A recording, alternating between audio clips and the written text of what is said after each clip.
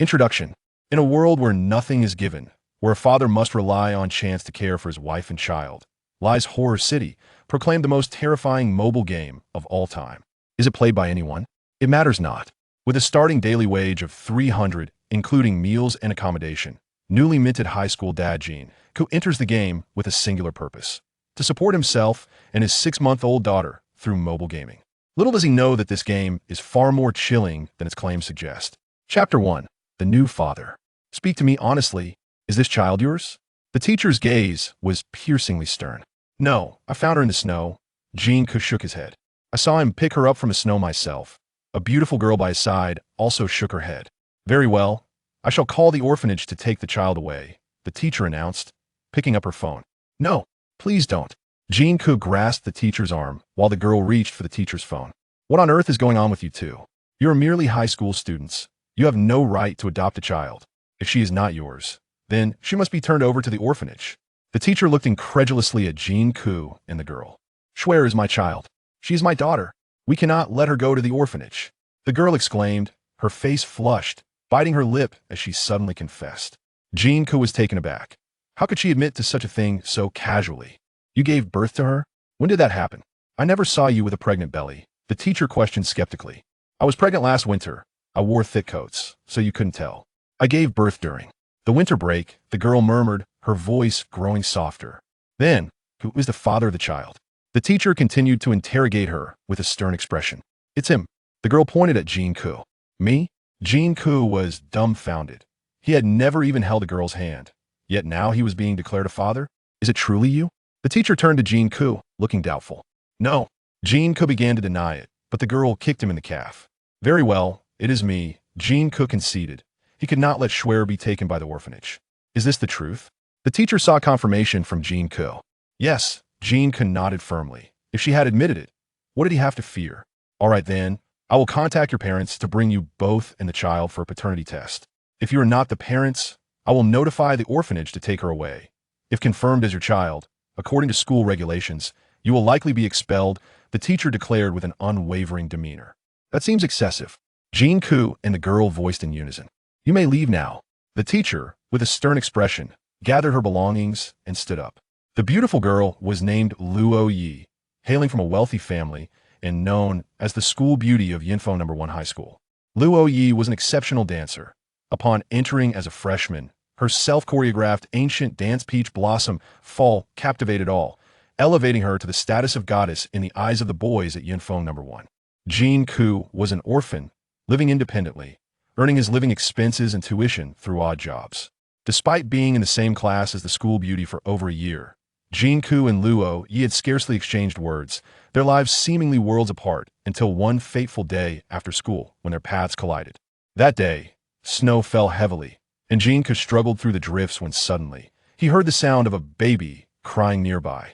Following the sound, he discovered an infant girl nestled in the snow, wrapped in a blanket, with only a non-functional Xiaomi phone as her sole possession, an indication of the heartless parents who had abandoned her.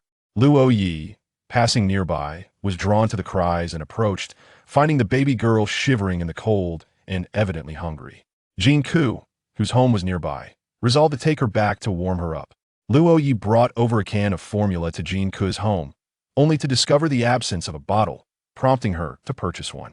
After acquiring the bottle, they hurriedly fed the baby, only to realize they lacked diapers and adequate clothing. Thus, Luo Ye ventured out once more to procure those necessities. After ensuring the infant was fed, warm, and changed, it was nearly 10 o'clock at night. The following day was a Sunday, and they discussed taking the baby to the orphanage. However, upon waking that Sunday morning, Luo Ye encountered a news report detailing the unhappy conditions of children in the orphanage, which alarmed her. She quickly called Jin Ke, urging him not to take the baby there and to wait until they could discuss it further. After breakfast, Luo Ye rushed to Jin Ke's home. Together, they frantically cared for the baby while researching online, discovering that nearly all reports about the orphanage were negative. This left them in a state of profound indecision about whether to send the baby to the orphanage. The infant had no identification or belongings, and the phone or blanket could not be charged or turned on. Considering she was found in the snow, Luo Ye decided to name her Xue'er, taking her surname and thus naming her Luo Xue'er. The two cared for Xue'er throughout the day, and by the time Luo Ye prepared to leave around 10 that night, Xue'er had begun to show a strong attachment to her. Perhaps it was merely Luo Ye's perception, but she felt increasingly reluctant to part with Xue'er.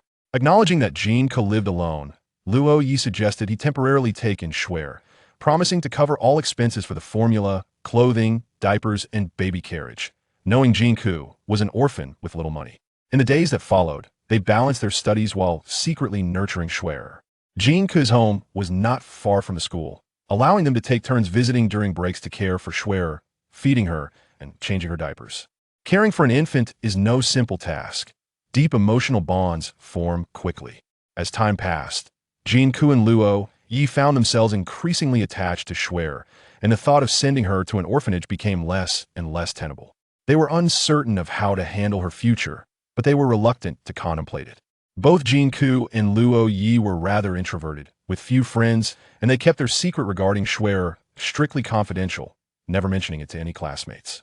3 months passed peacefully, and no one was aware of their clandestine adoption. Until one day, the president of the student council at Yunfeng No. 1 was tall and handsome, hailing from a privileged background, and had many admirers.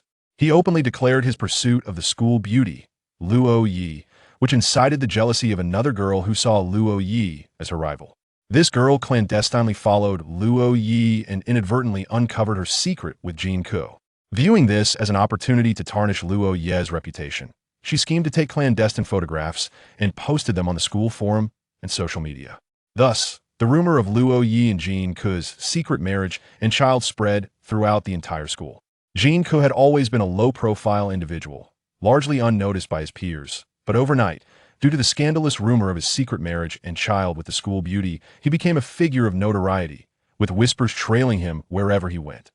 When the news reached the school authorities, a scene unfolded where the homeroom teacher summoned Luo Ye and Jin Ke for questioning. In a desperate bid to prevent Xue'er from being taken away by the welfare institution and subjected to the cruelty of strangers, Luo Ye recklessly claimed that Xue'er was her own child, the offspring of both her and Jin Ke. As a man, Jin Ke had no choice but to acquiesce to this assertion. At the tender age of 17, he had unwittingly stepped into the role of a novice father. Chapter 2. The phone ringing. What should we do? What should we do? They're going to take Xue'er away, Luo Ye exclaimed, following Jin Ke back to his home, holding Xue'er tightly, her eyes reddened with anxiety. Over the past 3 months, her thoughts had been consumed by Xue'er. The bond they shared was profound, akin to that of a mother and daughter. The thought of losing Xue'er was more painful than death itself. Jin Ke observed Luo Ye in silence. In many ways, this beautiful girl had been by his side for 3 months, and despite their lack of discussions regarding love and affection, it was impossible for him to harbor no feelings for this kind-hearted and lovely school beauty. The sole reason for Luo Ye's presence in his humble abode was Xue'er. If she were taken away, it was likely Luo Ye would no longer return.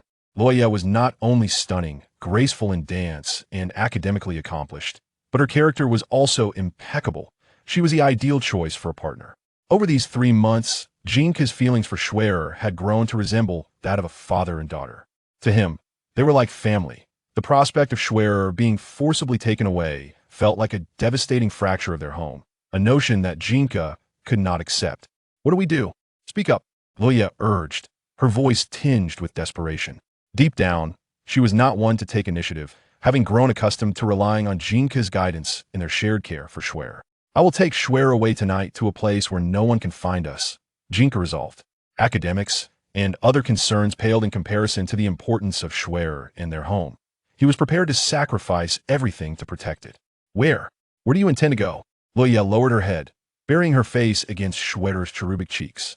Oblivious to the turmoil, Xue'er reached out with her tiny hands, inadvertently leaving red marks on Luo Ye's face.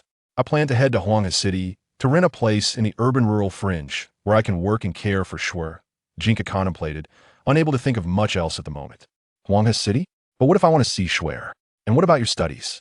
Luo Ye's expression dimmed. You could take a bus to visit her.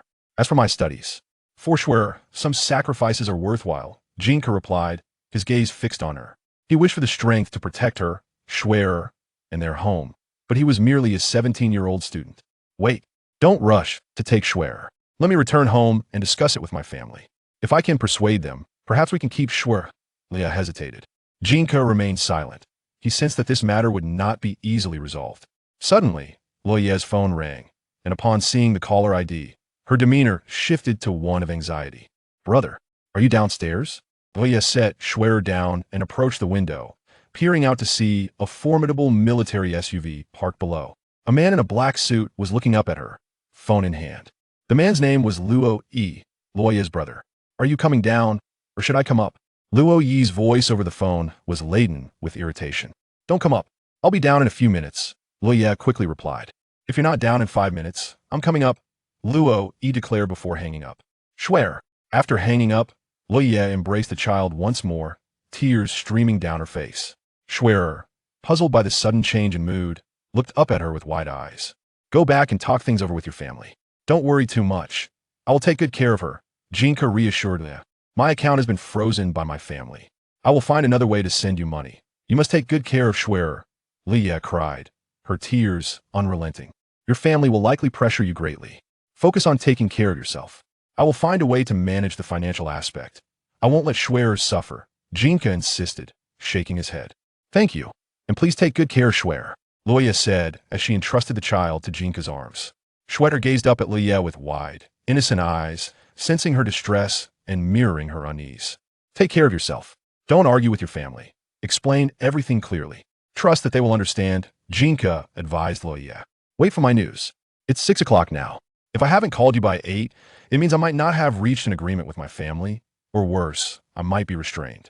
You should take Xue'er and hide for a while," Luo Ye composed herself, conveying her instructions to Jin Ke. "Don't worry about Xue'er and avoid conflict with your family. No matter what happens, don't lose hope. I will await your news. If I don't hear from you by 8, I will take Xue'er and leave." Jin Ke nodded in agreement. With tears flowing, Luo Ye gazed longingly at Xue'er before reluctantly making her way to the door. Just as she reached the threshold, she rushed back, instinctively embracing both Xue'er and Jin Ke. Jin Ke felt an unexpected shiver run through him.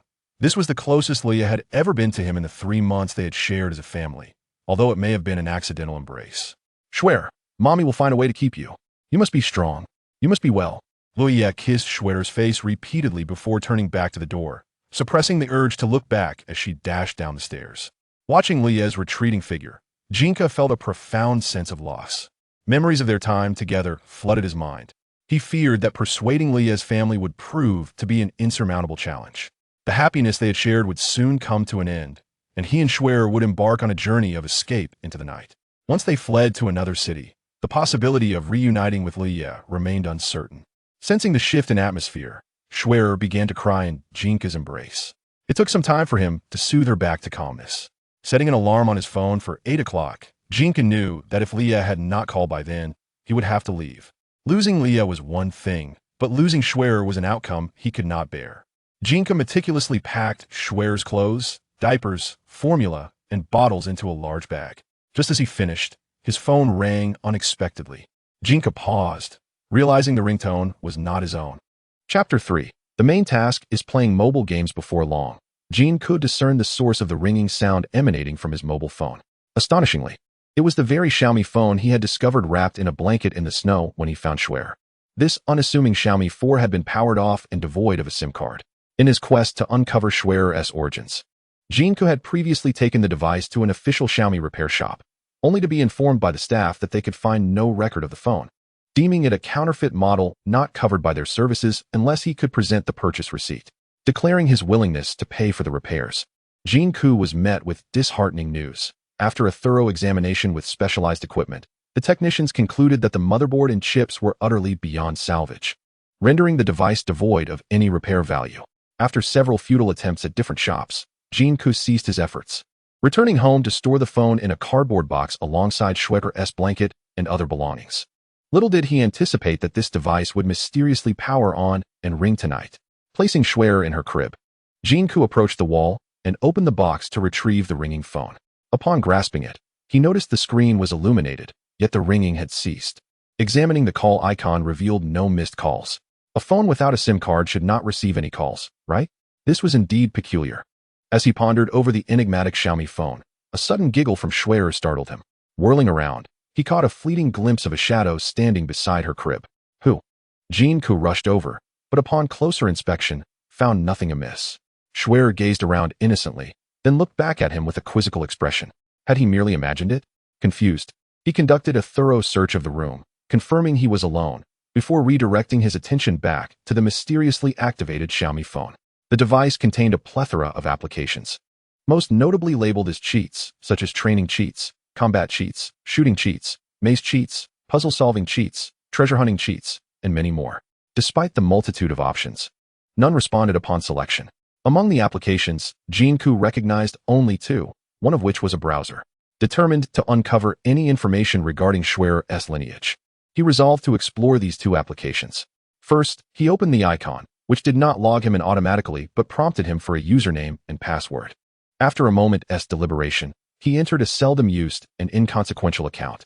Upon logging in, nothing appeared out of the ordinary. Shaking his head, he returned to the phone's home screen and opened the browser.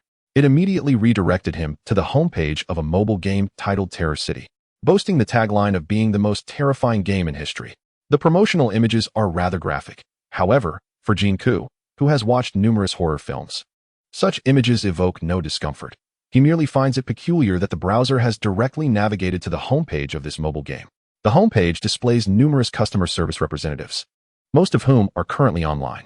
By chance, Jin Ke clicked on one of the icons, and the screen automatically transitioned to a chat interface. Earn 300 a day from home. Interested? A representative named No More Mobile Games inquired before Jin Ke could utter a word. Could this be a fraudulent website?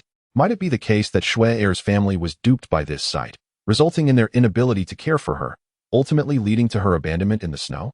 Jin Ke pondered these thoughts. With over an hour until 8 o'clock, he decided to seize this opportunity to familiarize himself with the website's deceitful tactics, hoping to uncover a clue about Xue'er's origins. How does one earn? Jin Ke asked the representative. Hello, I am a scout from the Jingji studio. Our primary focus is mobile gaming, and we are currently recruiting a select group of promising players to join our studio, offering a daily salary of 300, settled daily.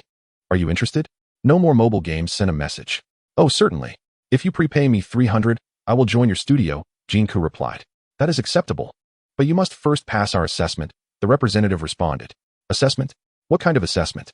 Jin Ke was aware that such scammers often employ various tricks to deceive individuals. These so-called assessments are merely one of their ploys, such as verifying your credibility, leading you to transfer money to a specified account.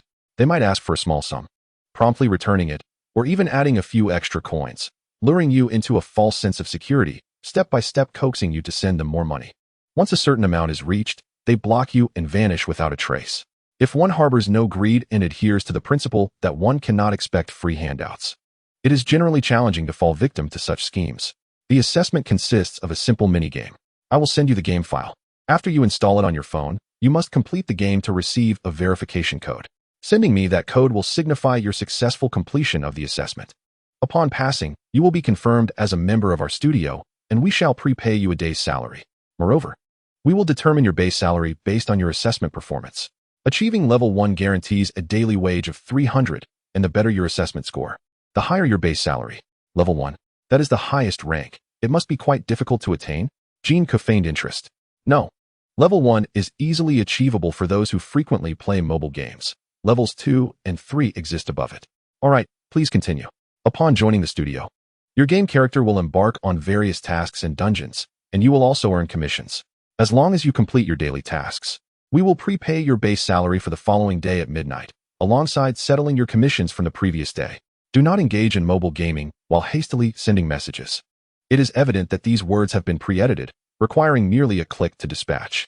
As for the verification code, Jin Ke is at a loss for words. Nowadays, the scams targeting bank cards are as varied as they are devious, but the outcomes invariably fall into two categories. One attempts to deceive you into transferring funds, while the other aims to procure the verification code during the transaction, ultimately seeking to abscond with your money. I must caution you that the mobile game our studio is involved with is particularly terrifying. If you possess a timid disposition or fragile psychological resilience, it would be wise to refrain from attempting it, lest unforeseen circumstances arise. Perhaps due to Jin Ke's momentary silence, another message from Do Not Play Mobile Games arrived. Chapter 4. Performance results to elevate one's spirits. One must first temper them. Is this a ploy to provoke me? Jin Ke scoffed inwardly.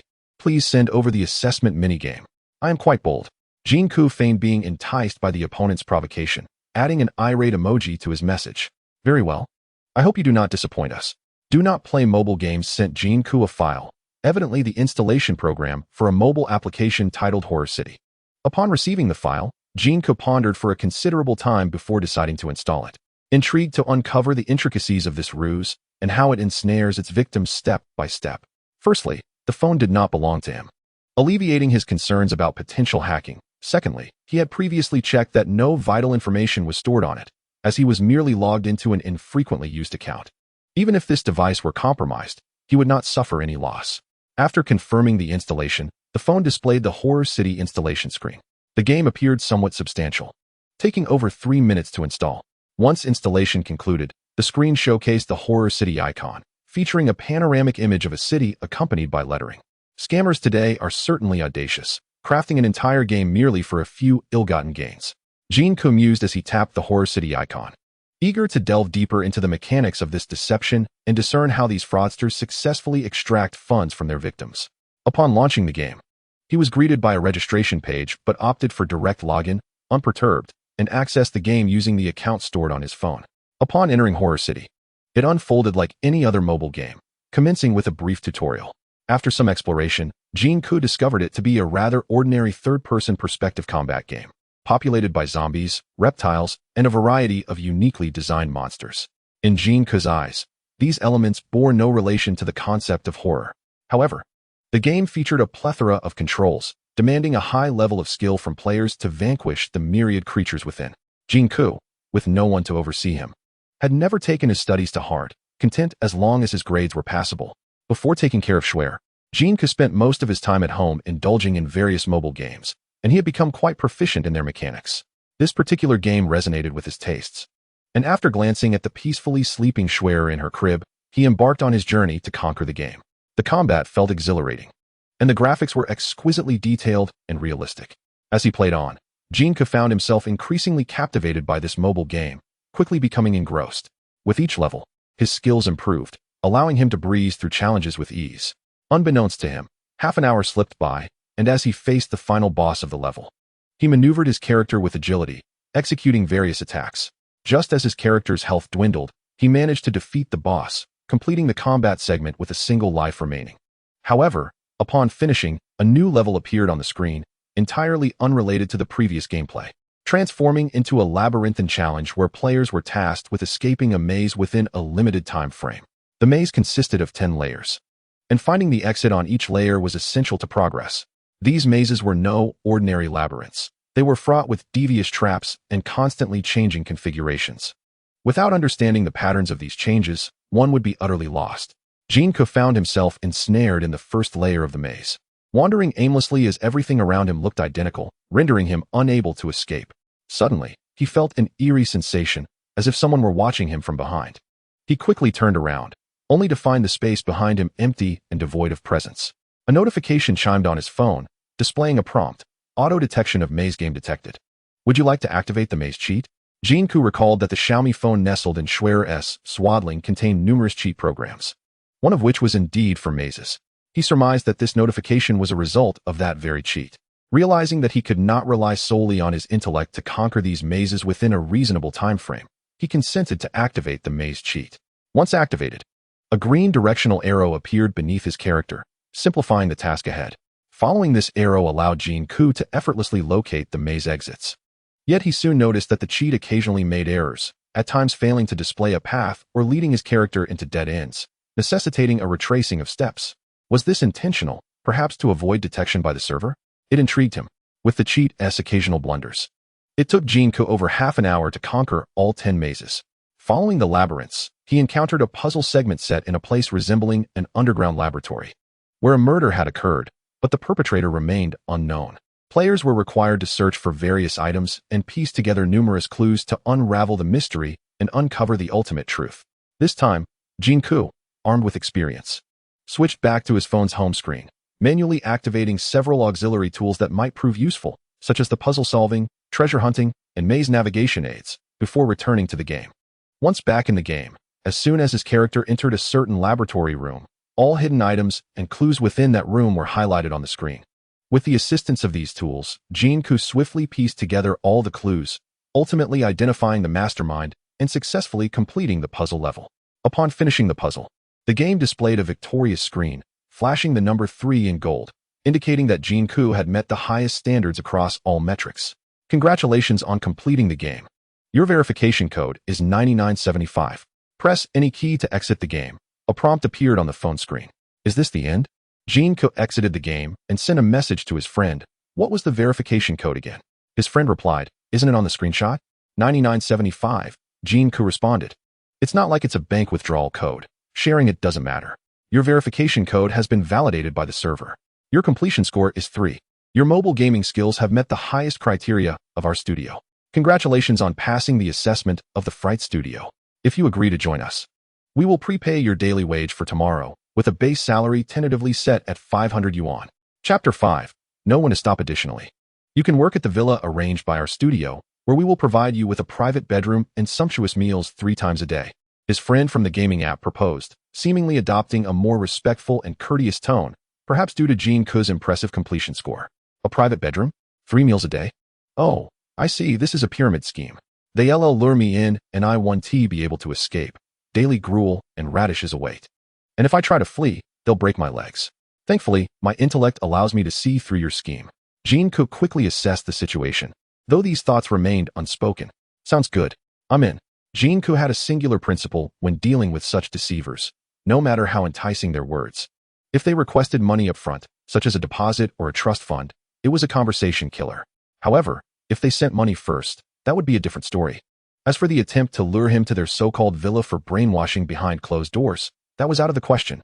A transfer of 500 yuan has been made to you. You must bind a real-name bank card within a week to withdraw this amount. Failure to do so will result in cancellation of the transfer, the prompt stated. Jin Ke had little faith in this notification. Who knew whether they were using some software to simulate a transfer? Nevertheless, he instinctively opened his wallet, only to discover that a balance of 500 yuan had indeed appeared. To ascertain that he had never spent any money in this scheme, nor even linked a bank card, Jin Ke immediately activated the bank card binding feature to test the authenticity of the 500 yuan balance. After attempting a withdrawal, within half a minute, a message arrived on his phone, notifying him of a 500 yuan deposit into his bank account. Upon checking his mobile banking app, he indeed found an additional 500 yuan. Have the methods of deception evolved? Is it true that one must first invest to lure in the unsuspecting? What if I choose to walk away, avoiding their trap? Would they not suffer a significant loss? Jin Ke pondered with a sense of incredulity. Upon reflection, he found it less perplexing. After all, these pyramid schemes often ensnare individuals for thousands of yuan. People have become more astute. If a scammer does not offer some small benefit initially, it is unlikely that the target will fall for the ruse. Perhaps he appeared to be an easy mark, prompting them to invest in him. Were they not concerned about encountering a penniless individual who could yield nothing? Once lured into their so-called villa and held captive, if they discovered he was of no value, they might resort to selling his organs or sending him to a tightly guarded underground factory to toil away. Regardless, once he was entrapped, they would surely recoup that 500 yuan many times over. Nevertheless, this 500 yuan was a timely windfall.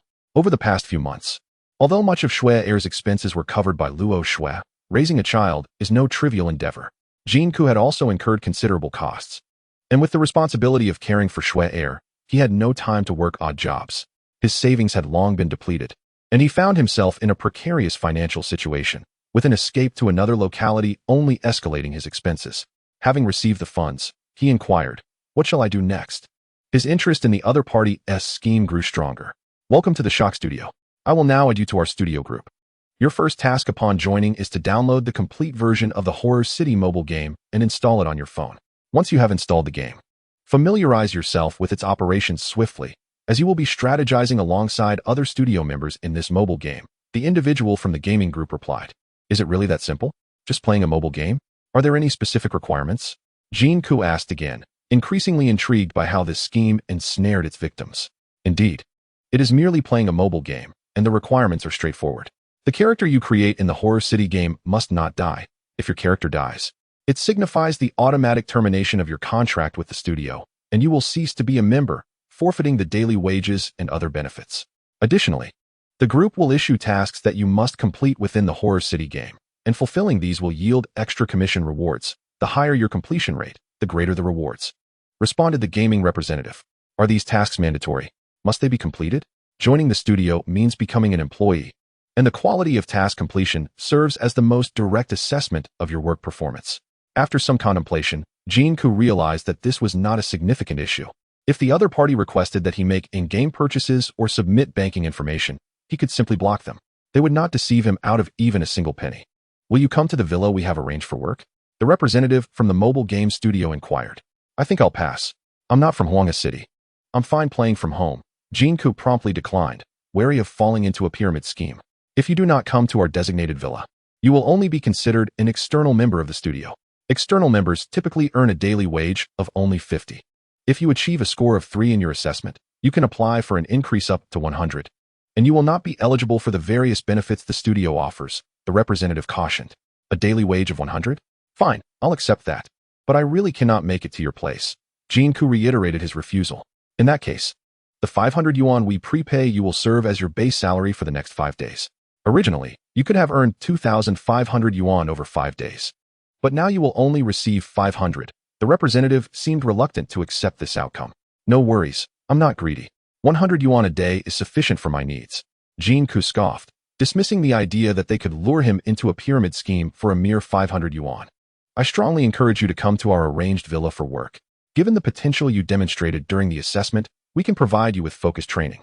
Although your current base salary is only 500 yuan, if your character in the game reaches the required strength, you may be promoted to a director-level position, with a daily salary of 1,000 yuan. If you do not come, not only will your base salary drop to 100 yuan a day, but you will also miss out on any potential promotions." The representative continued to persuade Jin Ke. "The villa visit can be discussed later." Jin Ke resolved to remain steadfast against the enticing words of the representative, aware that once he went there, he would lose his personal freedom and be subject to the manipulations of the pyramid scheme.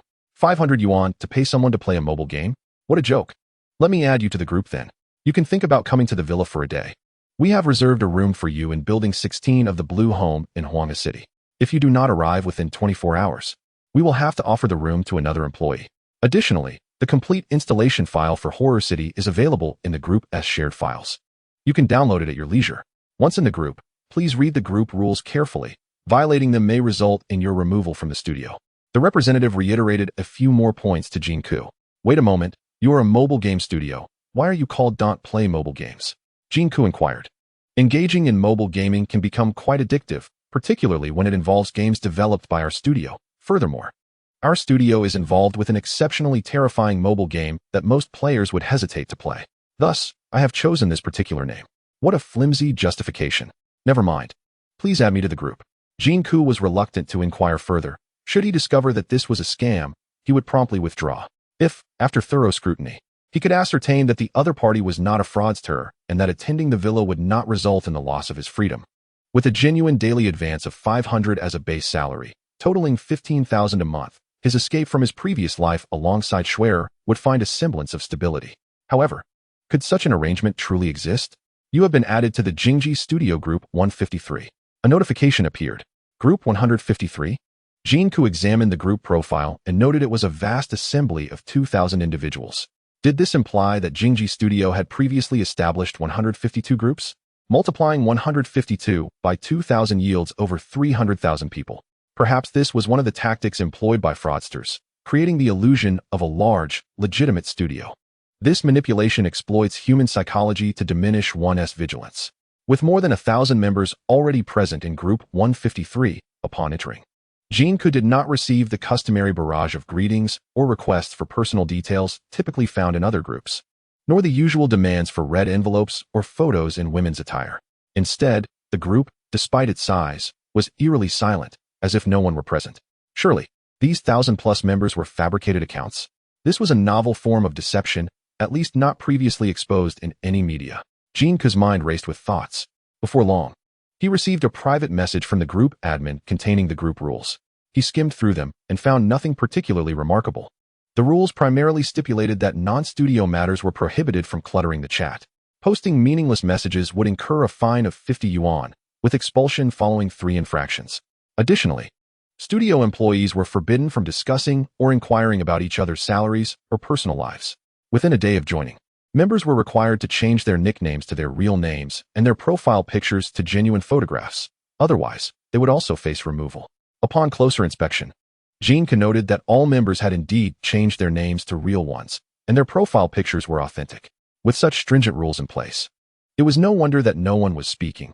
Perhaps this was a deliberate tactic to prevent any doubts regarding the legitimacy of the 1,000+ accounts.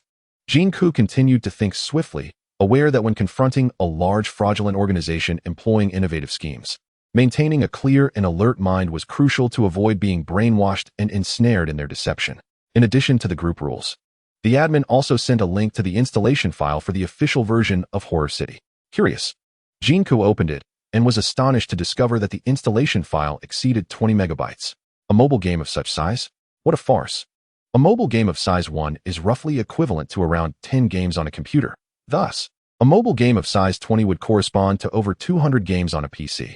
The question arises, can the Redmi 4 phone, nestled in the swaddling of Xue'er, accommodate over 20 mobile games? It is essential to note that once a mobile game is installed on a device, it automatically decompresses or generates numerous data files, which can often exceed the size of the installation files by several folds. This mobile game allows certain non-essential programs and all data to be forcibly installed on an external card. If you work at the villa arranged by the studio, you can receive a complimentary 128 GB card preloaded with the installation files, enabling you to install directly without the need for downloads. As Baewon played the mobile game, he seemed to possess an uncanny awareness of Jin Ke's research on installation files, prompting him to engage in a brief private conversation. Let me ponder this overnight. I shall respond to you tomorrow. Jin Ke interrupted Baewon to prevent him from incessantly babbling about the villa work. Upon returning to the main screen of his phone, Jin Ke accessed the settings of this Xiaomi device to check its specifications, only to be astonished to discover that its internal storage was a staggering 100. The RAM was 8, and the processor model was peculiarly unfamiliar. Am I mistaken? This is the Redmi 4, the most basic Xiaomi phone. 1 unit is equivalent to 1,000. And the current mainstream hard drives are 1. How could this phone possess 100 internal storage? And 8 GB RAM? Is this a jest? This cannot be the Redmi 4. No wonder the repair personnel from Xiaomi claimed they could not locate this phone or detect its hardware, concluding that all components were damaged. This phone is evidently not a product of Xiaomi. It merely mimics the appearance of their devices. Moreover, upon reflection, this phone exhibited other unusual characteristics, such as powering on automatically after 3 months and ringing with a notification tone. Curiously, the battery indicator showed a full charge, which phone remains fully charged after 3 months of inactivity. A 100 GB internal storage and 8 GB RAM. No current phone manufacturers can achieve this, can they? Only 2 possibilities remain. Either this phone is a product of future technology, or someone has played a prank by altering the settings parameters. However, the second possibility does not explain why the phone powered on after 3 months, nor why the battery was at a full charge upon startup. Could it be that Xue'er possesses a phone from the future? What status do Xue'er's family members hold? Upon opening the browser, the homepage displayed that of the mobile game Xue'er City, indicating that this was no mere coincidence. All of this, the mobile game Xue'er City, this haunting studio, might indeed be intricately linked to Xue'er's origins. The situation has taken a rather bizarre turn. Jin Ke felt an irresistible urge to pursue this trail further. Chapter 7. A desire to converse with you. You have been added to a group established by mentor Xue'er. A notification popped up, and Jin Ke noticed that he had been added to a group by a member named Xue'er, a new mentor.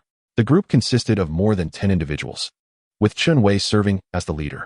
The others, like Jin Ke, were using pseudonyms, appearing to be recent additions. Welcome new members.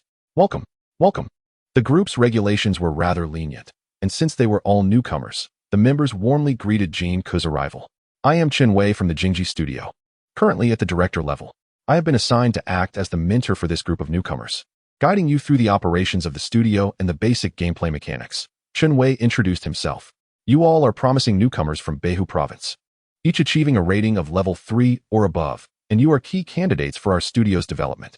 The boss has provided free accommodation and meals for everyone at the luxurious Blue Garden community in Yunfeng City, Xue'er continued. It seemed that without any external assistance, it was exceedingly difficult for others to reach level 3 during the assessments, especially in the labyrinth segment, which was notoriously challenging, resulting in most of them only achieving a rating of 3. Blue Garden? Wow, that's one of the most upscale villa communities in Yunfeng City, exclaimed group member Zimu. Is it really not a pyramid scheme? The residents of Blue Garden are certainly not ordinary people. There's a police station right at the entrance. And I've heard that the security guards are actually undercover officers, remarked group member Feng Tianxin. With a daily wage of 200 yuan, and such a large number of recruits, providing uniform accommodation and meals at Blue Garden? How does the company make a profit? Do other groups live in this community as well? Asked group member De Yuan Wang, noting that the level 3 wage seemed to fall short compared to Jin Ke's 500 yuan. At Blue Garden, what a coincidence. I live in that community. I'll head over to Building 16 shortly. I'm not interested in the daily wage. My curiosity lies solely in the nature of this game and its horror. Another member expressed, I've visited that community before. The greenery and the plaza are exceptionally nice, even better than parks. Chimed in group member Nero. Who is the boss? Besides this game, what other industries are they involved in? It's quite extravagant to pay people to play games while providing meals and accommodation in a high-end villa community. Inquired group member Tian Yuan Fei Yu, his tone laced with curiosity. Just keep acting. I'm observing silently, thought Jin Ke, harboring suspicions that these individuals were merely hired actors attempting to lower his guard. He even entertained the unsettling possibility that they were all just alternate accounts of a single person. This con artist seemed intent on swindling him out of his money, coaxing him into their pyramid scheme, employing every trick in the book since they had taken his 500 yuan, persistently urging him towards the Blue Garden community in Xue'er City. When I first joined the studio, I was as curious as you all are, intrigued by many aspects, such as the multitude of people, the generous benefits, the identity of our employer, and whether he was of sound mind, as well as how the studio generates profit. However, my interest in these matters has waned. For my commissions and salary are dispensed punctually each day, and I enjoy various benefits according to the established standards. All I need to do is indulge in mobile games daily. Therefore, I advise you not to inquire into matters best left unasked, nor to seek knowledge that is unnecessary. Simply focus on fulfilling your responsibilities, as articulated by our mentor, Chun Wei. Indeed, the tactics employed by pyramid scheme organizations to brainwash individuals are quite effective. When faced with questions they cannot answer, they resort to evasion. Jin Ke continued to observe with a detached demeanor. Well then, what do you propose we do now? Asked team member Zimu, his voice laden with anticipation. Firstly, I recommend that those who have not yet visited the Azure Garden community conduct an on-site investigation. I am currently waiting for you at Villa 16, and I will remain until midnight to assure you that we are not a pyramid scheme. Your personal safety and freedom will be guaranteed, and I hope you will choose to reside in the Azure Garden to enjoy the company's benefits and adhere to its unified management. You have a little over a day to make your decision, specifically by midnight tomorrow. If you fail to report to the Azure Garden within this time frame, your spots will be filled by newcomers, depriving you of the opportunity for promotion, increased daily wages, and enhanced benefits. Chenwei responded to Zimu. If the Jingji studio truly were a pyramid scheme, their every effort would be aimed at ensnaring members into their clutches. However, Jin Ke had heard of Azure Garden.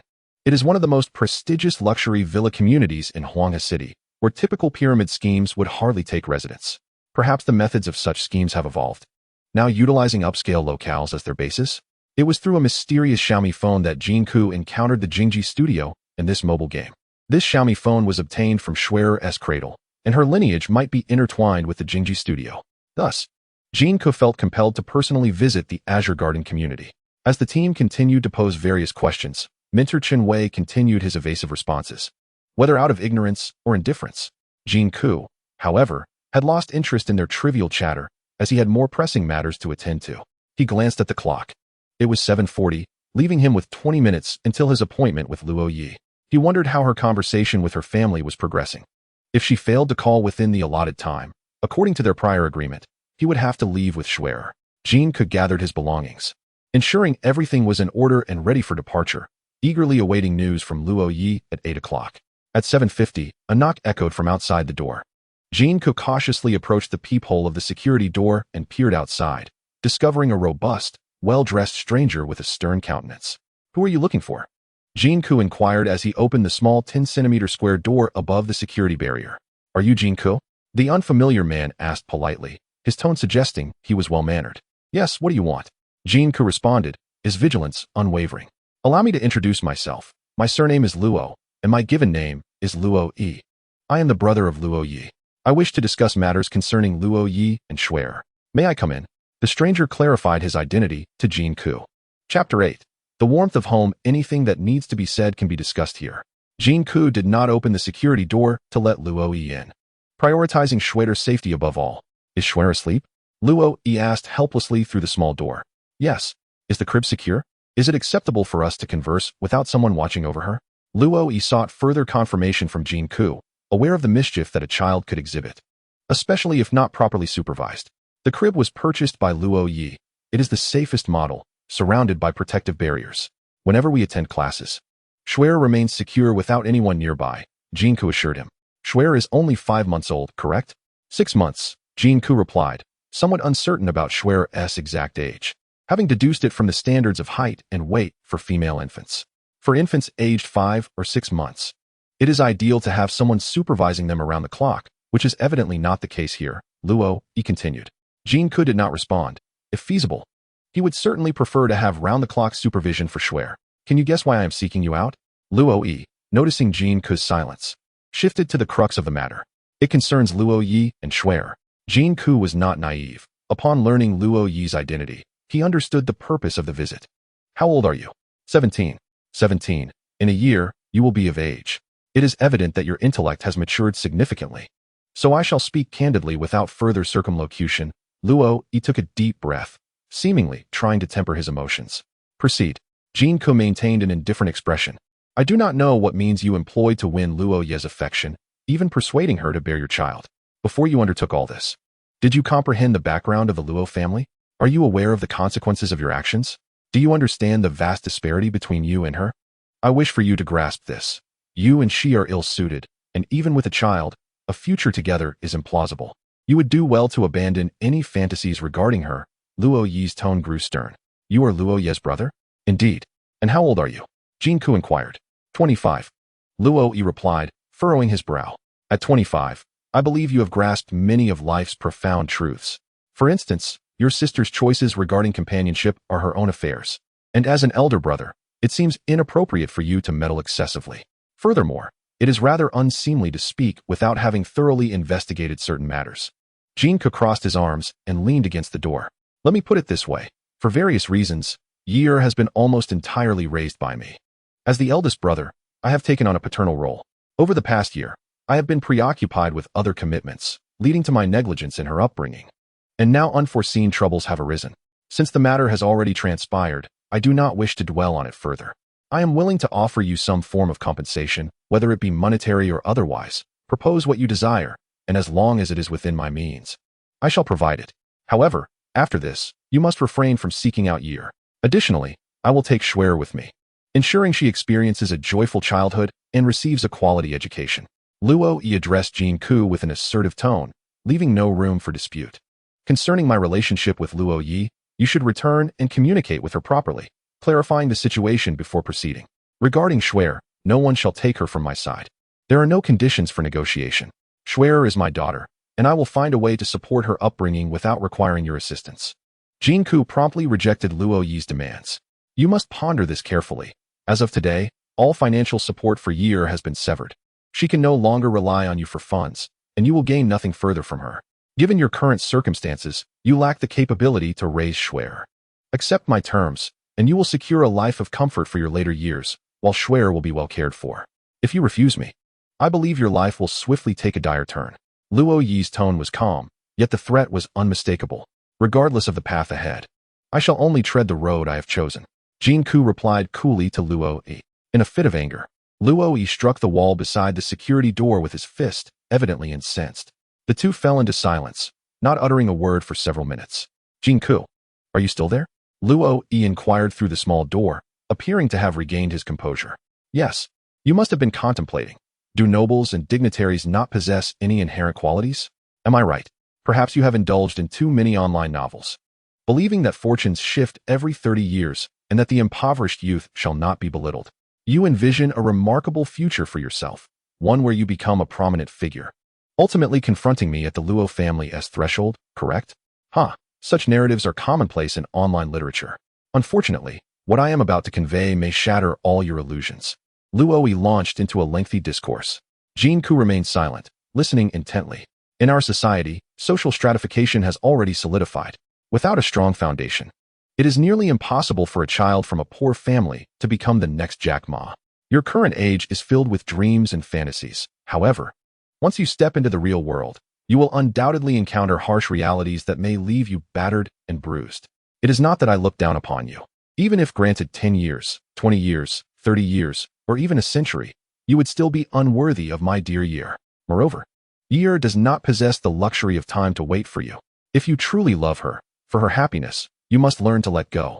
If your intentions are sinister, with ulterior motives, I advise you to take your gains and depart swiftly. Xue'er may be easily deceived, but I am not so easily fooled. Luo Ye continued his lengthy discourse. Jin Ke remained silent. Well, I have said my piece. Now state your position. Will you relinquish her after accepting my money and benefits? Or will you continue to cling to Xue'er? After a half-minute of silence, Luo Ye spoke again. The matters concerning Luo Ye are entirely up to her. No one else has the right to interfere, Jin Ke coldly replied. Very well, tomorrow I will arrange for someone to come and conduct a paternity test for Xue'er. After that, let the law take its course. Luo Ye ceased his further remarks and turned to descend the stairs. Watching a robust military vehicle depart below, Jin Ke promptly returned to his room, shouldering a large backpack filled with Xue'er's diapers, formula, bottles, clothes, and blankets, before shutting off the water and electricity in the room. Following the passing of his parents, Jin Ke had lived here alone for 5 years, spending over 4 of those years in solitude. Until the arrival of Xue'er and Luo Ye breathed life back into the household, allowing him to once again experience the warmth of home, transforming it into a genuine sanctuary. However, tonight, that home was shattered. Xue'er, Xue'er, this family, I shall certainly return.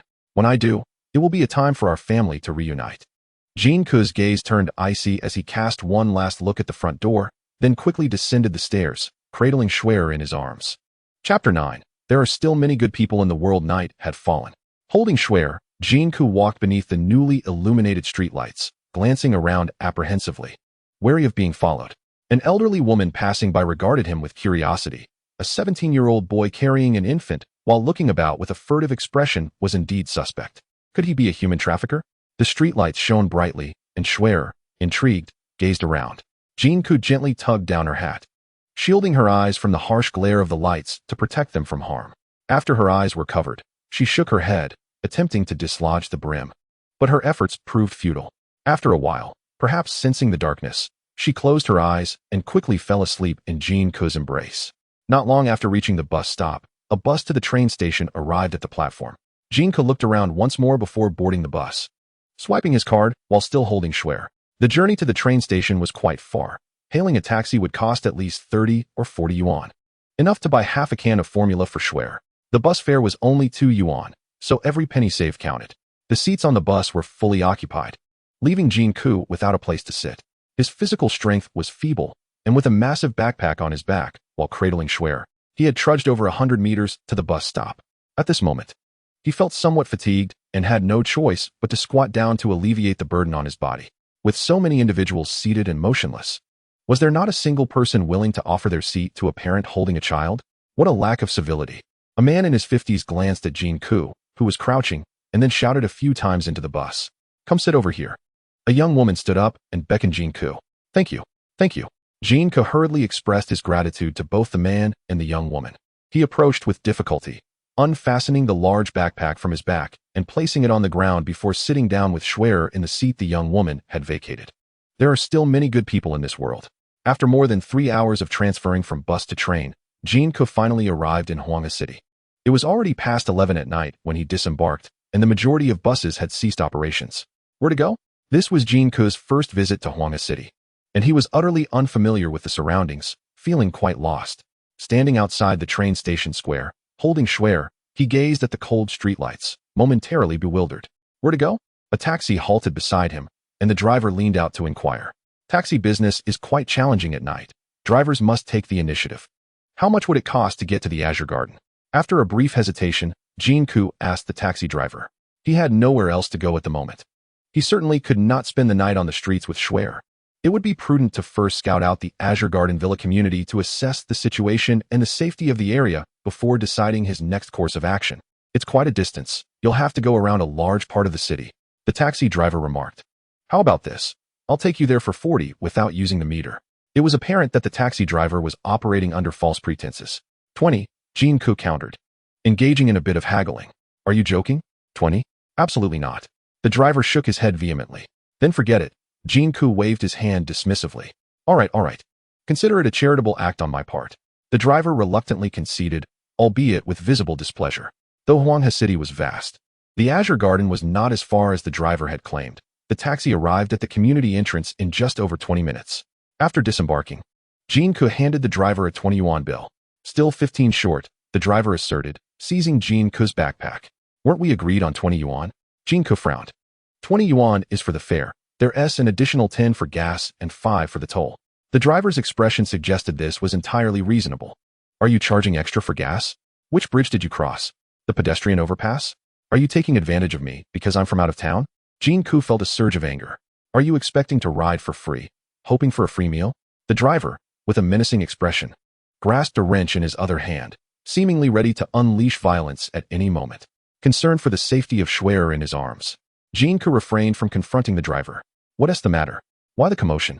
A burly man, bald and donned in sunglasses even at night, approached as he was about to enter the neighborhood with a friend. I agreed to pay 20 yuan to take me to Blue Garden, the driver insisted, demanding an additional 10 yuan for fuel and 5 for the toll upon arrival, threatening to resort to intimidation if he did not comply. Jin Ke attempted to explain the situation to the bald man. Seriously? 20 yuan at this hour to Blue Garden? Are you dreaming? The driver cast a wary glance at the bald man. Where did you hail the cab? The bald man inquired, stroking his bald head. From Hiku railway station. From Hiku railway station to here. You charged him 35? The meter would only register about 15, wouldn't he it? The bald man turned his gaze toward the driver. Mind your own business. The driver retorted, waving the wrench in his hand. See that? Over there, the police station, with several officers on night duty. Want to act tough? Let us go over there and have a word, the bald man challenged. By the way, why does your taxi seem like it's using a fake license? Which company do you represent? I could make a call and inquire. He removed his sunglasses, scrutinizing the driver and the vehicle. Stop talking nonsense. The driver glanced nervously at the police station, sensing the tide turning against him. He released his grip on Jin Ke's backpack and prepared to retreat to his vehicle. Don't rush off. You owe change. The bald man seized the driver's arm, his grip firm and unyielding. What change? The driver glared at the bald man, feigning bravado. The fare from Hiku railway station to here is only 15 yuan. You collected 20, so shouldn't you return 5? If you refuse, we can head to the police station together for a discussion, the bald man insisted relentlessly. Fine, fine. I'll remember this. The driver relented, fumbling to produce 5 yuan in change, which he handed over to the bald man. Only then did the bald man release his grip, allowing the driver to escape with a hasty acceleration. Haha, I'm not one to fear being remembered. The bald man turned and handed the 5 yuan to Jin Ke. Thank you, Jin Ke expressed, surprised by the kindness he encountered on his journey and feeling grateful for the bald man's timely assistance. Don't mention it. I can't stand seeing outsiders being bullied, the bald man remarked, glancing at Xue'er in Jin Ke's arms, but refraining from asking further questions. What's the security situation like around this neighborhood? Jin Ke seized the opportunity to inquire of the bald man. The police station is right across the street, and the district police bureau is just beyond that. With the district government nearby, how could the security be anything but good? The bald man chuckled lightly. Oh, thank you. Not at all, he replied, turning to walk into the neighborhood. Chapter 10. Unforeseen allies. The Azure Haven indeed resembled what a few members of the group had described. It was a luxurious villa community, directly across from the police station. Peering through the gates of the estate, one could glimpse a meticulously landscaped garden. And even at this late hour, the silhouettes of patrolling security guards were discernible. Surely, in proximity to the district government and local police headquarters. No one would dare to act recklessly, right? Could the assertions of the bald man truly be trusted? Jin Ke proceeded in the direction indicated by the bald man, traversing approximately 100 meters and crossing a short street. Everything aligned with the man's claims. The district police bureau and municipal government were indeed situated here. It appeared that the security of Azure Haven was assured. Any organization foolish enough to establish a base here would be exceedingly audacious. After meandering alongside the street for a while, Jin Ke found himself outside Future Home Community as the clock approached 11:50 p.m. He resolved to enter the estate and assess the situation before making any further decisions. Who are you looking for? A middle-aged security guard patrolling near the villa's entrance inquired as Jin Ke approached. I am here to see Mr. Chun Wei at Building 16. I have come to report as a new employee, Jin Ke replied. The guard walked over to the intercom in the guardhouse and pressed the button for Villa 16. Upon receiving a response, he opened the gate, allowing Jin Ke entry, while pointing him in the general direction of Building 16. Brother, could you do me a favor? Jin Ke took a few steps before turning back to call the guard over to the shade of a tree, producing a 100 yuan note and extending it towards him. The guard appeared amiable, not resembling a nefarious character. What is it? The guard refrained from taking the money from Jin Ke's hand. I am going there for work, with provisions for meals and lodging, but I harbor doubts about the nature of their employment. I fear they may be involved in a pyramid scheme. For the safety of myself and my daughter, I would like to request your assistance. After I enter, please call my phone in half an hour. If I do not answer or if it is turned off, it may indicate that I have lost my freedom. In that case, I would appreciate it if you could alert the authorities. Moreover, I would like you to call me daily at lunchtime to ensure everything remains normal. If you are unable to reach me, please immediately notify the police to come looking for me at Villa 16. If you agree to help me with this, I will compensate you with 1,000 yuan each month as a token for your trouble. Jin Ke made his appeal to the guard.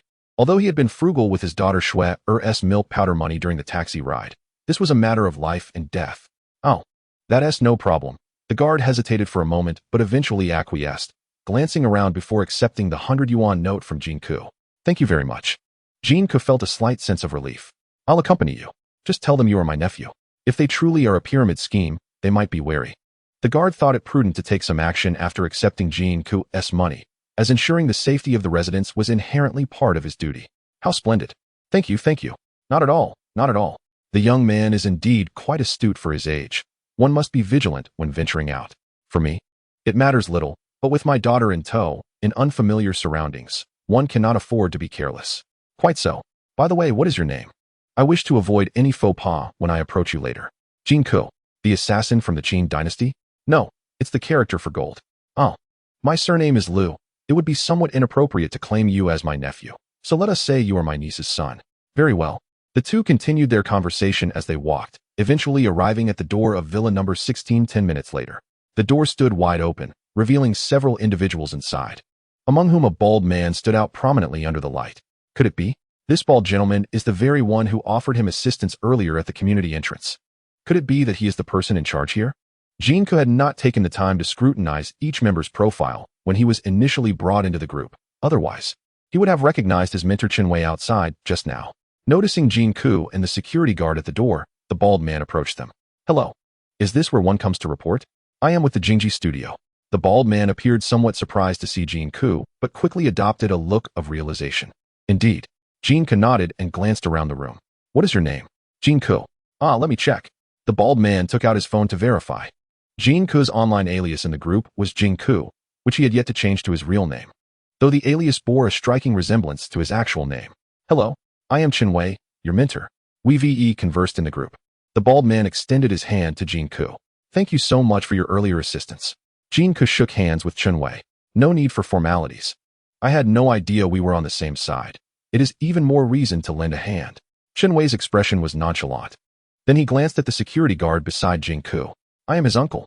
Little Ke, you can focus on your work here. If you need anything, feel free to seek me out. Your aunt is quite concerned and will call you several times a day, so don't be bothered. The security guard dutifully conveyed this to Jin Ke, of course, primarily for Xue'er's benefit. I won't be bothered, uncle. You may go about your business. Jin Ke was quite pleased with the security guard's diligent cooperation. I entrust my nephew to your care. The security guard offered one last remark to Xue'er before turning to leave. Besides mentor Xue'er, there were another man and two women in the living area of the villa. Xue'er introduced the others to Jin Ke. The man was named Tao Mumu, and the older woman was Lu Su, both new recruits to their group. The younger woman, dressed in uniform, was a logistics staff member stationed there. Her name tag reading Lu Xiaoxi. Come in. We are not a pyramid scheme, and we assure you that your freedom will not be curtailed. Xue'er jestingly invited Jin Ke inside. The offer of inclusive meals and accommodation, along with a daily wage, attracted only 3 individuals after a night of waiting. Each newcomer arrived with a visage marked by skepticism, and Xue'er was well aware of their apprehensions. After a moment of hesitation, Jin Ke stepped inside, cradling Xue'er in his arms. At such a late hour, he found himself with no other place to go. Your sister? She is quite adorable, exclaimed Tao Mumu as she, along with Lu Su and Lu Xiaoxi, approached them. Lu Xiaoxi's curiosity was piqued as she gazed at the now-awake Xue'er in Jin Ke's embrace. She is my daughter. Jin Ke's vigilant demeanor deterred Lu Xiaoxi from reaching out to caress Xue'er's cheek. Your daughter? How old are you? You already have a daughter? Tao Mumu inquired. Her gaze filled with intrigue as she scrutinized Jin Ke. Director Chen, is there any hot water available? Jin Ke did not respond to Tao Mumu but turned to Xue'er instead. He then set his backpack down and took a seat on the sofa. As it was time to feed Xue'er, Xiao Lu, could you fetch a hot water bottle? Wei instructed the uniformed Lu Xiaoxi. Sure. Lu Xiaoxi promptly retrieved the bottle and began preparing the formula under Jin Ke's guidance. She was a logistical staff member sent by the studio to manage their daily needs. And Wei assured them that they could seek her assistance for any related matters in the future. Thank you, Jin Ke replied, still feeling an odd sensation within. The notion of playing mobile games for a daily wage of 500 yuan, while residing in a villa with a caretaker, seemed rather implausible. It was imperative to prepare infant formula correctly. Boiling water should not be used directly, as it needed to cool to below 50 degrees Celsius before mixing, to preserve the nutrients. Additionally, both the bottle and nipple required sterilization beforehand to prevent bacterial infections that could lead to gastrointestinal discomfort in the infant. Though Lu Xiaoxi lacked experience in these tasks, she was quick-witted and agile, swiftly mastering the process under Jin Ke's instruction. With her assistance, Jin Ke soon prepared the formula and brought it to Xue'er's lips. Her large eyes roamed around in curiosity as she eagerly consumed the milk, revealing her hunger. This room is designated as a smoking area. Please ensure to open the window and close the door upon entry. Smoking is prohibited in all other areas of the villa, so please be mindful, Wei informed them. Over here is the dining area, and beside it is the tea room. If you wish to have specific food items the following day, you can leave a message for Xiao Lu, and she will arrange it for you in advance. Should you need your rooms tidied, Xiao Lu can coordinate that as well. If any additional living supplies are required, Xiao Lu can assist in procuring them, though you will need to cover the expenses. Afterward, Wei guided Jin Ke to view the upstairs rooms, which resembled a communal dormitory, each containing 2 to 3 beds separated by partitions and curtains, creating a relatively private space. Each room was equipped with its own bathroom and furnished with a wardrobe and a desk. On the left side lies the dormitory for male employees, while the right accommodates their female counterparts. Tao Mumu and Lu Su reside in such a shared dormitory. Mentor Wei occupies the innermost master bedroom, a spacious room that includes a separate sitting area aside from the bedroom. Jin Ke, having achieved a score of 3 on the assessment, has been assigned a private room adjacent to Mentor Wei's chamber. Since Jin Ke brought along Xue'er, Wei requested Lu Xiaoxi to assist in ordering a crib, which is set to arrive tomorrow, with the expenses being advanced from Jin Ke's salary. As for other necessities for Xue'er, such as formula, diapers, and various infant toys, they may either be ordered online or procured with Lu Xiaoxi's help. In summary, Jin Ke feels as though this studio has taken care of nearly all aspects of employee life, creating a comfortable environment for them to focus on mobile gaming. Their task consists of installing mobile games on their smartphones and developing a character to familiarize themselves with all the intricacies of the game. Once settled, Lu Xiaoxi distributed a card with 128 credits to each person, while Wei guided everyone in installing the game from the card onto their respective phones. Upon entering the game, players find themselves in a training base, where it is essential to remember that each character possesses unique personalities and lives. They do not perceive themselves merely as players, but as individuals with their own emotions and experiences. In the realm of mobile gaming, aside from the customary game rules, all other interactions should adhere to the reasoning of an ordinary person. Provocations should be avoided, and the rules of the training base must be respected. Otherwise, unforeseen troubles may ensue. Should one cause significant disturbances within the game, not only will their character face repercussions, but the studio may impose additional penalties, such as deductions from bonuses, commissions, or even base salary. Wei further elucidated some fundamental rules of the game. How terrifying could this game truly be? It sounds quite daunting, yet I was drawn to it precisely because of its bloody and horrifying nature. Without such elements, my interest would wane, remarked the female player Lu Su.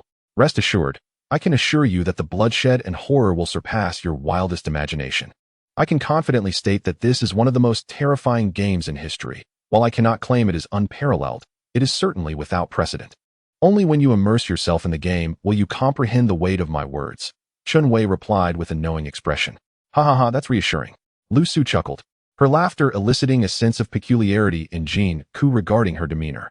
Nevertheless, Jin Ke's curiosity had been piqued, being alone without parental supervision. He had played numerous computer and mobile games over the years, including many horror-themed ones. In his early encounters with such games, particularly when playing alone in the dark past midnight, he did experience moments of genuine fright, yet now, little could truly terrify him. Uncertain of the horror level of this mobile game, one wonders if it can rekindle the sensations experienced upon first encountering horror games. As the hour grew late, Wei suggested to the group that it was time to rest, for it was already past midnight. Let us install the game first. At this time, Playing a horror game from the comfort of one's bed is truly the most thrilling experience. Lu Su proposed to Chen Wei. And what about you two? Chen Wei inquired of Jin Ke and Tao Mumu. Let us install it first, and then rest, Tao Mumu replied, with Jin Ke nodding in agreement. Under Chen Wei's guidance, everyone successfully installed the game on their respective phones. Jin Ke glanced at their devices, Huawei and various other brands, but opted for the Xiaomi phone nestled in Xue'er's swaddling. This particular phone seemed to have a connection to both the game and the studio. Perhaps using it would facilitate the discovery of clues regarding Xue'er's origins. Additionally, any external programs could significantly ease the effort required while playing. Engaging in mobile gaming can be a leisurely pastime, yet it may become tedious once it transforms into work, such as crafting items or leveling up. Utilizing cheats could undoubtedly alleviate the burden of those monotonous tasks. The official version of the game was quite substantial, and it took the group over 10 minutes to successfully install it. Chapter 12. Survivors of Calamity. It was now time to create characters. Since we are a legitimate studio, the game characters must also adhere to real name verification. You will need to provide personal information, which will be processed step by step. The real name data will be submitted for review, and if it does not pass, you will be required to resubmit. Should you fail 3 times, it would be unfortunate. It would indicate that you have not provided truthful information, and you would lose this opportunity. Chen Wei continued to explain to the group. Jin Ke adhered to a principle. While most matters were negotiable, payment was non-negotiable. With this principle in mind, he filled out the information accurately: name, age, gender, height, weight, and so forth, following the requirements step by step. Then came the final step. Staff member Lu Xiaoxi produced a device resembling a tablet to capture each individual's image, instructing them to shake their heads, nod, blink, and open their mouths, akin to the real name verification procedures on other platforms. But with the addition of recording over a dozen expressions, including smiles, anger, surprise, and fear, which were directly uploaded to the server from her tablet. After capturing facial images, a full-body shoot followed, documenting various movements such as walking and jumping. When Lu Xiaoxi was filming Jin Ke, he felt a fleeting moment of disorientation, but it passed just as quickly, and he returned to normal. Perhaps he was simply fatigued from the recent days. Shaking his head, he dismissed any further thoughts. The 3 then recorded the fingerprints of all 10 fingers on Lu Xiaoxi's tablet, which were also uploaded to the game server. According to the introduction by mentor Chen Wei, this mobile game employs a unique fingerprint binding anti-theft technology, ensuring that even if someone finds a phone and logs into the game, they cannot manipulate the character of the original owner. As for how ordinary phones can facilitate this anti-theft function remains a mystery, yet no one has raised any objections. After completing all the procedures, they finally arrived at the character creation interface. In fact, the character creation interface is unmodifiable, following the preceding steps. The character within the game has already been automatically established. The character named Jin Ke reflects the real-life Jin Ke's height, weight, and other personal data, and even resembles him perfectly. How astonishing! We had just captured our faces with a tablet, and now it has been directly uploaded to the server to create our game characters. Such technology is remarkable. This is my first encounter with it. Tao Mumu gazed at her character in sheer astonishment. Have you all entered the character interface? My data review was unsuccessful. Lu Su expressed her dissatisfaction. Did you fail to provide your accurate information? Chen Wei inquired of Lu Su. No, I merely increased my height by 5 centimeters. Should I have provided my height without shoes? That cannot be the reason. Lu Su shook her head. Please provide your actual height without shoes and resubmit it. Each player has only 3 attempts, Chen Wei advised Lu Su. Very well. After modifying the form, Lu Su resubmitted it, and this time it was approved swiftly. Jin Ke paid little attention to their actions, as he was engrossed in examining his character's basic attribute indicators. Name, Jin Ke. Occupation, post-disaster survivor. All attributes for an average person are set at 10 points. Strength, 598. Your physique lacks muscle. Endurance, 613. You evidently cannot engage in prolonged work or exercise. Constitution, 689.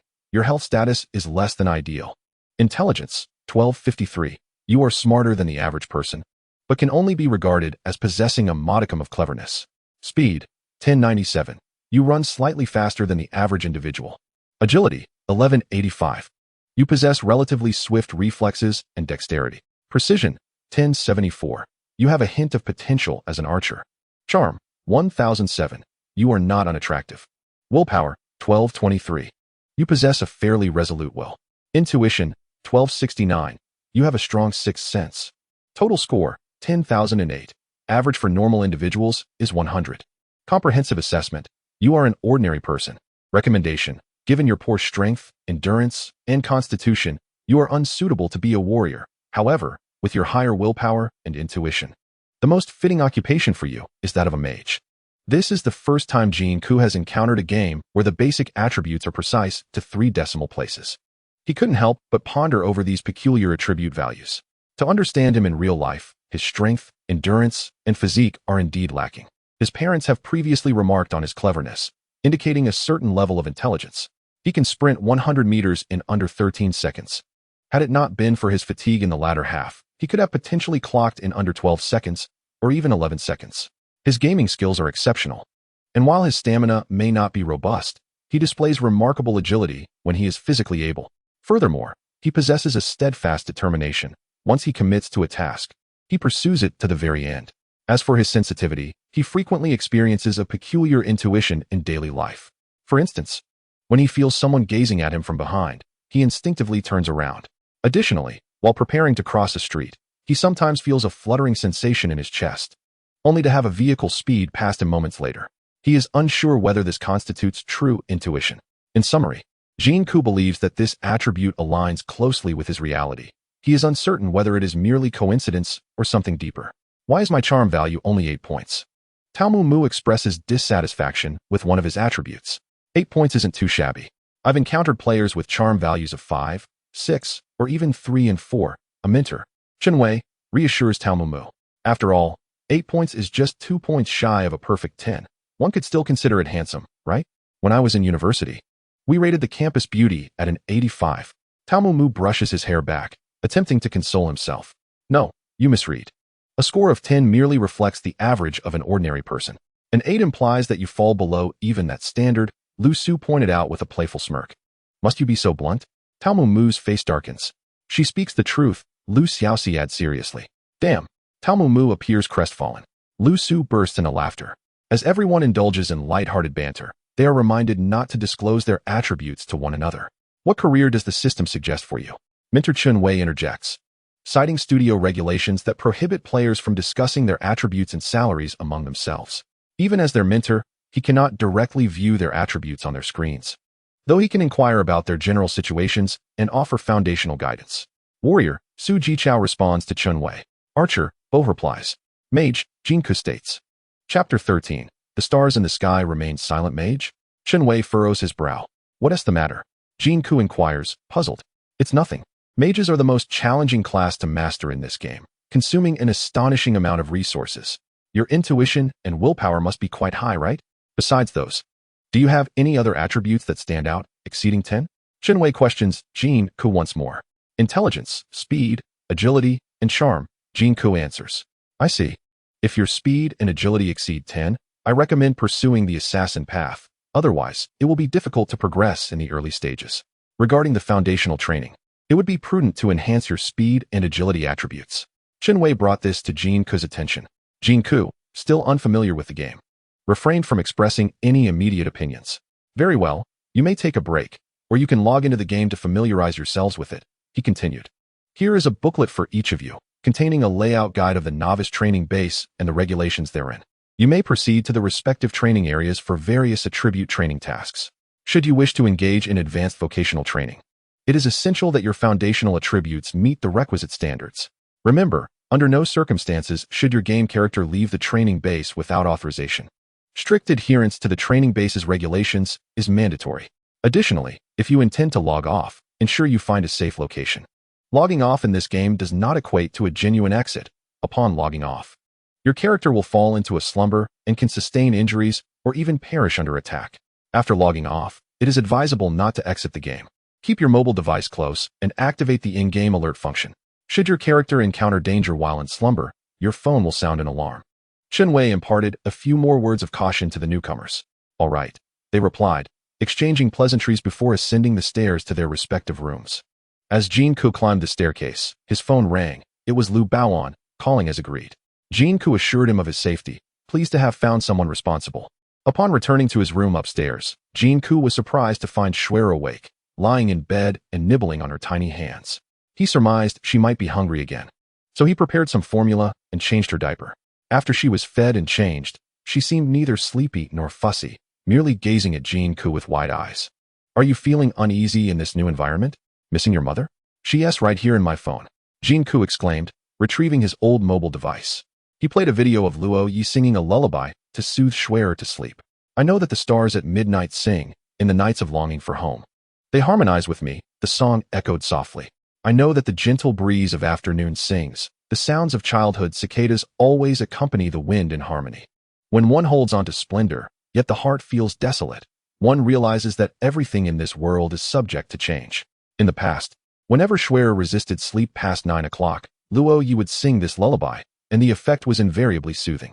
Listening to Luo Ye's voice and witnessing the hint of sorrow in her eyes from the video, Jin Ke felt transported back to the moment of recording this cherished memory. Despite her affluent background, Luo Ye's life was not devoid of sorrow. Her parents had divorced when she was 5, and her mother never returned after leaving. Luo Ye lived with her father and brother, who, preoccupied with family business, seldom attended to her, while her brother, Luo Ye, rarely visited home during his military service. Whenever she missed her mother, she would often retreat beneath the covers, weeping alone. Perhaps it is this very reason that instills in her an overwhelming maternal love for snow. The child abandoned in the snow, a desire to shield her from any harm. Luo Ye once confided in Jin Ke that during her childhood, her mother would often sing this lullaby to lull her to sleep. Consequently, she sings the same melody to soothe snow into slumber. Each time the song graces her lips, memories of her mother flood back, and she hopes that when snow grows up, the song will evoke thoughts of her. Jin Ke playfully remarked to Luo Ye that as long as she remained by Snow's side, she could sing this song to her forever. However, Luo Ye did not respond to Jin Ke's jest. Her expression grew increasingly sorrowful, as if she had already foreseen the events that would transpire today, leading her to harbor worries she never voiced. Was Jin Ke any different at that moment? He too was aware that the three of them would eventually be separated. It was merely the reality of today that had crystallized. He had no time for grief. He needed to become strong, to reclaim her, to protect her and Snow. For a 17-year-old like him, the path to strength lay in earning money, and this haunted studio and mobile game might offer him that opportunity. He wondered if Luo Ye had fallen asleep. He longed to call her, to reassure her and hear her voice. It was late, and she was likely already asleep or enduring inquiries from her family. Never mind. He decided not to disturb her, but to await her call instead. When youth is but a diary, black hair turns to white. The only constant is that song, echoing in the heart. The stars above remain silent, while the child below longs for her mother. The eyes in the sky blink and twinkle. Oh, the heart of a mother, like the blooming flower. As Snow listened to Luo Ye's voice emanating from the phone, her gaze began to drift into a daze. Witnessing Snow's bewildered expression and hearing Luo Ye's song from the video, Jin Ke felt his own vision blur. He quickly shook his head, striving to curb his melancholic emotions. After a moment, Snow rubbed her eyes, seemingly on the verge of sleep, yet occasionally opening them to glance at Jin Ke.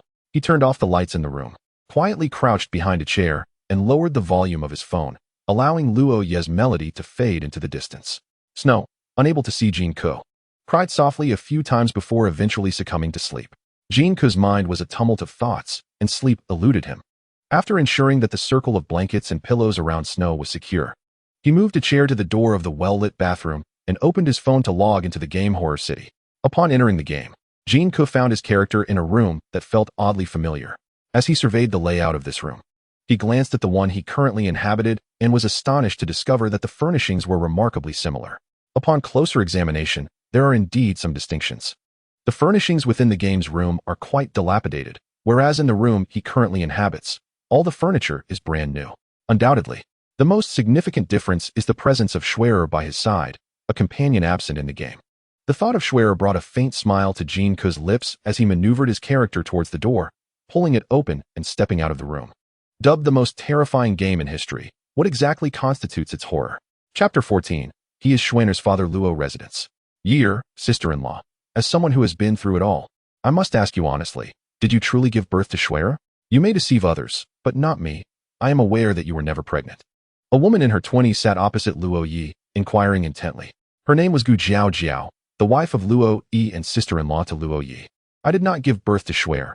I found her in the snow. Luo Ye had no choice but to admit. As the eldest brother, Luo Ye had family business to manage and little time to care for Luo Ye, leaving much of her daily life in the hands of her sister-in-law, Gu Jiao. Their relationship appeared quite intimate, as if they shared everything. Upon learning about Xue'er, Gu Jiao had been entrusted by Luo Ye to engage in a lengthy discussion with Luo Ye that evening.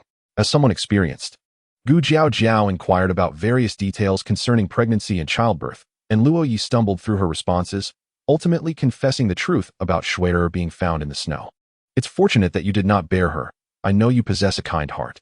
You cannot bear to see stray kittens or puppies suffering from the cold and hunger, let alone an infant. If you truly cannot part with Xue'er, we could simply bring her here and raise her together. Why resort to deceit about her parentage at school? Although we no longer live in feudal times, a girl's reputation remains paramount, especially in a prominent family like ours, Gu Jiao continued. Luo Ye remained silent, lost in her thoughts. By the way, that boy Jin Ke, is it? You merely entrusted Xue'er to him, compensating him for his care. There's nothing more between you two, correct? Gu Jiao casually shifted the conversation. Acting on Luo Ye's behalf, she sought to ascertain the true nature of the relationship between Luo Ye, Xue'er, and Jin Ke before deciding how to address this somewhat delicate situation. No, there is nothing between us.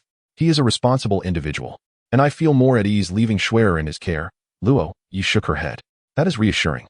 So, you harbor no feelings for him, do you? Gu Jiao pressed on. Faced with this question, Luo Ye fell into silence. Your brother has conducted an investigation. Jin Ke is an orphan, having lost both parents and living alone. I trust that your feelings for him are merely sympathetic, correct? Gu Jiao's expression darkened as she observed Luo Ye's silence, realizing that her greatest concern had come to fruition. No, he is a remarkably strong, independent, and exceptional young man. He does not require anyone's pity. I bit my lip at Luo Ye. Exceptional? How long have you known him? How well do you truly understand him to use such a term? Alas, you are far too naive, far too easy to deceive. Gu Jiao sighed. Enough of this. I share no emotional entanglements with him, none at all.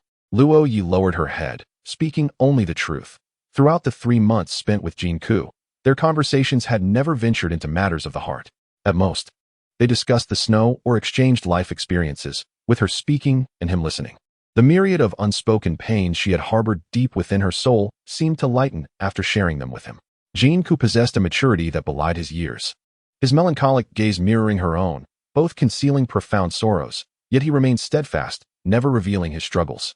Often, Luo Ye felt that Jin Ke was a reflection of herself.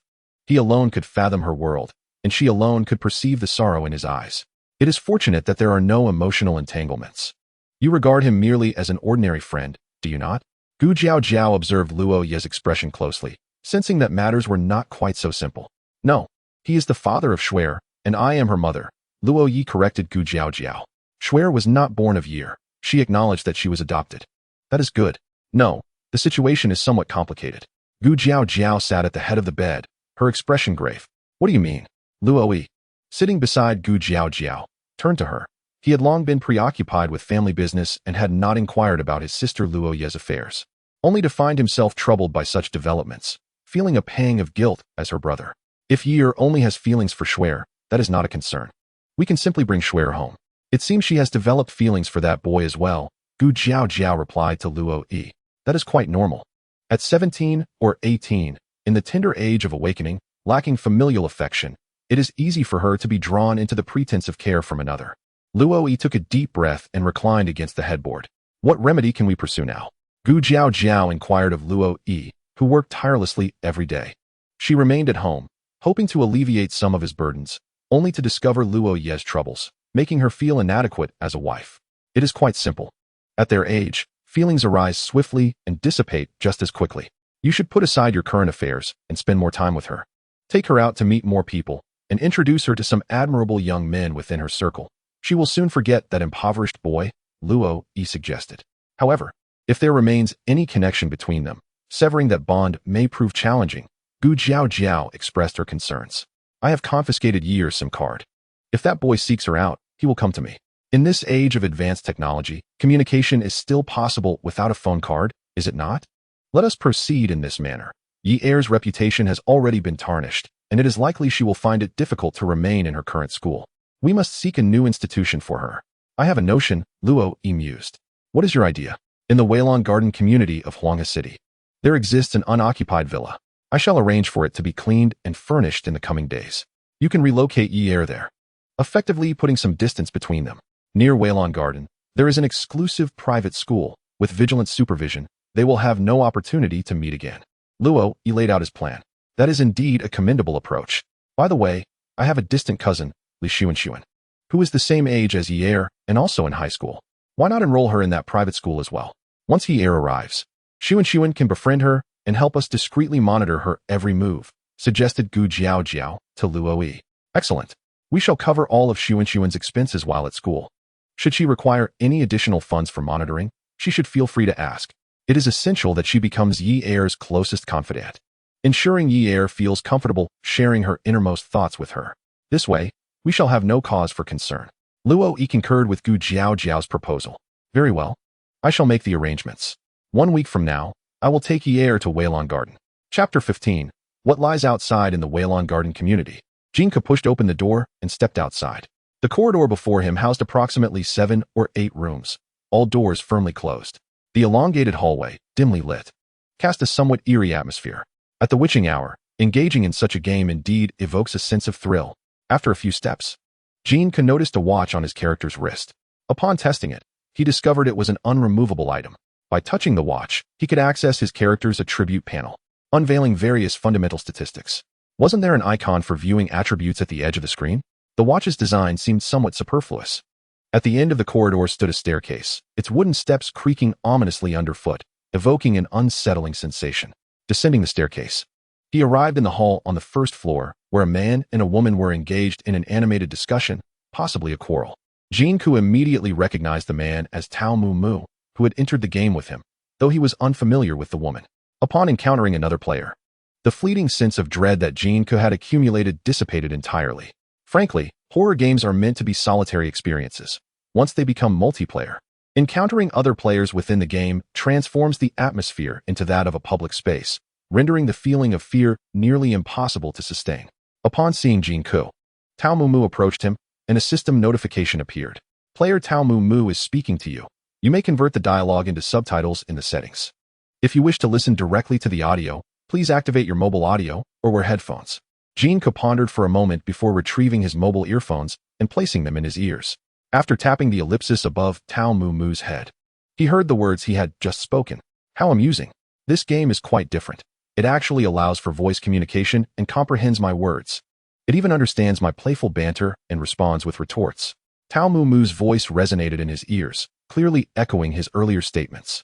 The system retains dialogue for a brief period, and by clicking the ellipsis above his head, one can listen to it again, perhaps due to Jin Ke's prolonged silence. Tao Mu, after uttering these lines, exited the first-floor hall, embarking on an unknown exploration. Jin Ke approached the girl nearby, who glanced at him momentarily before lowering her gaze to the book she was reading. Hello, Jin Ke whispered softly into his device. Is there something you need? The girl raised her head, revealing a hint of displeasure. It was evident that her prior conversation with Tao Mu had not been particularly pleasant. What should I do now? Jin Ke engaged her in conversation, merely testing the veracity of Tao Mu's claim that the game could understand player speech. How would I know? If there's an issue with the room, you can come to me. But please, don't bother me with anything else, she responded, seemingly irritated. Jin Ke left her presence, feeling somewhat bemused. Wait a moment. Can it truly comprehend what I am saying? This program is remarkably intelligent. What kind of technology is this?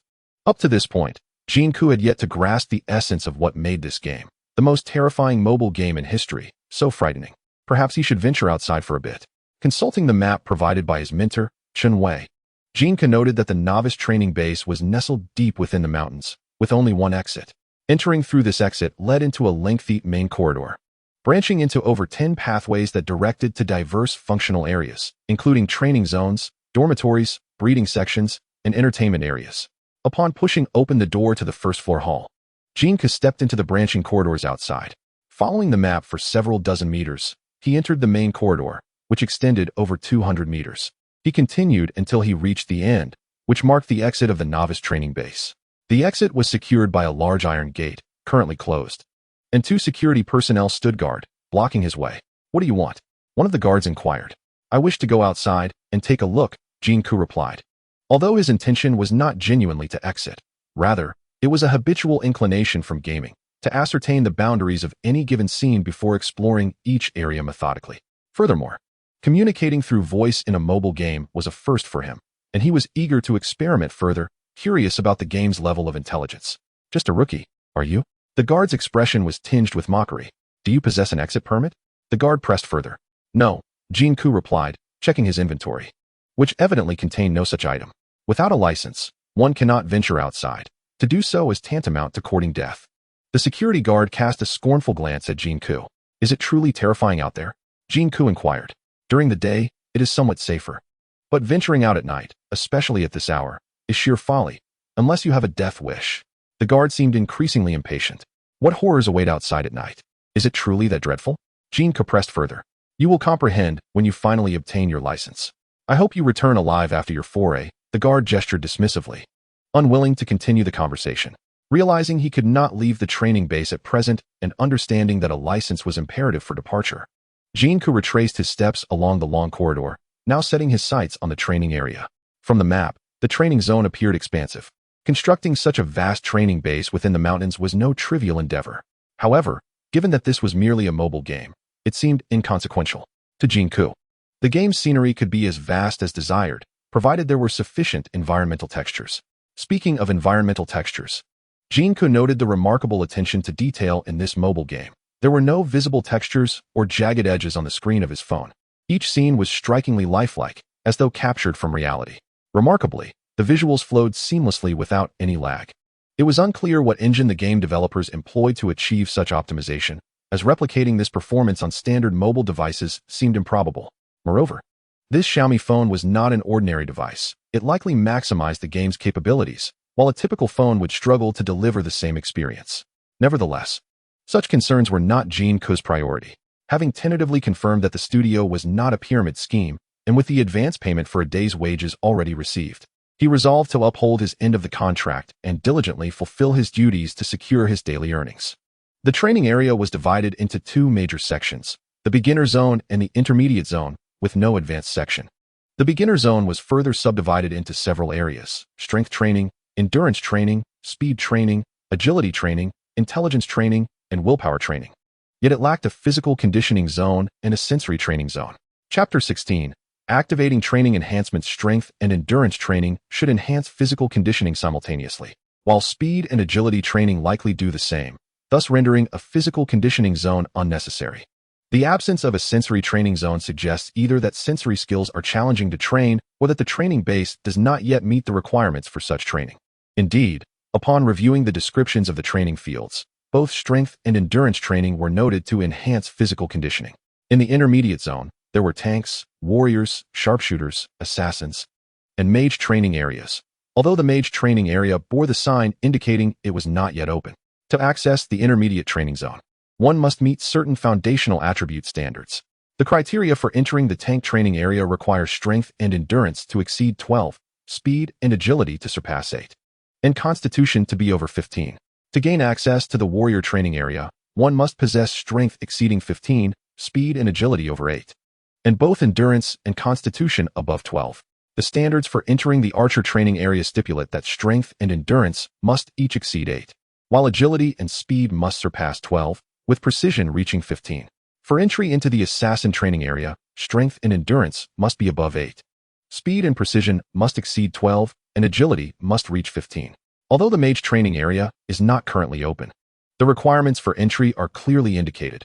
Endurance and constitution must each surpass 8, intelligence and willpower must exceed 12, and perception must reach 15. Jin Ke opened his attribute panel to review his statistics once more. Strength, 598. Endurance, 613. Speed, 1097. Precision, 1074. Agility, 1185. It appeared that, at this stage, the profession most suited for him was indeed that of an assassin. Previously, while gaming, Jin Ke excelled in the roles of archer and assassin, although he had also dabbled in tanks, warriors, and mages. However, he had spent the most time mastering the archer and assassin roles. Based on his foundational attributes, he felt that playing as an assassin in this game would be most appropriate. Instructor Xue'er also advised Jin Ke to focus on training speed and agility to pursue the assassin path. After careful consideration, Jin Ke decided to prioritize training his strength and endurance to meet the basic requirements for the assassin training, before addressing his other foundational attributes. Drawing from his previous gaming experience, he understood that constitution equated to health points, Having insufficient health points could easily lead to defeat in the game. Consequently, Jin Ke proceeded to the strength training facility. Upon entering the strength training area, Jin Ke discovered that it resembled a modern gym. Equipped with various machines designed to enhance arm strength, leg power, core stability, back strength, hand power, and foot strength. There were no trainers present, but instructions for strength training adorned the walls, and each piece of equipment had clear usage guidelines. Players could effortlessly engage in training by simply touching the corresponding equipment. Jin Ke's overall strength was rather feeble. After observing the setup, he resolved to begin with arm strength training. Approaching a barbell machine designated for arm training, he lay down and maneuvered his character within the game to commence the bench press exercise. However, he found it impossible to lift the weight. Noticing a button for reducing the weight, he adjusted it accordingly. Still, he could not manage to lift it. After another reduction, he finally succeeded, but after a single repetition. His character lay there, breathless and immobile. Damn, my constitution is abysmally low. How embarrassing. Jin Ke shook his head, feeling a sense of frustration. Fortunately, it was the dead of night, and there were no other players nearby, not a single one. After resting for approximately 2 minutes, his character's stamina gradually replenished, prompting him to once again attempt to push the weight. However, the character was once again left breathless and unable to move. Was this mobile game truly so tedious? Clicking once every 2 minutes for merely pushing a weight? It was a torment to the nerves. Moreover, when would he receive a notification about the enhancement of his power attributes? Jin Ke stifled a yawn, glancing at the time on his phone. It was already past 1 in the morning. Perhaps it was best to sleep and resume tomorrow. As Jin Ke prepared to log off, he received a system warning indicating that he could not log off from his current location. He must return to his dormitory to do so. He guided his character off the exercise equipment and was about to head back to his dorm to log off when an unusual notification, different in font from the game, appeared on his phone screen. Would you like to activate the training cheat? It could utilize cheats? How wonderful. Jin Ke was filled with delight. This phone, acquired from Xue'er, contained not only the game but also numerous cheat references. He had previously achieved an outstanding score of 3 through the use of cheats during his studio assessment. A successful mobile game should not permit the existence of cheats, should it? These cheats were unlikely to be built into the game. They must have been acquired by the previous owner of the phone from some unknown source. Confirming the activation of the cheat, a new prompt emerged, instructing him to visit the training-based cafeteria for path confirmation so that his game character could autonomously proceed to purchase food after training-induced hunger, thus replenishing stamina for continued training. Following the cheat's instructions, Jin Ke conducted the necessary operations and confirmed the path to the cafeteria. The cafeteria at the newcomer training base operates 24 hours a day, charging a fee for the trainees. However, during non-meal times, it only offers cold food, such as boiled eggs. These eggs must surely be supplied by the base's farming area. The protein from the eggs would be beneficial for strength training. After setting the cheat to automatically purchase eggs and other food items, Jin Ke entrusted his character to the cheat for operation. Indeed, his character began to navigate autonomously and engage in strength training, alleviating Jin Ke from tedious operations and allowing him to train his character's strength even while he slept. The character he had just created possessed a card in the inventory with a preloaded 100 contribution points. Eggs could only be purchased with contribution points, with each egg costing 100 points. Should the contribution points be depleted, the character would need to work at the training base to earn more. Without contribution points to exchange for food, the character would starve to death within the game. Around 4 in the morning, Jin Ke felt as though someone was gently touching his face. He suddenly awoke and looked at Xue'er beside him. Shirley remains in a deep slumber, and at merely 6 months old, it is improbable for her to approach and touch his face. His body is engulfed in an overwhelming ache, particularly in his arms, as if he has toiled all day in strenuous labor. Chapter 17, A Bounty Untasted. Could he be unwell? Yet, he experiences no other symptoms of illness. As Jin Ke makes his way to the restroom, he casually picks up the mobile phone used for gaming. He had left the device on overnight without turning it off, and remarkably, it had awakened by itself last night without requiring a charge, its battery still brimming with energy, indicating it was no ordinary phone. In the game's history log, he discovers numerous notifications. Upon inspection, he is astonished to find that his strength attribute has received 15 increments, each by 0.01 points, bringing his strength to a commendable 613. The training regimen outlined by the cheat has proven to be far more sensible than he had anticipated, encompassing not only arm strength, but a holistic approach to enhancing his entire physical prowess. For instance, the barbell exercises have been modified to reduce weight, sparing him from the uncomfortable necessity of resting for several minutes after each session. Thanks to the cheat's astute arrangements, his character hardly rests. While one area of strength is being trained, other parts of his body recuperate, thus optimizing his time efficiently.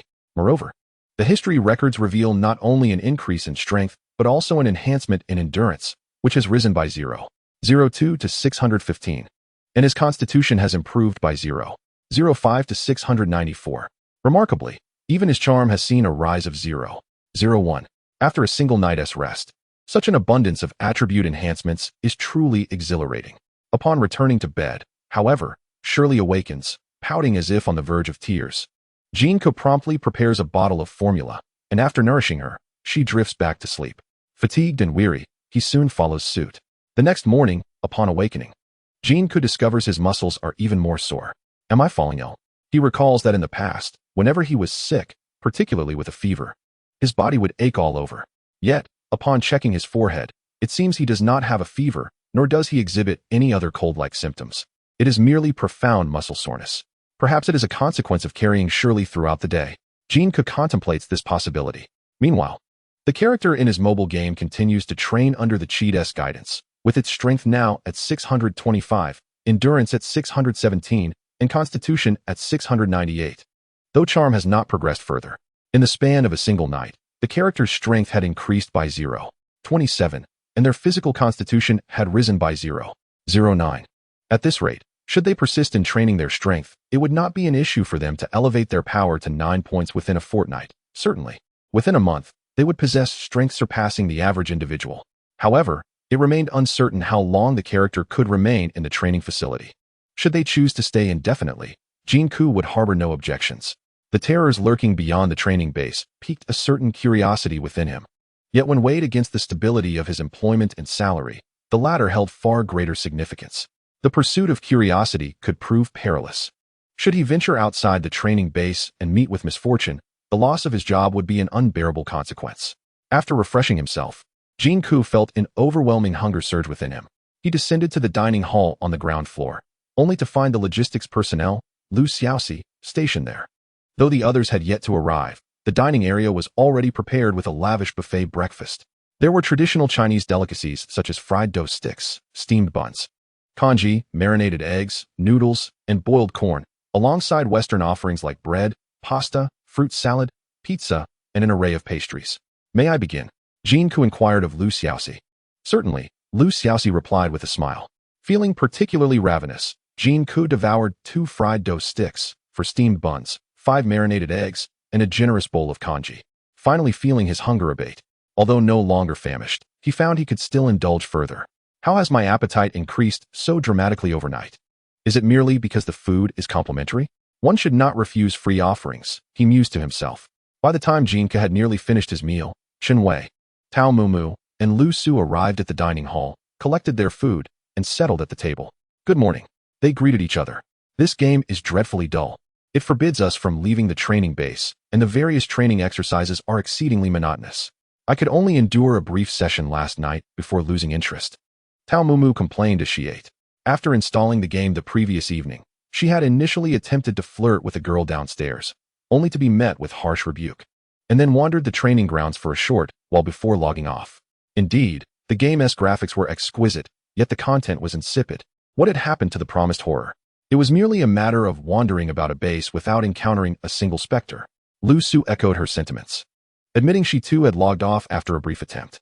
The real horrors lie outside the base. To avoid meeting a grim fate immediately upon stepping outside, it would be prudent for you to remain in the training facility for a while longer, focusing on enhancing your physical attributes before contemplating leaving, Xue'er advised the two. Are there any cheats or hacks available for this game? This tedious training is utterly tormenting. If only there were a way to circumvent it. Lu Su suggested to Xue'er. Do not indulge in fantasies. It is impossible for this game to have cheats. To excel in this game, one must possess ample perseverance and tenacity. Otherwise, why would the company offer a daily wage of 200 to entice you to play? Xue'er shook his head. Why is it impossible for cheats to exist? The studio strategizes around this game.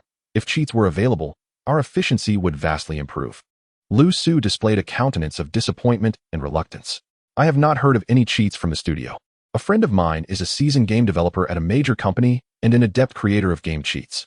He also plays this game and finds the training rather tedious.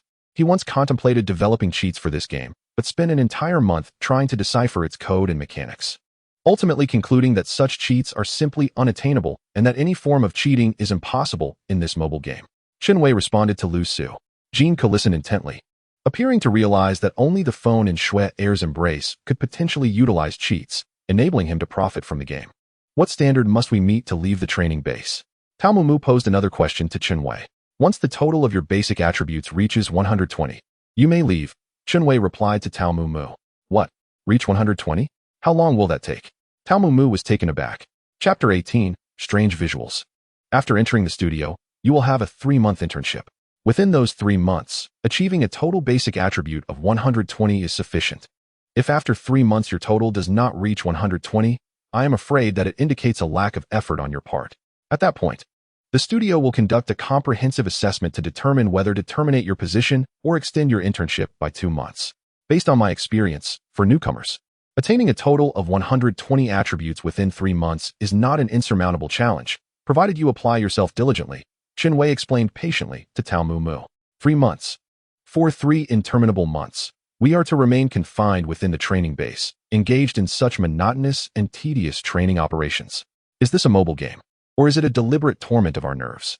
Tao Mu lamented, banging his head against the table before him. No wonder the daily wage is 200. Indeed, money is not easily earned. Luo Ye shared his sentiments, as both she and Tao Mu had failed to exceed a score of 3 during their assessments, merely meeting the studio's minimum requirements, thus securing only the base wage of 200.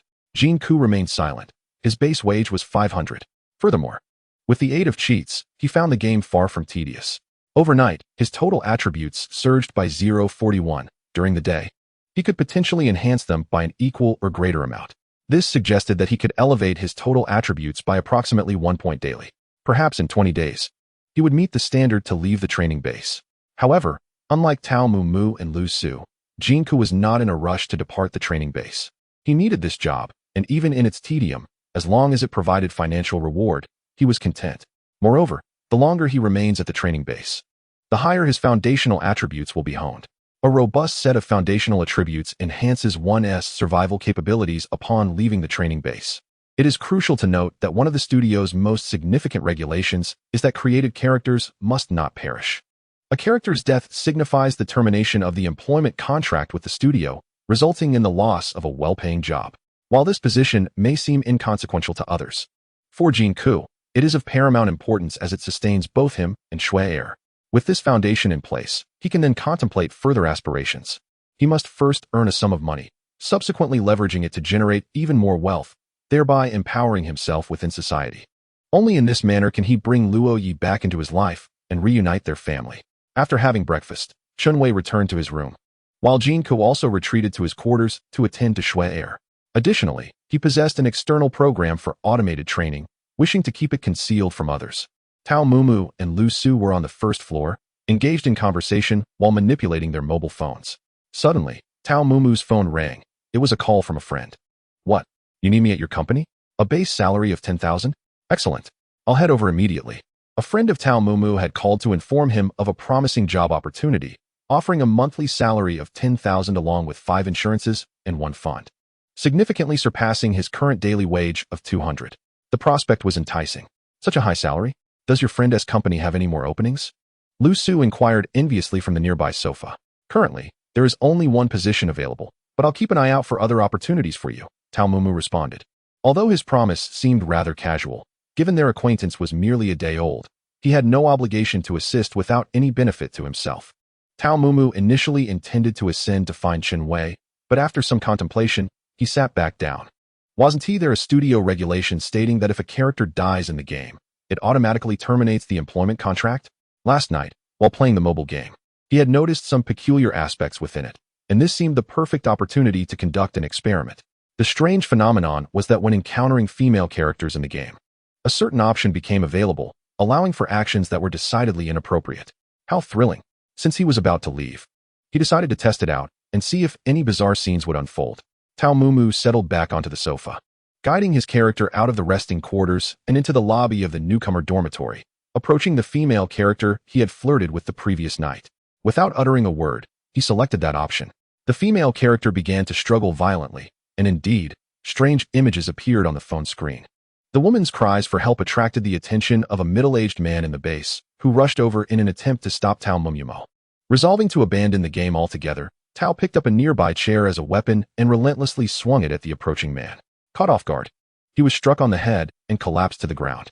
Tao charged forward, delivering several more blows to the fallen man, ultimately killing him. Seizing the opportunity, the woman fled into the corridor, continuing her loud cries for help, which drew more people to the scene, including several security personnel who rushed towards them. Upon learning of the situation, they brandished their batons and encircled Tao Mumyumo. With enthusiasm, Tao waved the chair in his hands, ready to engage in a fierce battle against the encroaching security guards. However, he soon discovered that they were all well trained. One guard, taking advantage of the distraction caused by the others, swiftly struck Tao from behind, causing him to spin around. The remaining guards then descended upon him, showering him with a flurry of blows to his head. Tao's screen turned a vivid crimson, and a message appeared. "You have died." "Well, I'm automatically resigning." Tao extinguished the phone screen and tucked the device back into his pocket. As he contemplated whether to head upstairs to inform his mentor, Xue'er, before departing, Xue'er, with a serious expression, hurried down from above. "I just received a system alert. How did you die?" he demanded, standing before Tao. "I didn't want to play anymore, so I committed suicide." "Haha, this game is quite realistic. I just took out a woman in the game and killed a man, then was beaten to death by a group of security guards," Tao replied nonchalantly. "You?" Xue'er stared at him, momentarily speechless. "This training base is truly dull. A daily salary of 200 yuan is pathetically low. A friend helped me find a job that pays 10,000 as a base salary, and I was just about to resign and inform you." Tao offered a brief explanation to Xue'er. "If you don't want to play anymore, at least don't cause destruction in the training base. This affects the other newcomers." Xue'er's expression was one of displeasure. Chapter 19. All have disappeared. "Oh, my apologies then. I worked a day at the company, so consider my salary forfeited as compensation," Tao said, pulling out 200 yuan from his pocket and extending it to Xue'er. He found the latter's concerns rather trivial. After all, it was merely a game. His character had died, and it shouldn't impact the other newcomers, right? Forget it. Ignorance is bliss. "You may leave." Xue'er shook his head, declining to accept the money, regarding Tao with a look of pity. Logistics staff member Lu Xiaoxi also arrived in the hall, watching Tao with hesitation. "Well then, everyone, goodbye." Tao gathered his things, waved to the others, and exited the villa's first-floor hall. In the past, Tao Mumyumo's friend's company was situated in an office building near the outskirts of the city. However, in just a year or two, Huanghe City has experienced rapid development, with various structures rising dramatically around the office building, transforming the area into a bustling hub. As Tao Mumyumo approached the vicinity of the office building, the streets were alive with traffic, and pedestrians hurried along the sidewalks. A police car came to a halt nearby, and two officers emerged, entering a shop as if something significant was unfolding. "This Mentor Chun is quite intriguing. I merely spent a night and had breakfast. Yet he seems to make a mountain out of a molehill regarding my game's character's demise. Is ignorance truly bliss, or does he wish to hold me accountable?" Tao Mumyumo couldn't help but mutter to himself as he recalled the earlier events. Gazing at the office building before him, he took out his phone and dialed a number to confirm the specific floor of his friend's company. "The company is on the 6th floor. I've already spoken with the HR manager. Just go straight to him when you arrive," his friend informed him. By the way, the HR manager's child just started junior high and incurred significant school selection fees. "Given our relationship, I won't beat around the bush when you report in. Perhaps you could extend a small gesture of goodwill. It will surely benefit you in the future." Should I send him a red envelope on WeChat? What amount would be appropriate?" Tao Mumyumo inquired. "Don't send it via WeChat. That would leave a trace, and he wouldn't dare accept it. Just give him cash instead. As for the amount, the last person I introduced to him gave him 2,000. The amount you choose is entirely up to you," his friend advised. "Cash? I don't have that much on me. I need to visit the bank first and then come back." "All right, call me when you're back," his friend concluded before hanging up. "Choose an amount at my discretion. If someone else gave him 2,000, how could I give less? I haven't even started working yet. It feels as if I'm paying my salary in advance." Tao Mumyumo grumbled, somewhat disgruntled. "Oh, one must sacrifice in order to gain. Good jobs are hard to come by," he continued to mutter, standing on the street outside the office building, gazing around to hail a taxi to a nearby ATM, while also hoping to find a small shop to purchase a red envelope for the cash. Everyone is sending red envelopes via WeChat nowadays. Why resort to cash? Tao Mumyumo lamented, but suddenly sensed something amiss. The previously clear and sunny sky turned ominously overcast, and an unsettling gust of wind swept through the street in front of the office building, prompting him to instinctively wrap his arms around himself. This strange wind seemed to carry with it wisps of dark mist. Rubbing his eyes vigorously, the dark mist appeared to fade slightly, yet remained ever elusive. Why haven't any taxis arrived? Tao Mumu cast a puzzled glance along the sides of the road, quickly realizing that something was amiss. It appeared that during his phone call with a friend, this once bustling street was now devoid of taxis, vehicles, and pedestrians alike. The entire thoroughfare had descended into an eerie silence, a quiet so profound that Tao Mumu began to question whether he was ensnared in a hallucination. What was happening? Where had all the people gone? As he gazed into the distance, an inexplicable wave of anxiety surged through him, compelling him to dash in the opposite direction for several meters until he arrived beside a police car that had been parked at the curb. While the moving vehicles and strolling pedestrians had vanished, the array of parked cars remained. Noticing that the police car was unoccupied, Tao Mumu recalled that 2 officers had exited the vehicle and entered a nearby shop. He approached the entrance of that establishment. "Is anyone there?" he inquired, peering through the shop's doorway. The interior was shrouded in an unsettling stillness, devoid of any presence. What could possibly be the matter? Just moments ago, 2 officers had stepped inside. Had something transpired? An earthquake? Had everyone fled? Retreating back onto the street, Tao Mumu surveyed his surroundings in utter bewilderment. A chilling breeze swept through, instilling within him a bone-deep chill, and simultaneously, tendrils of black mist began to swirl about the street, morphing into grotesque shapes. The air was filled with the haunting sounds akin to the cries of wounded beasts. In the distance, a street corner seemed entirely enveloped by the ominous fog. What on earth was going on? "Hey, where has everyone gone?" he shouted. "What is that in the distance? Is it smog?" As the cold intensified, so too did his growing dread. Instinctively, Tao Mumu seized his phone, accessed his contacts, and dialed his friend's number. "Hello, are you upstairs? Come to the window and see what is happening outside.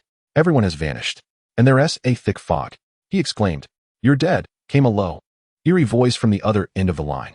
What did you say?" Tao Mumu was taken aback by the strange words. Wait, that didn't sound like his friend. Did it? Was someone playing a prank? Just as he was about to respond, the call was abruptly disconnected. This was truly surreal.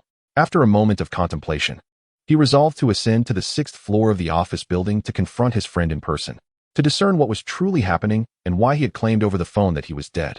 At that moment, a swirl of black mist darted past him, rapidly coalescing into a humanoid form resembling a security guard from the Horror City mobile game training base. Chapter 20. No signal in the elevator. The figure of the security guard was shrouded in a cloud of black mist, rendering his appearance somewhat grotesque. Upon his emergence, he brandished his baton and lunged menacingly towards Tao Mumu. "What the hell? What is happening? Help! The security guard is trying to kill me." Tao Mumu turned and fled frantically into the office building. Bursting into the elevator lobby, Tao Mumu pressed the button for the upper floors and glanced back. The security guard, formed from the dark mist, had not pursued him. What is going on? Tao Mumu thought, still shaken in broad daylight. Just then, the entire lobby plunged into darkness, as if night had fallen instantaneously. As confusion enveloped him, the elevator chimed, and the doors began to open. Illuminated within, the elevator revealed a horrifying sight. It was filled to the brim with people, some missing limbs, others spitting blood, and a few with gaping wounds in their heads, their eyes bulging grotesquely from their sockets. As the doors opened, they collectively howled, arms outstretched, lunging toward Tao Mumu. "Oh my God!" Tao Mumu spun around and fled, his panic leading him into the fire escape. Sensing something was amiss, he attempted to turn back and find a way out of the building. But the ghastly figures from the elevator pursued him, their dismembered limbs clawing at him, effectively blocking his escape. With a desperate shout, Tao Mumu dashed up to the 6th floor, crashing through the fire escape door into the corridor, continuing to yell incoherently. "Lao Tao, is that you?" A man appeared before him, waving him over. Panting heavily, Tao Mumu recognized the man as Zhang Zhixiong, the friend who had helped him find a job. "Have you prepared the red envelope? Come with me to the HR office," Zhang Zhixiong suggested. "No, this building is haunted," Tao Mumu exclaimed, glancing nervously over his shoulder. "Haunted? Surely you're not hallucinating?" Zhang Zhixiong replied, his expression one of astonishment. "It's true. Everyone on the street has vanished, and a horde of vengeful spirits has emerged from the elevator." Tao Mumu stammered. "Everyone on the street has disappeared?" Zhang Zhixiong, puzzled, approached the nearby window to peer outside. Tao Mumu rushed over, only to find the street bustling with activity, cars congested, and the sun shining brightly. Everything appeared utterly normal. Turning back, Tao Mumu noted that the office building was filled with light, starkly contrasting the eerie darkness he had just experienced. Had he truly been hallucinating? Yet, the vision felt far too vivid. Shall we head to the HR department?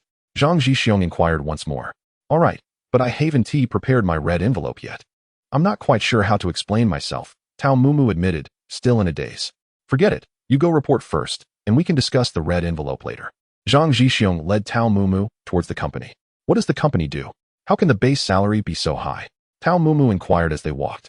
The company specializes in timber investment, managing reforestation projects, with a monthly interest of 10% on timber investments. Such lucrative returns naturally warrant a high base salary. After joining, even if you choose not to invest, it's fine. Simply introducing friends to purchase land can earn you an impressive 18% commission.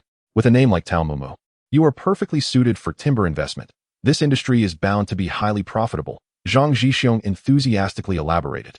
Isn't this a pyramid scheme? Tao Mumu's expression was one of disbelief. A monthly interest of 10% clearly indicated illegal fundraising and pyramid selling. Don't speak carelessly.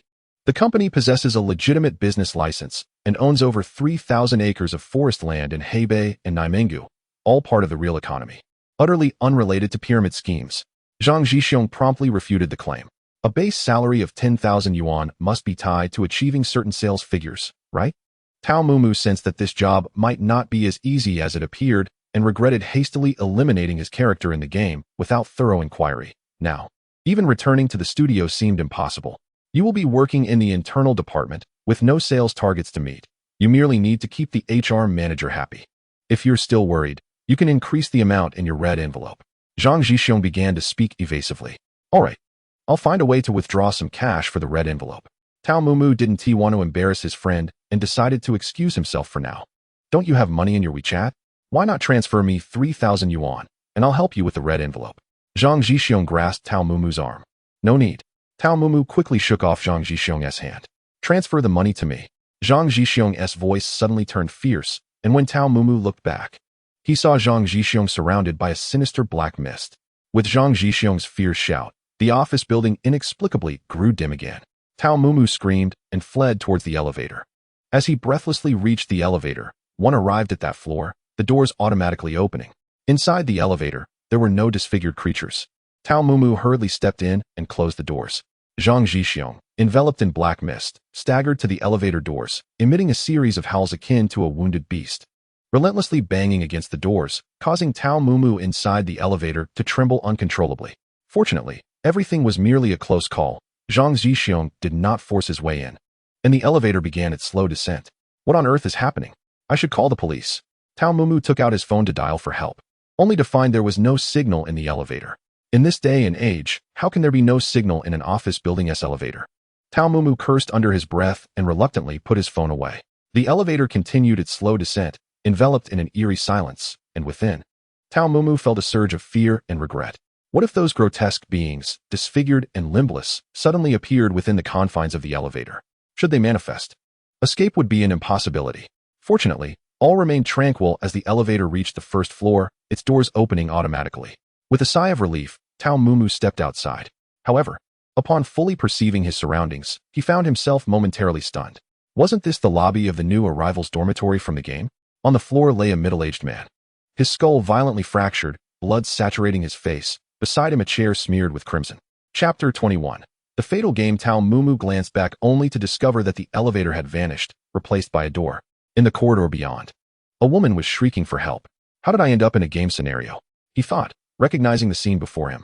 Two swirling masses of black mist drifted forth, swiftly coalescing into the forms of security guards, who brandished their clubs and lunged at Tao Mumu with ferocity. Instinctively, he dodged to the side. Yet he failed to notice that, as the black mist materialized into guards before him, several more clouds of mist approached from behind, also transforming into guards. One of them leapt and struck him mercilessly on the back of his head, sending a jolt of pain through Tao Mumu, rendering him momentarily dazed and unsteady. Please, no? Help. I was wrong. I don't want to die. Spare me. He cried out desperately, pleading for mercy. The guards appeared oblivious to his cries, delivering relentless blows to his head with their clubs. In a fleeting moment, he even heard the sickening crack of his skull. Could it be that all of this was intertwined with that game? If a character perished in the game, did the player also meet their demise in reality? This was indeed a fatal game. Regret washed over him in his final thoughts. Someone collapsed in the street. Passers-by gathered around, though none approached to assist Tao Mumu directly. A kind-hearted individual did call for help and dialed emergency services.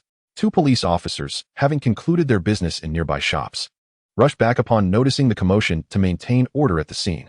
An ambulance arrived promptly, and several medical personnel disembarked to provide care and emergency treatment for Tao Mumu.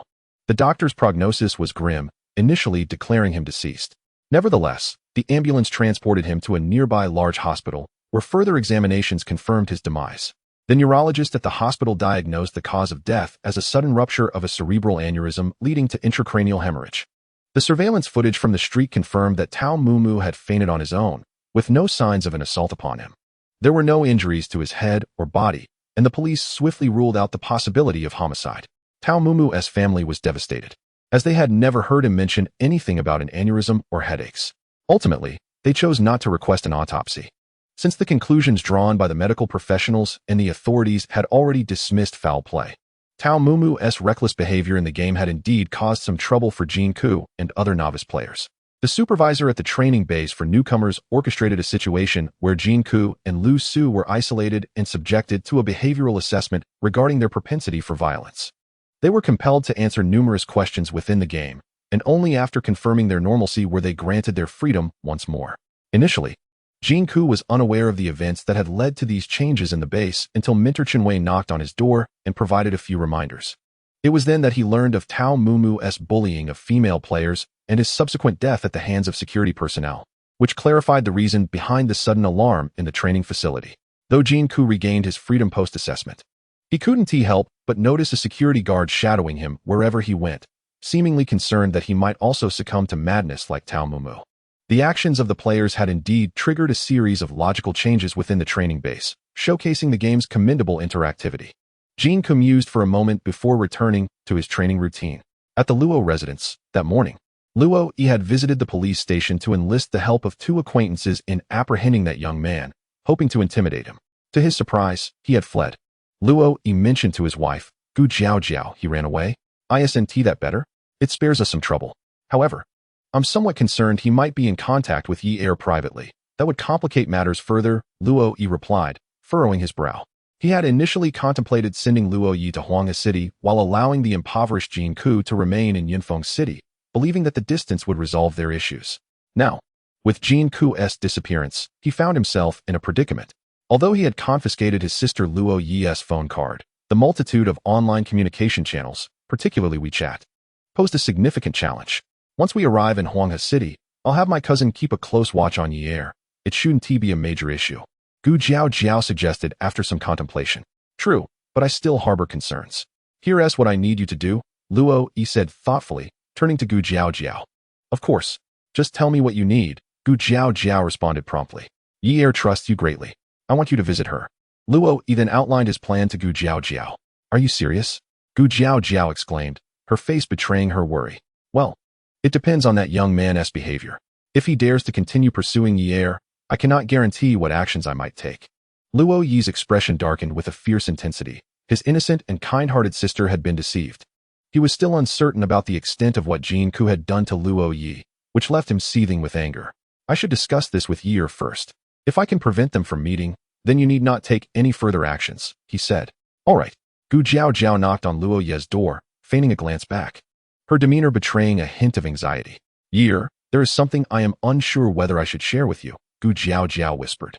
What has happened? Luo Ye's eyes widened in alarm. That Jin Ke has fled with Xue'er overnight. Gu Jiao Jiao's voice dropped even lower. Luo Ye was not surprised. This was a prearranged plan between her and Jin Ke. Your brother has dispatched people to search for him, intending to imprison him for human trafficking. Given your brother's connections, once they apprehend him and confine him to prison, he may very well meet his demise within those walls, Gu Jiao Jiao continued. How could my brother do such a thing?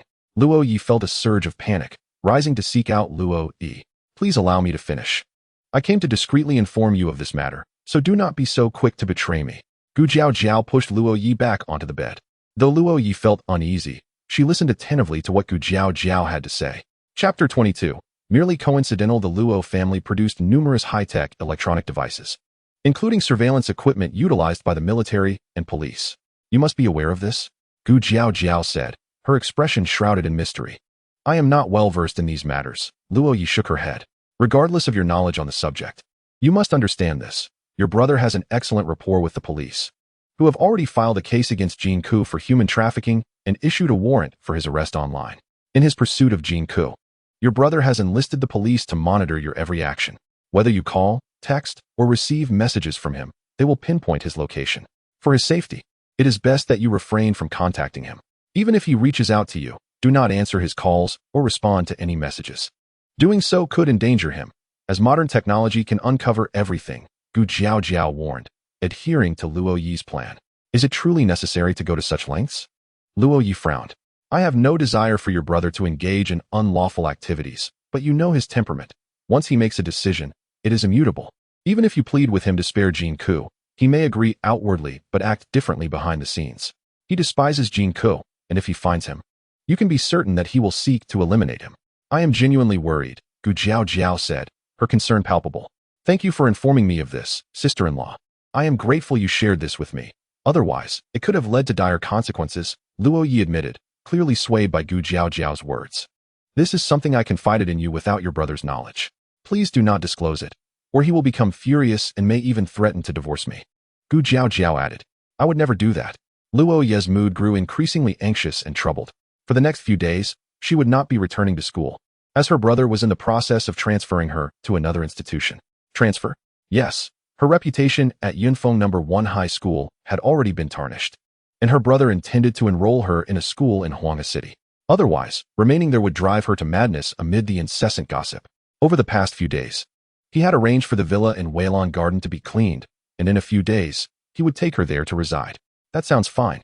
Initially, Luo Ye had wished to protest, but upon hearing about the move to Xue'er City, she fell silent. Jin Ke mentioned that he would accompany Xue'er to Xue'er City, although she was uncertain about their exact whereabouts there. Besides their phone numbers, they had never exchanged any other contact details, and now she hesitated to reach out to him, especially since her phone card had been confiscated, rendering him unable to contact her.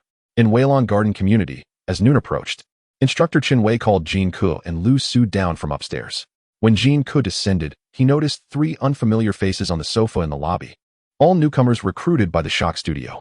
As they introduced themselves, he learned that one was named Yu Gang, another Luo Jing, and the last an IU, who left a particularly deep impression on Jin Ke due to his considerable weight of 200 pounds. All 5 of them were members of their small group. Thus today marked their inaugural group meeting. Instructor Chun commenced the meeting, noting that this morning, an employee named Tao Mumu had resigned after engaging in inappropriate conduct towards a female player in the game. Chun recounted the incidents involving Tao Mumu in the game, prompting laughter from a few newcomers. However, upon witnessing Chun-Wei's serious demeanor, they quickly stifled their amusement. I must reiterate that even if you wish to resign from this job, please adhere to the fundamental principles of professional ethics by submitting a formal resignation request in accordance with the studio's established procedures. Do not behave recklessly like Tao Mumu, as it disrupts the normal operations of other employees and tarnishes the studio's reputation. Can this be managed? If not, it would be better to refrain from creating a character and resign immediately. Chun posed the question to the group, evidently troubled by the situation involving Tao Mumu. The collective response was affirmative. After emphasizing workplace discipline once more, Chun introduced the newcomers to the game's basic mechanics, assisted them in logging in and creating their characters, and subsequently, under his guidance, they commenced targeted training. While the newcomers were receiving instruction from Chun Jin Ke's Xiaomi phone buzzed in his pocket. He casually perused the news on his device, and one particular headline caught his attention. A pedestrian had collapsed and died on the street, with doctors attributing the cause to a ruptured brain aneurysm. Recently, the weather had fluctuated drastically, and experts indicated that this period was a peak time for various vascular diseases. The article piqued Jin Ke's interest primarily due to the accompanying image. Though the face of the deceased in the image was obscured, Jin Ke immediately recognized the figure based on the clothing and physique. The individual was none other than Tao Mumu, who had resigned from the studio that very morning. Had his character perished in the game, only for him to meet the same fate in reality? Such a coincidence seemed implausible. He had been struck on the head by a security guard in the game, while in reality, he succumbed to a ruptured brain tumor. Could there be a connection between death in the game and in real life? It seemed utterly impossible. Surely it was merely a coincidence. Soon, Jin Ke ceased to ponder this matter, for another concern weighed heavily on his mind. Luo Ye had not called, indicating that her situation was dire. Her silence suggested that her family was controlling her, and under such circumstances, there there was little reason for him to attempt contact, as he likely wouldn't be able to reach her. In the afternoon, Xue'er's crib was delivered, and Jin Ke entrusted Luo Ye with procuring baby formula, diapers, and various other necessities. He opted for Luo Ye to make the purchases rather than doing so himself, primarily to avoid anyone tracing his current address through delivery services.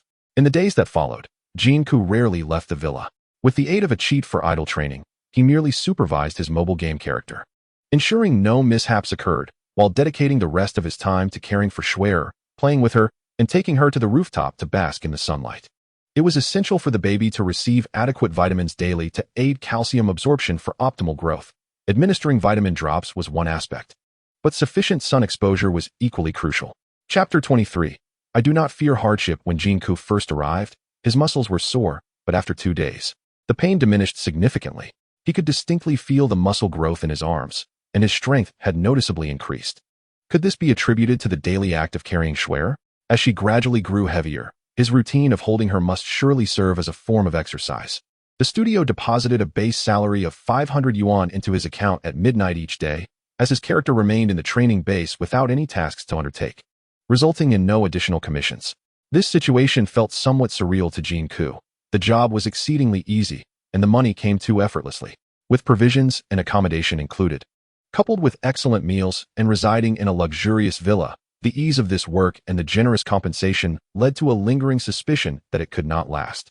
In any employment, an employee must first generate value and profit for the employer to earn their rightful compensation. However, Jin Ke found himself questioning what value and profit this job was actually providing to the employer. At least for now, he could not discern any. Worrying serves no purpose. Thus, Jin Ke endeavors to dismiss such thoughts. He cautiously oversees the development of his character within the game, witnessing its attributes gradually evolve. This character has taken on profound significance for him, as his and Xue'er's lives are intricately woven into its existence. The training base's dormitory area is expansive, housing numerous accommodations. Besides several newcomers from the Azure Haven, players from other regions also reside there. Some of these players entered the game before Jin Ke, having successfully met the attribute requirements to transition into combat professions, even accompanying the base's combat personnel on field missions. The few individuals sharing the luxurious residence in Azure Haven with Jin Ke are all new players, whom he is acquainted with in reality. Upon encountering each other in the game, they exchange greetings and occasionally gather for brief conversations. However, Jin Ke is reluctant to reveal his external advantages, coupled with his naturally taciturn disposition, leading him to largely disregard these interactions. Consequently, other players also cease to engage him in conversation. The automated training of his character consumes food rapidly, and coupled with the character's meal consumption at the base, Jin Ke's initial allocation of 500 contribution points was depleted within a few days. Following the game's guidance, he approached the office of the logistics director to seek work that could earn him contribution points. With your current abilities, you are not yet eligible for field missions. Your options are limited to the breeding area, ecological garden, security department, kitchen, cleaning department, or equipment department. Which would you prefer? The logistics director inquired of Jin Ke. Jin Ke meticulously reviewed the information presented by the logistics director regarding these roles. The breeding area primarily involves raising various animals: chickens, ducks, fish, rabbits, and dogs, with the chickens and ducks intended for consumption, while the dogs serve to guard the base and assist in reconnaissance during field missions. Working in the breeding area undoubtedly entails feeding these animals, with a certain probability of enhancing fundamental attributes such as speed, agility, accuracy, and willpower. The ecological garden, under an artificial sun, is dedicated to farming and planting. The base's grains and vegetables are cultivated there. Employment in the ecological garden carries a chance to improve attributes such as stamina, endurance, and physique. The security department, as one might expect, involves patrolling and safeguarding the base's security, with opportunities to enhance strength, stamina, and endurance. In the kitchen, tasks include slaughtering, washing vegetables, and preparing meals, where newcomers typically assist the chefs, with a probability of enhancing speed, agility, and accuracy. The cleaning department is responsible for maintaining hygiene within the base, offering a chance to improve the charm attribute. Lastly, the equipment department focuses on the maintenance and modification of various weapons and gear. According to the provided documentation, the base can maintain and upgrade some of the most basic equipment using rune engraving devices, presenting an opportunity to enhance intelligence, willpower, and perception. Why can working in the cleaning department enhance one's charm? Jin Ke, somewhat perplexed, inquired of the logistics department head. The notion that various job attributes correspondingly enhance one's qualities seemed rather far-fetched, and the idea that cleaning work could augment charm left Jin Ke in a state of bewilderment. When you tidy up someone's room, does that not bring them joy? The logistics director shot back at Jin Ke. Indeed, it does, came Jin Ke's reply. Then that is the crux of it. When others witness your ability to bring them happiness, your charm inevitably increases. The logistics director gestured with a shrug.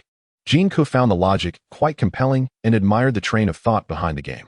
Have you chosen your position? The logistics director queried again. I shall opt for the equipment department, Jin Ke resolved after careful consideration.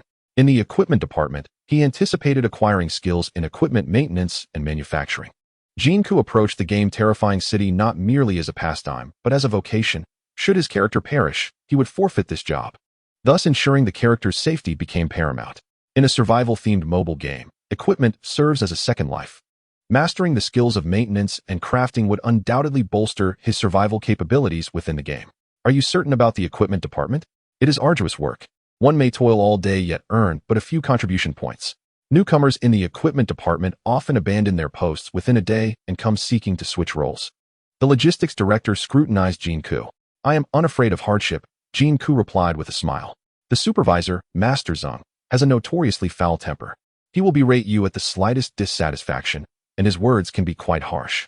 You may not endure it, the logistics director added with caution. It matters not. I shall focus on my duties.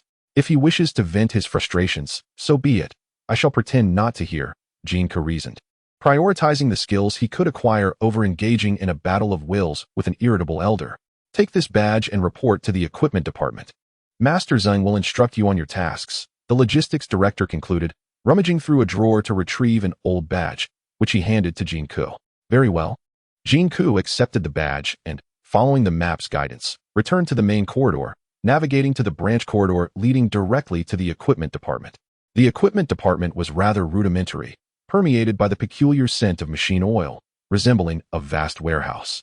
The base's equipment department did not manufacture new items, but merely repaired old ones, the origins of which remained unclear. Chapter 24. A word of caution upon entering. Jin Ke observed a gentleman in his 60s, his hair and beard largely gray, wielding a device akin to a laser engraving tool as he inscribed runes onto the worn equipment. However, it was evident that this was not a laser welding gun, but rather the rune engraving apparatus described in the documentation. At the old man's feet rested a wolf dog, tethered and poised to lunge at Jin Ke, yet restrained by its chain. In addition to the old man and the dog, two players were squatting on the ground, diligently piecing together scraps of fur and metal. It was evident that they, too, had only recently joined the equipment department, arriving before Jin Ke and already assigned their tasks. Jin Ke maneuvered his character to present his work card to the old man. Despite his white hair and beard, the old man exuded vitality, and the muscles bulging from his rolled-up sleeves indicated considerable strength. Jin Ke clicked to inspect the old man's badge, which bore the name Zeng Shidao and identified him as the supervisor of the equipment department. Listen here, if you can't last a full day, don't waste my time, Zeng Shidao said, barely lifting his head, impatiently gesturing for Jin Ke to proceed. The wolf dog at his side barked at Jin Ke in a rather unfriendly manner. Rest assured, I will see this through. Jin Ke noted the fiery tempers of the characters in this game, but he had no intention of engaging in disputes within a virtual realm. Every fool who comes to work for me says the same thing. Zeng Shidao finally glanced at Jin Ke.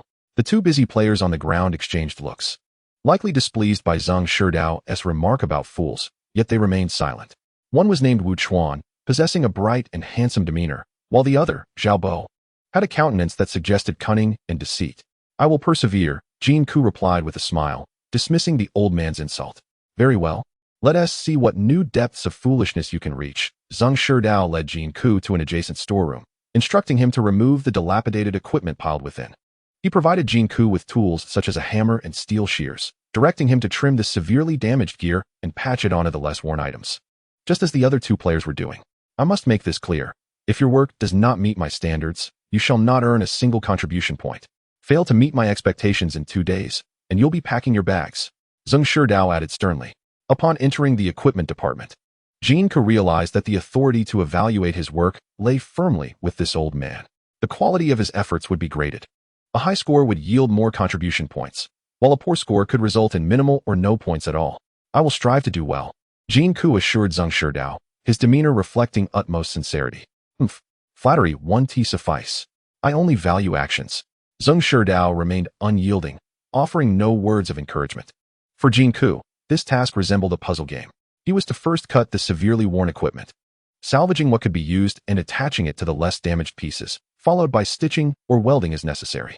However, for the characters within the game, this work was indeed laborious and arduous, fraught with the risk of injury to hands, wrists, or arms, which would result in a new status effect indicating injury, causing stamina to deplete rapidly, while basic attributes would increase at an exceptionally slow pace. I heard the director of the logistics department mention that the equipment department possesses a rune carving device, and I can assist you with the rune engraving tasks. Jin Ke, while engaged in the rudimentary work of equipment assembly, was deliberately seeking a conversation with Zheng Shidao. The assembly of equipment is a menial task. The true reason for Jin Ke's presence in the equipment department is to learn the prestigious art of rune carving. After expressing these sentiments, two players, Zhao Bo and Wu Chuan, who were industriously working nearby, cast sympathetic glances in his direction. Focus on your tasks at hand. Don't disturb me unless necessary. Zheng Shidao approached and gave Jin Ke a kick before returning to his workstation. Huh, one kick each. Now my heart feels balanced, Jin Ke thought. Me too, echoed the two players, Zhao Bo and Wu Chuan, who were thoroughly entertained by Jin Ke's misfortune, likely because they had previously faced similar reprimands for their indiscretions. Jin Ke shook his head and resumed the tedious work of dismantling and piecing together old equipment. The task of disassembling and reassembling old gear is akin to a trivial game, yet it demands high precision from the player. A moment's lapse in concentration could lead to errors. To excel in this endeavor, one must maintain an unwavering focus throughout, which serves as a significant test of willpower and patience in the realm of reality. However, none of this posed a substantial challenge for Jin Ke. Soon, a notification indicating that a cheat had been activated appeared on his phone. Jin Ke merely needed to perform the tasks of cutting, assembling, pinning, and welding the old equipment once, after which he could configure the cheat to automate these processes. Having set up the cheat, Jin Ke attended to Xue'er, though his gaze occasionally flicked to the phone screen, keen to avert any erroneous actions from his character, as he was reluctant to jeopardize this crucial job due to minor mishaps. What a tedious job, complained player Wu Chuan. And the intensity is so high, it's exhausting. My fingers are sore from tapping, added Zhao Bo, joining the lament. The director of logistics was right. This is hardly work for humans. Wu Chuan continued. After today, I wonder how many contribution points we'll receive. If it's too little, I might just quit for another job, given how tough this is. The contribution points shouldn't be scarce, Zhao Bo responded. Who knows? If we quit after one day, that old man will surely berate us. And if we quit, are we afraid of his scolding? Just retort back. That old man is quite fearsome. If we argue, we might end up getting hit. Wu Chuan and Zhao Bo muttered as they repaired the equipment. Jin Ke refrained from engaging in their conversation, as with the aid of the cheat, his character executed each operation with robotic precision. Lunchtime arrived, and he headed to the cafeteria, returning to continue the monotonous and arduous work in the afternoon. The workday concluded at 6 in the evening. Having spent the entire day engraving runes, Zheng Shidao rose, took his wolf dog by the leash, and proceeded to the storeroom to inspect the output of the 3 players for the day. Is this the sum of your efforts for the day? What is this nonsense? Not a single piece is up to standard. Even a fool would outperform you. With that pig's brain of yours, perhaps you should return to the womb for a redesign before you emerge to cause harm. After Zheng Shida abruptly berated Zhao Bo without any prior indication, the atmosphere shifted dramatically. How many contribution points can I earn for today's work? Zhao Bo inquired with a face clouded by displeasure. He had toiled away for 8 arduous hours, diligently tapping away at his phone screen, leaving him with aching muscles and cramping hands. Contribution points? I haven't even requested compensation for the material losses yet. Get out. Zheng Shida kicked Zhao Bo dismissively. How can I not receive even a single contribution point after such a demanding day? And you dare to strike me? I will file a complaint. Zhao Bo exclaimed, his eyes wide with indignation, utterly unable to accept this outcome. Given the labor-intensive nature of his task, Zhao Bo felt he deserved more contribution points than others. When he had applied for this position earlier that morning, the logistics director had warned him, though he had dismissed the caution, believing his diligence would yield at least 1 contribution point. To his shock, such a scenario had indeed materialized. You're going to complain about me? Hurry up. If you don't, you must be a fool. Zheng Shida charged forward, delivering several slaps to Zhao Bo's face, while his menacing dog growled, seemingly poised to attack. It was evident that Zheng Shida had faced complaints before, yet he remained unfazed. The rationale was simple. Within the training base, he was the sole expert in runic engraving, the only one capable of repairing damaged equipment that was akin to a second life for every personnel member. Who would dare to offend this formidable elder for the sake of a newcomer? You old fool. I'll remember you. This isn't over. Zhao Bo fled the equipment department, cursing in the corridor. In other games, such humiliation might elicit merely a chuckle, but this game was different. Players invested genuine effort, and being toyed with ignited profound anger. Remember you? Come on, let's see how you remember me. Zhengshida shouted as he and his dog dashed out, causing Zhao Bo to sprint away in terror, disappearing from sight. You little brat. Do you dare threaten me? Go back to your mother's womb and start over. Zhengshida yelled after Zhao Bo's retreating figure before returning with his dog. Meanwhile, the dashing and handsome Wuchuan stood there, trembling in silence, unwilling to follow Zhao Bo but also reluctant to remain and face the wrath of Zhengshida. However, the inevitable had arrived. Zhengshida began to assess Wuchuan's work. Director Zheng, you have worked so hard. Truly, you are wise and powerful, as graceful as a jade tree. Wuchuan forced a smile and attempted to flatter Zhengshida, believing that one should not strike a smiling face. Minutes later, Zhengshida's tone shifted dramatically. Is this the quality of work produced by a human? To call you a pig would be an insult to pigs. I have never seen such a foolish creature. Why don't you go work in the breeding area? Not to feed pigs, but to be caged and raised as one. Zhengshida, in a fit of exasperation, hurled insults at Wuchuan. Did I not contribute a single point? Wuchuan's voice resonated with a sense of injustice. Having learned from Zhao Bo's misfortunes, he maintained a demeanor of utmost respect towards Zhengshida, only to be met with scorn. After toiling tirelessly throughout the day, his humble attitude left him disheartened, especially if Zhengshida were to grant him no contribution points at all. Take your 5 contribution points. Should your performance remain this abysmal tomorrow, you might as well seek other employment. You fool. Fortunately, perhaps due to Wuchuan's relatively amiable demeanor, Zhengshida begrudgingly bestowed upon him 5 contribution points. These points could be exchanged for 5 eggs, signifying that Wuchuan's labor throughout the day would yield merely enough to procure a meager meal, barely covering his lunch expenses. After a grueling day, I'm only rewarded with 5 contribution points? If I return here tomorrow, I must truly be a fool. Wuchuan could no longer contain his frustration. You are indeed a fool, Zhengshida retorted sharply. Wuchuan, on the brink of collapse from anger, struggled to suppress his urge to retaliate. What is the matter? Are you displeased? Zhengshida raised his arm threateningly, poised to strike. I am not displeased. Please continue your game without me. Wuchuan lamented his lack of strength, feeling the urge to confront the elder but refraining from acting on it. Get lost. Zhengshida suddenly kicked Wuchuan, catching him off guard, sending him sprawling onto the ground. Rising to his feet, Wuchuan felt the urge to curse but ultimately held his tongue. Zhengshida ignored him thereafter, commencing his inspection of Jin Ke's work. Wuchuan, however, remained hunched over and clutching his abdomen, hoping to witness Jin Ke receive a similar reprimand from Zhengshida, which would bring him some semblance of solace. Unbeknownst to them, Zhao Bo had stealthily returned, standing behind Wuchuan, both of them casting glances towards the unfolding scene. Such is human nature. When misfortune befalls oneself, there is a desire for others to share in the same plight. If another's circumstances are even more dire, it offers a sense of psychological equilibrium. Now, having suffered greatly at Zhengshida's hands, Zhao Bo and Wuchuan could only wish for Jin Ke to share in their misfortunes, or perhaps even endure worse, which would alleviate their spirits somewhat. However, events did not unfold as they had anticipated. Zhengshida meticulously examined each piece of equipment Jin Ke had repaired, and his initially fierce and agitated demeanor gradually softened. Well done, young man. After completing the inspection, Zhengshida uttered a phrase that left Wuchuan and Zhao Bo feeling deflated and disappointed. Well done would have sufficed, but to hear very well done left them pondering whether Jin Ke might be a relative of Zhengshida. Thank you for your praise, Supervisor Zheng. Jin Ke, eager to earn contribution points, adopted a courteous tone.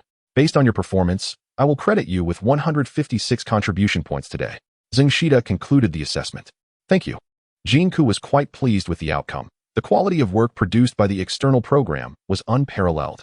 If he were to perform the task himself, he could not achieve such precision, and his work quality would hardly surpass that of Wuchuan and Zhao Bo. However, the external program was an entirely different story. How infuriating! After laboring for 8 hours, he had earned a mere 5 contribution points, while this fellow, after only 6 hours, had amassed a staggering 156 contribution points. This world is simply too unjust. Why is that so? I toiled all day and received not a single contribution point. That player must be related to him. In a reality rife with unfairness and hidden agendas, it was disheartening to discover that even in gaming, one could not escape such inequities. Players Wu Chuan and Zhao Bo could only depart in tears, unable to witness Jin Ke's predicament. Chapter 26. A familiar figure you may leave for the day. Though if you wish to work overtime, I have no objections. However, even if you do, contribution points will only be calculated based on regular working hours.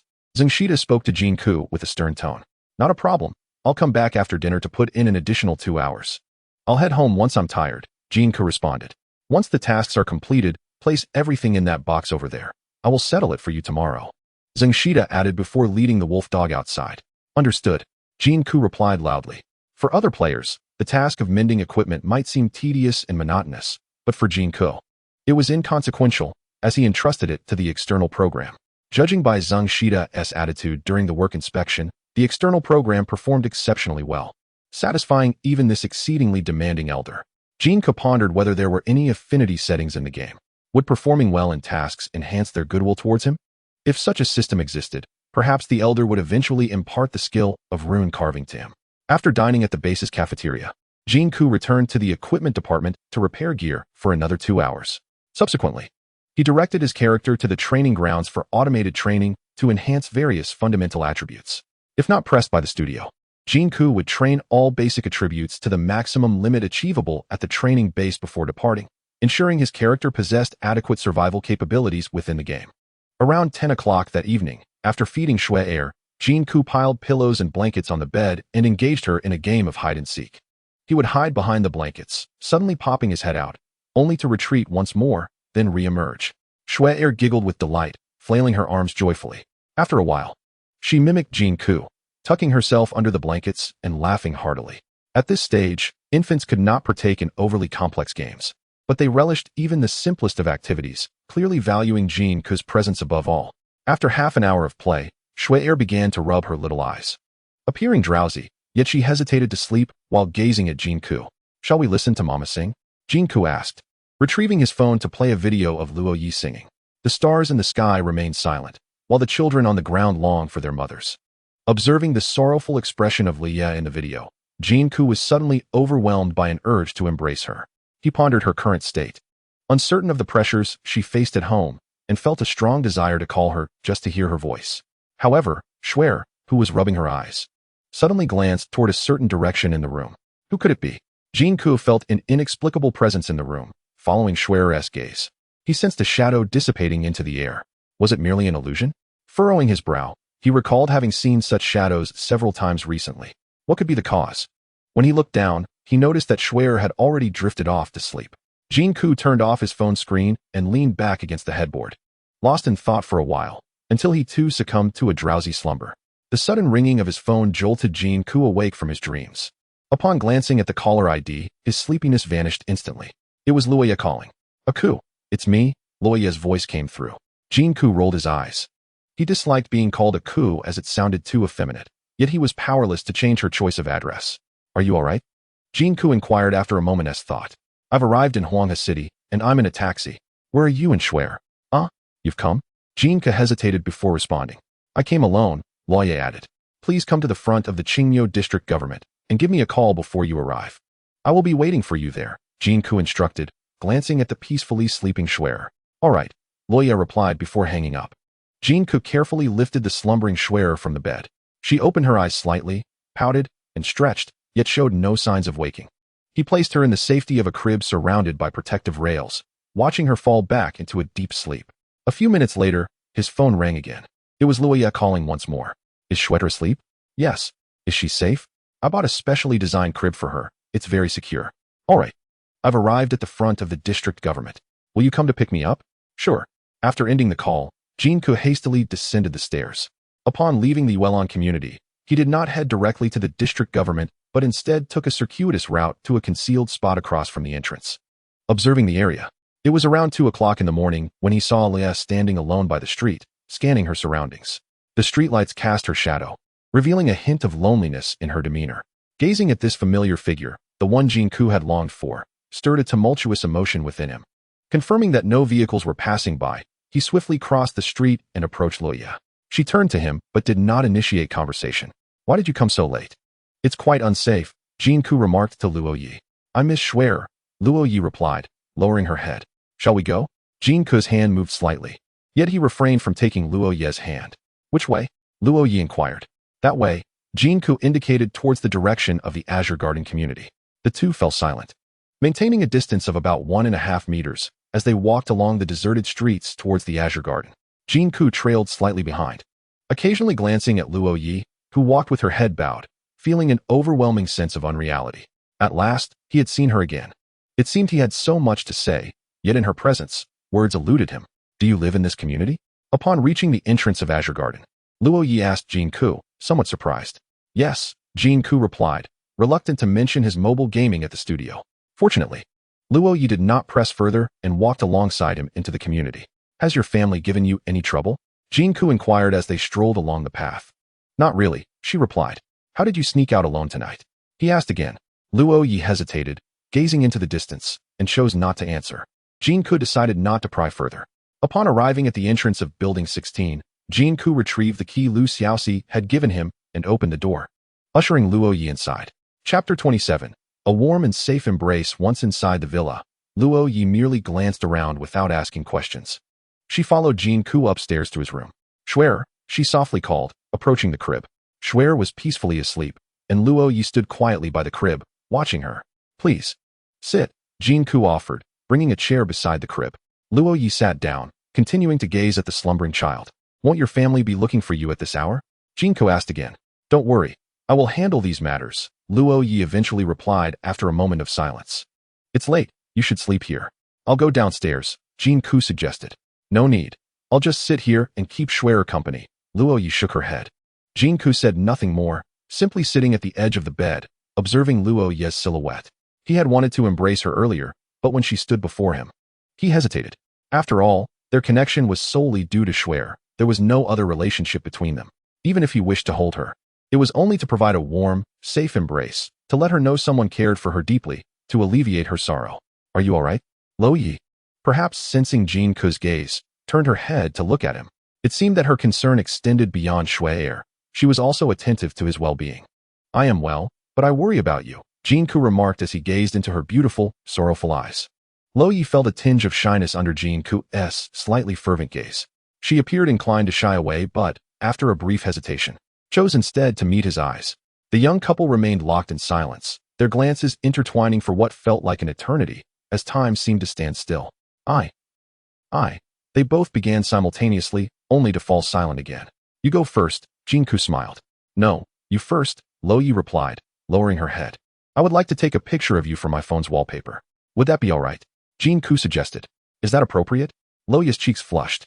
I merely wish to see you whenever I think of you, Jin Ke confessed, his heart racing with anticipation. Then go ahead. But you must make me look good, otherwise. I will delete it. Luo Ye lifted her head, her expression still shy. You are so beautiful. You will look lovely no matter how the photo turns out. Jin Ke assured her as he picked up his phone and began snapping pictures. He took a dozen shots in quick succession, his fingers reluctant to stop, knowing she wouldn't always be there. In a sudden moment, as he gazed at the Xiaomi phone in his hand, his expression shifted dramatically. He rushed to the bedside table and retrieved his old phone from the drawer. Upon checking, he discovered that there was no record of any calls with Luo Ye. Earlier, he had been awakened from a dream by the phone's ringing, and when he answered, he had been holding the Xiaomi phone, which had no SIM card. Who are you? Why are you impersonating Luo Ye? Jin Ke questioned her with growing suspicion. Luo Ye's expression turned to one of fear, and in an instant, her form transformed into a wisp of black fog, dissipating into the air. What is happening? Jin Ke shouted, attempting to rush forward, only to suddenly awaken from his dream. He found himself still reclining at the head of his bed, drenched in sweat, clutching the Xiaomi phone. The game character within the phone remained quietly suspended in play. So, it was merely a dream, Jin Ke muttered, shaking his head with a sigh. At the Luo residence, Luo Ye jolted awake, sitting up and gasping for breath. She had experienced an extraordinarily lengthy dream, its sensations so vivid and clear that she struggled to distinguish between dream and reality. In her dream, she felt a deep longing for Xue'er and concern for Jin Ke, compelling her to rush to Huanga City. Suddenly, she found herself in a taxi, confusedly dialing Jin Ke's number. He instructed her to meet him in front of the Qingniu district government, and she directed the taxi to that location. After a while, Jin Ke arrived, and the two exchanged a few words before heading to the Blue Garden community. She followed Jin Ke into a villa, ascended to the second floor, and encountered Xue'er in a certain room. Jin Ke suggested that she sleep there while he would rest on the sofa downstairs. Luo Ye stopped him, feeling an urge to converse with him, yet found herself at a loss for words in his presence. His gaze was fervent as it fell upon her. And though she instinctively sought to evade his eyes, she ultimately could not, her heart racing fiercely. Later, he proposed to take her photograph, to which she jestingly responded, urging him to ensure that she looked good. After he had captured over a dozen photos, he suddenly dashed to the table and grabbed another phone. Upon doing so, his expression shifted to one of strangeness, enveloped in a shroud of dark mist as he began to yell at her. The words were unclear to her, and in a state of sheer terror, she jolted awake from the dream. Was it merely a dream? A sense of loss washed over Luo Ye. What was the significance of the Blue Garden community in Qingyou district? As she recalled the dream scenes, a shiver of anxiety coursed through her. Surely it was just a figment of her imagination? Her sister-in-law, Gu Jiao, had mentioned taking her to the Blue Garden community in Huanghe City, leading to her dream of him residing there as well. That was utterly implausible. He lacked the means to afford such an opulent villa community. Reflecting again on the entirety of the dream, Luo Ye sighed deeply. With the aid of external support, Jin Ke trained tirelessly day and night. Xue'er expressed his satisfaction with Jin Ke's progress, even notifying the logistics department to cease recruitment of additional newcomers, citing concerns that their inadequate skills could squander his invaluable equipment materials. The logistics department breathed a sigh of relief upon finally finding a suitable candidate, as they had been troubled by the daily complaints from newcomers regarding the old man Zhang, whom they dared not confront. Days later, Jin Ke's strength had risen to 804, endurance to 645, and physique to 761, meeting the requirements for intermediate-level assassin training in terms of strength. With strength achieved, Jin Ke began his training in endurance. Chapter 28. Evaluation Report. Gratitude to He Moya for the generous donation of 50,000 starting coins. The methods of endurance training primarily include continuous practice, repetitive practice, interval training, variable practice, competitive game practice, circuit training, and high-altitude training. Equipment-free endurance training methods encompass various exercises such as standing push-ups, repeated hill sprints, continuous half-squat runs, and stair running. With equipment, one can engage in rowing simulations, resistance band exercises, rope climbing, and horizontal ladder climbing, among numerous other training modalities. Anaerobic endurance training encompasses a variety of methods such as interval sprints, repeated starts, continuous running, intermittent jogging, timed runs, repeated acceleration runs, and variable pace runs, among others. In contrast, aerobic endurance training includes continuous water treading, prolonged rowing, and various circuit exercises lasting over 5 minutes. Within the novice training zone, there are no instructors. Instead, training diagrams are displayed on the walls. For players entering the game, they need only to arrive at the designated locations and follow the prompts to engage in various exercises by pressing the appropriate keys. Each training method requires distinct combinations of key presses, with specific demands regarding the duration, accuracy, and timeliness of each input. Greater precision yields superior training results. This training can be exceedingly monotonous, and the repetitive nature can quickly lead to exhaustion. Jin Ke, who relies on cheats to assist him with the training, finds it manageable. Yet other novice players struggle to persist. Currently, Jin Ke trains at night, while working during the day in the equipment department, aiding Xue'er in repairing gear. This tedious and low-level work primarily earns contribution points, offering only minimal enhancement to his basic attributes. After 5 days, Jin Ke's accumulated attribute points from work amount to a mere 0.3. Nevertheless, Xue'er's attitude towards Jin Ke has noticeably softened, with his tone becoming increasingly gentle, occasionally inquiring about Jin Ke's diet and rest. Jin Ke's adeptness at equipment cutting and repairs significantly eases Xue'er's rune carving process, as it is rare to find an apprentice with such a commendable work ethic and high-quality output. Xue'er even worries about the day Jin Ke might suddenly cease his efforts. Curious about rune carving, Jin Ke seizes the moment when Xue'er is in good spirits to inquire further. His presence in the equipment department is not solely for contribution points and the meager attribute enhancements. Primarily, he aspires to master the art of equipment creation and repair. The principles of rune carving are intricate and not easily grasped by just anyone. I will explain it to you in detail when I have the time, Xue'er responds, his tone now noticeably less rigid than before. After several weeks of work and training, Jin Ke's strength has risen to 836, endurance to 861, constitution to 833, charm to 101, and willpower to 003, culminating in a total of 1226. In the real world, Jin Ke perceives the emergence of muscle on his physique. He can now carry Xue'er for half an hour on the rooftop without fatigue. It must be the villa's excellent diet that has provided him with adequate nutrition, unless there could be another explanation. A vague intuition suggests that there might indeed be another reason behind this. You have all been working here for at least a week, with some for as long as half a month. The studio requires me to conduct a summary and assessment of your initial performance, offering praise and rewards for commendable efforts while criticizing and penalizing those who fall short. Instructor Xue'er has convened over a dozen newcomers for a meeting in the lobby on the first floor. In recent days, Jin Ke has seldom ventured downstairs or mingled with other players. Unbeknownst to him, the villa has become a bustling haven for gamers, with its all-inclusive accommodation and daily wages amounting to hundreds of yuan, drawing numerous mobile game enthusiasts to the studio for work. Among the attendees, Jin Ke can only recognize a few familiar faces, such as Luo Ye, who initially arrived at the villa with him, and a hefty individual named Yu, who seems to have lost some weight and appears considerably more spirited than when he first arrived. Beside Yu are two players, Yu Gang and Luo Ye, with whom Jin Ke shares a vague acquaintance. The rest of the players are mere strangers to him, faces he has only glimpsed in the dining area. First and foremost, I wish to commend our employee, Jin Ke. Over the past half-month in the studio, his dedication and diligence in training have garnered unanimous praise from the supervisors at the training base. Xue'er continued to announce. Are there supervisors at the training base? Luo Ye inquired, her curiosity piqued. Indeed, those around you may be security personnel, cleaners, or ordinary workers. They might also serve as part-time supervisors for newcomers. They discreetly observe each new recruit's performance, provide evaluations, and report to the base supervisor, from whom the studio will receive your assessment reports, Xue'er elucidated. What is the relationship between the studio and the training base in the game? Can we truly obtain reports from the base supervisor? This game feels rather peculiar in many aspects. Don't you all find it strange? Yu Gang voiced his curiosity, glancing at the other players around him. You will gradually come to understand, Xue'er replied, appearing reluctant to delve further into Yu Gang's inquiry.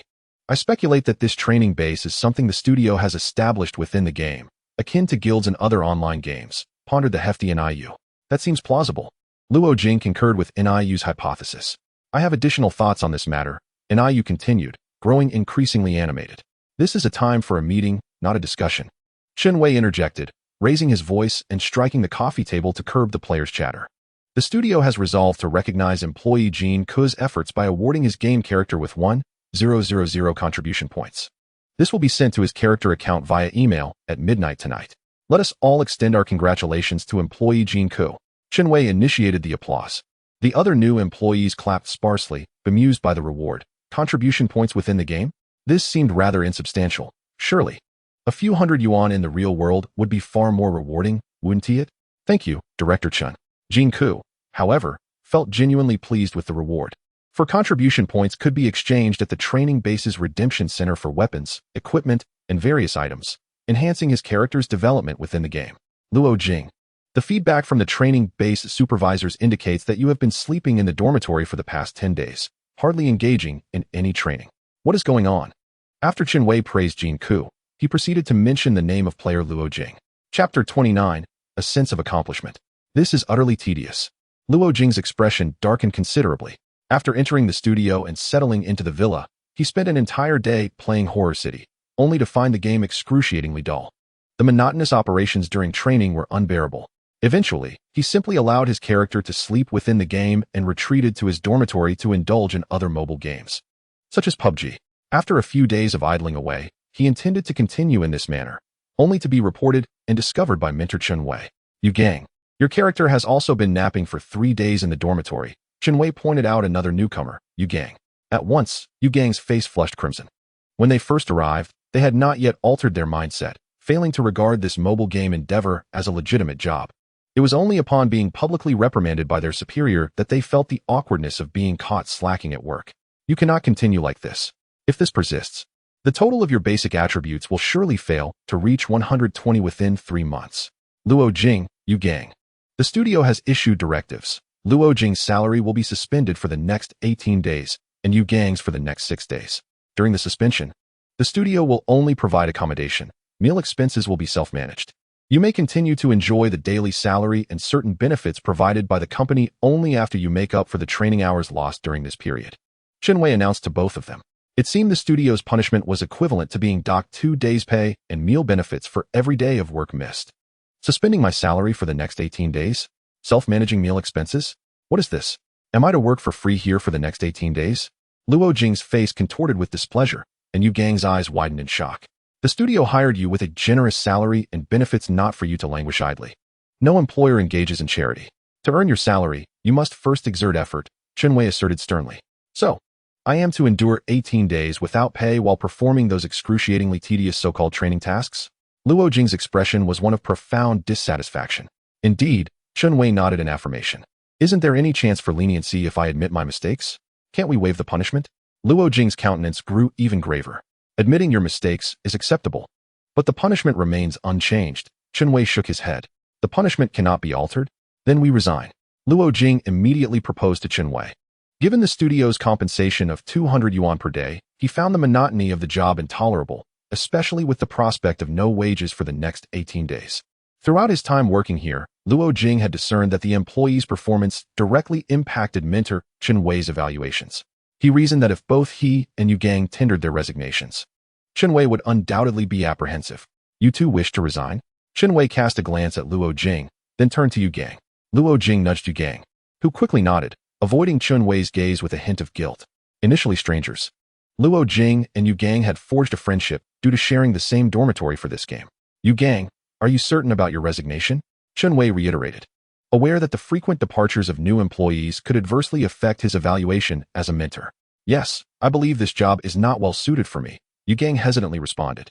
After enduring for 7 days, he found it increasingly difficult to persist, especially with the prospect of no salary for the next 6 days.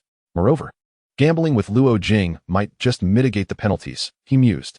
This game is exceedingly tedious. Even if it offered 200 a day, or even 1,000, I would still not wish to engage in such monotonous tasks. And now, penalties on top of that.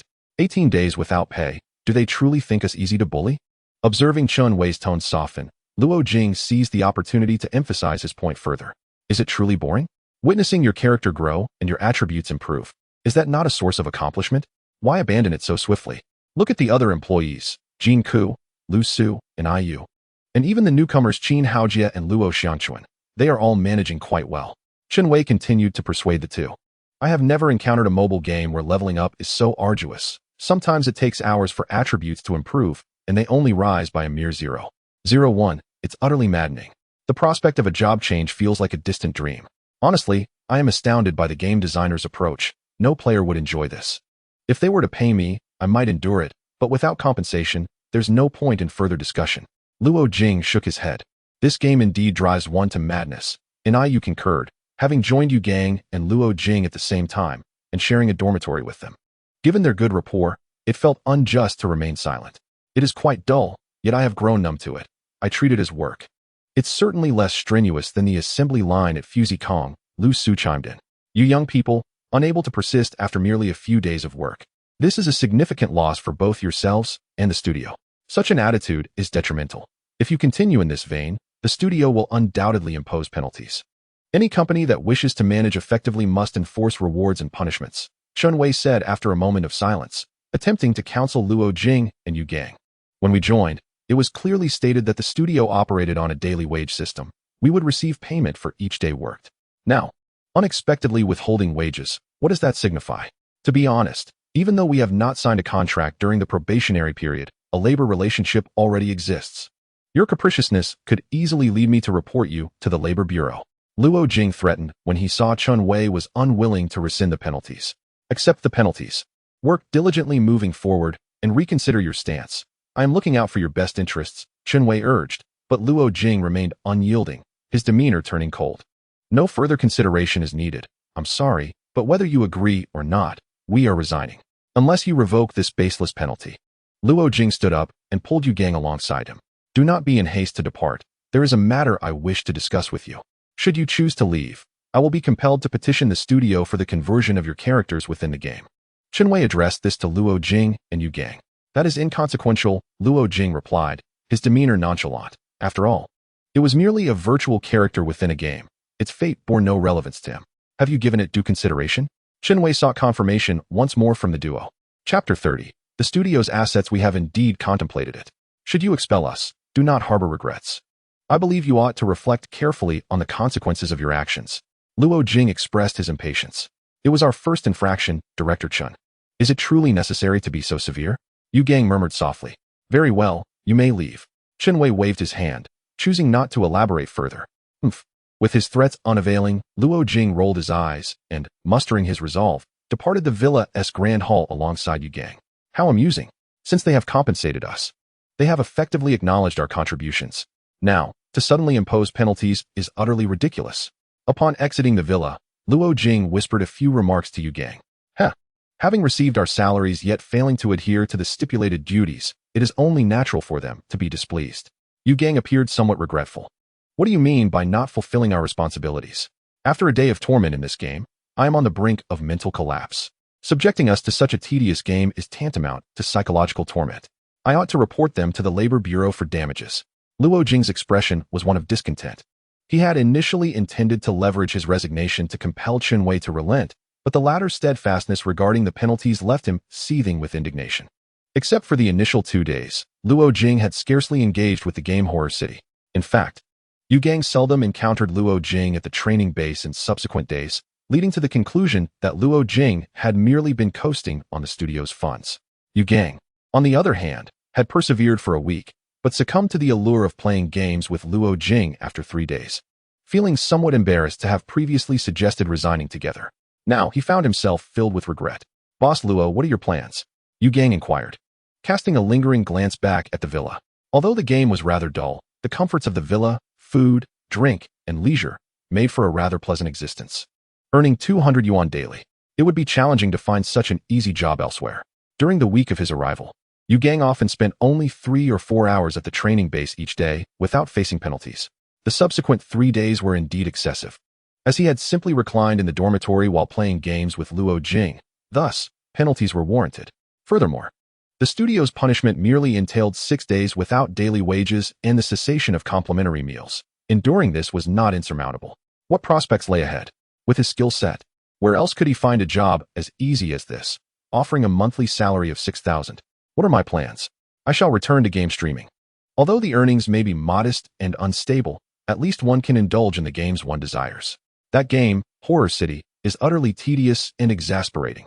Why subject oneself to such torment in life? If you find yourself at a loss for activities, you may assist me. Luo Jing suggested to Yu Gang. No. I have other matters to attend to. Yu Gang quickly shook his head. Very well, should you change your mind, you are always welcome to seek me out. Noting Yu Gang's lack of interest in streaming, Luo Jing refrained from pressing further. The two ventured outside the villa community, conversing for a while before parting ways to board their respective vehicles. After riding the bus for a single stop, Yu Gang disembarked, reflecting on his decision. He located a nearby bike and unlocked it with his phone. He was somewhat bashful. Even after facing sanctions from the studio, he had not resolved to resign. His earlier departure had been out of consideration for Luo Jing, and while seated on the bus, regret had begun to swell within him. Thus, he alighted after one stop, determined to return to the Blue Haven community and apologize to Wei. Upon arriving at the villa, Wei had just concluded a meeting and was preparing to ascend to his room. Director Chun, I was wrong. I no longer wish to resign. I accept the studio's punishment. May I return to work? Yu Gang approached Wei earnestly, a sincere expression of remorse upon his face. Of course. I have yet to submit your resignation to the studio. Welcome back, but do not squander your time. Idleness is detrimental to both yourself and the studio, Wei replied, appearing rather forgiving. Director, I am truly sorry. I did not intend to resign. It was merely Yu Gang feeling somewhat embarrassed. He added, I understand. Do well at the studio. Your daily wage will increase over time. Wei reassured him with a pat on the shoulder. Is there any chance to waive some of the daily wage for the 6 days of punishment? Yu Gang cautiously inquired. I will need to seek approval from above. How about this? Perform admirably over the next 6 days, and if you can make up for the training missed in the first 3 days, perhaps they will consider waiving the entire penalty and reimburse you for both your daily wage and meal expenses, Wei replied. All right, I shall strive to ensure I do not disappoint Director Chun. Yu Gang exclaimed joyfully, eager to express his commitment. Will Luo Jing not return? Wei glanced toward the entrance. Probably not. I am not particularly well acquainted with him. Yu Gang distanced himself from Luo Jing. Very well. I shall submit the application to reassign his role to the training base, Jin Ke said, furrowing his brow. Why not simply delete his role? Why transfer him to the base? Yu Gang found the studio's approach somewhat perplexing. Each character you establish is an asset of the studio. If you cease to engage with a character, leaving them idle at the training base still consumes studio resources. Transferring them to the base for its development is the most prudent way to mitigate losses, Jin Ke explained after a moment of silence. Oh. Yu Gang felt that this explanation was rather far-fetched, yet he chose not to delve deeper, as such matters held little relevance to him. He resolved to focus solely on his own responsibilities henceforth. That evening, at 8 o'clock, Jin Ke meticulously composed Luo Jing's resignation letter along with an application for his transition to the training base. After completing the documents, he gravely consumed 2 cups of coffee, hesitating for quite some time before finally clicking the send button. Soon after, Jin Ke received a reply confirming the approval of Luo Jing's resignation. In the game, Luo Jing's character was set to be transformed into a member of the training base in half an hour. By 9 o'clock that night, Yu Gang encountered Luo Jing in the game, who was dressed in a work uniform and heading towards the planting area. Boss Luo, Yu Gang called out to him. Do you need something? Luo Jing paused, his voice unmistakably that of the player Luo Jing. Are you truly controlling him yourself now, or have you really transformed? Upon hearing Luo Jing's voice, an inexplicable chill ran through Yu Gang. The game's AI was remarkably sophisticated, capable of conversing like a human, making it challenging for Yu Gang to discern whether it was a person or an intelligent program at the helm. I have no idea what you're talking about. I have things to attend to. Please don't disturb me, Luo Jing replied with a disgruntled expression, continuing his path towards the ecological planting area. Dressed in the uniform of a planting area worker, he appeared to have indeed become a laborer at the training base.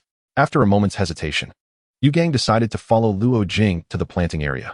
Although the training base was situated within a mountain, the planting area was vast and seemingly endless.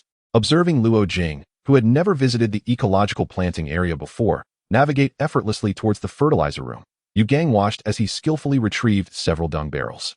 Like a seasoned worker, he proceeded to the fields to dig and fertilize, cultivating various vegetables and crops. The dung barrels were filled with excrement, and upon closer inspection, Yu Gang noticed numerous maggots wriggling within. The game's text described the barrels as having an atrocious stench. As Yu Gang's character approached, he instinctively covered his nose. Yet, Luo Jing appeared utterly oblivious, digging with one hand while holding a dung spoon with the other, even callously piling dirt with his bare hands, burying the fertilizer and maggots in the soil. This industrious, diligent, and unbothered Luo Jing was a sight Yu Gang had never witnessed before.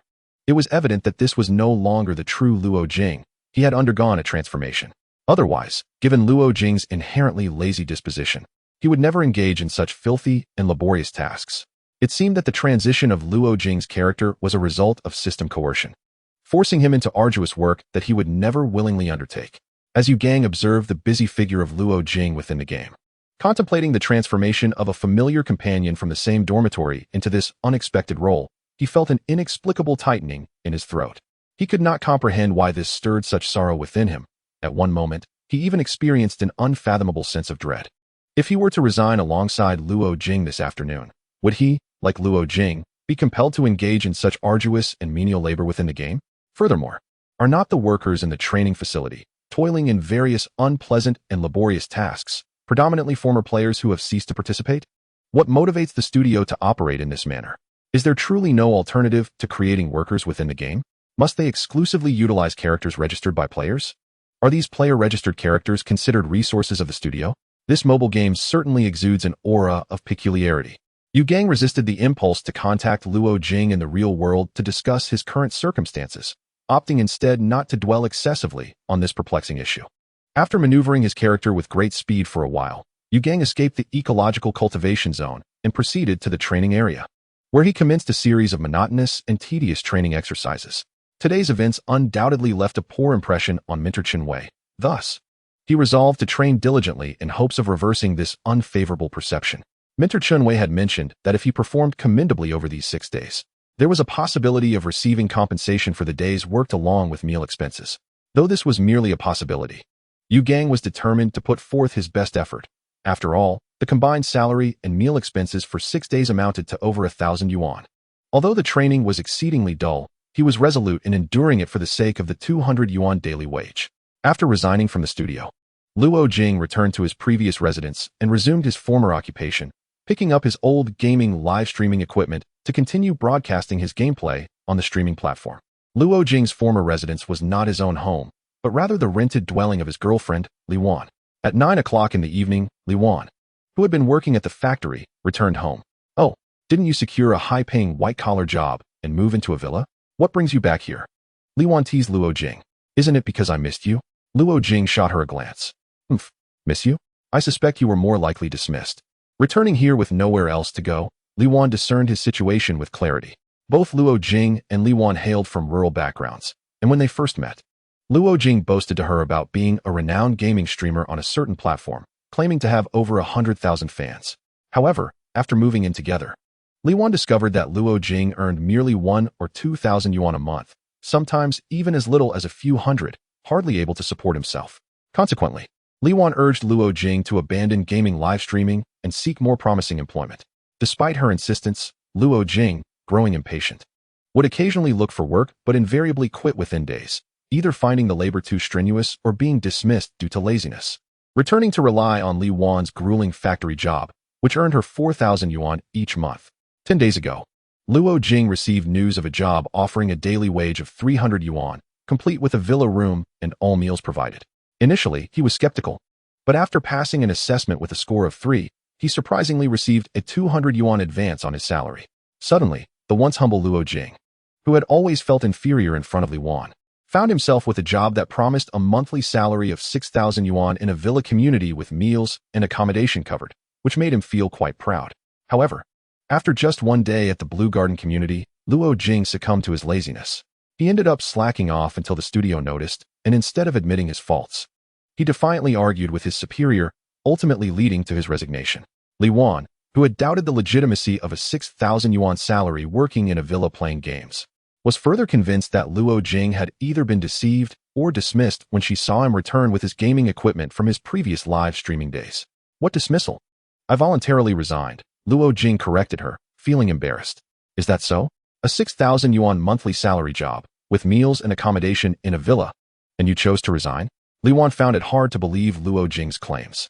"What is wrong? Is that not acceptable?" He shot her an annoyed glance. "Can you not be more ambitious? Change your lazy ways. You can't hold a job for more than a few days."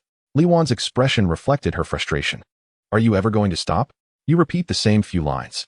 Luo Jing was displeased. "What will we do if this continues? Rely solely on my salary? How will we marry?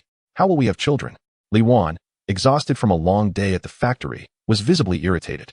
"Why must we marry and have children? Isn't our current situation just fine?" Luo Jing responded, puzzled. "Are you just planning to continue this way? Are you even a man?" Li Wan's face showed signs of despair. "What do you mean by continue? How am I not a man? Am I not busy trying to earn money?" Luo Jing erupted in anger. "Let us break up," Li Wan decisively declared. Despite her reluctance to part with a man who had proven unworthy, she realized it was time to cut her losses. "You say break up and it's done? Fine, I want 100,000 yuan for the loss of my youth." Luo Jing extended his hand. Li Wan, well aware of Luo Jing's unscrupulous nature, was taken aback by his audacity. "If you can't afford it, don't even mention a breakup. Go wash up and sleep. I still need to work to support the family." Luo Jing pushed her toward the bathroom. Sighing, Li Wan felt a surge of anger. But after a long day, she was too weary to engage in further argument with this scoundrel. As the night deepened, Luo Jing stared at the sparse audience in his streaming room, feeling despondent after failing to receive any tips despite his shouting. He shut down the stream and headed to the bathroom, preparing to wash up and sleep. Turning on the faucet, he absent-mindedly splashed water on his face with a towel. When he lifted the towel and opened his eyes, he was startled to see his reflection in the sink, causing him to shudder involuntarily. How did the sink become filled with vegetables? Luo Jing widened his eyes in surprise, but when he looked back at the sink, everything had returned to normal, devoid of any signs of plants. How could vegetables possibly grow in a sink? Was it an illusion? Shaking his head, Luo Jing turned to remove his trousers, facing the toilet in preparation to relieve himself. However, upon lowering his gaze, he discovered that the toilet had transformed into a foul-smelling bucket, filled with repugnant contents that made him want to retch. Startled, Luo Jing quickly covered his nose. In the next moment, both the bucket and the stench vanished, and the bathroom reverted to its original state. What was happening? Furrowing his brow, Luo Jing finished his business and turned to fetch some water from the foot basin to wash his feet. But as he turned, he unexpectedly slipped, crashing to the floor with a thud. "Damn, It felt as if he had collided with something, and upon inspection, he realized he had toppled a bucket, landing face first into a pool of foul liquid. His mouth, agape in shock, was met with writhing maggots in the muck before him. The stench nearly overwhelmed him. Ugh! Luo Jing quickly propped himself up, spitting repeatedly onto the floor, realizing he must have bitten into some of the vile liquid and maggots during his fall. In the following moment, the bucket and the maggots had disappeared. Upon closer inspection, he found that he hadn't knocked over a bucket at all, but rather the bathroom wastebasket. The foul taste in his mouth was from a sanitary napkin that Li Wan had discarded before going to bed. Damn it! Luo Jing rushed to the sink, grabbing a rinsing cup and turning on the tap to fill it with water for a mouthwash. However, as the cup reached his lips, he discovered he had filled it with the same repugnant liquid, complete with swimming maggots. Ah! He hurled the cup away, hastily fleeing the bathroom. What madness is this? Hearing the commotion and his various screams, Li Wan grumbled discontentedly. You're the one who's mad. I nearly met my demise in the bathroom. And you show no concern? The memory of the sanitary napkin in his mouth ignited his anger. If you had truly died, I'd be thrilled. Li Wan retorted coldly. You wretched woman. How dare you speak to me like that? Luo Jing's frustration only intensified. Exhausted from a long day's work, Li Wan didn't wish to argue and turned her back to him, curling up in bed to continue sleeping. Bring me something delicious tomorrow, or you'll regret it. Luo Jing, both tired and weary, decided against washing up and instead pulled a blanket over himself, lying down beside Li Wan. What a bizarre day it has been. Such strange illusions. As he drifted in and out of consciousness, Luo Jing soon felt an overwhelming fatigue. When he finally regained some awareness, he found himself squatting in an unfamiliar place, with the ground beneath him resembling tilled earth. He was diligently planting seedlings into the soil. After planting a seedling, Luo Jing dug a small pit in the ground, brought over a bucket of manure, scooped up a ladle of dung, and then covered it with some loose soil. Soon, the manure in the bucket was depleted. Luo Jing picked up 2 empty buckets and a long ladle, walking several dozen meters to scoop up manure from a ditch that flowed from the living area. The stench was unbearable. It was truly repugnant. Wait, why am I engaging in such a tedious task? After laboring for a while, Luo Jing suddenly felt that something was amiss. Keep going. Do not stop. A voice echoed in his mind. After this voice emerged, Luo Jing involuntarily resumed scooping dung, digging pits, burying manure, and planting seedlings. After a while, he felt increasingly fatigued and realized he despised the task at hand, prompting him to halt once more. Keep going. Do not stop. The earlier voice had grown more severe. Why should I heed your command? Luo Jing cursed vehemently, then glanced around. Upon surveying his surroundings, he noticed a dark shadow had appeared behind him. Was that voice emanating from the shadow? Your life consists of scooping dung, digging pits, burying manure, and planting. The shadow reprimanded him sternly. What are you? Why should I listen to you? Enraged, Luo Jing charged at the shadow, throwing punches and kicks. The shadow emitted a horrific howl, extending a pair of sharp claws to viciously scratch at Luo Jing's face and hands, drawing blood with each strike. I will kill you. I will destroy you. Amidst the searing pain, Luo Jing clutched the shadow's neck tightly, descending into a frenzied state. Finally, the shadow lay still, prompting Luo Jing to release his grip. Upon doing so, he felt a burning pain across his face and hands. What is happening? Luo Jing suddenly sat up, turning on the lamp beside his bed to inspect his hands, only to find them marked with deep scratches and blood. Reflexively, he glanced at the side and was startled to see Li Wan's face covered in dark bruises, her protruding eyes fixed intently on him. What is going on in the middle of the night? Luo Jing jumped back in shock, and after a moment, he seemed to recall something, quickly shaking Li Wan's body. But she showed no response. Checking for her breath, he discovered she had stopped breathing. Chapter 33. The lines are fixed. Could it be? Was the shadow in my dream her? Did I strangle her to death? Luo Jing trembled all over. I have killed someone. What should I do? As the realization sunk in, he was drenched in sweat. Fleeing was not an option. He doubted he could escape the nationwide surveillance, and the anxiety of such a life would be intolerable. However, staying meant certain capture, and murder would lead to a death sentence, especially for someone like him. Without the means to bribe a judge, the outcome was undoubtedly fatal. I did not intentionally take her life. It was a tragic consequence of a peculiar dream. Perhaps if I confess, I might receive leniency, or maybe one is absolved of responsibility for acts committed in dreams. Luo Jing picked up his phone to conduct some research. A voice suddenly echoed in his mind. It's time to get to work. Startled, Luo Jing glanced around, only to discover a dark figure emerging in Li Wan's bedroom. Its form grotesque and menacing. Who are you? What work? Luo Jing's fear intensified. You are nothing. Your existence is merely to shovel dung, dig holes, fill them with waste. Cultivate, shovel dung, dig holes, fill them with waste, cultivate. The voice in Luo Jing's mind crescendoed into a cacophony, deafening and tormenting.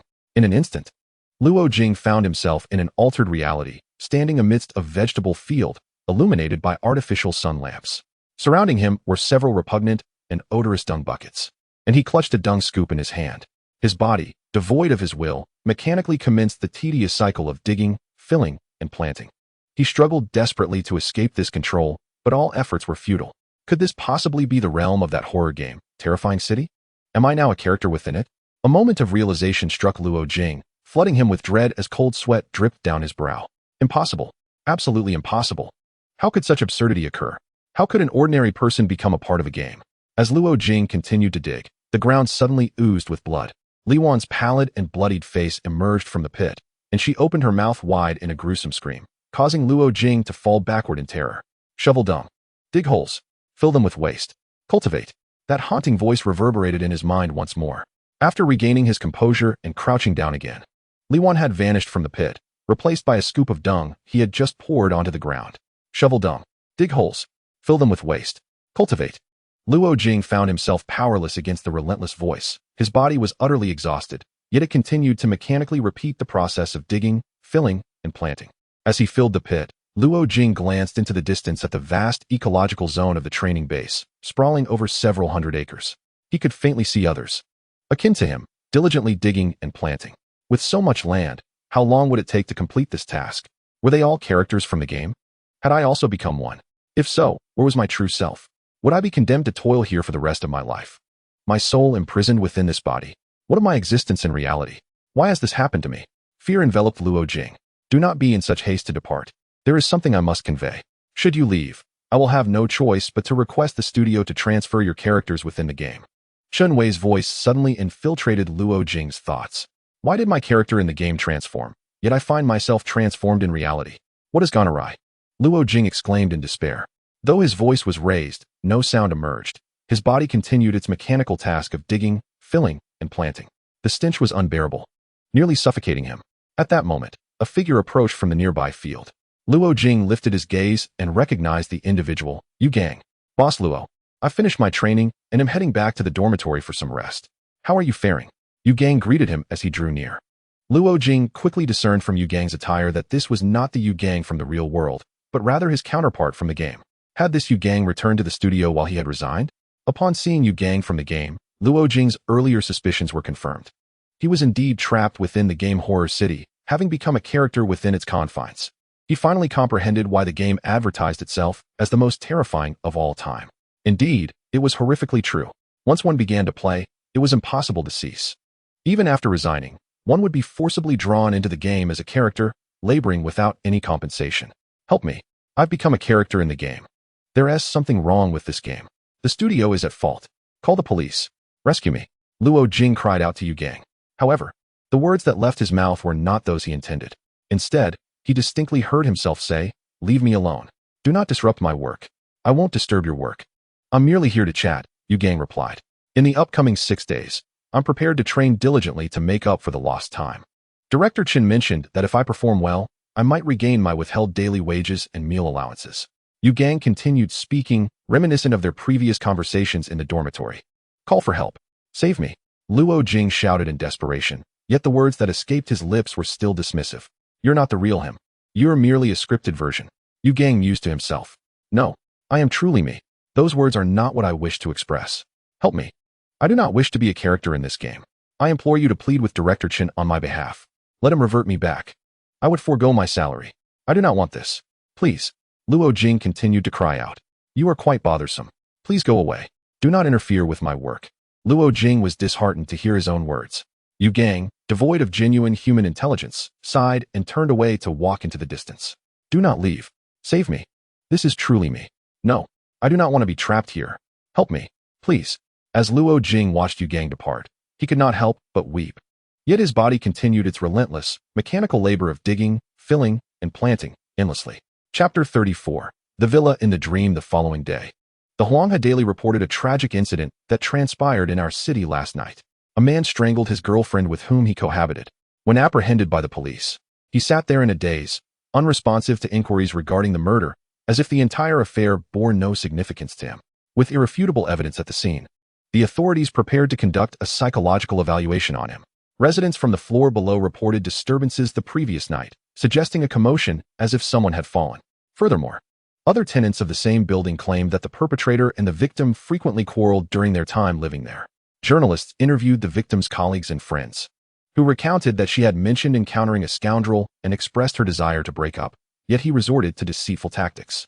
The journalists took this opportunity to caution kind-hearted girls to resolutely end relationships with such individuals. If the partner persists in harassment, it is advisable to seek assistance from friends or even involve the authorities to safeguard one's legal rights. Enduring such behavior could lead to dire consequences, not only for oneself, but also for one's family. Justice prevails. Murderers should harbor no illusions about evading consequences. Pretending to be mad in the face of evidence is futile. Once a crime is committed, the law shall inevitably impose severe penalties. In the Blue Garden Villa community, Li Xuanxuan inquired of Luo Ye, "What are you searching for?" Li Xuanxuan, a distant cousin of Gu Jiaojiao, was assigned by Gu Jiaojiao to monitor Luo Ye's every move and report any irregularities. A week prior, Luo Ye and Gu Jiaojiao had relocated from Yunfeng City to the Blue Garden Villa community, where Luo Ye transferred to Jinxiao International School nearby. Li Xuanxuan, under the guise of a relative attending the same school, had also taken up residence with them. Having entered the school a week before Luo Ye, she sat beside her in class, and after Luo Ye's arrival, they were nearly inseparable. In recent days, after school, Luo Ye had been wandering around the Blue Garden community, seemingly in search of something. Naturally, Li Xuanxuan, with her supervisory role, noticed this peculiar behavior. "Just taking a stroll," Luo Ye replied dismissively. Since moving to the Blue Garden community, Luo Ye occasionally recalled the peculiar dream she had on that fateful night. In her dream, she entered the Blue Garden community alongside Jin Ke, who led her into a particular villa. Ascending to the second floor, they encountered Xue'er. Though she understood it was merely a dream, Luo Ye felt a lingering dissatisfaction. Subconsciously, she yearned to locate the villa from her dream, sensing that Jin Ke and Xue'er awaited her there.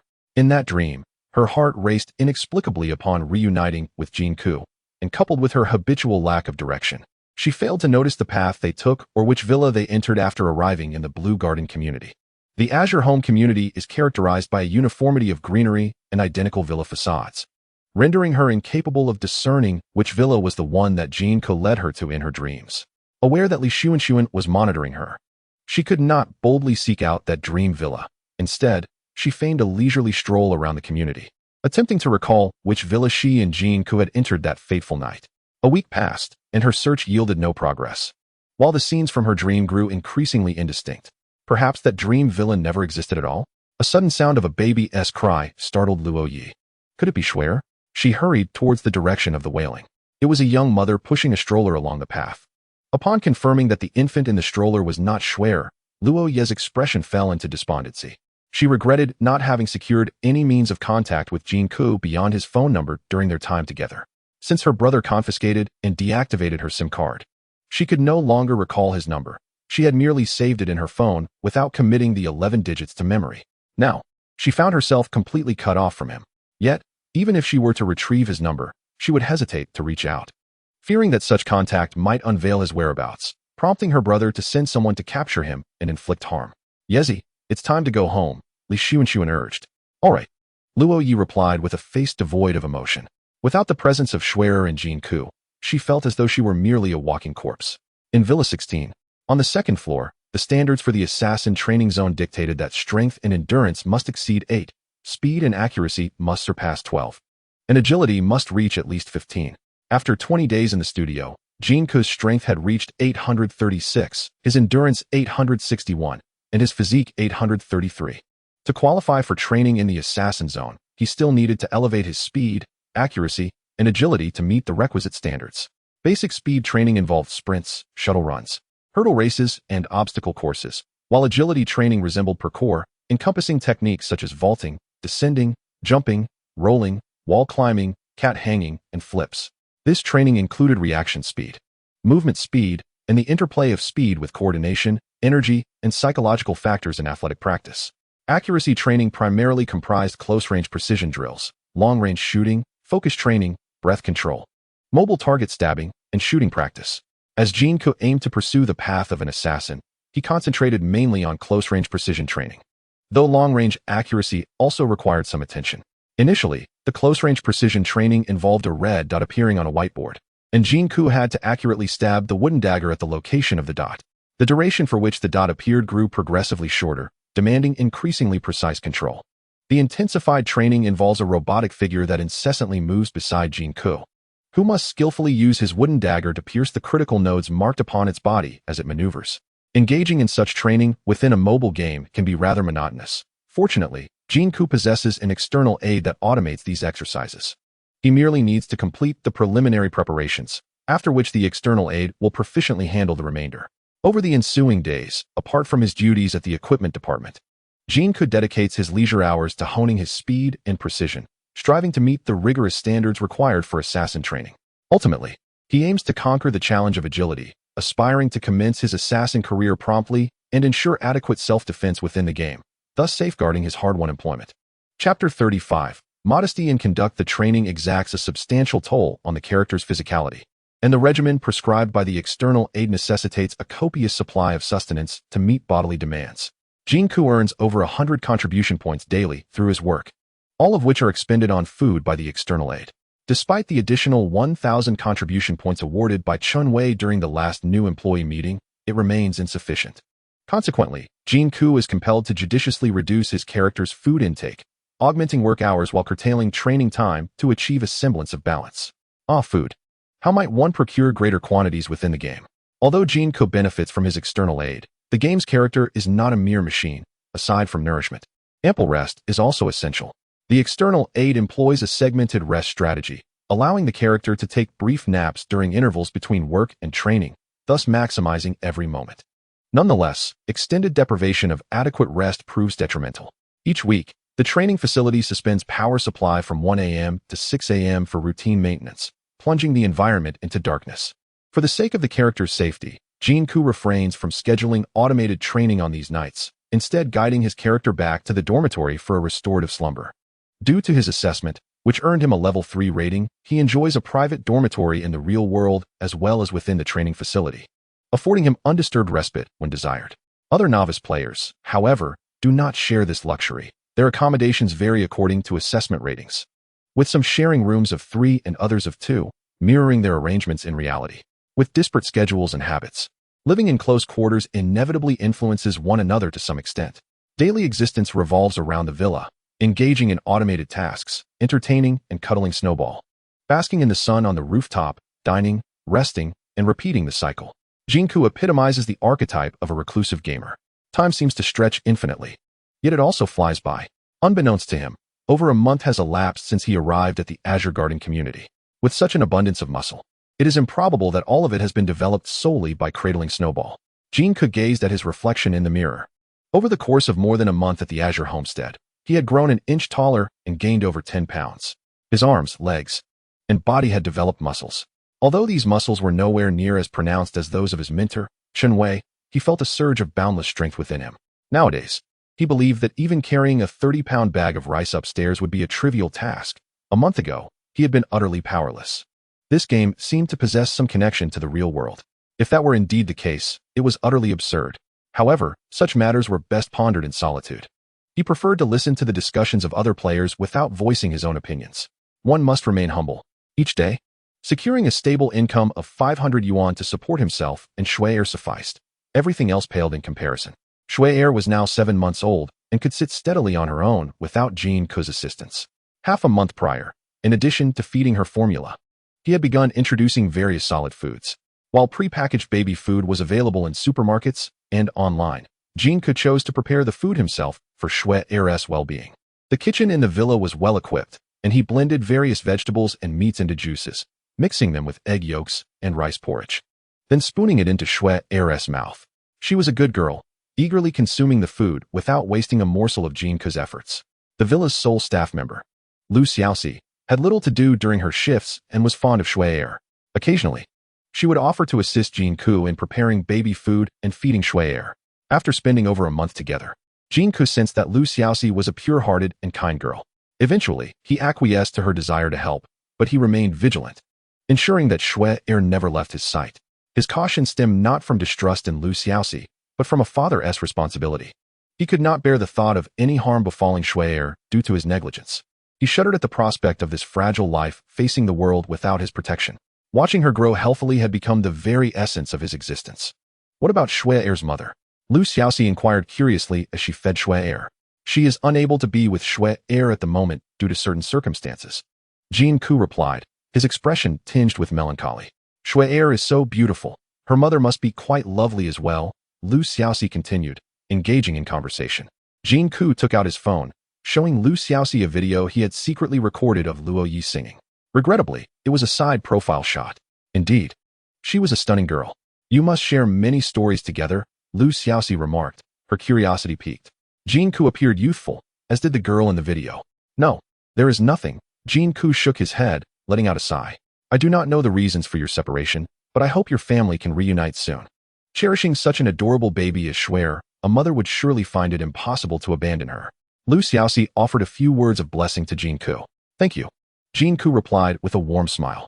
I hold great affection for Xue'er. Should you ever require assistance, do not hesitate to ask. It is no trouble at all. In the Blue Garden Villa community, Building 16, on the first floor, in the lobby, after a period of engagement with the game, it is likely that everyone has encountered new questions.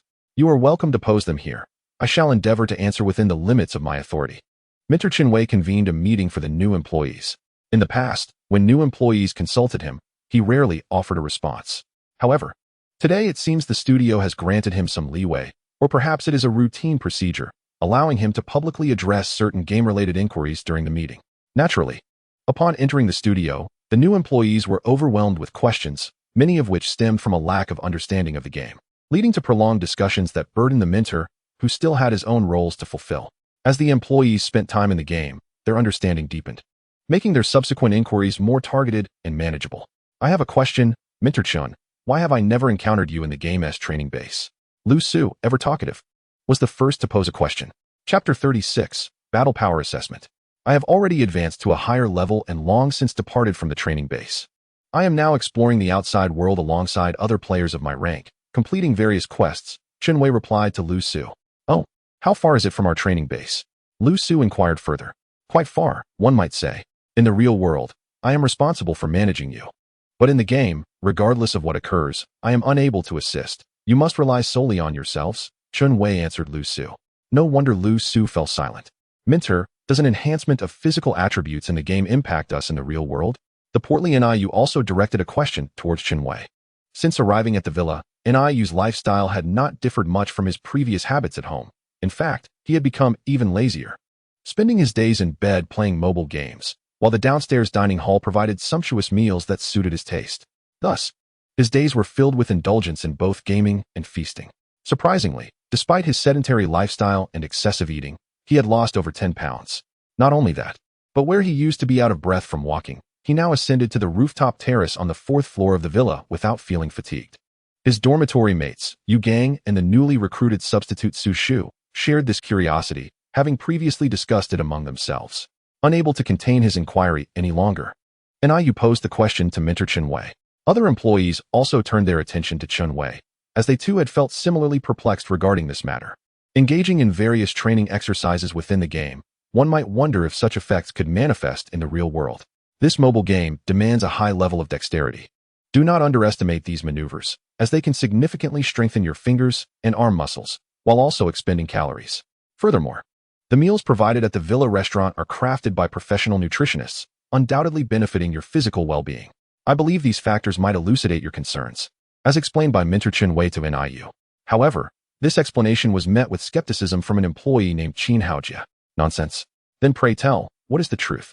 Chinwei's demeanor darkened as he regarded Qin Haojia. Well, I am not entirely sure. It just feels a bit off. Perhaps we are being overly suspicious, he replied hastily. By the way, Chun, is there a system of intimacy in this game? I encountered a rather beautiful waitress at the restaurant and used my contribution points to buy her flowers from the ecological park. She accepted them every time. Is it possible that as our intimacy grows, I could eventually make her my pet? Noticing that his words had displeased Minter Chinwei, Qin Haojia quickly shifted the topic. Pet. Chinwei was both amused and exasperated. It seems you desire to take her as a companion, Lu Su pointedly remarked. There are players who engage in romantic relationships within the game, and some even marry, but I have yet to hear of anyone turning a companion into a pet. Xue'er formally explained to Qin Haojie. Oh, one can date and marry? But can one engage in such activities in the game? Qin Haojie asked with a look of astonishment. Let us change the subject, Xue'er sighed, rolling his eyes. Ha ha. Lu Su and the other players exchanged knowing glances at Qin Haojie, bemused by his lecherous inquiries. Yu Gang had remained silent during their discussion, harboring a question he wished to pose to Xue'er regarding his friend Luo Ye, who had been transformed into a game character. After this transformation, Yu Gang had once called Luo Ye, only to have a family member answer, revealing that Luo Ye had been arrested for murder and subsequently confined to a psychiatric hospital. This revelation struck Yu Gang as peculiar, particularly in light of the subtle changes he had noticed in his own physical condition after training in the game, prompting a sense that something was amiss. When Yu mentioned this incident earlier, Mentor Xue'er's response had been dismissive, and when Qin Haojie expressed his doubts, Xue'er appeared displeased. Yu Gang surmised that even if he were to publicly inquire about this matter, Xue'er would likely offer a perfunctory response. Thus, he resolved to observe and investigate the game's peculiarities on his own. Mentor Chun, what qualifications must newcomers like us achieve to ascend to your level as a director and become a mentor for new employees? Inquired a newcomer named Luo Xianchuan. Although Luo Xianchuan was a new employee, he was already 29 years old, the eldest among this batch of recruits. Before arriving at the villa, Luo Xianchuan was a civil servant on the brink of promotion to a departmental head. However, due to a minor incident, he was reported and subsequently suspended for investigation by his superiors. In deep distress, he received a work invitation from a studio via WeChat, successfully passed the assessment, and obtained a rating, with the studio promising a daily wage of 300. Thus, he arrived at the Azure Garden Villa community. Having come this far, Luo Xianchuan aspired to be more than just an ordinary employee. His first step was to strive for a directorial position akin to Xue'er's, overseeing a team of several individuals. During the recruitment process, Luo inquired about the remuneration for such directorial roles, discovering that the daily wage began at 1,000, complemented by bonuses and commissions, potentially yielding tens of thousands monthly. Above the directorial level existed senior directors, regional managers, and district managers, with each ascending tier doubling the salary, leading to annual incomes in the millions, far more promising than his previous career as a civil servant. Without ideals, what distinguishes a life from that of a salted fish? The most dreaded blemish for a civil servant is a stain on their record. With that, Luo Xianchuan's bureaucratic aspirations were undoubtedly extinguished. Now, having entered the studio, his nature compelled him to rapidly ascend to a managerial position. To become a director, one must first meet the foundational attributes required for the role and successfully transfer positions. Thereafter, one must achieve a requisite combat power rating and complete corresponding job tasks to rise from an ordinary employee to a director. Serving as a mentor for new employees is a task assigned by the studio to those at the director level or above. Once promoted to director, upon the studio's announcement of such tasks, one may apply and compete against other candidates in a comprehensive assessment to secure the mentorship role. Xue'er elaborated on this process to Luo Xianchuan. What is the combat power assessment? Luo Xianchuan promptly inquired. Chapter 37. Survival of the fittest. This matter is not necessarily your primary concern at this moment, but since you have asked, I shall briefly explain. Once your foundational attributes meet the requisite professional standards, you may initiate a job transfer. If luck is on your side during the transfer, you may awaken corresponding combat skills immediately. If not, you can still potentially awaken them while defeating wild monsters or participating in dungeons. Engaging in such activities grants rewards in the form of dark energy points, which can be utilized to enhance the levels of your combat skills. After acquiring a certain level of combat experience, you may partake in the combat power assessment within the game. The combat power assessment features various types of dungeons, some of which are adventure and puzzle-oriented, others task-based, survival-focused, or combat-centric. There are also dueling dungeons for player versus player encounters and team battle dungeons, which are subdivided into 3-player and 5-player combat scenarios. The adventure puzzle-based, task-oriented, survival-style, and combat-oriented dungeons require players to explore the wilderness in search of randomly appearing time rifts, which serve as entrances to these dungeons. Achieving a high completion rate in these wilderness dungeons grants players abundant rewards and stars for assessing combat prowess. However, the risks associated with adventure puzzle-based, task-oriented, survival-style, and combat-oriented dungeons are significant. Death within these dungeons results in the permanent demise of the character, necessitating caution before entry. Engaging in one-on-one duels to obtain stars for combat assessment carries comparatively lesser risk. In these player versus player duels, winning a match earns 1 star, while losing deducts 2 stars. In 3-player team battles, victory awards 2 stars, while defeat subtracts 4 stars, and in 5-player team battles, a win grants 5 stars, whereas a loss results in a 10-star deduction. Regardless of the method, players who accumulate 10 stars achieve a combat rating of level 1, which is relatively attainable. Accumulating 20 stars raises the rating to level 2, 40 stars to level 3, and 80 stars elevates it further. Nonetheless, there is still peril among players. If an individual's star count falls to -100, their character is deemed deceased. The studio mandates that players must complete their job transition within 3 months of entering the game. Failure to do so results in dismissal, and characters are automatically converted into game entities. If a player demonstrates significant effort but is unable to transition due to extenuating circumstances, the studio may grant a 2-month extension for evaluation. After transitioning, players must engage in a 5-player team battle for combat assessment once a week, 1 month post-transition. Hence, attempting to evade participation in combat assessments to avoid falling to -100 stars is futile. Xue'er meticulously explained this to Luo Ye, while other new employees listen intently, as this information is crucial for their future development in the game. Lu Su raised a concern regarding the deduction of stars, emphasizing that losing a match results in a penalty double that of winning. This rule appears fundamentally unjust. Xue'er responded that such regulations are designed to foster a survival of the fittest mentality in the mobile game Horror City. Those who do not strive to become strong will inevitably face elimination, either through character death or dismissal by the studio, resulting in character conversion into game entities. Upon hearing these words, Yu Gang was reminded of Luo Jing, who had faced dire consequences after being dismissed from the studio, and of Luo Jing's subsequent toil in the ecological planning zone. A look of fear crossed his face, though he swiftly masked it, not wishing to draw attention from others. I find the 5-player team battle system, where winning earns 5 stars, to be an easy avenue for cheating. For instance, if one has acquaintances within the studio, it becomes rather effortless to elevate one's combat rating with the assistance of 4 skilled players during the assessment. This situation places us, the casual players, at a distinct disadvantage, as the fundamental principles of fairness and equity are compromised. Luo Ye also voiced his concerns to Xue'er regarding this matter. The combat assessment should not permit team participation. The system is designed to randomly pair players with teammates and opponents of similar capabilities, thus eliminating the issue of high-level players boosting others' rankings. Xue'er shook his head. Is this game not yet publicly disclosed? It feels more akin to a closed beta, as players frequently resign or are dismissed, leaving insufficient numbers for matchmaking. What happens if the required numbers cannot be met? Especially with the player dynamics, there's rarely a perfect match in numbers. Su Shu, the new player who replaced Luo Jing, also shared his perspective. It is inconsequential if players are lacking. All participants in the game are required to engage in the combat assessments periodically. Should there be an insufficient number of players, others of comparable strength will naturally step in. The game can accommodate as many as needed. Xue'er responded to Su Shu, and what about participation? What if we encounter incompetent teammates during team battles? Unlike us, they are not concerned about penalties or job loss from the studio. If one is matched with such uncommitted allies, one could be unfortunate indeed. A 25-year-old newcomer named Xiao Baiqing raised this concern with Xue'er.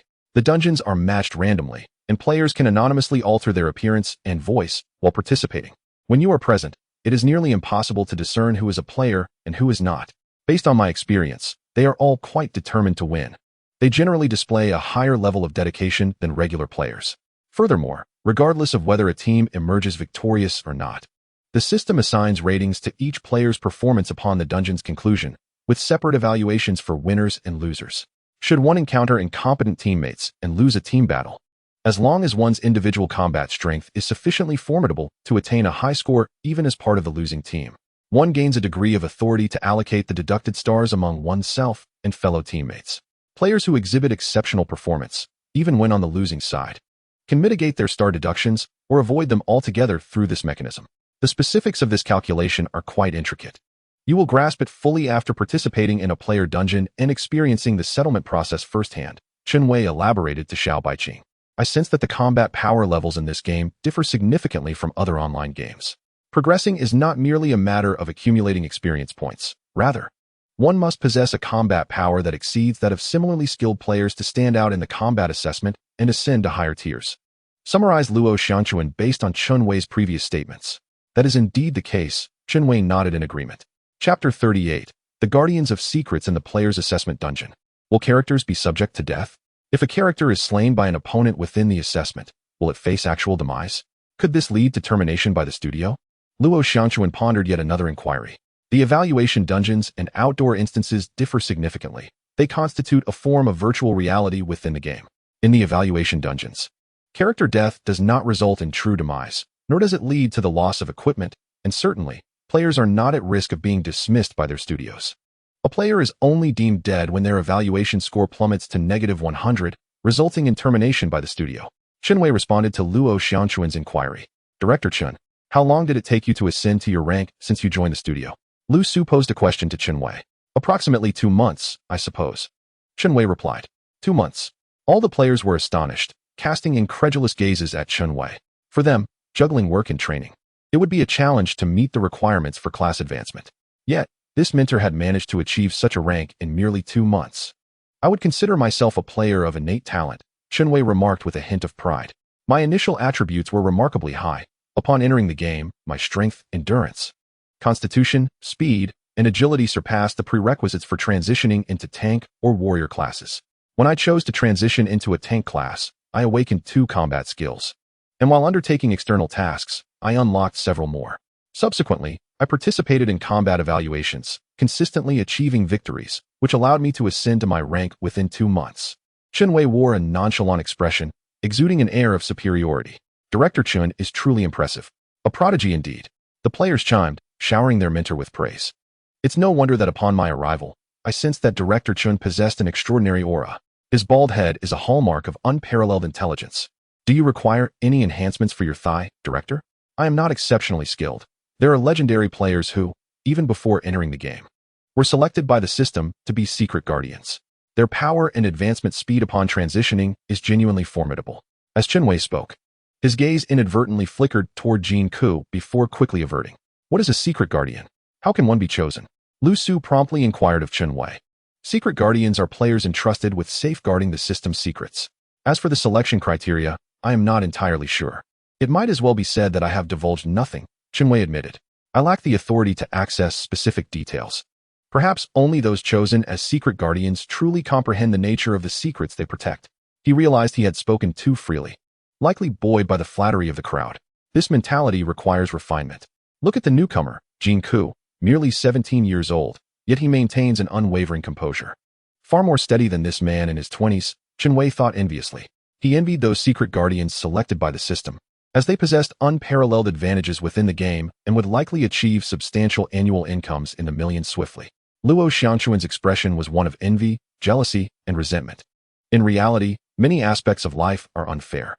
Upon entering the game, Luo Xianchuan hoped that everyone would start from the same point, allowing him to strive for a promising future. However, he was disheartened to discover the existence of prodigious and genius-level players. Even within a game, absolute fairness remains elusive. Do not envy these individuals. As the saying goes, those who drown are often proficient swimmers.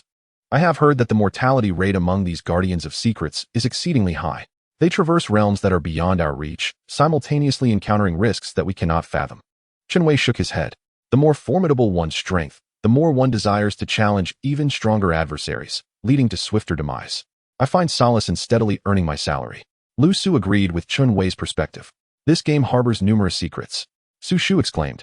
Indeed. I have merely scratched the surface of understanding. Wei nodded at Su Shu. Director Chun, how long have you been in this game? Lu Su posed another question. These inquiries pertain to personal privacy, and I reserve the right to abstain from answering. Wei shook his head, realizing he had momentarily lost his composure and spoken indiscreetly.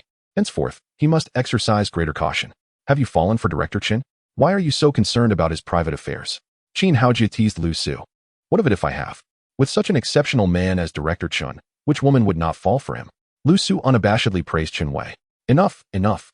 Let us change the subject. Do you have any other questions? Wei gestured for Qin Haojie and Lu Su to cease, for he could not allow these new players to continue their flattery, or he might unwittingly speak out of turn again. Director Chun has likely been in the game for just over 3 months, arriving 2 months before Jin Ke and me. When we entered, Director Chun had just been rated at a certain level and took on the role of mentor for us new players. Moreover, I suspect he has surpassed that level now and is likely at level 3, striving for level 4. Lu Su speculated about Wei's duration in the game and his current prowess. Wei shot Lu Su a glance, somewhat displeased by her persistent focus on him. Haha. I guessed correctly. Lu Su beamed with pride. Director, are there any rewards for the new player mentoring task? I find the responsibility of guiding newcomers quite burdensome.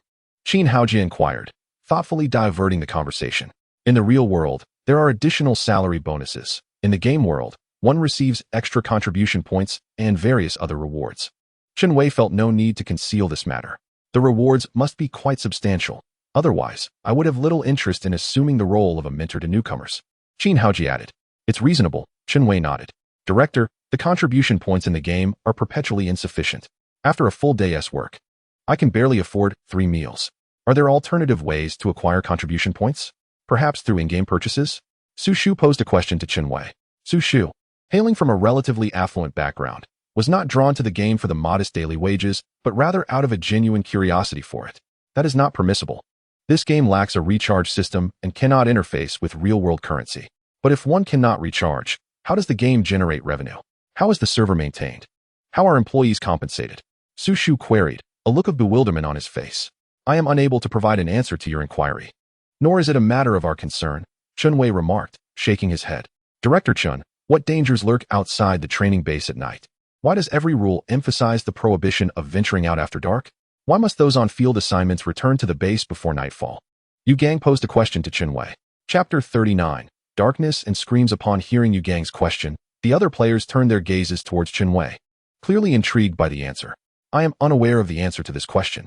Had I known, I fear I would have perished in the darkness of the wilderness and would not be here to serve as your mentor. Chen Wei's response elicited a sense of disappointment among all present. Does the studio not have any strategies or hints regarding this matter? Yu Gang inquired, somewhat disheartened by Chen Wei's reply. None. Or perhaps I lack the necessary rank to access such information. Chen Wei shook his head. I believe this matter is rather straightforward. The studio could simply pay a player to navigate their character outside the training base at night, exploring the darkness beyond while recording the experience on their mobile screen. This would reveal the true nature of the wilderness at night. Luo Xiangquan expressed his opinion. That makes sense. Su Shu concurred with Luo Xiangquan's suggestion. Yu Gang shot a glance at Luo Xiangquan, a flicker of disdain in his eyes, yet he chose not to voice his thoughts. Indeed, there have been recordings made, not at the behest of the studio, but out of personal curiosity by players who lingered outside the base during field assignments. As night descended, they captured footage. Yet all that was visible on the screen was darkness and the screams of the character, which ceased in mere seconds, leaving no further evidence. After a moment of silence, Chen Wei addressed Luo Xiangquan. What became of that player's character? Su Shu promptly asked Chen Wei. It transformed into a black corpse in the wilderness. A type of humanoid monster, Chen Wei replied. Now, let us put this question to rest. I must once again emphasize the importance of adhering to the rules of the training base and the discipline of the studio. Venturing outside the training base after dark is absolutely forbidden. Do you have any other questions? Chen Wei shifted the topic. Director, the game world appears to be set in a sci-fi future, yet why do classes and battles still rely on melee weaponry? The security personnel within the training base all wield cold weapons. I have yet to encounter firearms within the premises, which seems rather illogical. The stout Yu pondered aloud. There are indeed firearms within the game, primarily energy weapons of advanced technology, which are classified as high-level armaments. They do exist, you simply have yet to encounter them. Due to the prevalent dark energy within the game world, conventional firearms from the real world cannot inflict any harm on players who have transitioned to their new classes. Only weapons inscribed with the appropriate runes and possessing unique energy circuits can wield true power within the game realm. Regarding this matter, I am currently unable to provide you with clarity. Your inquiries are too detailed and, for now, hold little significance. Once you transition into your new roles and experience a few battles firsthand, you will come to understand. Chen Wei waved his hand dismissively, signaling to set this question aside for the time being. Given the limited understanding of the game, the current players had few questions to pose. After a few players inquired about the workings and training at the training base and the process of transitioning roles, Chen Wei concluded the meeting for the night. At the Azure homestead, across the way, within the toy aisle of Walmart, little Xue'er was now over 7 months old. The information indicated that it was appropriate to provide her with some educational toys to stimulate her intellect. This learning board appears splendid. It features images of sheep, chickens, and cows that emit various animal sounds upon contact, accompanied by explanations in both Chinese and English. This little duckling also seems delightful. Lu Xiaoxi perused the toy section, hoping to select suitable toys for Xue'er's current age. As she reached for a small duck, another girl nearby extended her hand simultaneously, and their fingers brushed together. Lu Xiaoxi quickly withdrew her hand and smiled at the girl. The girl reciprocated by retracting her hand and smiling back at Lu Xiaoxi, both appearing to possess a kind and gracious demeanor. Are you buying toys for your baby at home? The girl inquired. Yes, Lu Xiaoxi nodded. Taking a moment to assess the girl's appearance, she was quite beautiful, clearly from a well-to-do family. How old is your baby? The girl continued. Over 7 months. Lu Xiaoxi replied with a smile. Although Xue'er was not her child, after caring for her for such a long time on Jin Ke's behalf, she had developed a deep affection for the little one. Over 7 months, indeed?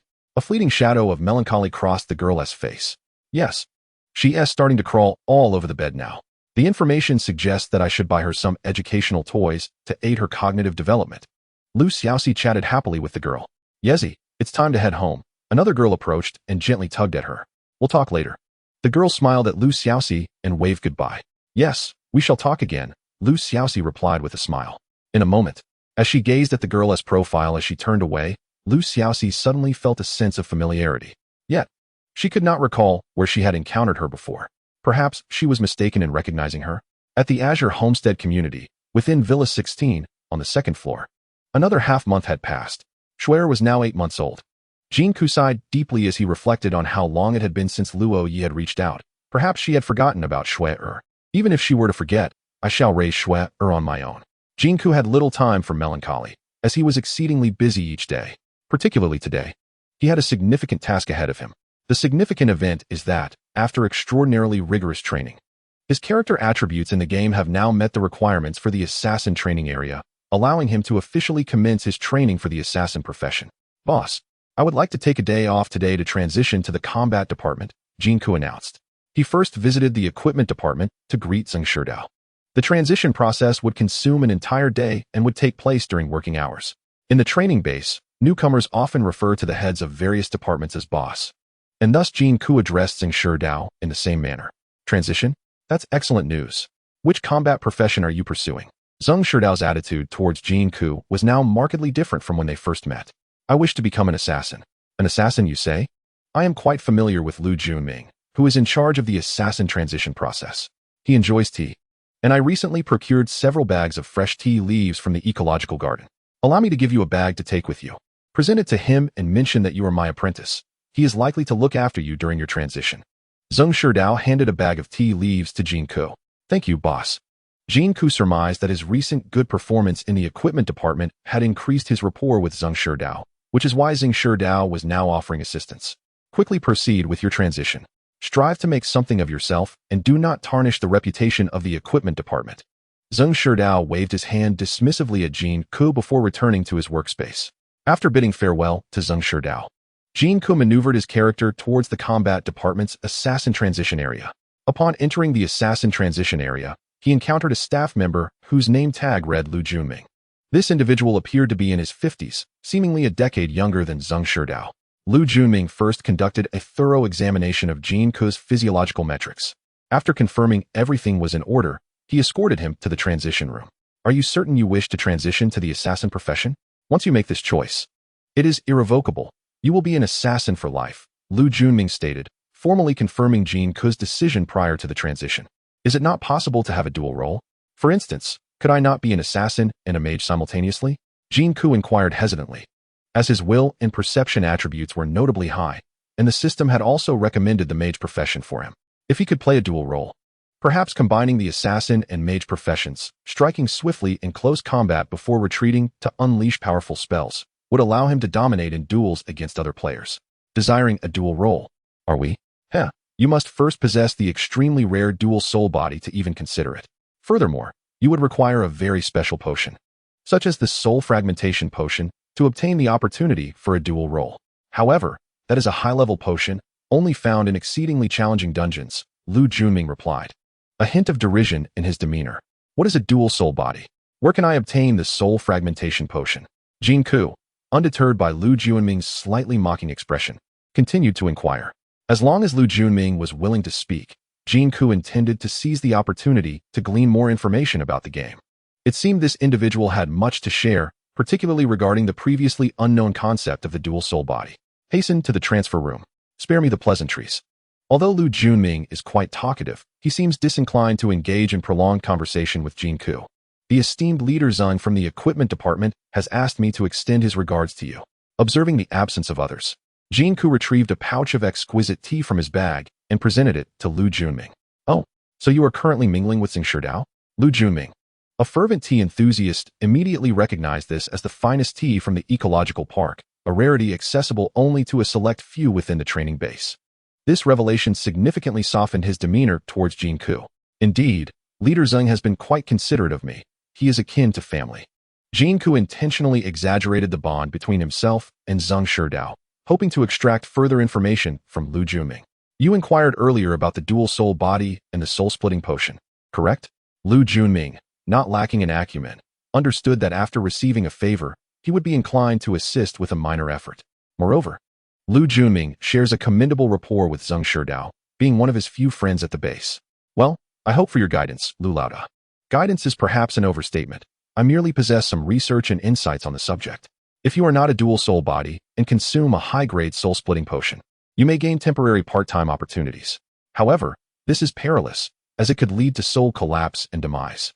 Therefore, if you are merely a standard single soul body, do not dare to experiment with such potions. It is tantamount to suicide. If, however, you are a dual soul body and have an interest in part-time work, you may consider trying that potion, provided you can procure the exceedingly rare soul-splitting potion. Lu Junming patiently elucidated the concept to Jin Ke. What exactly is a dual soul body? Jin Ke, undeterred in his aspirations to become a melee mage, recognized the necessity of seeking clarity on the matter. A dual soul body may sound intricate, yet it is quite simple. You may have heard of instances where a woman, during pregnancy, carries twins, but one is a stillborn while the other survives. Lu Junming began to elaborate. I have heard of such occurrences. The phenomenon of a dual soul body is even more extreme than the scenario I just described, with a significantly lower probability of occurrence, perhaps 1 in several million.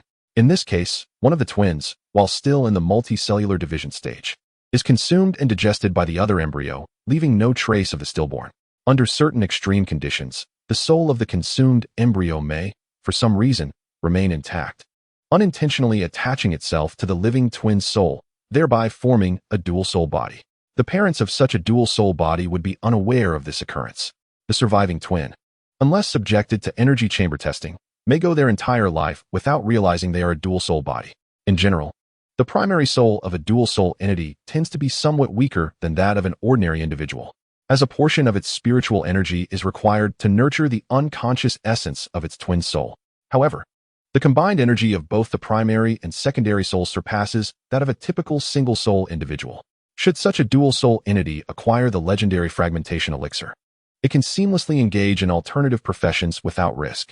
For instance, if one is an assassin, provided the foundational attributes meet the requisite conditions, one may concurrently pursue roles such as tank, warrior, archer, mage, and so forth.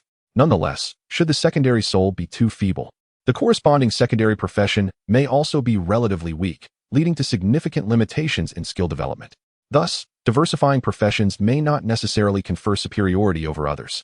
My counsel would be that, when it comes to combat professions, it is preferable to specialize in a singular discipline. While the notion of multi-class development may appear impressive, human energy is inherently finite, and the dark energy points obtainable in the wilderness are limited. Failing to specialize and elevate one's combat skills may ultimately result in a jack-of-all-trades scenario, rendering one less formidable than those with a singular focus. If a dual soul entity cannot secure the fragmentation elixir and subsequently lacks ample resources, it may find itself akin to a liability, as its primary soul's energy intensity may even fall short of that of an ordinary person. In terms of combat capability, for example, an assassin's damage output may be significantly inferior to that of a regular individual. Moreover, the probability of forming a dual soul entity is exceedingly low, which is why Lu Junming refrained from elaborating further, implicitly urging Jin Ke to abandon any fantasies and make a prompt decision. Thank you for your explanation. I understand now. Jin Ke replied. Heeding Lu Laoda's advice, I will transition to the assassin role and dedicate myself to mastering it. Jin Ke expressed his gratitude to Lu Junming. Chapter 41. Multi-soul entities precisely. First, go wash and disinfect over there, Lu Junming directed, gesturing towards a nearby enclosed chamber. Upon entering the chamber, Jin Ke maneuvered his character to remove its attire and selected the appropriate button to administer a disinfecting bath, subsequently donning the designated bodysuit.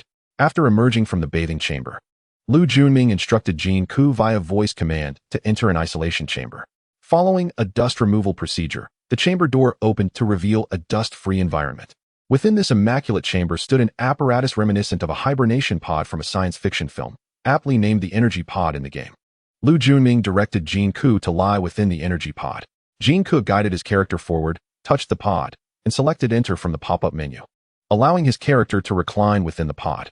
Once the character was settled inside, Lu Junming sealed the energy pod, and nozzles surrounding it injected a dark liquid into the chamber.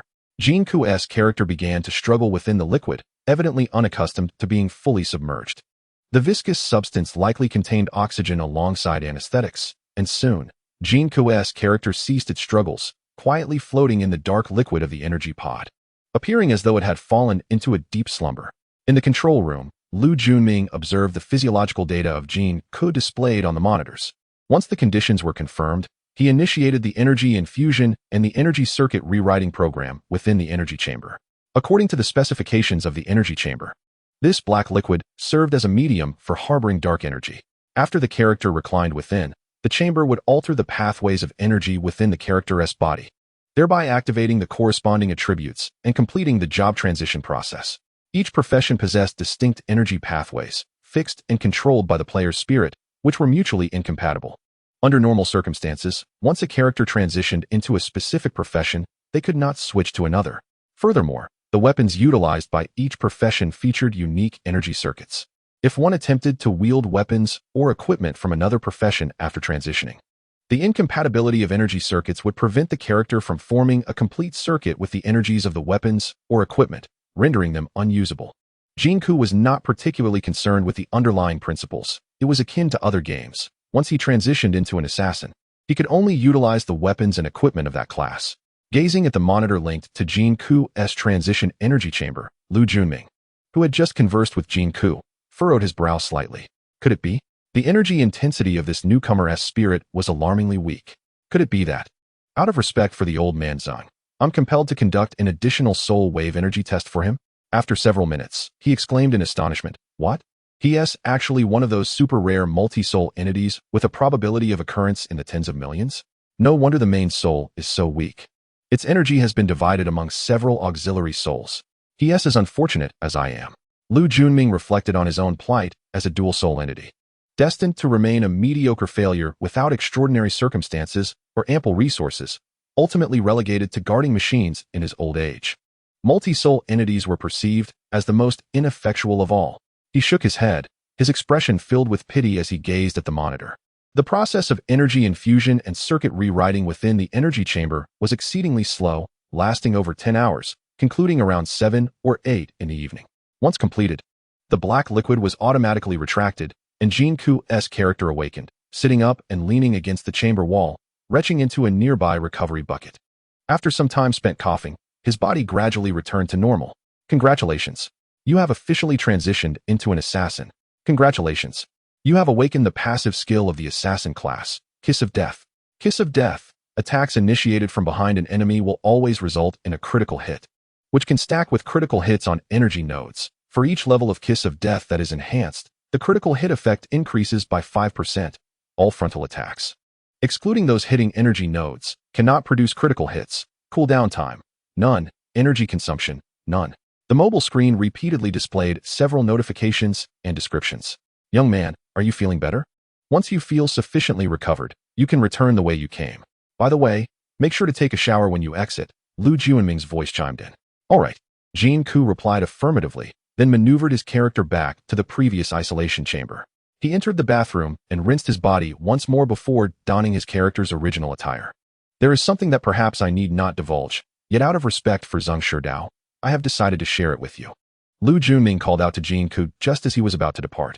"What is it?" "While you were in the energy chamber earlier, I conducted an additional examination for you at no cost, and discovered that you are a multi-soul entity.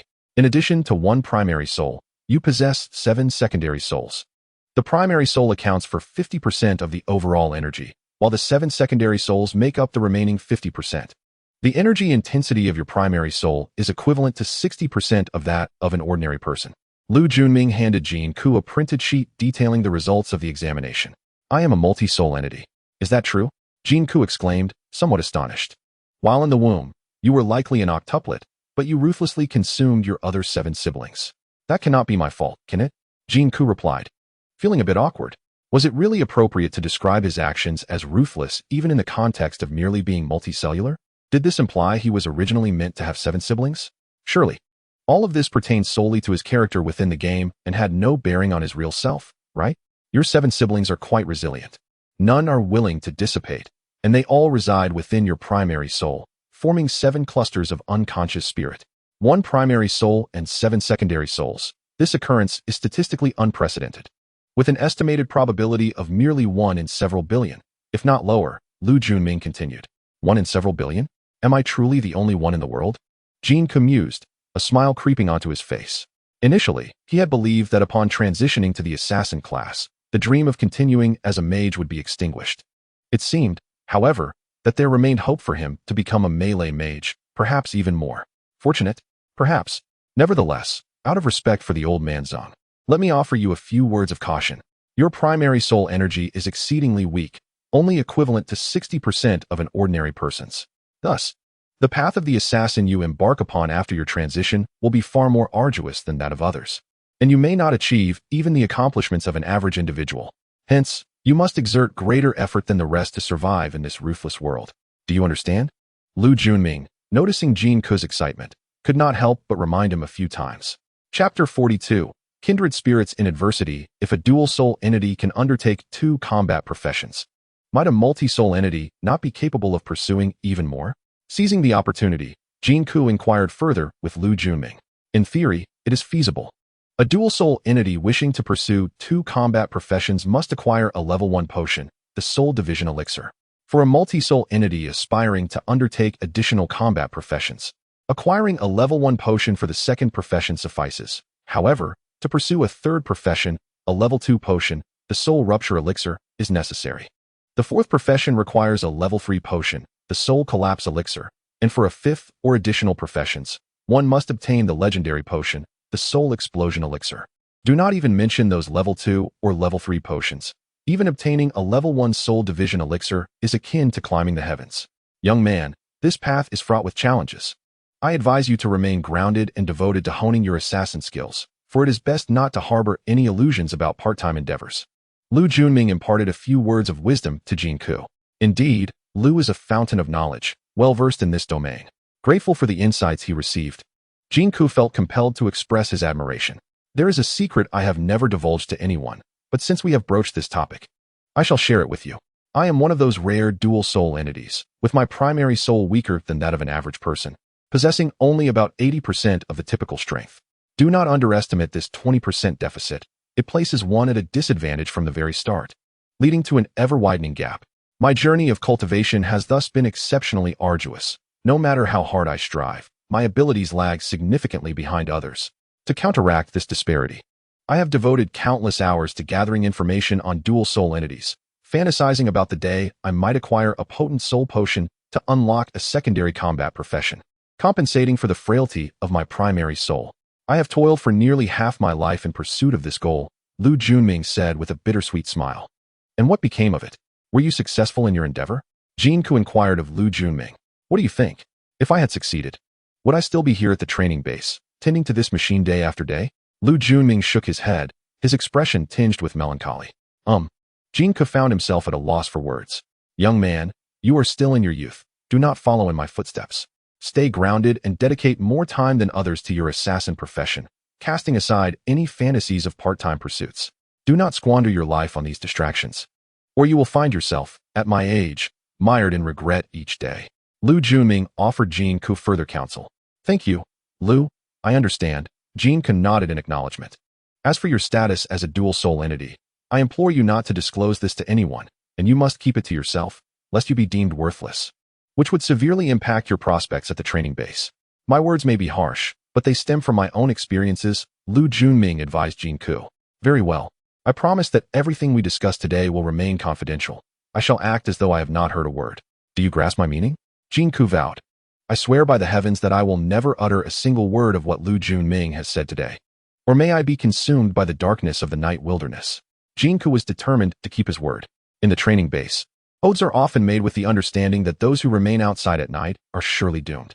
Jin Ke's vow was something he had learned from the base. You possess a commendable character. Should you encounter any uncertainties regarding the assassin profession during your training, feel free to seek my counsel. I sense a connection between us, and perhaps I can assist you in some matters, Lu Junming said, patting Jin Ke's shoulder, sharing a moment of mutual understanding as kindred spirits in hardship. Indeed, are dual-soul entities and multi-soul entities truly so inferior? Jin Ke pondered while gazing at his phone screen. If all is as Lu has stated, I must find a way to obtain the soul fragment potion in the future. Otherwise, I will be at a considerable disadvantage compared to other players, and the gap in strength will undoubtedly widen. Jin Ke furrowed his brow. Initially, he felt a surge of excitement upon learning that he was a multi-soul entity. But Lu Junming's subsequent remarks doused that enthusiasm, forcing Jin Ke to confront a rather grim reality. The situation indeed appeared dire. Upon checking the character attributes in the mobile game, he discovered that his character's hunger level was alarmingly high. Having spent the entire day in the energy chamber due to his job change, he had not eaten anything. Jin Ke promptly directed his character to the training base cafeteria for dinner. After finishing his meal, it was nearly 8:30 in the evening. The Assassin Training Center offered coaching sessions from 7 to 10 at night. However, when Jin Ke arrived, the center's doors were firmly shut, preventing entry. A careful review of the posted rules revealed a stipulation stating that students were not permitted to enter during the coach's lesson. It seemed that beginning his assassin training tonight was out of the question. With only a little over 200 contribution points remaining, Jin Ke opted to spend the next 3 hours grinding at the equipment department. As midnight approached and the real-world Jin Ke prepared for sleep, he maneuvered his character away from the equipment department, ready to engage in basic attribute training. Passing by the Assassin Training Center, he noticed the doors had been opened, though the interior was devoid of any personnel. Originally intending to train his basic attributes that night, he seized the opportunity to step inside. Without an instructor, he reasoned that he could still conduct some rudimentary training based on the equipment's instructions. After all, having successfully changed jobs, he ought to experiment with his newly awakened skills. Upon entering the training center, he found himself in a spacious hall, where a large machine stood against one wall. His fingers tapped the machine, revealing its name, Output Energy Tester. After glancing at the explanatory text, Jin Ke quickly discerned that this device was designed to gauge the attack strength of assassins. Adjacent to the tester, various assassin weapons, such as short knives, daggers, sleeve blades, short forks, and short hooks, were secured with fine chains. By selecting a weapon and attacking the energy sandbag suspended before the tester, he could measure the output energy, commonly referred to as damage output. After powering on the tester, Jin Ke grabbed a dagger, ensured an energy circuit was established between his character and the weapon, and delivered a fierce thrust toward the energy sandbag. A value appeared on the screen above the tester, 5 points. He tested again. Still 5 points. Chapter 43. The forward formula with a flurry of swift actions. He was disheartened to see that the damage was only 5 points. What a miserable result. This initial attack power was exceedingly low. Jin Ke sighed in lament. The essence of an assassin lies in speed. Wouldn't dealing multiple blows increase the damage? He consoled himself with this thought. After experiencing the energy output tester, Jin Ke ventured into other chambers of the Assassin Training Center to explore the various training programs available. One chamber particularly captivated his attention, the simulation chamber. Upon entering, he found himself in a lengthy corridor flanked by 7 or 8 additional chambers on either side. Each chamber was designated for single occupancy, accessible by spending contribution points, with a rental fee of 5 points per hour. After a moment of hesitation, Jin Ke resolved to invest 5 contribution points for a brief engagement. Recognizing that immersing himself in gameplay would be exhilarating and essential for accumulating experience to secure his future success. Once he had swiped his card to deduct the 5 contribution points, the door before him slid open, and Jin Ke stepped inside, the door sealing behind him. A control panel adorned the wall, allowing him to select the profession and level of his simulated adversary. Upon making his selections, the specter of his opponent materialized within the chamber, indistinguishable from reality for the player facing the screen. Jin Ke's intent was not aimless amusement. He sought to test his awakened passive skill, Kiss of Death. This skill's defining feature was its requirement for back attacks, which would trigger critical hits, inflicting double damage or more. Therefore, Jin Ke's primary focus was to devise strategies to maneuver behind his opponent in combat. This task proved to be quite challenging. The game, Horror City, defaulted to a third-person perspective, akin to that found in Battle Royale mobile games, though players could adjust it to a first-person view or a top-down perspective based on their preferences. In the top-down view, players could only see what lay directly ahead, while everything behind them faded into obscurity, demanding a high level of operational skill, coupled with a multitude of controls that were incompatible with other games. Achieving proficiency in combat necessitated finding the most suitable perspective and control method. The game offered two default control styles: automatic target lock and manual target lock. The automatic target lock allowed players to engage without manually adjusting their character's orientation, ensuring they always face their intended opponent. Players merely needed to control their character's movement and unleash various skills to attack.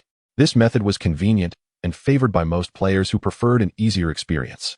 Conversely, the manual control style required players not only to manage character movement and execute skills, but also to continuously adjust their character's orientation. Otherwise, their skills might miss entirely. However, manual control offered a significant advantage. The absence of target locking granted players greater freedom of movement.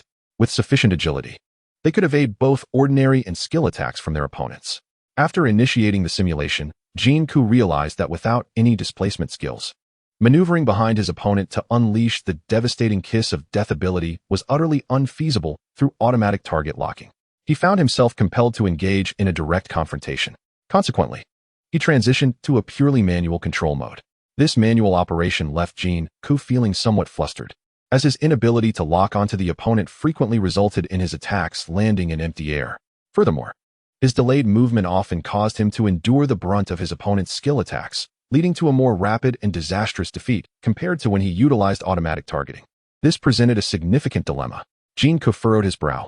The automatic locking mechanism hindered him from maximizing the potential of the kiss of death, while full manual control proved exceedingly challenging, yielding inferior results compared to automatic targeting. Did this imply that the kiss of death was entirely ineffectual? It seemed he could only await the awakening of displacement skills to swiftly launch attacks from behind his target. Regardless, he decided to first master the manual operation method. The initial step involved training to lock onto targets and execute attacks in full manual mode, thereby gaining a strategic advantage in terms of freedom when confronting players who relied on automatic targeting. This appeared somewhat simpler. However, after a short while, Jin Ke could not shake the feeling of self-inflicted torment. As he trained with the Kiss of Death skill, a specialized training enhancement activated. The mobile screen displayed several lines of prompts, and at the same time, two green arrows appeared on Jin Ke's screen, guiding him on when and in which direction to operate the displacement and orientation keys. A specialized training enhancement? Such a feature existed? Jin Ke was astonished that the enhancement program in his Xiaomi phone was so comprehensive, even specifically designed for practicing the Kiss of Death skill. Following the guidance of the green arrows, he commenced his manual operation, and to his surprise, he soon found an opportunity to maneuver behind his opponent. Jin Ke swiftly thrust his dagger towards the opponent's back. Critical hit. You dealt 11 points of damage to the target. A red critical hit notification flashed on his mobile screen. Excellent. This was precisely the effect he desired. Jin Ke, who had been feeling drowsy, was instantly invigorated. With the aid of the enhancement's guidance, he deftly evaded the virtual opponent's attacks time and again, successfully maneuvering behind the virtual adversary and landing critical hits repeatedly. Although his damage output was modest, the opponent could not withstand the barrage of critical strikes. Soon, after more than 10 critical hits, the virtual adversary, with a health pool of 100 points, collapsed onto the ground, marking Jin Ke's first victory in virtual training. However, more importantly, after those numerous successful critical hits, Jin Ke also discerned how the enhancement's prompts enabled him to successfully maneuver behind his opponent. It could be encapsulated in 4 succinct characters, summarized as a 4-character mantra. Firstly, one must stay sufficiently close to the opponent while ensuring never to position oneself directly in front of them. The first character is close. Moreover, while avoiding positioning oneself directly in front of the opponent, one should wield their weapon to disrupt the adversary, seizing opportunities to strike, albeit primarily focusing on harassment. If the circumstances are unfavorable, it is better to refrain from attacking. The second principle is to disrupt. Subsequently, when the opponent grows impatient and their skills are on cooldown, one should swiftly sidestep and dash forward, evading the opponent's attacks while maneuvering to their flank. The third principle is to sidestep. Undoubtedly, the opponent's skill attack will miss, as they are unable to pivot their body during the execution of their skills due to the necessity of locking onto their target. However, this window of opportunity lasts only a fraction of a second, or even less, yet it is sufficient. At this moment, what Jin Ke needs to do is to capitalize on this brief moment to rush behind the opponent and utilized the unique attributes of the Death's Kiss skill to execute a critical hit from behind. The fourth principle is to charge. Chapter 44. No longer a battle amateur armed with the four principles of stick, disrupt, sidestep, and charge, combined with countless hours of practice. Jin Ke is confident that he can maximize the potency of the Death's Kiss skill. This strategy, particularly effective against opponents lacking awakened mobility skills, is sure to yield results. Although the principles may seem straightforward, executing them on a mobile device proves to be quite complex. A moment's lapse in concentration can lead to errors, and such missteps would afford the opponent, who employs an automatic locking mechanism, the chance to mount a lethal counterattack. Initially, Jin Ke trained the four principles with the aid of an external program, but later he disabled it, relying on his prior memory to independently refine his technique. Countless failures and attempts ensued, and before he realized it, the clock had struck 3 in the morning. Let us continue tomorrow, Jin Ke thought, stifling a yawn. After all, as a person living in the real world, inadequate sleep would adversely affect his gaming performance. Among all basic attributes, strength holds the highest weight in determining an assassin's attack power. After leaving the assassin training center, Jin Ke logged his character in the strength training center, aiming to elevate his base output to 6 and escape the embarrassment of being a level 5 amateur. Once he ensured that the character was safely training, he collapsed onto his bed and fell into a deep slumber. The following day was Saturday. Jin Ke greeted Zheng Shidao, skipped his duties at the equipment department, and headed directly to the simulation chamber of the Assassin Training Center to continue his manual training of the four principles. Renting the simulation chamber for an hour costs 5 contribution points, and by the end of the weekend training, Jin Ke had nearly depleted the remaining 200 contribution points in his account. Nevertheless, through these 2 days of rigorous training, Jin Ke had completely mastered the operational essentials of the four principles.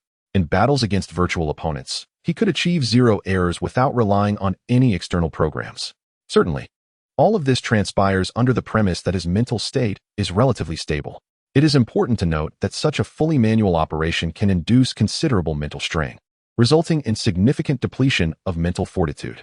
Just as he had once again bested his virtual opponent and was preparing to exit the simulation chamber, a notification unexpectedly appeared on his mobile screen. Congratulations! You have awakened the Assassin class active skill, Death Dance. Death Dance, activated at the precise moment a target initiates an attack skill, allowing the user to swiftly maneuver behind the target. For 1 second following the conclusion of Death Dance, the damage of attacks launched is increased by 50%, and the target is marked. With each mark, the probability of energy nodes appearing on the target's back increases by 20%. Additionally, for every level gained in Death Dance, attack damage increases by 5%. Cooldown time, 10 seconds. Energy consumption, none. Is this truly possible? Jin Ke was astonished that the rudimentary principles he had haphazardly devised, stick, disturb, sidestep, and charge, had culminated in the awakening of a new skill belonging to the assassin class, once he had fully grasped the operational intricacies. Originally set to leave the simulation chamber, he hesitated and summoned the virtual opponent once more to commence another round. This time, Jin Ke endeavored to utilize the newly awakened active skill, Death Dance. As he sensed the virtual opponent preparing to launch an attack, he decisively pressed the icon for Death Dance. Without needing to manually execute the movements of stick, disturb, sidestep, and charge, his character autonomously performed these actions, maneuvering behind the virtual opponent. Seizing the opportune moment, Jin Ke thrust his dagger sharply into the virtual opponent's vulnerable rear. Critical hit. You dealt 16 points of damage to the target. A notification appeared on his mobile screen. Initially, the damage value hovered around 5. The rear attack triggered the Kiss of Death, ensuring a critical strike, augmenting the damage to approximately 10, and with Death Dance amplifying it by 50%. The final damage reached 16 points. Quite impressive, a delightful surprise. Continuing his training, after marking the virtual target 5 times using Death Dance, Jin Ke once again circumnavigated to the opponent's rear. At that moment, a red energy node manifested behind the virtual opponent, appearing for a mere 0.1 seconds. Without hesitation, Jin Ke aimed his dagger at the red energy node and struck. Hit. Super crit. You inflicted 31 points of damage upon the target. An overwhelming finish. Goodness. 31 points of damage. At last, he was no longer a mere novice. Jin Ke felt immense satisfaction with the gains he had made over the past 2 days. The expenditure of over 200 contribution points proved worthwhile. On Monday, he diligently worked an entire day at the equipment department, earning over 100 contribution points. It was imperative to work, Otherwise, he would lack the funds to rent the simulation chamber for enhancing his combat skills. Or worse, his character would go hungry. Contribution points. How might one acquire even more contribution points? In the training base, contribution points are paramount. Only with these points can one thrive, affording more time to train without the burden of work. Without them, progress becomes nearly impossible. The training for combat professions is typically scheduled by instructors between 7 and 10 in the evening to avoid conflicts with work hours. After finishing his job and enjoying dinner, Jin Ke is perfectly positioned to attend the assassin training session tonight. He certainly would not let this opportunity slip by. At 6:58, with merely 2 minutes before the assassin training center closes, Jin Ke dashes into the hall, where a dozen novice assassins are already gathered, awaiting the instructor's briefing. Among them, he recognizes a few familiar faces: Xue'er, who resides in the same villa, and 2 others he encountered during his application for the equipment department: Xiaobo, with a cunning appearance, and the sunny, handsome Wu Chuan. Both Xiaobo and Wu Chuan, having toiled all day at the equipment department only to be beaten by Zheng Shidao, harbor a sense of resentment towards Jin Ke, who remained there. Thus, when the instructor prompts Jin Ke for a self-introduction upon his arrival at the training ground, the glances from these 2 are filled with hostility. "Hello. We live in the same villa. I've seen you before." Xue'er greets Jin Ke amiably, extending a hand in a gesture of camaraderie. Xue'er, a scion of wealth, displays little interest in the daily wage offered by the studio. His fascination lies solely with the game's content, making him notably friendly towards fellow players. Jin Ke's character shakes Xue'er's hand, recalling that Xue'er had only recently moved into the villa, yet here he is, having already transitioned to the assassin class before Jin Ke. It appears this player possesses initial attributes on par with their mentor, Chen Wei, achieving the requirements for class transition with minimal training. Chapter 45. Routine output test. Jin Ke cannot help but feel a twinge of embarrassment. After all, he had the assistance of an external aide, tirelessly training day and night before successfully transitioning to the assassin class just yesterday.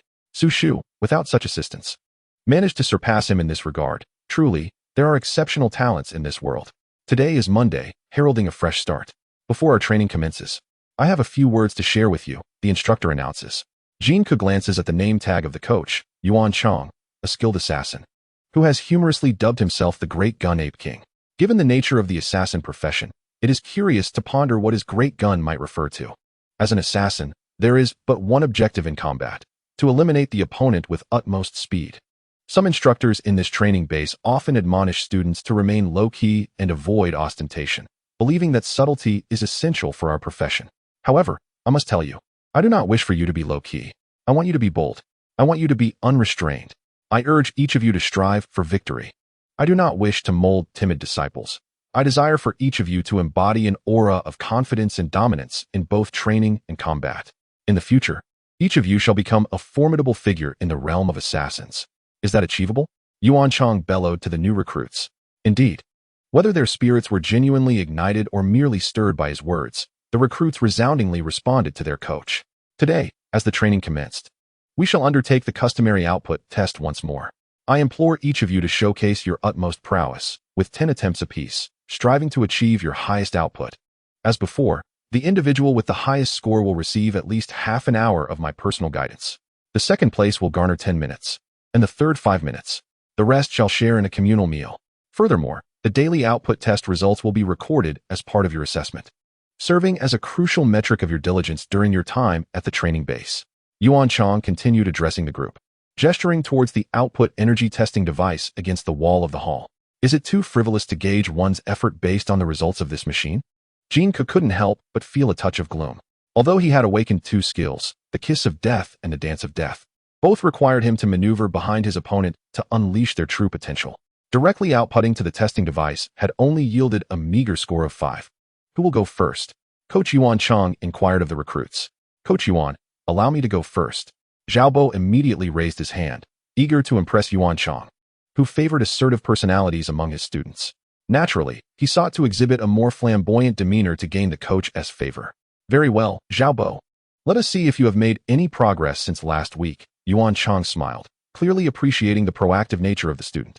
Xiaobo maneuvered his character to nudge Jin Ke before striding towards the machine, his earlier bumping of Jin Ke unmistakably a display of bravado. Xiaobo had transitioned to an assassin role a fortnight prior, while it was evident that Jin Ke had only recently made this change. Hence Xiao Bo could easily overshadow him in this regard. What good is equipment crafting? In this game, martial prowess is the sole measure of a player's capability. Xiao Bo halted before the output energy testing device, retrieving a short dagger. Blood slash. A surge of crimson energy erupted from his body. The name of the skill appearing above his head, as he executed a swift arc with the dagger, striking the energy bag of the device with fervor. Blood slash was a newly awakened skill from just a few days prior, elevating his power to a new echelon. The first execution of blood slash did not yield a critical hit, leaving Xiao Bo somewhat dissatisfied. He awaited the skill's cooldown and unleashed it once more. Still no critical hit. On the third attempt, a critical hit finally occurred. The output energy testing device fluctuated dramatically, ultimately displaying a peak energy value of 23 points. Each recruit had 10 attempts, and Xiao Bo managed 3 critical hits, yet his highest score remained at 23 points, marking his final result for the day. Excellent. Excellent. The highest single output reached an impressive 23 points. Xiao Bo, after awakening his new skill, made significant progress compared to his previous score of 17 points. Yuan Chang praised him after reviewing Xiao Bo's results. Thank you, Coach Yuan, for your kind words. I will strive even harder in the future. Following the etiquette, Xiao Bo bowed to Yuan Chang before turning around, pride evident in his demeanor. 23 points? Jin Ke was momentarily stunned by this outcome. It is worth noting that, with the enhancement of 2 skills, he managed to deal only 16 points of damage after maneuvering behind the target. It was only after landing 5 hits that he achieved a supercritical strike of 31 points. In contrast, Xiao Bo effortlessly dealt 23 points through a direct skill attack. Excluding skill and critical damage bonuses, Xiao Bo's base damage must have reached at least 10 points, while Jin Ke's base damage was merely 5 points, half of Xiao Bo's. Lu Juanming's assertions were accurate. Dual soul and multi-soul bodies suffer due to their primary soul's weakness, leading to a significantly diminished energy output compared to ordinary individuals, resulting in a considerably lower starting point. Who's next? Coach Yuan Chang then turned his gaze to the other new students. Another newcomer stepped forward and, after 10 attempts, managed to achieve a maximum critical hit of 16 points. Xiao Bo's companion, a charismatic and sunny young man named Wu Chuan, also approached and attempted 10 strikes. Achieving a critical hit only once, with a skill output of 15 points, a decline from his previous results, leaving him somewhat disheartened. Su Shu, a new player who had just transitioned to an assassin and shared a villa with Jin Ke, also participated in the test, achieving a remarkable 24 points in one of his 10 attempts, surpassing Xiao Bo and causing a noticeable change in Xiao Bo's expression. However, soon after, a player named Feng Yi approached, effortlessly executing a burst skill with a dagger, achieving a critical hit on his first attempt and delivering an astonishing 26 points of damage. He stood tall among his peers. Despite being a slender assassin, Feng Yi exhibited well-defined arm muscles, indicating a high base strength attribute. Amidst the admiration of the other newcomers and Coach Yuan's accolades, Feng Yi chose not to continue with the remaining 9 attempts, casually returning while cradling a black cat from the ground, gently stroking its head. Chapter 46. A life-or-death situation. Witnessing this, Xiao Bo's expression soured further. Was Feng Yi's fortune truly that remarkable? Achieving a critical hit on his first output with a damage of 26 points, he effortlessly claimed the top spot, leaving Xiao Bo in a position where he could only rank 3rd today. Not only would he miss out on the coach's extended individual guidance, but he would also fall behind Feng Yi in assessment scores. As a dozen assassin trainees took their turns, the highest output remained with Feng Yi at 26 points, while the lowest belonged to a shy boy named Zhang Xiaoming, who managed only 9 points. I apologize, coach. I have only just transitioned and have not yet awakened any active skills or critical hit bonuses. For now, I can only deliver base damage. Zhang Xiaoming, who had only dealt 9 points of damage, felt somewhat embarrassed as he offered a brief explanation to Coach Yuan Chang. Take your time, there's no rush. The road ahead is long. Coach Yuan Chang reassured Zhang with a warm smile. Thank you, coach. After bowing to Coach Yuan, Zhang returned to his place. Today's test results revealed that the most outstanding performer was the trainee Feng Yi, who currently stands as the most formidable assassin among all the new recruits. Let us congratulate Feng Yi, Coach Yuan announced to the group, seemingly forgetting that the newcomer Jin Ke had yet to undergo testing. Considering his own meager combat capabilities, Jin Ke hoped for Coach Yuan to overlook him. Thus he concealed his character's figure behind that of other new trainees, making it difficult for Yuan to spot him. Coach Yuan, what does it matter if Feng Yi has high damage output? It does not signify he is the strongest. He is not the most formidable assassin among us newcomers. I refuse to accept this. I challenge him. Feng Yi, will you dare to face me? Xiao Bo suddenly proclaimed in front of everyone. Having successfully transitioned into his new role 2 weeks prior, Xiao Bo had spent over 10 days at the Assassin Training Center. Quickly realizing that Coach Yuan favored more flamboyant and ambitious trainees, offering them greater attention and meticulous guidance. Among the dozen or so new players at the center, Fang Yi and Su Shu had previously exhibited remarkable performance, with Fang Yi consistently outpacing others in weekly tests. This led Coach Yuan to place more emphasis on Fang Yi during his guidance, igniting a sense of jealousy within Xiao Bo. After awakening a powerful active skill, Blood Slash, Xiao Bo dedicated several days to rigorous practice and decided to officially challenge Fang Yi for the title of the top newcomer today, intending to displace him from his esteemed position and earn greater recognition and support from Coach Yuan. Excellent. I admire Xiao Bo's spirit of challenge and ambition. Fang Yi, will you accept the challenge? Coach Yuan indeed commended Xiao Bo's initiative. He deliberately used the output test results as a benchmark for assessing the trainee's abilities, intending to provoke some newcomers into questioning it, thereby igniting their competitive spirit and fostering an environment where all students could progress more swiftly. Let us fight then. Fang Yi replied calmly to Xiao Bo. Witnessing Xiao Bo's challenge and Fang Yi's acceptance, the other newcomers were filled with excitement. In the real world, even a minor altercation between two individuals on the street could attract a crowd. How much more so in this competitive game between two skilled novices? Very well. Before today's formal training commences, let's give Xiao Bo and Fang Yi 5 minutes for a duel to determine who among us is the strongest newcomer, Coach Yuan declared loudly, further intensifying the atmosphere. Su Shu appeared somewhat despondent, having secured second place in the tests, now feeling overshadowed as the first and third place contenders engaged in a fierce battle, seemingly forgotten by the coach and everyone else. Forget it. His intention is to play games, not to engage in a contest of superiority with others. This time, I will act as the banker and wager on my own victory, with a double or nothing payout. Is anyone willing to place a bet? Xiao Bo inquired of the assembled students. The training center features a simulated arena where players are shielded from any real harm. Prior to the event, spectators can wager contribution points. Xiao Bo, betting on his own assured triumph, establishes a double or nothing condition, meaning that only those who believe he will lose can bet against him. Should Xiao Bo emerge victorious, all wagers will belong to him. Conversely, if he loses, he will compensate all bets at double their amount, effectively a buy-one-get-two arrangement.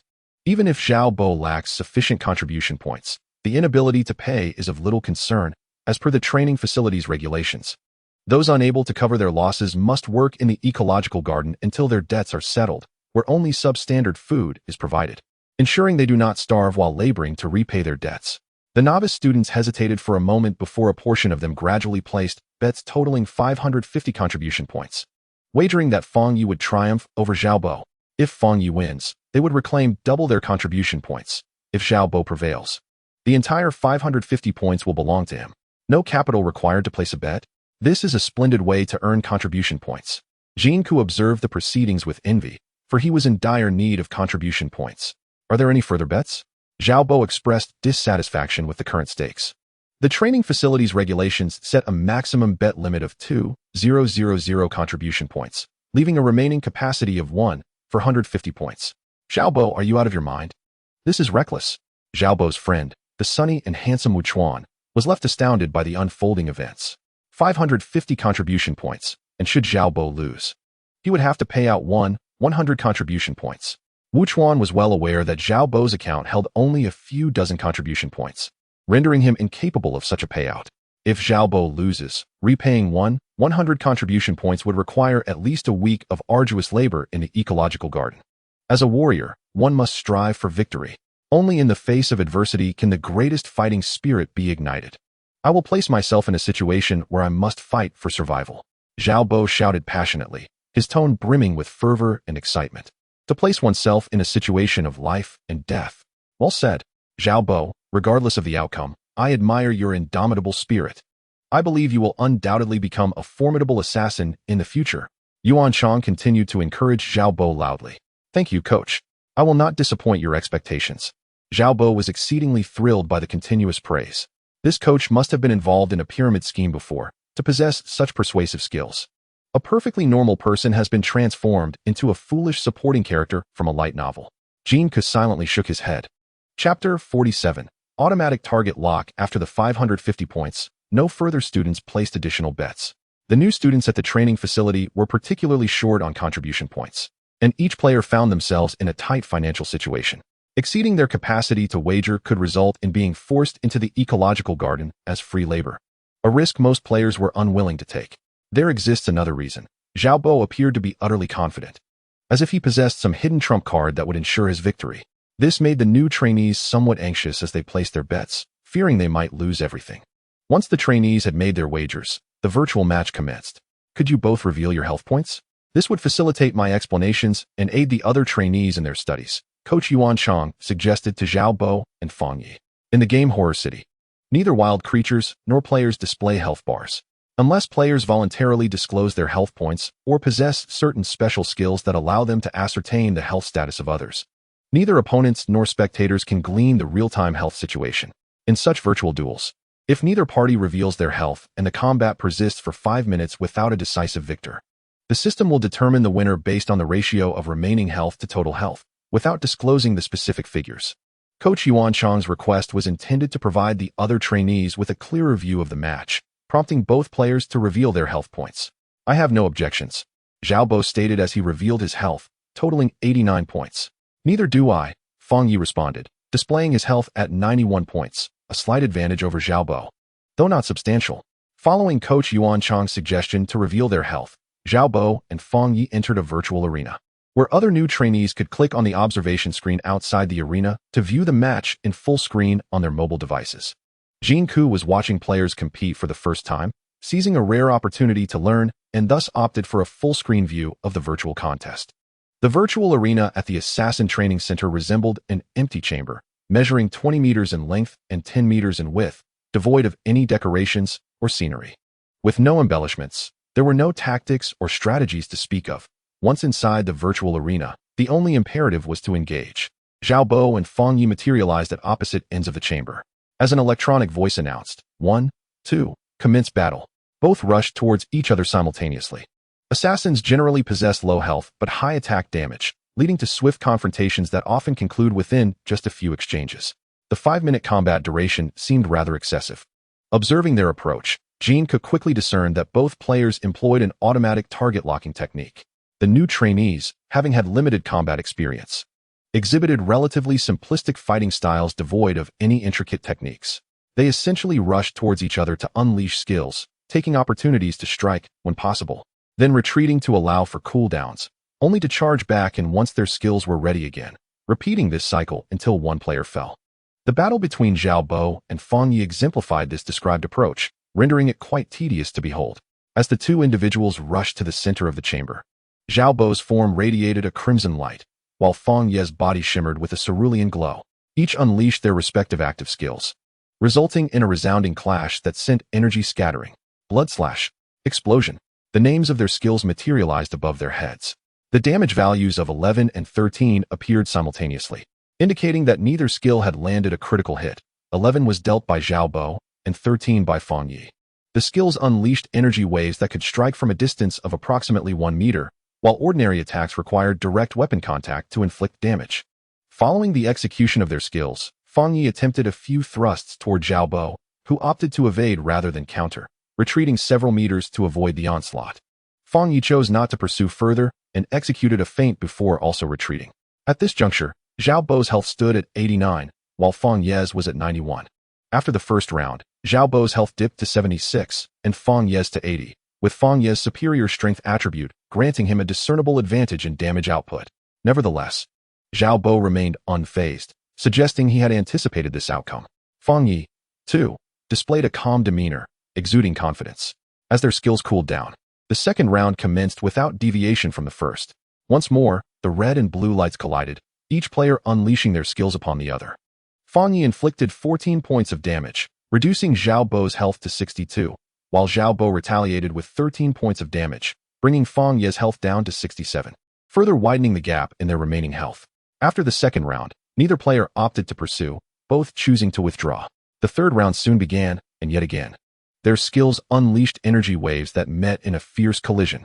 Feng Yi achieved a critical hit with an explosive strike, dealing 25 points of damage and swiftly reducing Xiao Bo's health to 37. Xiao Bo's blood slash failed to score a critical hit, inflicting only 12 points of damage. which lowered Feng Ye's health to 55.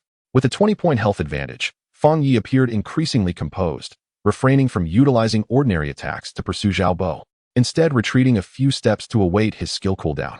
Xiao Bo, appearing somewhat impatient, moved restlessly in place as he awaited his skill cooldown.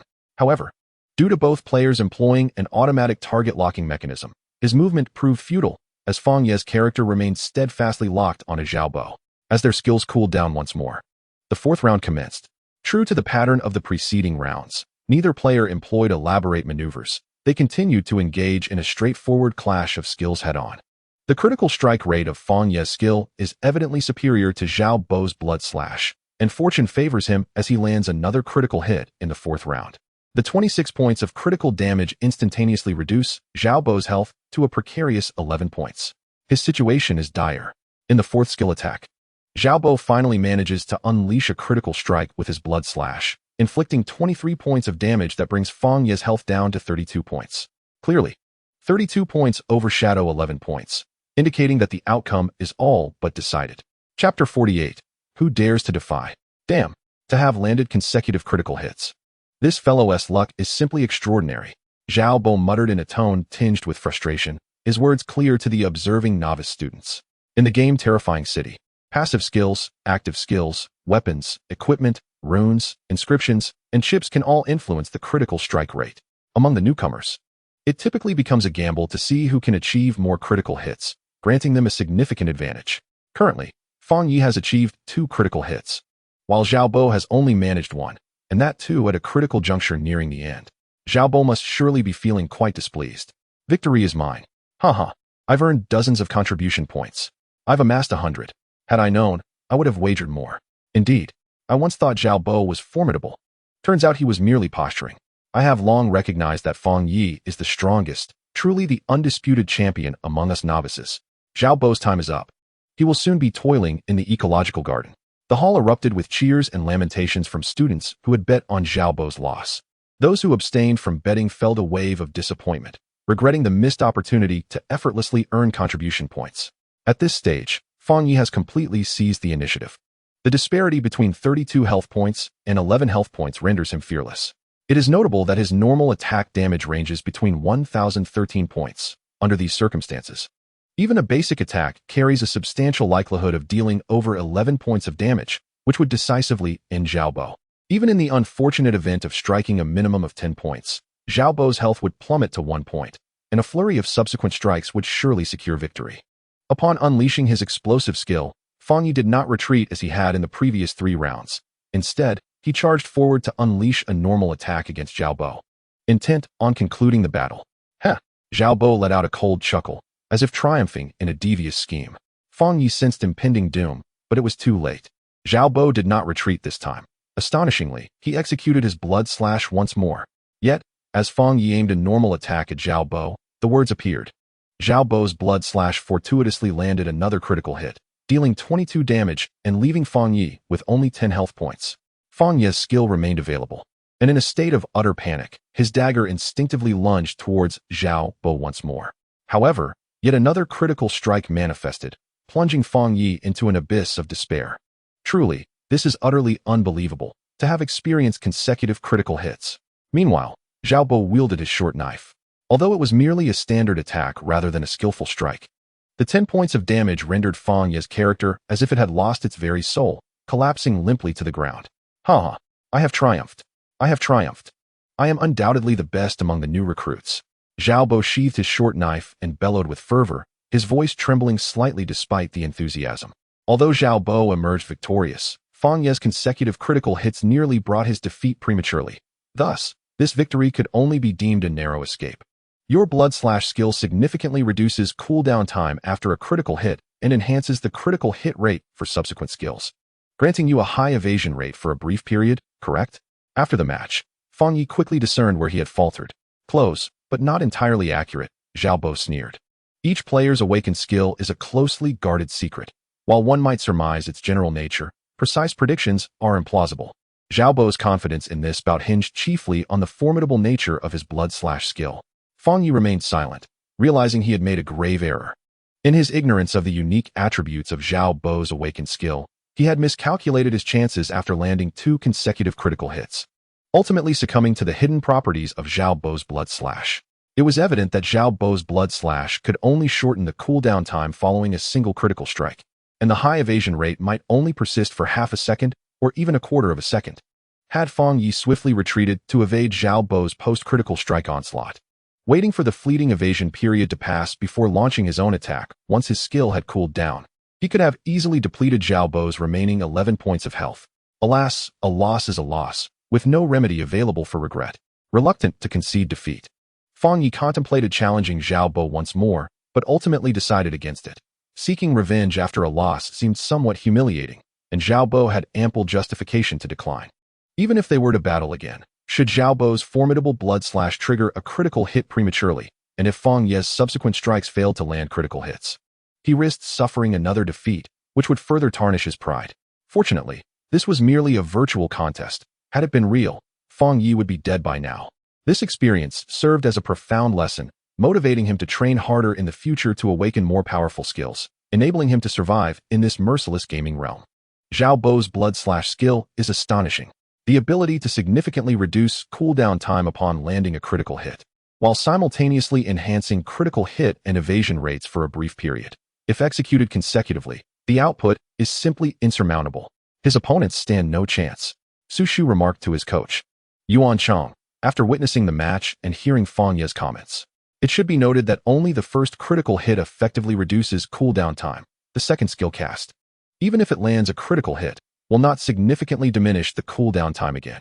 At most, it may provide a fleeting high evasion rate, which, in itself, is not overly extraordinary, Yuan Chang analyzed thoughtfully. The other students remained silent, attentively listening to Yuan Chang's analysis and explanation. During combat, it is prudent to adopt a conservative approach when one is unfamiliar with the opponent's skill set. Su Shu reflected upon this experience. However, it is not always the case.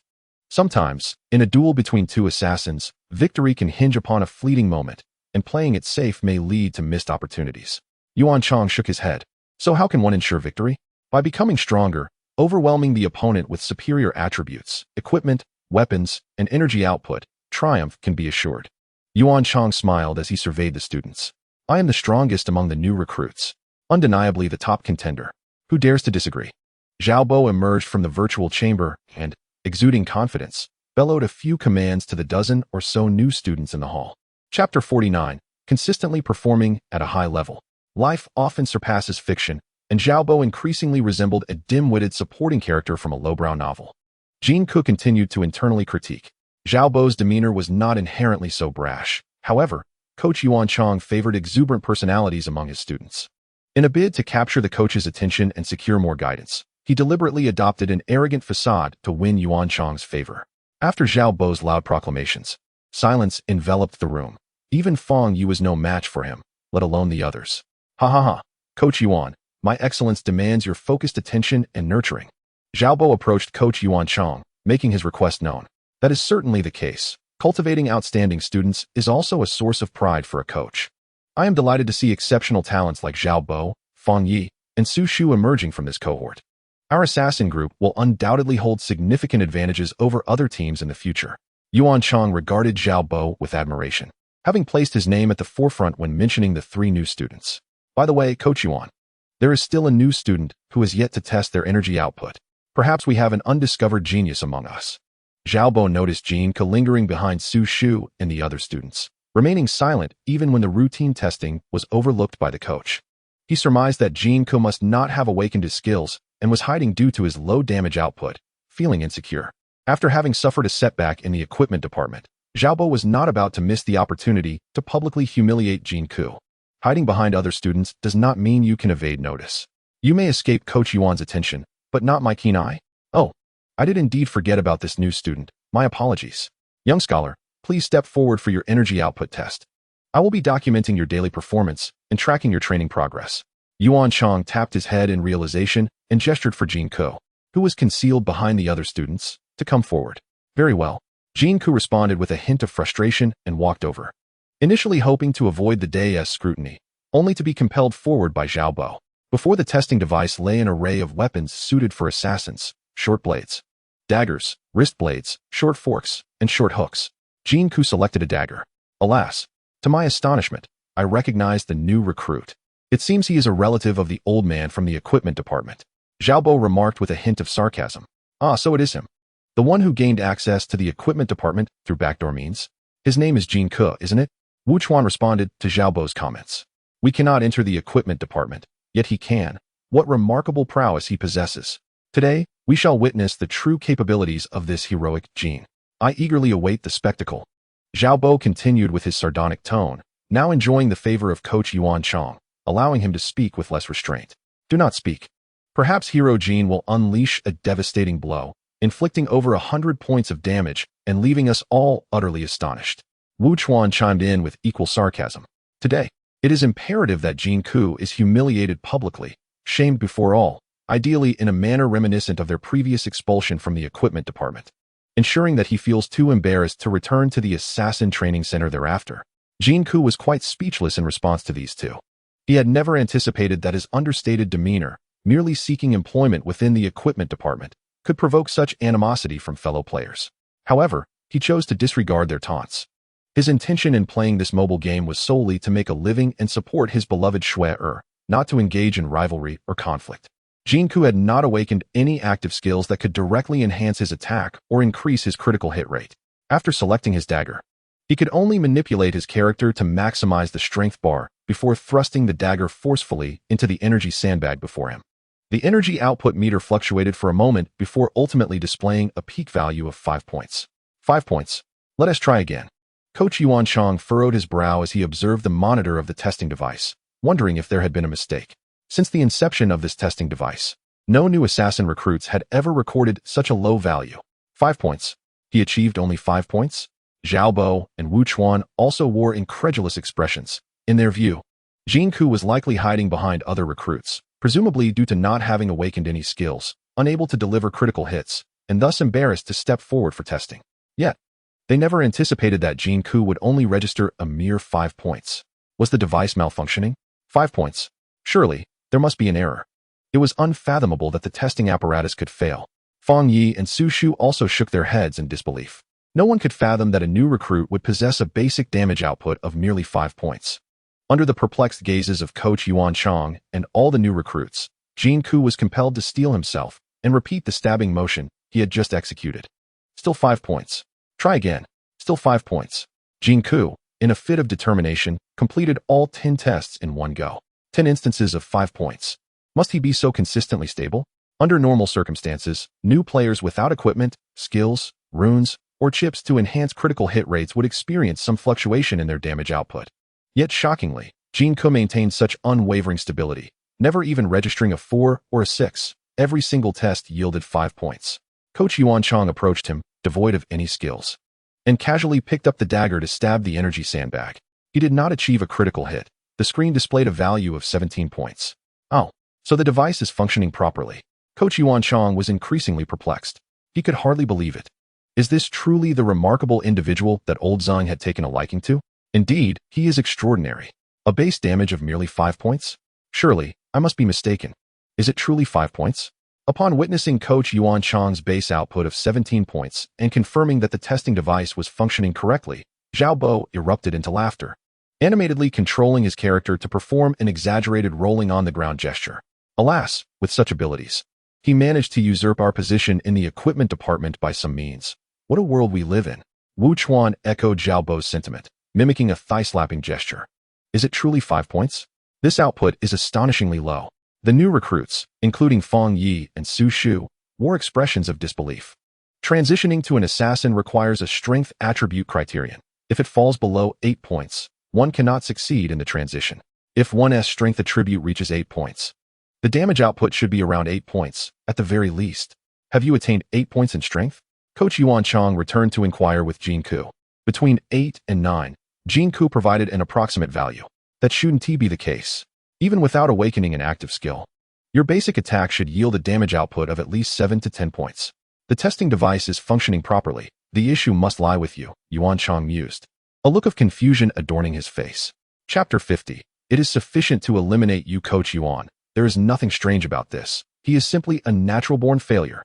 Xiaobo continued to laugh heartily. Wait a moment. I will fetch a set of human energy fluctuation testing devices for you to wear to examine whether your internal energy pathways are functioning properly. Once you don that apparatus, try again. Ignoring Zhao Bo's frivolity, Yuanchang hastened to a nearby equipment room. After accessing the chamber with his ID card, he retrieved a complete set of human energy fluctuation testing devices. This entire setup consisted of over a dozen rings affixed to Jin Ke's character at various locations: arms, legs, waist, and chest. Holding a tablet-like device, Yuanchang instructed Jin Ke to move about casually. Once he confirmed that the device could comprehensively monitor the energy fluctuations within Jin Ke's character, he let Jin Ke approach the energy output testing device for a subsequent test. Jin Ke grasped a dagger, rapidly forming an energy circuit with it, and with all his might, he directed his character to thrust forcefully at the energy sandbag. The energy output testing device fluctuated dramatically, ultimately displaying a peak energy value of 5 points. Ha ha ha, once again it is 5 points. I am at a loss for words. How do you say this number in English? Useless. Utterly useless. Zhao Bo continued to mock loudly, prompting his character to roll on the ground in laughter. Truly pathetic. Even in the absence of active skills, I could effortlessly achieve 10 points. This esteemed Jin Ke is indeed a peculiar case. Wu Chuan joined in the ridicule, casting a few jibes at Jin Ke. The internal energy pathways appear normal, yet why is the spiritual energy so feeble? Have you encountered any extraordinary events that could have severely compromised your spirit? Yuanchang analyzed the data on his tablet and inquired of Jin Ke. He could not remember. Lu Junming had previously instructed him, and naturally, Jin Ke would not divulge his status as a multi-soul entity. In a situation like yours, with such feeble spiritual energy, it must indicate severe damage to your soul. While physical injuries can be mended, spiritual wounds are irreparable. Thus, your path as an assassin is essentially doomed. No matter how much you train, it will yield no results. Yuanchang shook his head, confirming his assessment of Jin Ke as a failure. Zhao Bo and Wu Chuan rejoiced upon hearing Yuanchang's words. At last, Jin Ke faced adversity. What a stroke of misfortune for this newcomer. Fang Yi, Su Shu, and other new recruits looked at Jin Ke with expressions of sympathy. Life is finite. I urge you to invest your time in pursuits more meaningful. Did you not visit the equipment department? Perhaps you should dedicate all your time to your profession. Training at the Assassin Center would merely squander your time. Yuanchang continued to impart his earnest advice while scrolling through the tablet screen.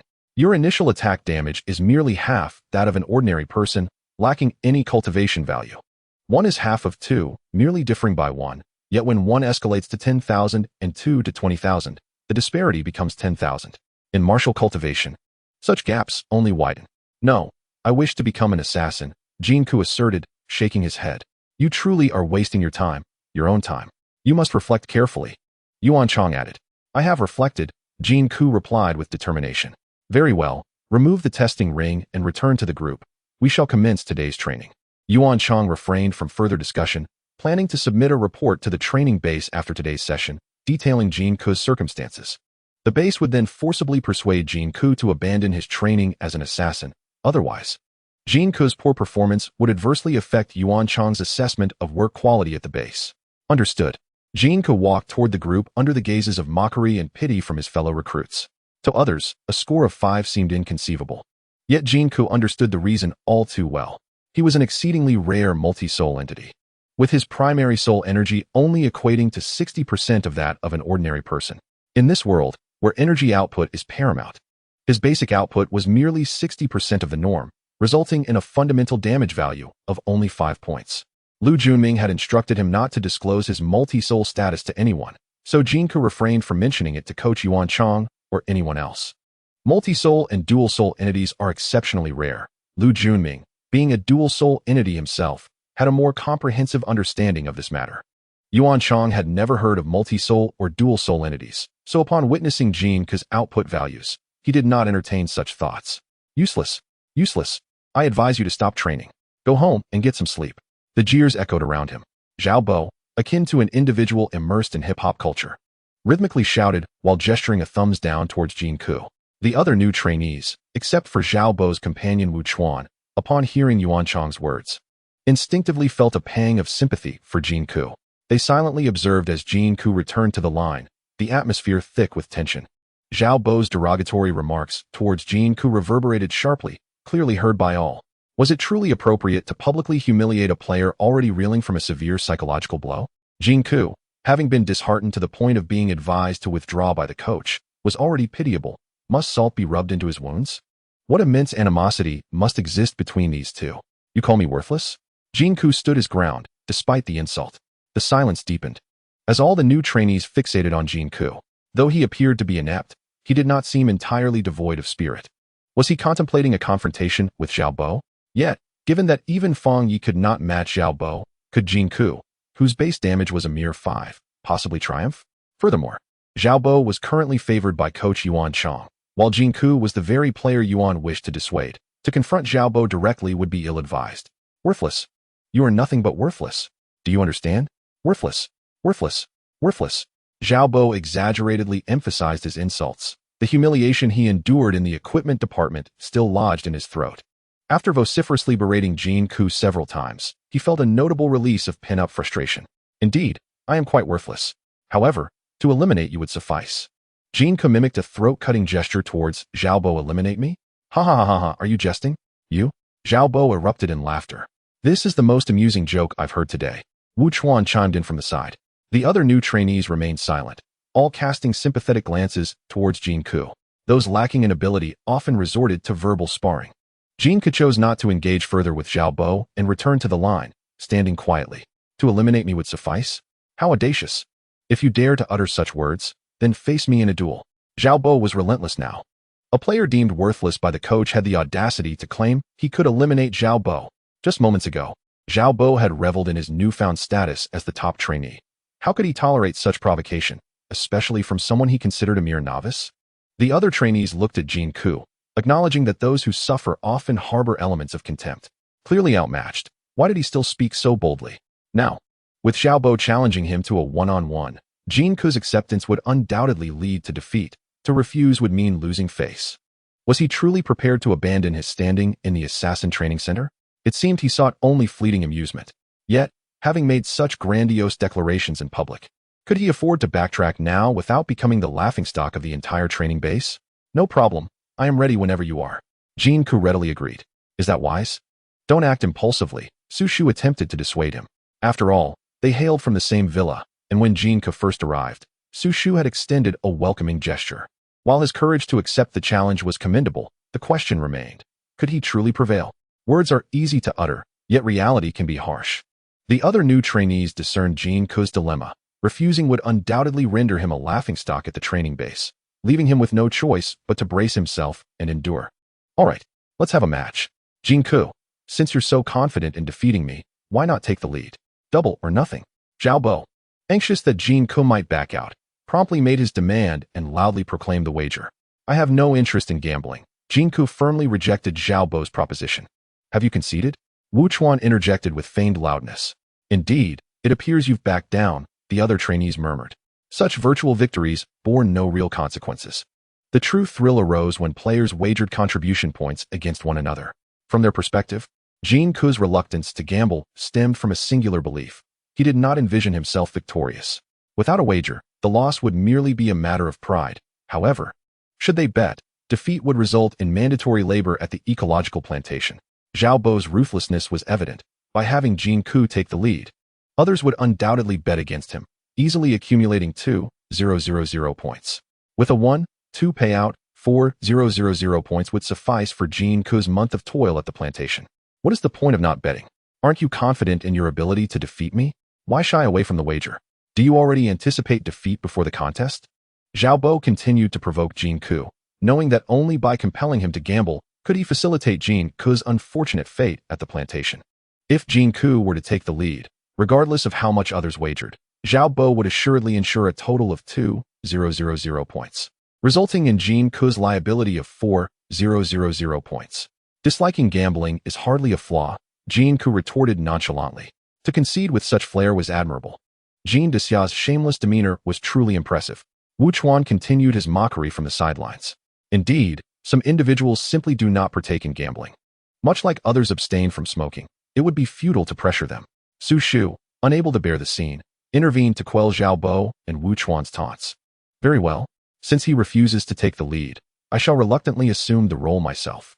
Just like last time, I will be the dealer. Double or nothing. Wagers are welcome. Xiao Bo, somewhat disheartened, was nonetheless determined not to squander this effortless opportunity to earn contribution points. Having just earned 550 points with ease, he aimed to accumulate as many as possible this round. Who would dare to wager against you as the dealer? That's absurd, Wu Chuan commented to Xiao Bo. Indeed. Such a blatant disparity in skill. Who would be foolish enough to bet? The other new trainees echoed, shaking their heads. Given that a dealer could deliberately throw the match, they could only wager on their own victory. Thus, Xiao Bo, as the dealer, would bet on his own triumph over Jin Ke.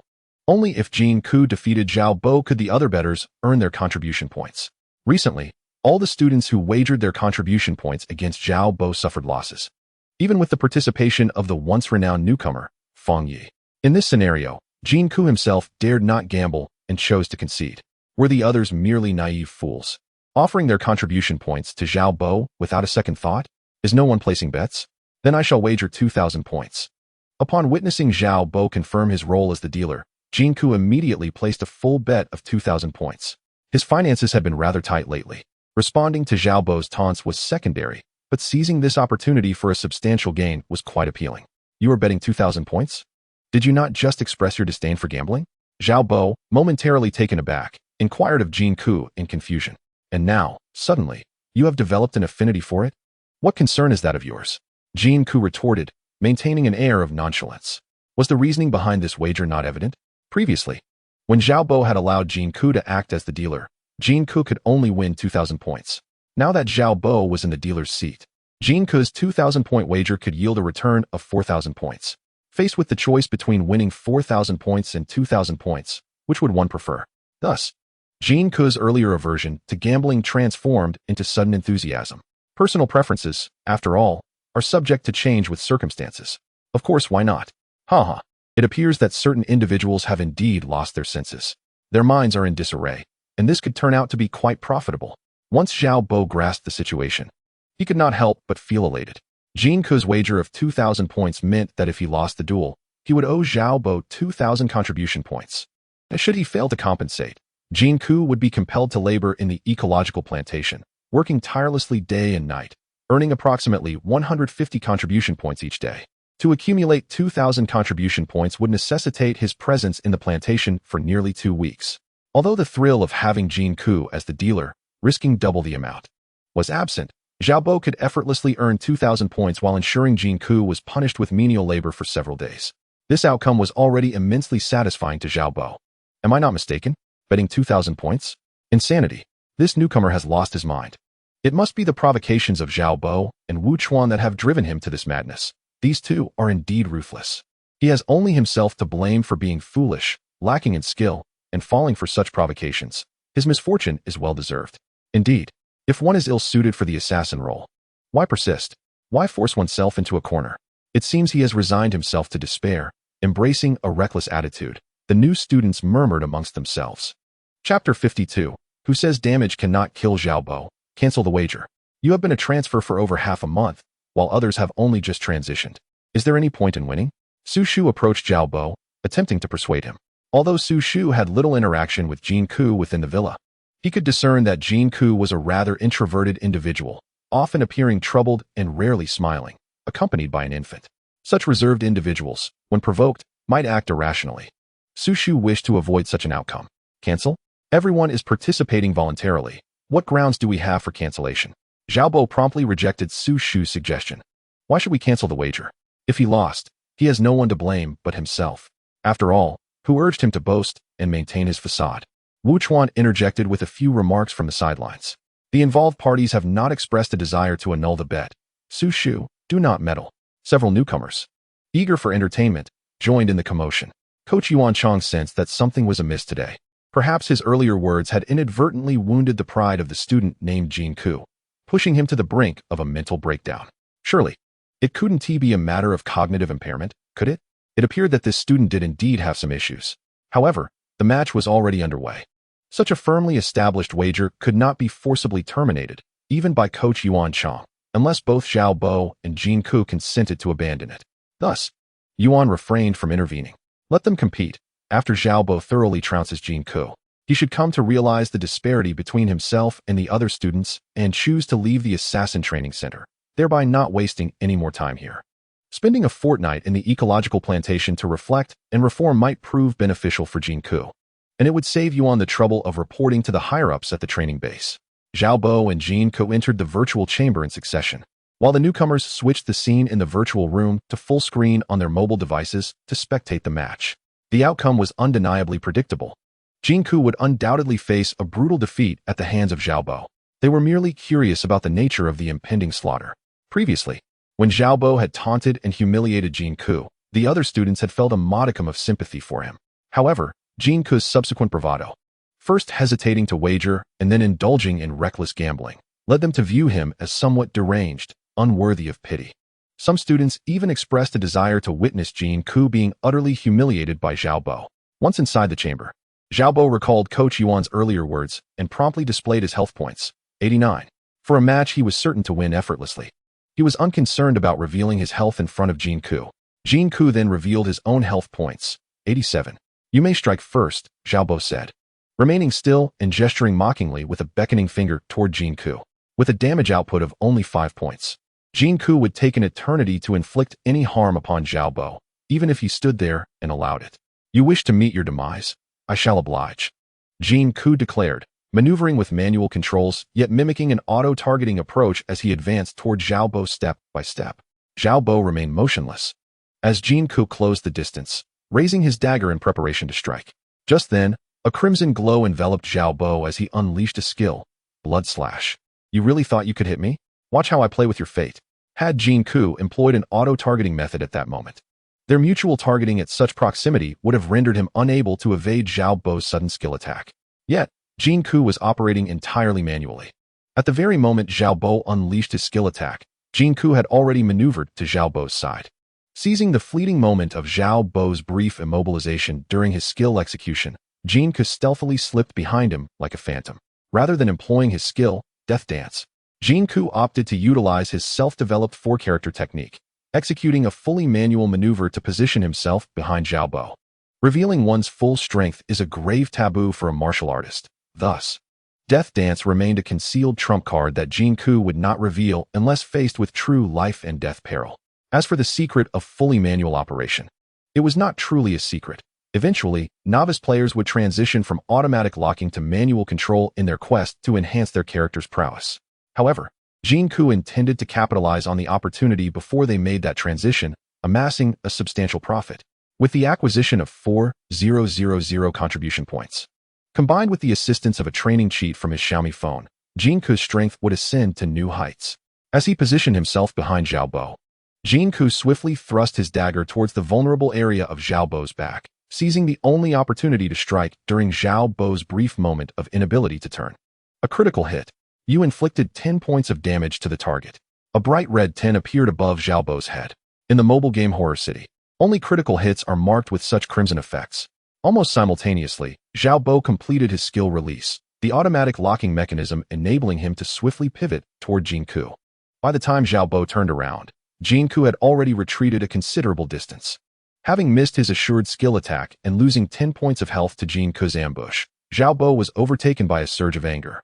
Ignoring the cooldown on his Blood Slash skill, he charged furiously at Jin Ke, his automatic locking ensuring he remained aligned with Jin Ke's retreating direction. After retreating a few steps, Jin Ke halted, waiting for Xiao Bo to close the distance. As Xiao Bo's short dagger swung toward Jin Ke under the automatic targeting system, Jin Ke suddenly vanished from his sight, sidestepping to Xiao Bo's flank and thrusting his dagger once more. A 5 damage value appeared above Xiao Bo's head. Xiao Bo quickly turned to retaliate. Yet Jin Ke deftly evaded, circling to the opposite side of Xiao Bo and delivering another stab. Once again, a 5 damage value materialized above Xiao Bo's head. In a frantic attempt, Xiao Bo spun around once more to strike. But once again, he struck nothing but air, followed by yet another 5 damage value appearing above him, who claimed that 5 points of base damage could not kill. It merely required a few more stabs. What the hell? What is happening? Cheating? Damn it. Xiao Bo, in a fit of rage, began to curse vehemently. In stark contrast, Xiao Bo appeared as cumbersome as a wild bull, while Jin Ke moved with the grace of a cheetah, darting left and right, executing unanticipated ambushes that rendered Xiao Bo powerless. All his skills fell into empty air, leaving him to spin in place, helplessly bellowing in frustration. Chapter 53. The distinction between masters and ordinary players, alas. Is there truly such a maneuver? If this continues, Xiao Bo is destined to fall. In the real world, Su Shu gazed in utter astonishment at the unfolding events on his phone screen. Who would have imagined? Coach Yuan Chang also bore an expression of surprise. What kind of strategy is this? I find myself struggling to comprehend it, thought Wu Chuan, bewildered. What a one-sided massacre. It is not Xiao Bo who is vanquishing Jin Ke, but rather Jin Ke who is ruthlessly overpowering Xiao Bo.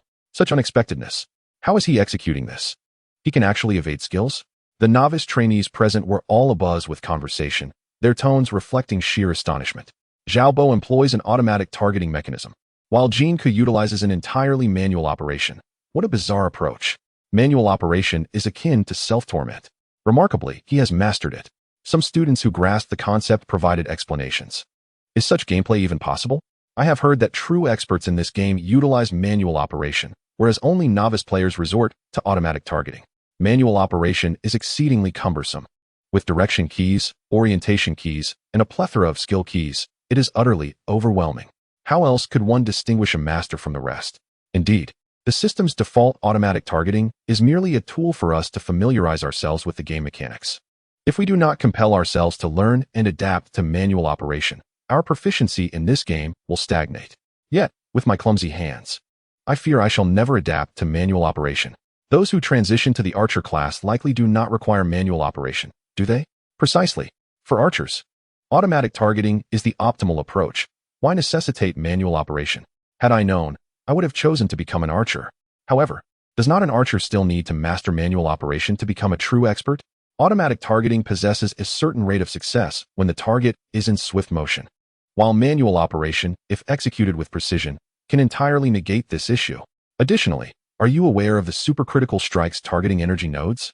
An archer's automatic targeting will undoubtedly fail to strike energy nodes. To hit the energy nodes on a distant foe, an archer must engage in manual operation. Is that not exceedingly challenging? I have heard that energy nodes appear for merely a fraction of a second, 0.1 seconds, amidst a myriad of control keys, and one must manually aim for the energy nodes.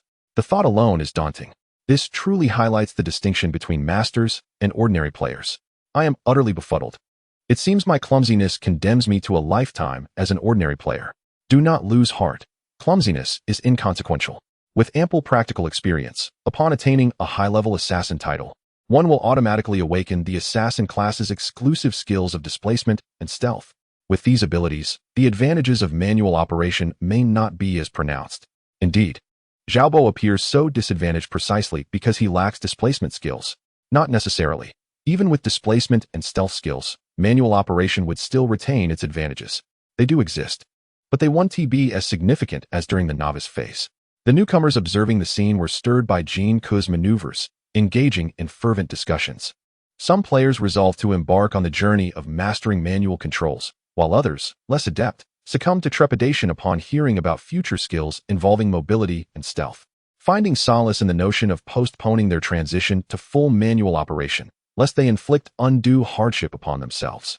Coach Yuan Chang overheard the chatter among the novice players regarding automatic target locking and manual operations, yet he remained unfazed by these gaming terminologies. The players' reactions had become familiar to him. They had, to varying degrees, engaged in deliberate discussions about gameplay mechanics, and upon hearing such remarks, they exhibited no unusual reactions, occasionally casting glances imbued with an air of superiority, as if to convey their superior understanding of the game. Meanwhile, the duel between Jin Ke and Xiao Bo persisted. Xiao Bo found his health diminished by 40 points, leaving him with a mere 49, while Jin Ke stood unscathed at 87 points.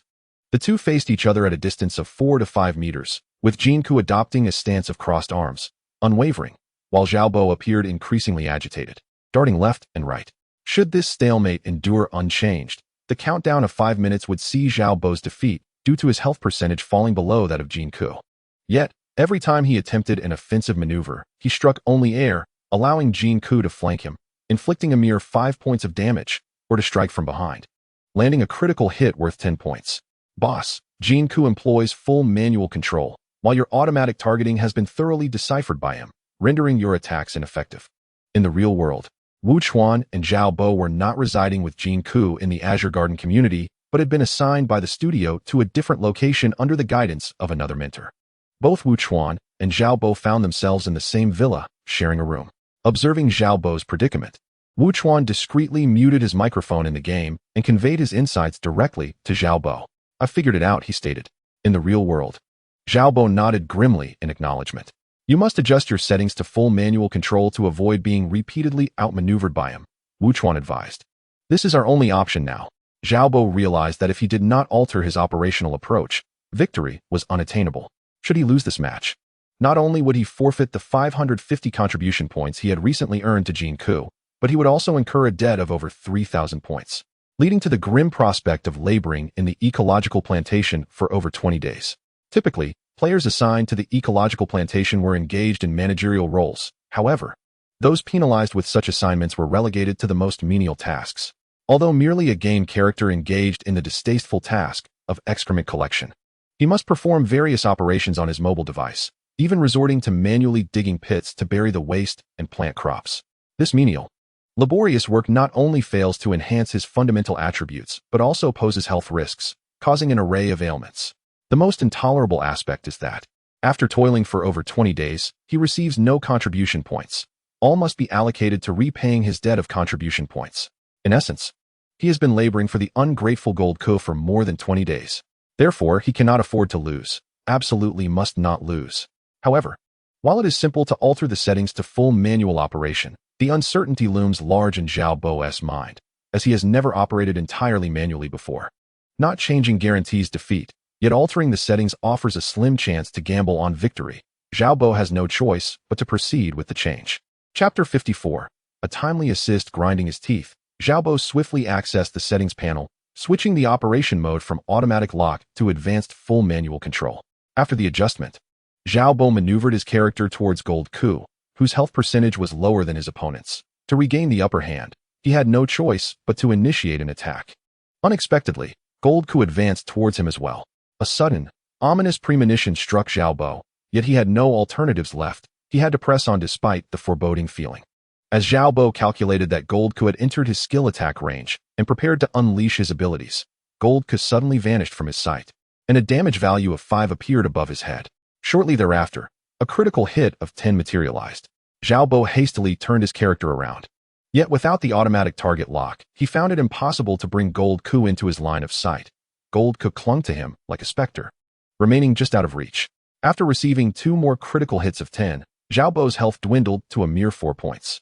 With the shift to full manual operation, Zhao Bo's character moved as clumsily as a toddler just learning to walk, each motion in turn fraught with awkwardness. This self-inflicted torment drove Zhao Bo to the brink of hurling his phone to the ground in frustration. "Killing you is too easy," Gold Ke remarked coolly. And yet another critical hit of 10 appeared above Zhao Bo's head. His character's body slumped lifelessly to the ground. It was over. Gold Ke emerged victorious.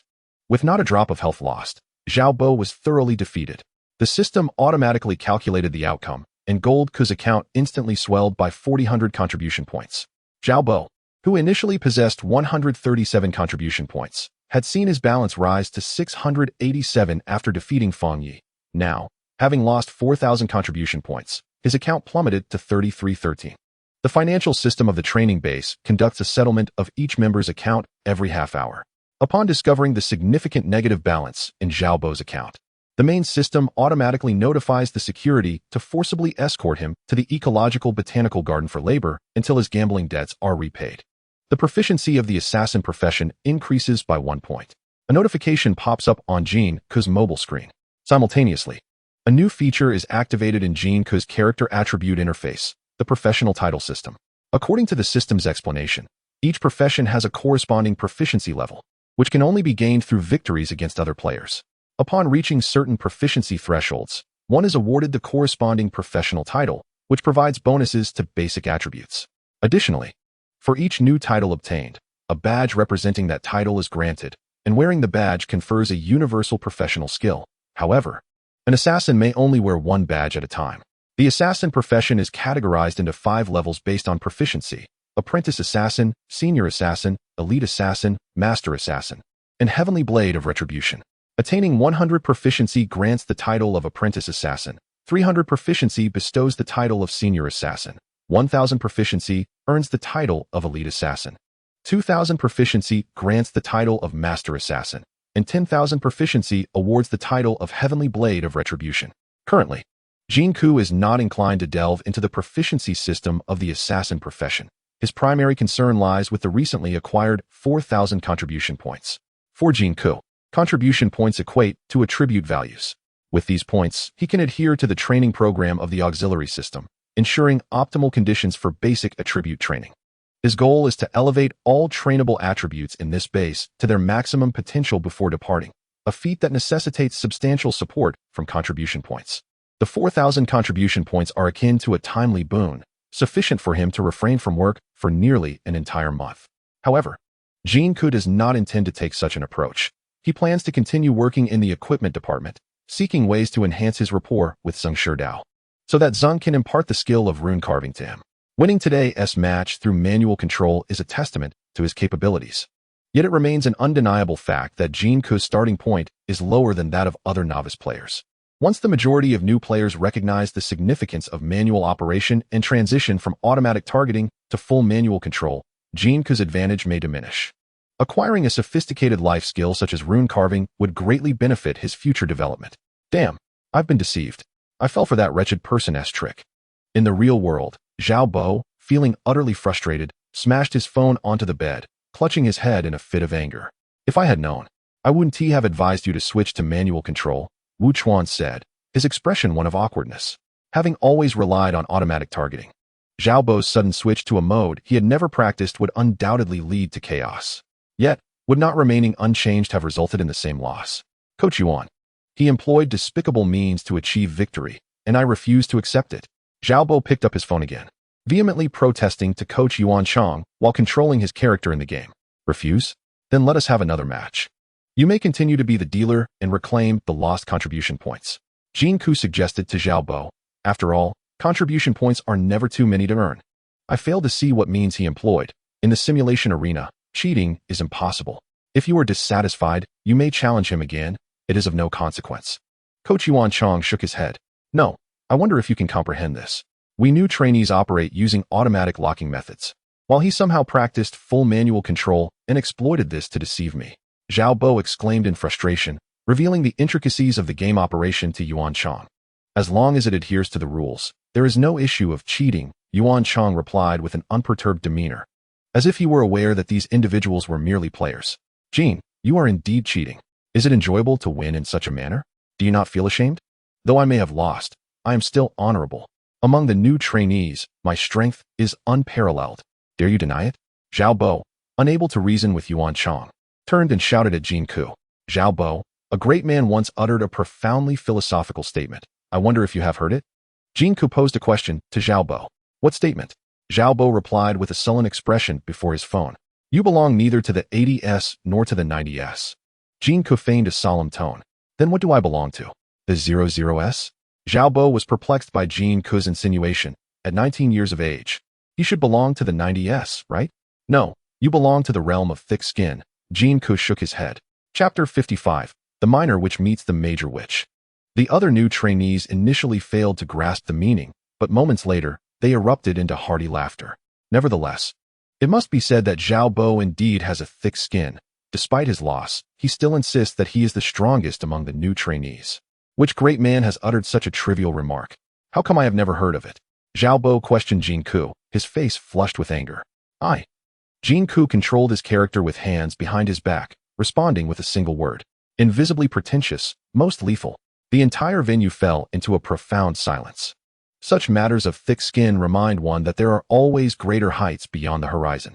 Zhao Bo, outmatched in skill, did not anticipate that the thickness of his skin would pale in comparison to Jin Ke's. Zhao Bo, do you wish to continue challenging him? Otherwise, we shall commence today's training, Yuan Chang suggested, glancing at the time. No more challenges. Zhao Bo shook his head. He understood that until he mastered full manual control, no matter how many times he faced Jin Ke, defeat was inevitable. I have suffered great humiliation this time. The old grievance with Jin Ke remains unavenged, now compounded with new resentment. I despise it. How I loathe you, Jin Ke. You have caused me trouble every single time. Haven to you? I shall remember you. The expressions on the faces of the novice trainees, who had initially gathered to witness Jin Ke's anticipated blunders, were now nothing short of remarkable. They had assumed that Jin Ke was destined to lose. However, to their astonishment, he ultimately triumphed over Xiao Bo in a manner that left him with full health. The awe in their gazes directed at Jin Ke spoke volumes about their instinctive respect for gaming virtuosos. It was no wonder that when Xiao Bo had provocatively challenged Jin Ke, the latter's succinct retort of "I will kill you" was deemed sufficient. Jin Ke was not boasting. Given his current level of skill, his threat to Xiao Bo was indeed credible. Do not celebrate too soon, you 5-point noob. Your base damage is a mere 5 points. And you merely caught me off guard due to my lack of mastery over manual controls. Once I have honed my skills over the next few days, let us see how you fare then. Xiao Bo silently fumed before once more provoking Jin Ke, visibly displeased. That's not a problem. But it is certainly impossible within the next 20 days, Jin Ke replied, shaking his head. Afraid to accept a challenge within 20 days? You've conceded. Xiao Bo seized upon Jin Ke's words with relentless tenacity. No, what I mean is that you will not have the time to seek me out in the next 20 days, Jin Ke asserted, gesturing towards Xiao Bo's rear. Turning to look, Xiao Bo's character was met by 2 security guards approaching. The system has detected that you owe 313 contribution points. Please accompany us to the ecological plantation, they stated, overpowering Xiao Bo with their superior strength and escorting him out of the assassin training center. Jin, you wait for me. Xiao Bo's voice echoed in exasperation. Very well, I shall await the opportunity to bestow upon you a lesson, Jin Ke replied, as Xiao Bo's voice faded into the distance. Once Xiao Bo had departed, a profound silence enveloped the space, and all the trainees turned their attention back to Jin Ke. Well, it seems I have ascended to the top. Is there anyone who dares to challenge me? Jin Ke called out, contemplating the crowd. I yield. I concede. I am thoroughly convinced. I am in full submission. I will not even brace myself against the wall if it means conceding to you. The trainees responded in unison, shaking their heads. Today was an eye-opening experience. Indeed, there are always greater talents beyond one's own. They had initially believed Feng Yi to be the strongest, only to see him fall to Xiao Bo, who they then thought to be the ultimate competitor. Yet, in a twist of fate, Xiao Bo's audacious provocation had led to his utter humiliation at the hands of Jin Ke, who had dispatched him without losing a single point of health. Every trainee present was utilizing automatic targeting controls, and under such circumstances, there was only one possible outcome. Like Xiao Bo, they fell without even grazing a hair on Jin Ke. Su Shu, who shared a villa with Jin Ke, felt an overwhelming sense of astonishment. Truly, the masters of the game were often hidden from view. He had assumed Jin Ke to be a novice, only to discover he was the legendary super expert. Success, it is said, hinges on 3 elements: perseverance, resilience, and unwavering confidence. Jin Ke not only trained with tenacity, but also possessed the fortitude to withstand challenges. Such a person is destined for success, for it would be an injustice otherwise. Jin Ke was fully aware that he could easily best Xiao Bo, yet he remained unperturbed, patiently awaiting Xiao Bo to propose taking the lead. One moment he professed a disinterest in gambling, and the next, he was drawn to it. While amassing a profit of 4,000 contribution points, he simultaneously dispatched Xiao Bo to the ecological park to engage in menial labor, all the while subtly elevating himself to the status of a great man. This restraint and depth of character could only be achieved with an extraordinary level of audacity. The energy tests in 2 sessions had consumed half an hour of training time today. With no further suggestions arising, Yuan Chang commenced the day's training session. The focus of the guidance aimed at novice trainees primarily involved imparting the fundamental techniques of the assassin class, the proper stance for wielding weapons, basic stabbing and slashing motions, as well as footwork techniques. For players behind their mobile screens, it was not necessary to strictly follow Coach Yuan Chang's instructions. A mere press of a few buttons would suffice, allowing the game characters to autonomously practice these foundational skills repeatedly. During this process, the weapon proficiency and basic footwork of the assassin players would gradually improve.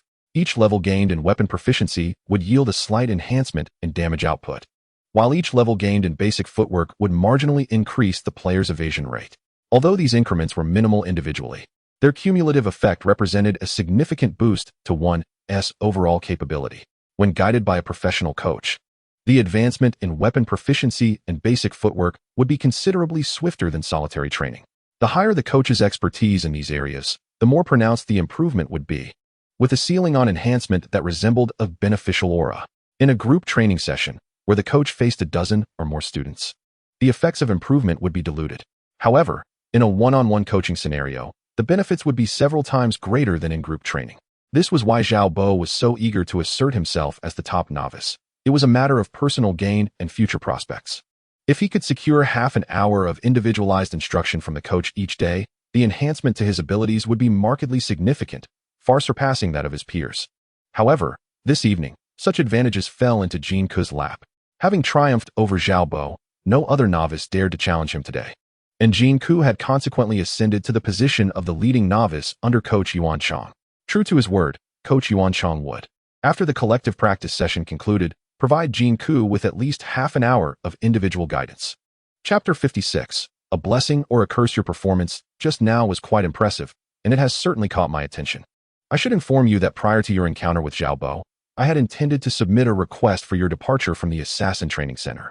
However, I have now decided to give you a chance to train with me for a while, Yuanchang remarked as he began to offer Jin Ke personalized instruction. Oh good, Jin Ke replied. Previously discouraged by Yuanchang, he harbored little affection for the idea. Yet he had no intention of expressing his displeasure to someone who had merely been doing their job. The characters within the game are often exploited by players. When they prove advantageous, they are squeezed for all they are worth, and when they no longer serve a purpose, they are cast aside. Thus, he would refrain from engaging in verbal disputes with Yuanchang that might detrimentally affect his training outcomes. There is a matter I wish to discuss with you. Yuanchang ventured. What is it? It concerns Xiao Bo, who is indeed a promising talent. With some guidance, he could blossom into an exceptional assassin. I am unaware of the discord between you two, yet the current predicament, wherein he is forcibly relegated to the ecological plantation, will severely hinder his future prospects. Would you consider granting me a favor, thereby affording him an opportunity by alleviating his debt? This would enable him to exit the ecological plantation sooner and gradually repay the contribution points he owes you. Yuanchang presented this to Jin Ke. Alleviate his debt? How would that work? Is it not true that you have recently accrued an additional 4,000 contribution points in your account? You could transfer those to him, and he could draft an IOU specifying a repayment timeline, allowing him to train while simultaneously working to repay his debt. Once the negative balance in his account is cleared, he could leave the ecological plantation ahead of schedule, Yuanchang elucidated. Oh dear, Coach Yuan, why did you not mention this sooner? Just a few minutes earlier would have sufficed, Jin Ke exclaimed, his face a mask of regret. I recently sustained an injury after hitting my head against a wall and had to borrow a significant amount of contribution points from friends for treatment, over 5,000 in total.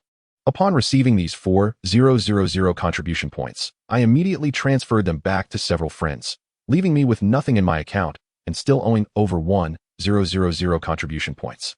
Jin Ke lamented. What a stroke of bad luck. Yuanchang replied, a hint of frustration evident in his expression. I apologize, Coach Yuan. It is not that I am unwilling to assist you, but rather that I am powerless to do so. By the way, do you have any surplus contribution points in your account? Could you possibly lend me 2,000 points?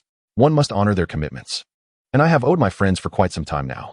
I wish to settle my debts promptly, while also reserving some funds for sustenance. As I have been struggling to eat adequately of late, which is adversely impacting my training, Jin Ke expressed, his countenance strained with worry. At this moment, what Jin Ke desperately needed were contribution points. To expect him to part with them was out of the question, especially for the sake of aiding a rival he harbored grievances against. However, Jin Ke was also reluctant to offend the coach before him, as that might influence his training. Thus, he resolved not to part with a single point, yet he felt it necessary to articulate his reasoning with decorum and respect. The most effective way to decline a loan request is to reciprocate with a request of one's own. If you are unwilling to lend me, why should I extend my assistance to you? Jin Ke thought. Ah, I see. Very well, I shall seek alternative solutions, he conceded. Moreover, I am living paycheck to paycheck. With no surplus contribution points to spare, I fear I cannot be of assistance in this matter. My sincerest apologies. Yuanchang swiftly changed the subject. Having originally intended to persuade Jin Ke to assist Xiao Bo instead, it appeared that this topic was best left untouched with Jin Ke. Yuanchang indeed holds Xiao Bo in high regard. Although Jin Ke triumphed over Xiao Bo, the meager base damage of 5 points leads him to believe that Jin Ke's future training potential is limited. In contrast, Xiao Bo possesses a solid foundation and formidable skills, brimming with infinite possibilities for the future. The training base evaluates coaches primarily by how many exceptional students they can nurture. Thus, losing Xiao Bo leaves Yuanchang with a palpable sense of regret, despite Jin Ke's refusal to comply with Yuanchang's request. The rationale behind it was both reasonable and compelling, leaving Yuanchang unable to harbor any resentment towards him. He continued to devote himself wholeheartedly to Jin Ke's guidance. Perhaps due to it being Jin Ke's inaugural training session, the results were particularly striking.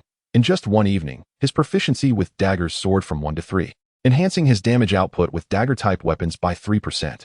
His basic footwork also improved, rising from 1 to 2, which increased his evasion rate by 2%. In the training base's dormitory area, in the quarters of Xue'er, the doorbell rang, followed by Lu Junming's voice emanating from the intercom. Lu Junming, the machine responsible for the assassin class transition room, had assisted Jin Ke in uncovering the multi-soul body. Xue'er set down his teacup and grabbed the remote to open the dormitory door. "Care to join me for some tea?" he inquired, glancing at Lu Junming by the door. Of course, when there's good tea, one must indulge. However, I've come to discuss something important with you today. Once the door closed, Lu Junming took a seat opposite Xue'er, pouring himself a cup of tea from the pot. "What is it? Good news or bad?" Xue'er sipped his tea leisurely. "Recently, a young man came to my place. I assisted him in transitioning to an assassin. He brought me a fine package of tea. Claiming to be your apprentice and asserting a close bond with you, akin to family," Lu Junming recounted while enjoying his tea. "Oh, you must be referring to Xue'er Ke.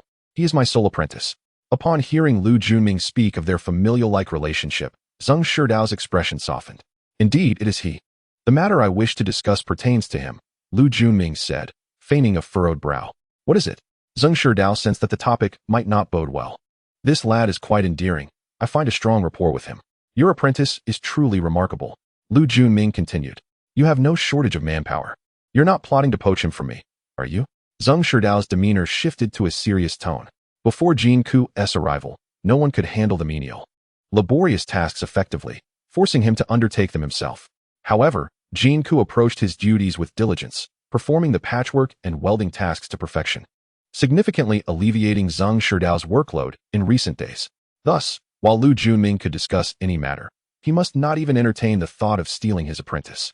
"I have no need for more hands. Why would I want to poach from you? I merely have something very important to discuss regarding your apprentice." Lu Junming shook his head and poured himself another cup of tea. "Speak your mind. Do not dawdle, for it seems you merely wish to linger over tea." Xue'er seized the teapot from Lu Junming's hands. Chapter 57. The risks are too great. "Hey, old Zeng, why are you still so impatient?" Lu Junming remarked with a sense of enjoyment as he sipped his tea. "This matter is quite complex. Allow me to explain it slowly." Xue'er refrained from urging him further, but held the teapot firmly in his grasp, clearly indicating that without an explanation, Lu would not receive even a single cup of tea from him. "Here's the thing. I feel a strong affinity with Xue'er Ke, and since he is your apprentice, akin to family, I conducted a free soul energy assessment for him. Can you guess the result?" Lu Junming teased, building suspense. "Just say it, or leave." Xue'er showed no interest in Lu Junming's theatrics. "Poor Xue'er Ke. He is a multi-soul entity, even more unfortunate than I am," Lu Junming sighed. "What did you say?" "I said Xue'er Ke is a multi-soul entity. Alas, he is doomed," Lu Junming reiterated. "Is that boy truly that unfortunate?" Xue'er's expression darkened. "In this base, you are the only one privy to my secret. You know how arduous my years have been. I noticed that Xue'er Ke is quite resilient, and this revelation will surely strike him hard. If possible, I genuinely wish to assist him." Seizing the moment while Xue'er was momentarily lost in thought, Lu Junming snatched the teapot from him and poured another cup for himself. "Are you referring to the statue you concealed in the temple?" Xue'er remained silent for a while before finally responding. "Precisely." A flicker of joy crossed Lu Junming's eyes. "After all these years, you still refuse to give up." Xue'er shook his head. "I have long since relinquished that pursuit. At my age, it seems futile to engage in such endeavors.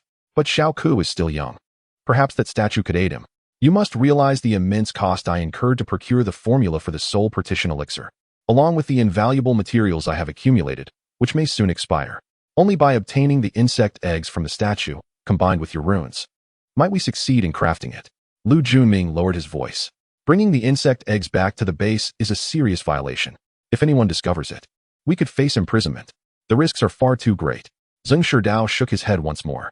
"I am aware of that, which is why I merely mentioned it in passing. Xue'er Ke is your apprentice and regards you as family. He may one day assist you in your old age. Ultimately, the decision of how to proceed, whether to help him or not, lies with you. Without the soul partition elixir, he will forever be at a disadvantage. With it, he may become an extraordinary talent." Lu Junming's eyes sparkled as he spoke, pouring the last of the tea from the pot into his cup. Zheng Shidao remained silent, lost in contemplation. I have also heard that dual-soul and multi-soul entities possess advantages in rune carving compared to ordinary individuals.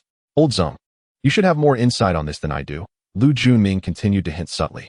Is your formula reliable? And as for my rune proficiency, it is not as formidable as you might believe. What if the result is flawed and leads to his soul's collapse? Have you contemplated the risks associated with this matter? Zheng Shidao remained quite hesitant. I possess 2 sets of materials, do I not?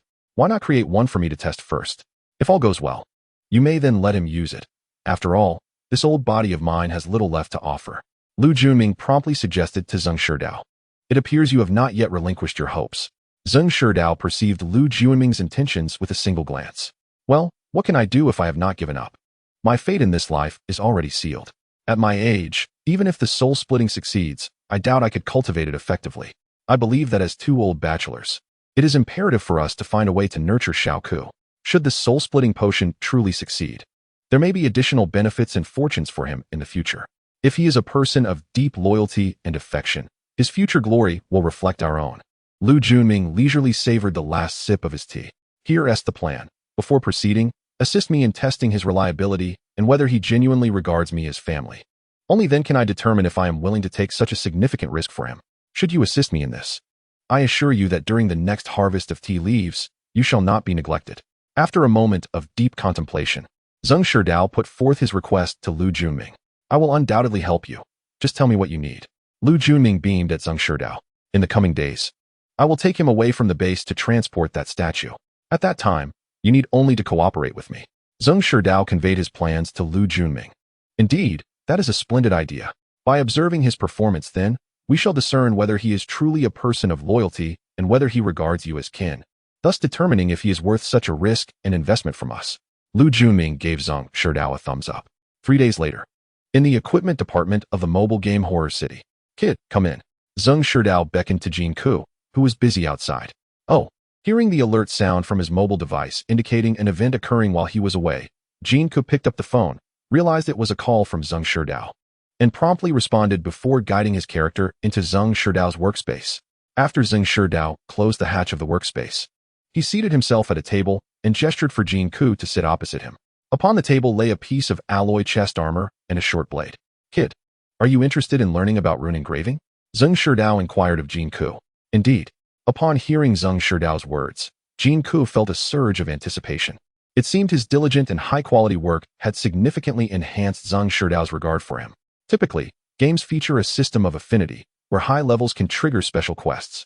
He wondered if today would unveil a task that would allow him to learn the art of rune engraving from Zheng Shidao. Do you understand why this armor protects our bodies? Why these weapons can inflict damage upon wild creatures or our adversaries? Zheng Shidao posed a question to Jin Ke, gesturing towards the chest armor and the short blade. Is it because they are crafted from super alloy, a remarkably sturdy material? Jin Ke deliberately feigned ignorance to indulge Zheng Shidao's inclination for explanation. No, it was due to the runes imbued with dark energy. Zheng Shidao shook his head, then picked up the alloy breastplate, his fingers gliding over the runes etched onto the metallic surface. Oh! Jin Ke exclaimed as he tapped the alloy armor held by Zheng Shidao, where the intricately carved runes were clearly visible, each stroke surrounded by a faint black mist, exuding an aura of mystery. Chapter 58. 3 conditions. These armors are mere vessels. Even though they are forged from alloy, they remain exceedingly fragile against the onslaught of energy weapons.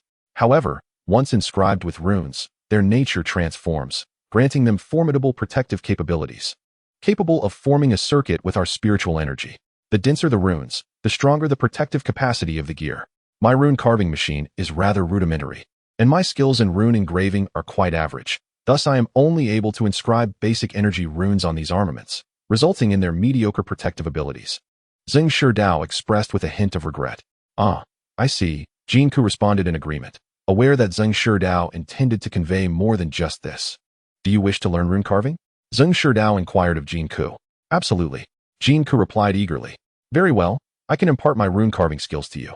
But there are 3 conditions, Zheng Shidao stated earnestly. What are the 3 conditions? Jin Ke asked. The first condition is that you must take me as your master and ensure my care in my old age. Of course, until I grow old. I will protect you and prevent others from bullying you. This first condition is non-negotiable. Can you agree? Zheng Shidao declared with a proud demeanor. You are already my master. Jin Ke readily acquiesced. Having played numerous games where protagonists often have the storyline of taking on mentors, he did not mind adding one more to the list. Moreover, Xue'er appeared to be in excellent health, likely able to thrive for many more years. The passage of time in the game world mirrored that of reality. Would he truly need to care for him in his old age? Ha ha ha, splendid. From now on, we are master and disciple. With me around, I assure you that no one in this base will dare to bully you. Xue'er seemed genuinely delighted. Though Xue'er had a somewhat eccentric temperament, he was wholeheartedly kind to those around him. Jin Ke, through his diligent and high-quality work, had impressed Xue'er, who deemed him a promising successor, thus deciding to accept him as a disciple. However, the acceptance as a disciple was one matter. Whether Jin Ke could pass Xue'er's subsequent trials was another. Only upon Jin Ke successfully navigating these challenges would Xue'er be willing to fully impart his lifelong knowledge and dare to collaborate with Luo Ye in crafting the soul separation potion. Otherwise, even a master-disciple relationship could be dissolved. The second condition is that you must accompany me on an outing to assist with a certain task, Xue'er continued. This was also acceptable. Jin Ke's heart raced. Was he to embark on an external assignment? What could the world beyond the training base possibly be like? Having played countless games, none had captivated him quite like Xue'er City, where, after more than 2 months, he had yet to venture beyond the confines of this novice village. Nevertheless, the more oppressive the atmosphere, the greater the player's curiosity about the world outside the training base. Although curious, Jin Ke had no intention of sneaking out for an adventure. Indeed, escape was not an option. For him, retaining this job was paramount. The prospect of going out with them now presented an opportunity to engage with the outside world, potentially answering some of his lingering questions about the game. Whether this was a blessing or a curse remained uncertain. Initially, his plan was to maximize all his attributes before daring to leave the training base for adventure. However, it was evident that to establish himself in this game and accelerate his character's growth, he could not remain hidden within the training base indefinitely. Engaging in relatively safe external tasks should deepen his understanding of the game and better prepare him for future dangers than other new players. Thus, after a moment of contemplation following Xue'er's proposal of the second condition, Jin Ke agreed. The third condition was that once you have mastered the art of rune carving, you will not receive any contribution points from me for inscribing runes on these old pieces of equipment. All contribution points earned from this work will belong solely to me. Xue'er stated. However, Master, I need to eat. Without contribution points, I will starve, so let us reconsider this third condition. Jin Ke thought it quite peculiar. Was this old man attempting to mold him into free labor? While acquiring rune carving skills was valuable, he felt it necessary to negotiate. He couldn't allow himself to be exploited without recourse. I will take care of all your meals. I will inform the cafeteria to charge all the food you consume to my account. Xue'er seemed to have anticipated this issue. I have a considerable appetite. What you provide had better be sufficient. Jin Ke worked and trained around the clock, particularly in fundamental training for strength, endurance, speed, and agility, which consumed vast amounts of food. If left unchecked, he could easily consume dozens of eggs and other assorted foods in a single day, matching the intake of others over 3 days. To conserve contribution points, Jin Ke sometimes had to restrict his character's food intake. If Xue'er were to provide all his meals, he would no longer need to monitor his consumption, easily devouring over 100, even 200 contribution points worth of food daily, thus recouping his earnings. The 4,000 contribution points he had won from gambling with Xiao Bo could also be saved for exchanging useful items at the training base. Of course, I'll ensure you're well fed. Xue'er readily agreed. As one of the more seasoned members of the base, I once held a stake in the cafeteria. In helping Jin Ke settle accounts, there merely results in a slight reduction in dividends at the end of each quarter, which is hardly a significant issue for me. All right, I accept these 3 conditions. Master, may I now learn the art of rune engraving? Jin Ke's expression brimmed with anticipation. Do not rejoice too soon, the master replied. While imparting knowledge is one matter, your ability to grasp it is an entirely different concern. Prior to mastering rune engraving, one must undergo energy cultivation, which must be harmonized with the practice of rune engraving. Navigating the corresponding energy circuits is not a simple endeavor. This requires not only an extraordinary level of diligence and perseverance, but also a measure of innate talent. Before you, I had 5 apprentices. 3 succumbed to the hardships of energy cultivation and ultimately abandoned their training, while the remaining 2 made no progress after 3 months and also had to give up. Chapter 59. Do your best and leave the rest to fate. I express my gratitude to Chi-Chi's uncle for the generous donation of 50,000 starting coins. Recently, There has been a notable increase in requests for updates, so I wish to clarify a few matters to my brothers and sisters. The current situation for me is somewhat unique. I must care for my wife, who is recovering from postpartum illness and depression, as well as my 8-month-old daughter. Only after ensuring their well-being can I find the time to write. My own health has also declined with age, and my dwindling energy renders additional updates a challenge. I apologize to those who have supported me for so long. What I can guarantee is a sincere and meticulous crafting of a complete novel, one that I find satisfying. As I gradually unveil this grand world according to the outline I have designed, I kindly ask for your understanding. Oh, is energy cultivation truly so difficult? Indeed it is. Otherwise, why do you think I am the sole rune master among the various professions in the training base? If I were to share the methods of energy cultivation with you, yet you fail to establish the necessary energy circuits for rune engraving within 3 months, you would find yourself in the same predicament as my previous 5 apprentices. Our mentor-student bond would cease there. The master spoke with grave seriousness. Beyond learning rune engraving, surely energy cultivation must offer other benefits? Why has the base not established a dedicated energy cultivation center? Jin Ke felt as though he had uncovered hidden narrative threads within the game, prompting him to delve deeper with the master. Certainly, energy cultivation is not solely for rune engraving. Its greatest advantage lies in the enhancement of one's spirit. For an average person, the strength of the spirit solidifies around the age of 12 or 13, remaining static for life. However, through energy cultivation, one can further amplify the strength of their spirit, potentially allowing for the physical manifestation of energy, enabling one to become an immortal entity within the cosmos. The master's eyes gleamed with fervor. Is the strength of the spirit considered a hidden attribute, distinct from fundamental traits such as power and endurance? One could say so. However, individuals suitable for energy cultivation are exceedingly rare, while the techniques for cultivating energy are numerous and varied, posing a significant risk of catastrophic failure if one is not cautious. The training center previously possessed a multitude of foundational energy cultivation methods, yet 90% of those who attempted to practice them found themselves utterly lost, squandering time with no achievements to show. A further 10% succumbed to madness or even perished during their attempts at cultivation, leading to the prohibition of these techniques. The unique energy cultivation method I possess was imparted to me by a senior practitioner through a fortuitous encounter. Its application is rather singular, primarily designed to facilitate the opening of several energy circuits necessary for rune carving. This method has the potential to transcend the first layer of energy cultivation, and due to its focused nature, it is comparatively safer.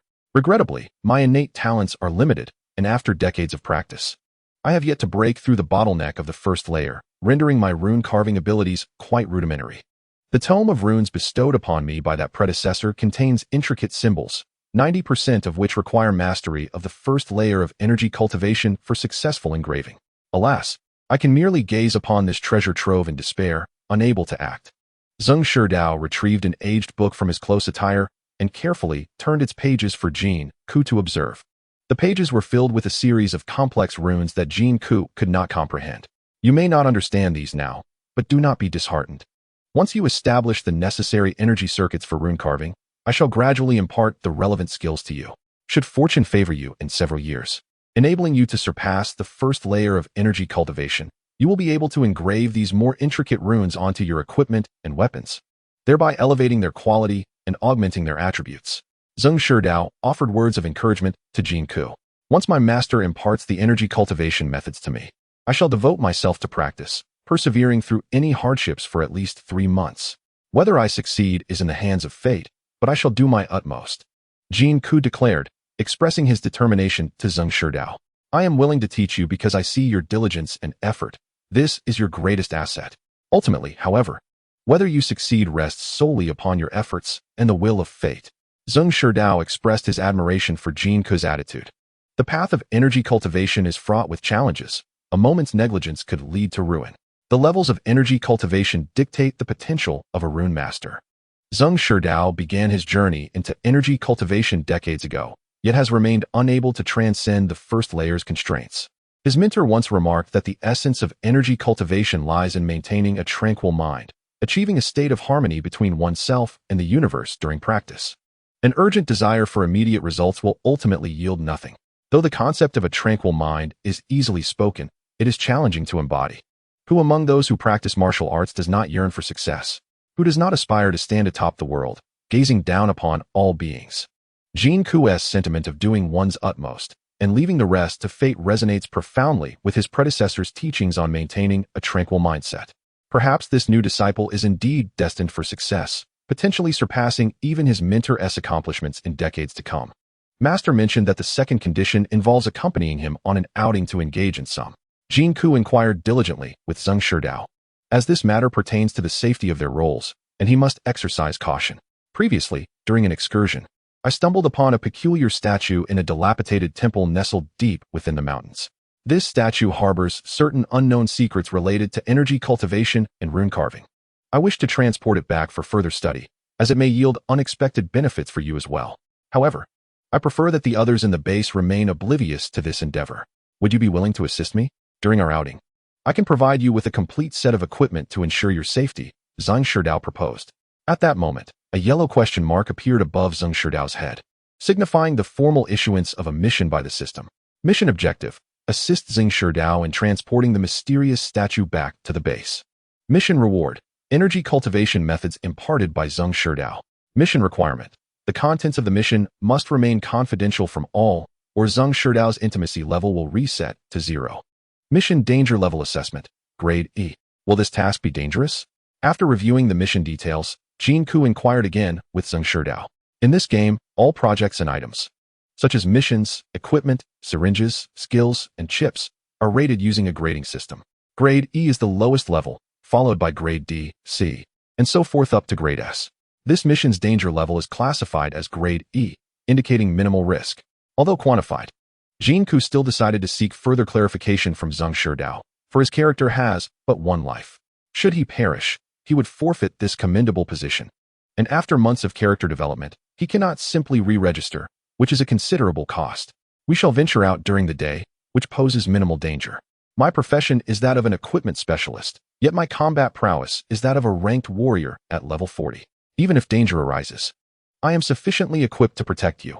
All you need to do is lend a hand in pulling the cart, Xue'er assured, flexing his muscular arm in response to Jin Ke. Chapter 60. Disciples of the Beggar's Sect. Jin Ke had recently transitioned to the assassin class and had yet to participate in ranked matches, barely qualifying as a level D assassin. To ascend to the status of a level C assassin, he must first engage in ranked matches and accumulate a requisite number of stars. Xue'er, being a warrior with a rank of 40, possesses significantly greater combat strength and an abundance of experience. This outing essentially equates to undertaking the mission alongside a formidable ally, providing a level 40 warrior's protection, thus ensuring a considerably low risk. Very well, it's a deal. Jin Ke, who previously lacked the opportunity to learn energy cultivation, equipment maintenance, and rune carving skills, recognized this chance for education as too valuable to forfeit, deeming the inherent risks worthwhile. After Jin Ke consented, Xue'er began preparations for the task at hand. He lent Jin Ke a set of rune-engraved leather armor for protection, while he himself donned a complete suit of metallic warrior gear.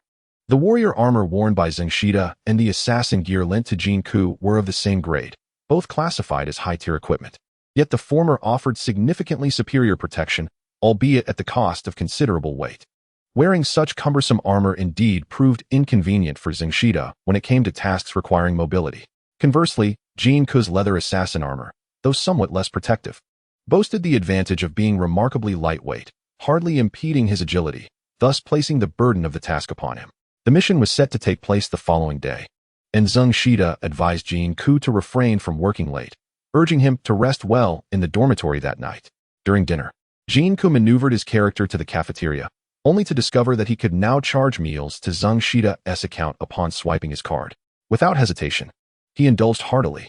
In the game, the character's training required ample protein to foster muscle growth, and a well-balanced diet combined with scientifically designed training would ensure maximum enhancement of his character's fundamental attributes. After dinner, Jin Ke perused his first set of equipment on his mobile device. Should his character perish in the game, he would automatically be discharged, and the safety of this character was crucial to his and Xue'er's livelihood during this period. To safeguard his position, even the most basic equipment would be advantageous. The set comprised 6 items: a tattered lightweight leather cap, a worn lightweight leather armor, tattered lightweight leather gloves, worn lightweight leather shoes, a frayed lightweight leather shoulder guard, and battered lightweight leather leggings. As the name suggested, The equipment was indeed in a state of disrepair, seemingly salvaged by the training base from obscure origins. Many holes adorned the gear, which had been patched extensively with pieces cut from even more tattered items of varying colors, reminiscent of the old leather jackets that had been mended repeatedly throughout the ages. Jin Ke harbored deep suspicions that these patches were the result of his own idling, as the craftsmanship appeared quite commendable, with every patch sewn tightly and effectively, demonstrating a remarkable resourcefulness. Zhang Shida's satisfaction with his recent efforts was evident, as their camaraderie had notably deepened. Upon magnifying each piece of equipment on his mobile screen, he observed that the surfaces were intricately engraved with peculiar runes, with wisps of black mist swirling around the strokes, bestowing an aura of mystery upon the gear. When he tapped on the leather cap, a description appeared: worn lightweight leather cap, protection 1. This cap, crafted from exceptionally lightweight leather, is ideally suited for agile archers and assassins. Attire requirements: strength, 8 points. Endurance, 8 points. Agility, 15 points. Note 1. A protection value of 1 point signifies the ability to withstand an attack equivalent to 1 point of dark energy level. A protection value of 1 means that this helmet can absorb damage equivalent to an attack of 1 point of dark energy level. Note 2. Damage of 1 point at the dark energy level is equivalent to a standard player inflicting 10 points of damage. Note 3. When all body armor is utilized for protection, the protection values stack to form an overall energy shield. Only when this energy shield is breached will the entity's health points incur genuine damage. The descriptions for other components are similar to that of the leather cap, with protection values ranging between 1 and 2 points, as they are rudimentary equipment lacking any additional attributes aside from protection. The 6 pieces of armor collectively provide a protection value of 7 points, which can mitigate 70 points of player damage output, essentially granting an increase of over half a life. Jin Ke quickly calculated this in his mind. After meticulously studying the equipment description, he endeavored to don the entire set of gear. In the mobile game Horror City, equipping items differs from other games. Rather than merely clicking an item to adorn the character, in Horror City, the character genuinely puts on each piece of equipment as if dressing in real life. When donning the leather chest armor, the character meticulously pulled on the hidden zipper at the side of the waist. The leather cap was placed on the head with care. While putting on the leather shoes, the character even found a stool to sit on, removing the previous shoes before slowly slipping into the new ones. The character took over 5 minutes to fully equip all items. Upon reviewing the character's attributes, it was evident that the protection value had increased by 7 points. Jin Ke recalled that in all the previous games he had played, each time a character donned a new and higher-grade outfit, they would appear more dapper and imposing. However, in Horror City, after Jin Ke equipped his first set of gear, he felt none of the stylish or formidable aura typically associated with new attire. The character, who initially appeared relatively normal, transformed into a veritable disciple of the beggar sect after donning this patchwork ensemble. The only thing missing was a staff to complete the look. It was even less visually appealing than the character's original clothing. Was it truly necessary for a game to be this realistic? Jin Ke found himself at a loss for words and resolved to suggest to Old Zong that after mending the equipment, an additional step of painting be included before the runic engraving. However, he knew that adding another step would ultimately fall upon him, without yielding any extra contribution points. So be it, let it be the beggar sect. The aesthetics of the equipment were of little consequence. What truly mattered was the protection value. With this set of gear, Jin Ke gained a significant advantage in the wild, allowing for a more composed demeanor when encountering wild monsters. Tomorrow, I shall finally depart from the training base and venture into the world beyond. Chapter 61. The Mutated Black Corpse. The following day, at the equipment department of the training base. Upon our exit, the creatures we are likely to encounter will predominantly be the lowest tier black corpses. These entities are formed from ordinary humans who have succumbed to death and subsequently absorbed dark energy. Their vitality is comparable to that of regular humans, with their primary means of attack being claw strikes and bites. In the absence of a corpse lord to command them, these black corpses do not congregate. Rather, they exhibit a tendency to repel one another, instinctively distancing themselves upon sensing each other's presence. Thus, they tend to manifest individually in the wilderness. With my presence, these solitary black corpses pose no threat to you. I shall handle them. Should you wish to hone your skills, you may engage them, provided you ensure your safety. Zheng Shidao explained the mission details to Jin Ke, preparing him psychologically for the outing so that he would not panic at the sight of minor creatures. Are black corpses similar to zombies? If we ordinary folk are bitten, will we become black corpses? Jin Ke inquired of Zheng Shidao. Zombies are a product of viral infection. Black corpses, however, are different. They are the result of deceased humans absorbing dark energy. Being bitten will not lead to infection. It will only result in death from the bite. If one is killed in the wilderness and subsequently becomes a corpse, absorbing the dark energy of the night may transform them into a black corpse. But this scenario does not qualify as infection. Zheng Shidao shook his head. Is it necessary to damage their heads to attack them? Will striking the head yield critical damage? Jin Ke continued to ask, noting the intelligence of the creatures in this game, as they seem to comprehend everything spoken to them. There is no need to deliberately target the head. After attacking them, energy nodes will randomly appear on their bodies. Striking these energy nodes will produce a devastating supercritical damage effect. Zheng Shidao addressed Jin Ke's inquiry. Randomly appearing? So, the energy nodes may not always manifest? Under what circumstances do they appear most frequently? Jin Ke was aware that after 5 marks with his Dance of Death, the target would invariably present an energy node, but he was unclear about the emergence of energy nodes in other scenarios. Energy nodes generally appear after a black corpse has endured a series of consecutive, intense attacks, and their appearance is fleeting, lasting only a fraction of a second. The higher the level of the creature, the shorter the duration of the energy node's visibility. Without rigorous training, it is challenging to effectively strike the energy nodes in real combat situations. As a warrior class like mine, my weapon swings are slow, making it nearly impossible to consider hitting energy nodes for supercritical damage. Even if I do strike one, it would be purely by chance. Actively hitting energy nodes to achieve supercritical damage is typically the domain of assassin and archer classes. Zheng Shidao patiently continued to elucidate for Jin Ke. Tank and mage classes also attack slowly and cannot effectively strike energy nodes, correct? Jin Ke further queried, seizing the opportunity to inquire. As he is a multi-soul entity and might have a chance to develop across all classes in the future, thus seeking to understand the characteristics of each role. Indeed, apart from the black corpses, what other creatures might we encounter during this mission? It is highly improbable to encounter any other monsters in this mountainous region. And should we indeed come across any, they would likely only be mutated black corpses. Zheng Shidao seemed to be anticipating Jin Ke's question. What is the attack power of the mutated black corpse? These mutated black corpses are colossal in size, towering 3 to 4 meters high, with tough skin and robust flesh, making them resilient in combat. Their offensive capabilities are formidable, and they move with remarkable speed. Once ensnared, it is exceedingly difficult to escape, as they can brutally impale and dismember their victims. However, they possess a distinctive trait, their immense weight. The sound of their footsteps can be heard from afar, resembling the thundering of a pile driver, alerting everyone to their presence. Even before their footsteps are heard, Xue'er, his wolf dog, would emit a warning. If a mutated black corpse appears, sensing the danger would allow us to flee in advance without harm. Zheng Shidao elucidated this to Jin Ke, mentioning that Xue'er is the name of his canine companion. Is my master's strength insufficient to confront a mutated black corpse?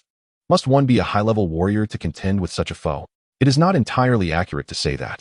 Dealing with mutated black corpses primarily relies on numbers and strategy. If the tactics are sound, even a group of novice warriors can manage to defeat it.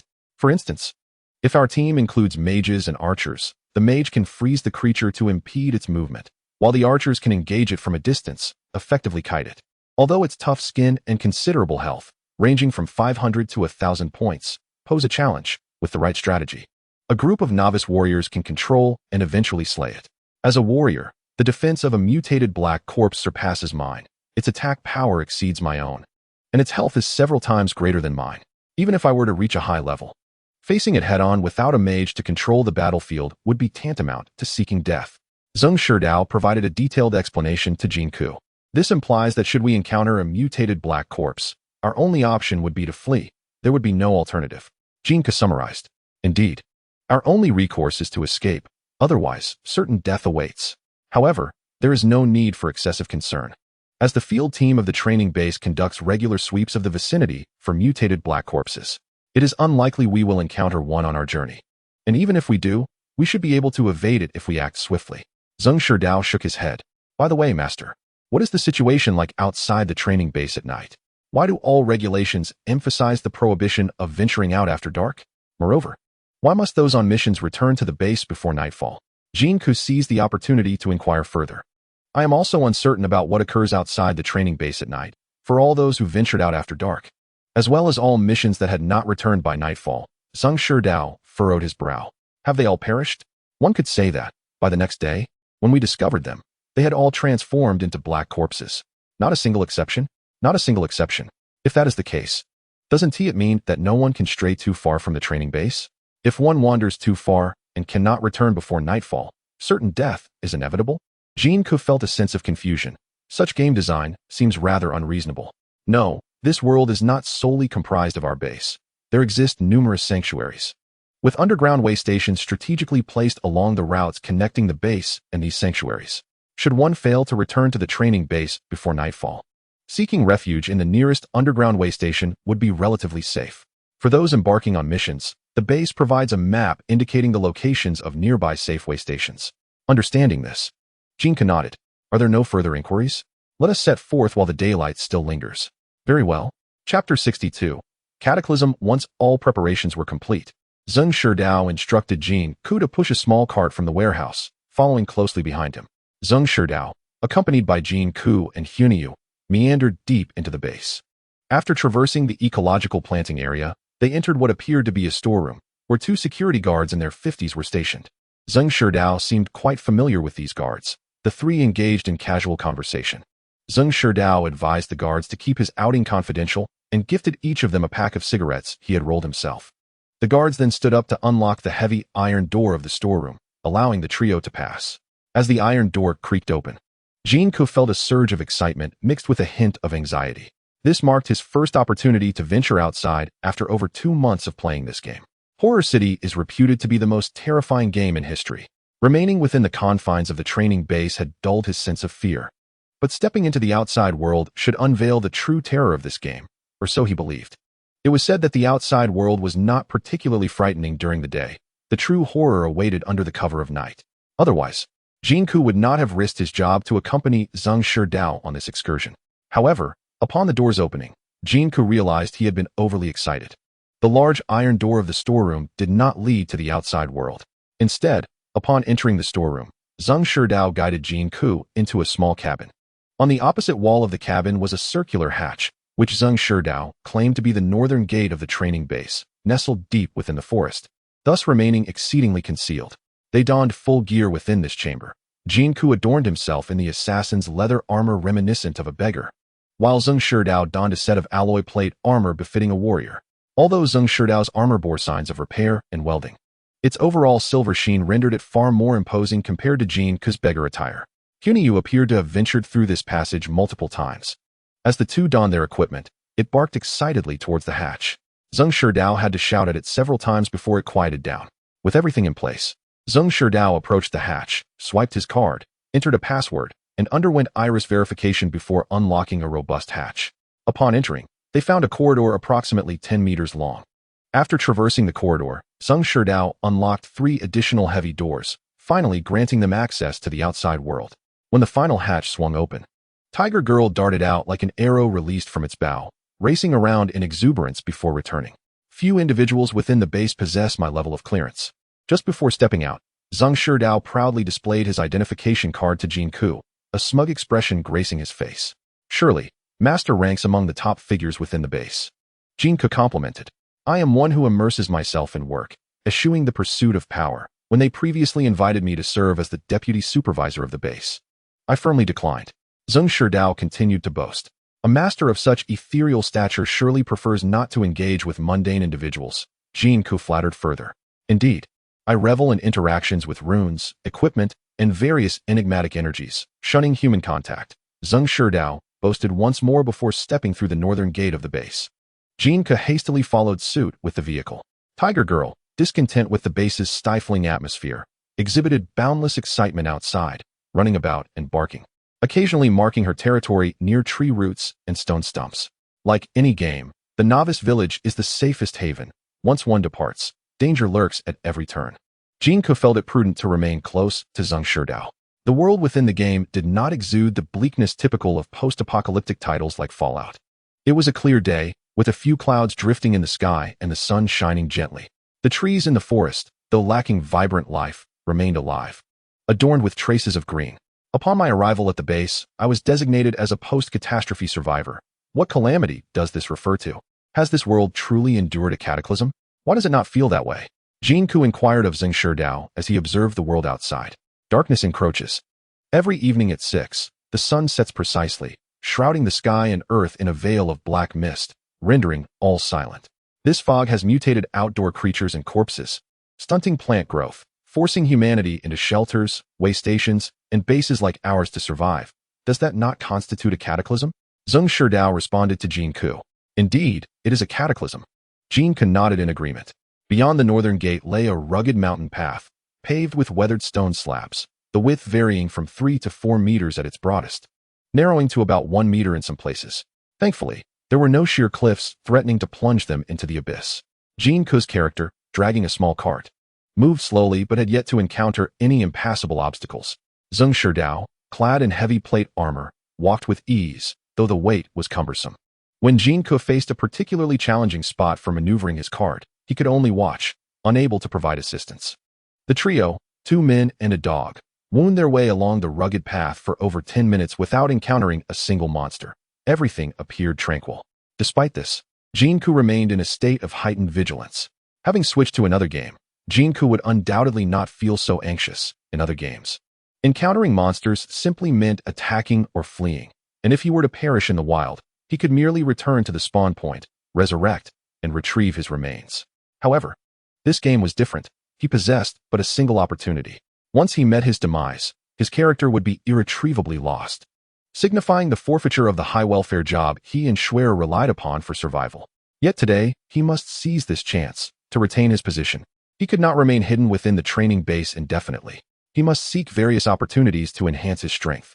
This outing was an invaluable opportunity to strengthen his rapport with Zheng Shidao, from whom he could learn energy cultivation techniques and rune carving skills, thus making this mission imperative. Minutes passed, and just as Jin Ke's taut nerves began to relax, Yunfeng suddenly barked loudly towards a direction in the nearby forest. Simultaneously, a roar echoed from the woods, followed by the sound of approaching footsteps. Do not panic, it's merely a low-level black corpse. I can handle it. Zheng Shidao reassured Jin Ke before drawing a massive sword from the sheath on his back. As Zheng Shidao's words fell, a dark-skinned humanoid creature emerged from the thicket, roaring as it lunged towards Jin Ke, who stood behind Zheng Shidao. Chapter 63, Dark Energy. Unlike the decayed, blood-soaked zombies from other games, the black corpse, while also humanoid, bore no signs of rot. Its body was robust and muscular, with dark skin and agile movements, marking it as the lowest tier of monsters within this game. The black corpse seemed to discern that the ironclad Zheng Shidao would be a tough adversary, opting instead to target the seemingly easier prey behind him, Jin Ke. Naturally, Jin Ke would not allow this to transpire. He promptly abandoned the cart he was pulling and took refuge behind Zheng Shidao. Yunfeng nimbly darted to the rear of the black corpse, seizing its calf in her jaws. Zheng Shidao, with an air of authority, drew his great sword and executed a whirlwind slash, striking the black corpse's chest and inflicting damage while also repelling it. With my master here, you need not fear. My disciple, Zheng Shidao boasted before the most rudimentary of wild creatures in this game, posturing valiantly before Jin Ke. Master is truly impressive. Jin Ke maneuvered his character to conceal himself behind Zheng Shidao, attentively observing the black corpse and contemplating the opportune moment to strike. The blood detection overlay was activated.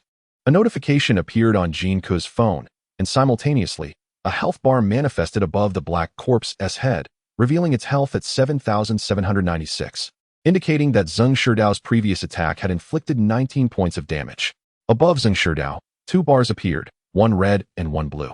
The blue bar represented his armor energy, with a value of 190, signifying an armor protection level of 19 points, while the red health bar displayed a value of 248, nearly triple that of Jin Ke's. No wonder the old man remained unfazed in the face of the black corpse. The data overwhelmingly favored him. Do monsters in the wild not display health points? Jin Ke intentionally inquired of Zheng Shidao before activating the health detection feature. He was unable to ascertain the black corpse's health or the extent of the damage Zheng Shidao inflicted upon it. However, once the feature was activated, everything appeared considerably clearer. Jin Ke, equipped with the feature himself, was privy to the health status of the wild monsters, but he was uncertain if others could see it. Not at all. One must rely on experience to judge. For such minor creatures, I usually require about 5 or 6 strikes, Zheng Shidao replied amidst the battle. At that moment, he landed another strike upon the black corpse, and Jin Ke, utilizing the feature, noted that this attack dealt 15 points of damage, reducing the Black Corpse's health to 6296. The Black Corpse seized an opportunity to claw at Xue'er, inflicting 10 points of damage on his total armor energy of 190. It seemed the Black Corpse's attack power was rather unimpressive. Jin Ke's armor could withstand it 7 times over. How embarrassing. I can't believe I was hit by this trivial creature, Xue'er lamented, feeling somewhat compromised. He retaliated with a heavy sword strike against the Black Corpse, dealing 14 points of damage and bringing its health down to 4896. Xue'er's attack frequency was notably slow, with long intervals between strikes. Despite attempting to block with his sword, he was again caught off guard by the Black Corpse, which clawed away another 18 points of armor energy. A critical hit.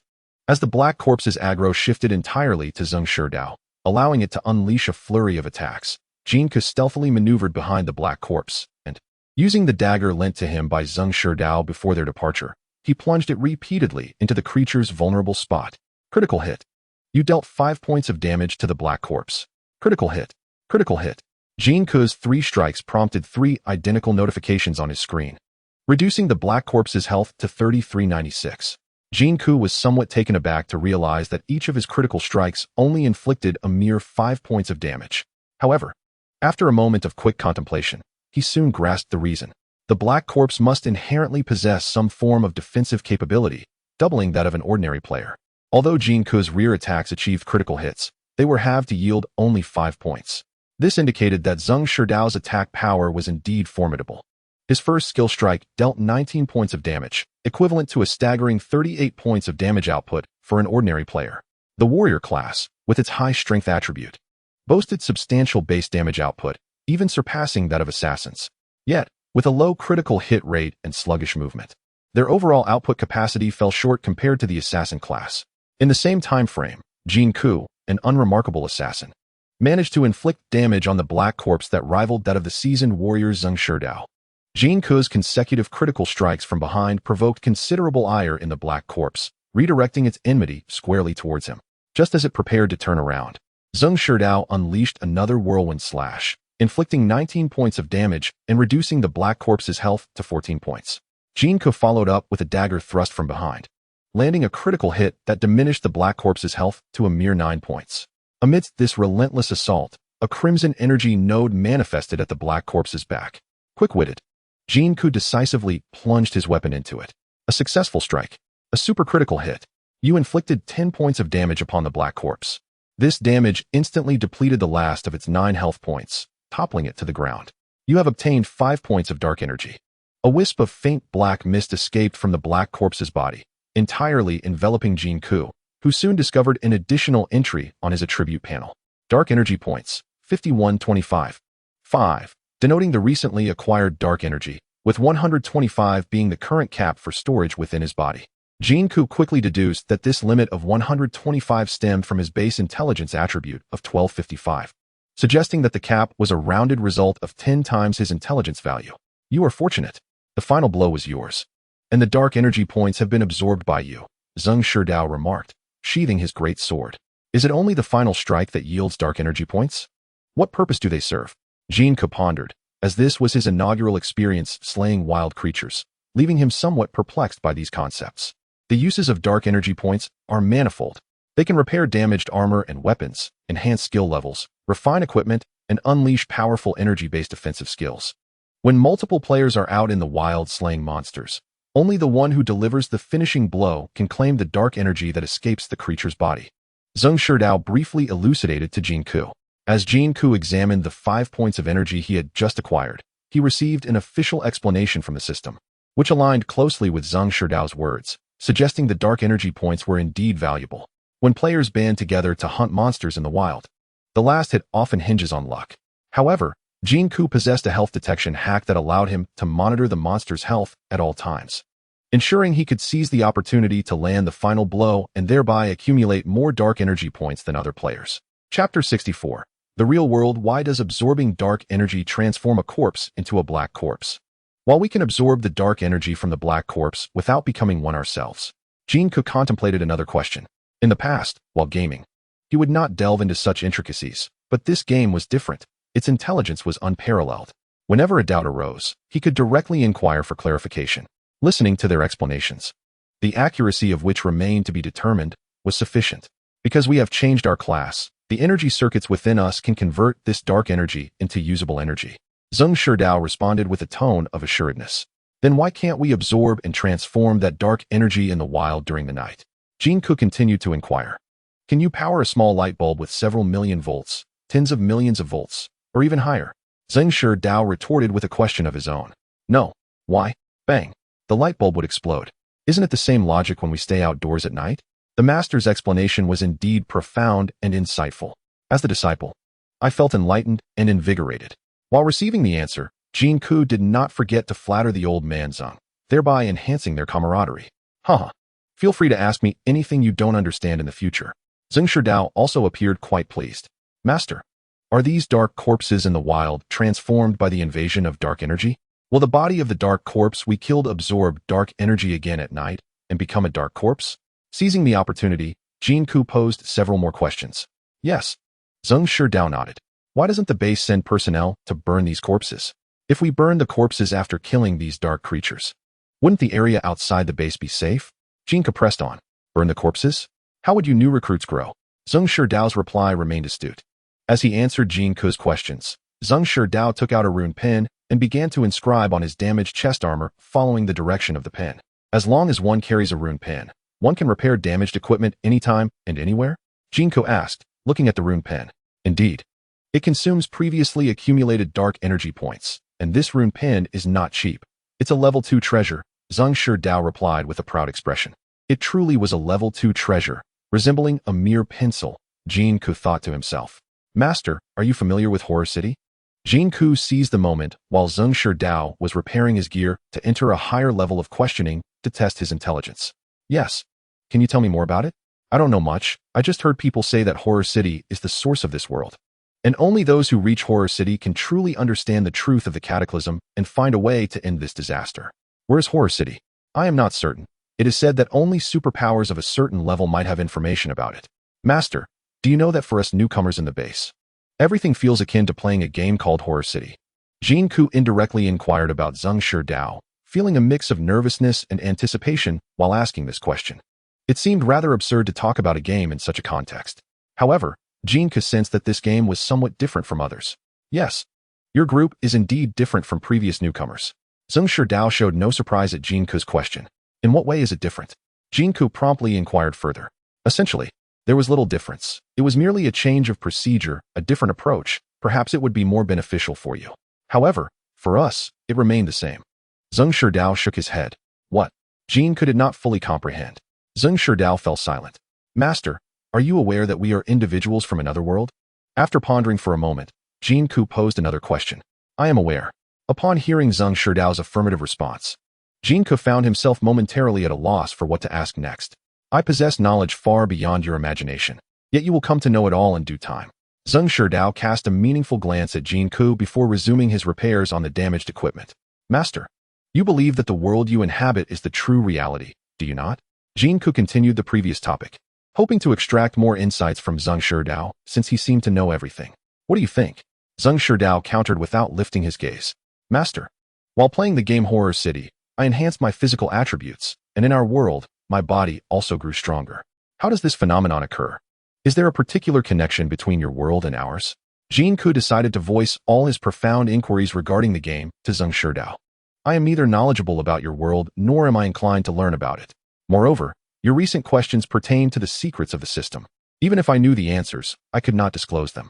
To do so would lead to my demise. In fact, the mere intention to answer your questions would result in my soul's collapse. Therefore, for your master's safety, please refrain from asking me similar questions. Zheng Shidao raised his head once more, his expression exceedingly serious as he responded to Jin Ke. The notion of the system's secrets left Jin Ke momentarily stunned. He sensed he had grasped something elusive, yet could not articulate it at that moment. Strive to become powerful, and all your questions will find true answers. All right. The equipment is repaired. Let us proceed. Zheng Shidao declared as he stood up, seemingly unaffected by the extraordinary conversation that transcended the understanding of the game world. Very well. Onward. Jin Ke concluded this unusual dialogue and refocused himself on the gaming mindset. Initially, he had hoped to encounter fewer wild monsters during their outing, but his perspective had shifted. With Zheng Shidao, such a formidable warrior, drawing the attention of foes. He merely needed to seize the right opportunity to safely acquire a substantial amount of dark energy points. Thus, encountering more wild monsters would indeed be advantageous. The area they traversed was notorious for the frequent appearance of dark corpses. Before long, the tiger girl began to bark once more, and in the distance, the howl of a dark corpse resonated. Detection confirms a surplus of dark energy points. Outdoor detection system activated. To activate the auxiliary feature, one must expend dark energy points. Each dark energy point allows for 1 second of detection, revealing all creatures within a 50-meter radius, along with the general forms and positions of any monsters. A notification appeared on the mobile screen indicating the activation of the auxiliary feature. Chapter 65. The statue. Is it truly the case that the auxiliary feature requires the use of dark energy points from the game? Jin Ke found himself somewhat perplexed, as this contradicted his prior gaming knowledge.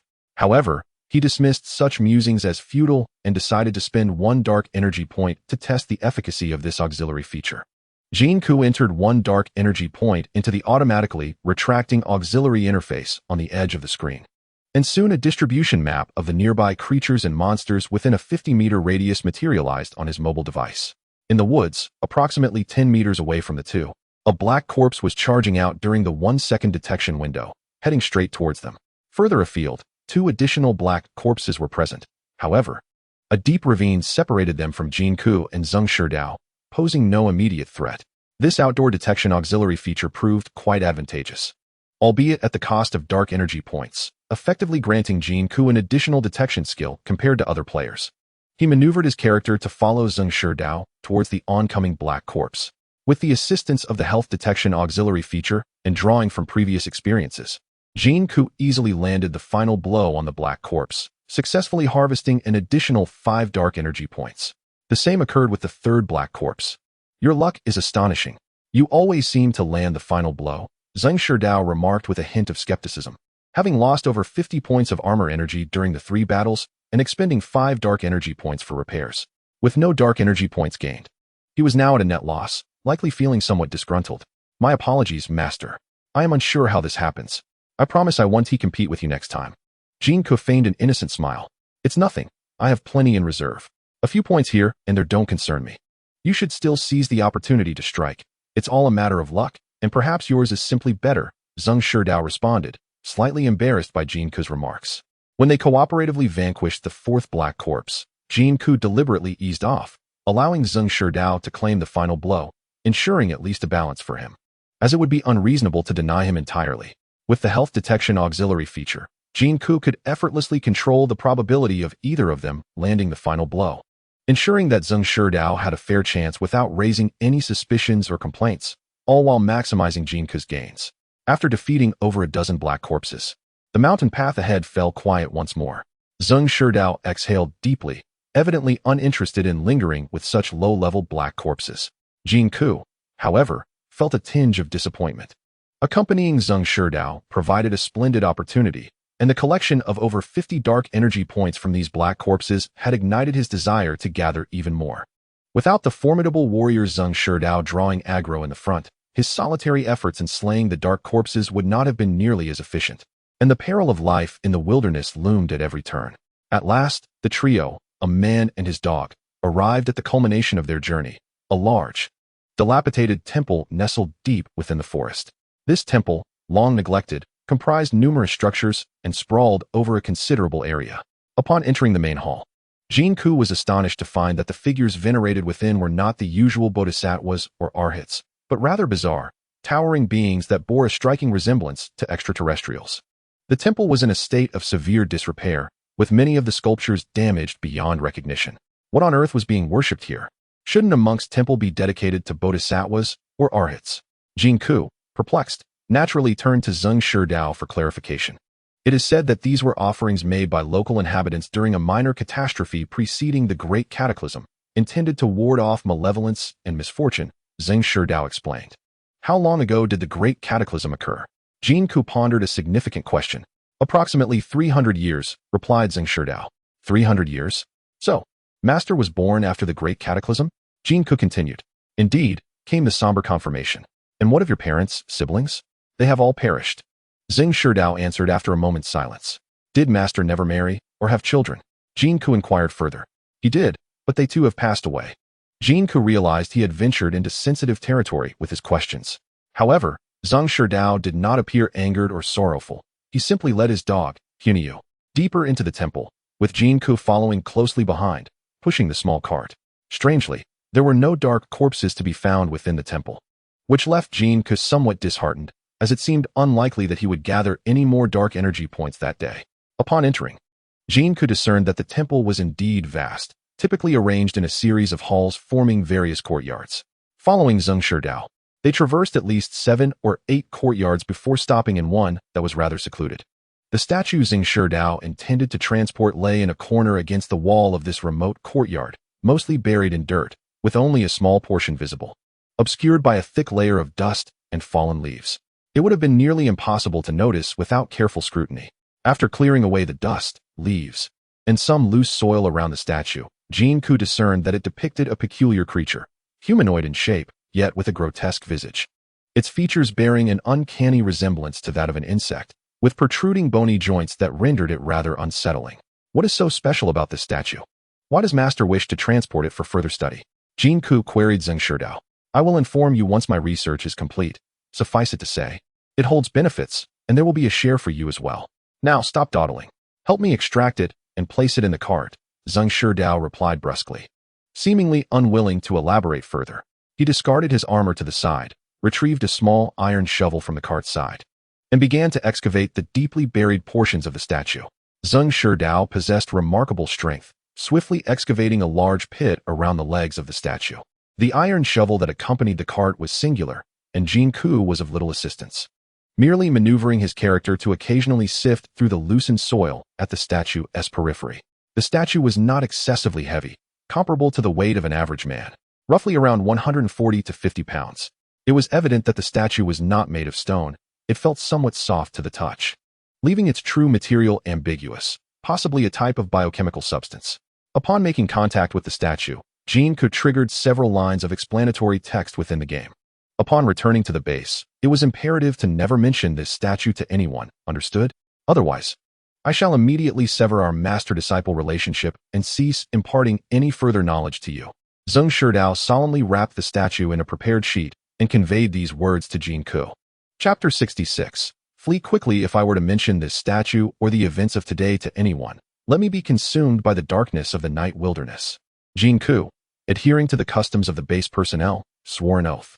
His intention in assisting Zhang Shidao was to learn energy cultivation and rune carving, and he assuredly would not speak out of turn regarding matters beyond that. I can see you are an understanding person, which is why I am willing to take you along. I hope you do not disappoint me, Zhang Shidao added. I will not, master. Once Zhang Shidao completely extracted the statue, he and Jin Ke placed it into the cart. After their labors, Zhang Shidao donned his metal armor once more, and after a brief respite, the trio, 2 men and a dog, embarked on their return journey. On the way there, the cart had been empty, making the mountain path considerably easier to navigate. However, the return journey was complicated by the addition of the statue, weighing over 100 pounds, rendering the cart cumbersome. The rugged and undulating terrain made the cart feel particularly heavy on the ascents while becoming difficult to control on the descents. Pushing the cart along the mountain trail was akin to a minigame, requiring constant attention to the directional controls. Occasionally, when traversing particularly perilous sections, there were moments necessitating timely maneuvers from Jin Ke. The cart could not activate any external aids. Everything depended on Jin Ke's manual control, compelling him to maintain unwavering focus to avoid inadvertently sending the cart tumbling into a deep pit beside the path. Jin Ke was a player endowed with considerable talent in game mechanics, and such mini-games posed little challenge for him. As long as he concentrated, he would make no errors. On their way there, the duo had nearly cleared the black corpses from the roadside, rendering the return journey remarkably tranquil. As Jin Ke pulled the cart along the rugged path, he was acutely focused, wishing to avoid any further encounters with monsters seeking dark energy points. Completing this task safely and learning rune carving from Zhang Shidao was of utmost importance. Opportunities to venture out in the future would likely increase, and accumulating dark energy points by slaying wild monsters was not an immediate concern. Just as they were within a mere 10 minutes of the northern gate of the training base, a heavy footfall resonated from the distance, prompting the tiger dog in Zhang Shidao's grasp to bark loudly in a particular direction. This is bad. It's a mutated black corpse. Abandon the mission immediately. Flee back to the base. Zheng Shidao's expression changed dramatically. After calling out to Jin Ke in a state of utter panic, he hastily discarded most of his armor, leaving only his breastplate, and fled towards the rear gate of the base. Though he had never encountered a mutated black corpse, Zheng Shidao's reaction and the distant, thunderous footsteps made it abundantly clear to Jin Ke that this creature was exceedingly formidable. He quickly maneuvered the handcart into the adjacent woods and followed closely behind Zheng Shidao, racing towards the northern gate of the base. As Jin Ke was fleeing, an ordinary black corpse suddenly lunged from the roadside, blocking his path with its claw-like hands reaching out towards him. In a typical scenario, Jin Ke would not have been overly alarmed by a mere ordinary black corpse. Defeating one in combat was not particularly challenging. However, he was currently fleeing for his life. If he were to be delayed, the mutated black corpse would surely catch up and spell his doom. Instinctively, Jin Ke thrust his dagger towards the creature's face, desperately stabbing several times. Yet, his frontal assaults inflicted minimal damage, barely chipping away less than 10 points of health from the black corpse. The creature's claws seized Jin Ke's body, and its mouth, filled with sharp teeth, began to gnaw at him, draining over 20 points of energy from his armor. In a moment of desperation, as Jin Ke prepared to utilize the dance of death to maneuver behind the black corpse for a counterattack, a powerful slash resounded. Zheng Shidao, who had been ahead, noticed Jin Ke was ensnared and rushed back, delivering a heavy sword strike to the back of the black corpse's head. The creature, disoriented, released Jin Ke and turned its attention towards Zheng Shidao, exposing its back to Jin Ke. The heavy footsteps resounded once more, indicating that the mutated black corpse had drawn near. Die, die, die!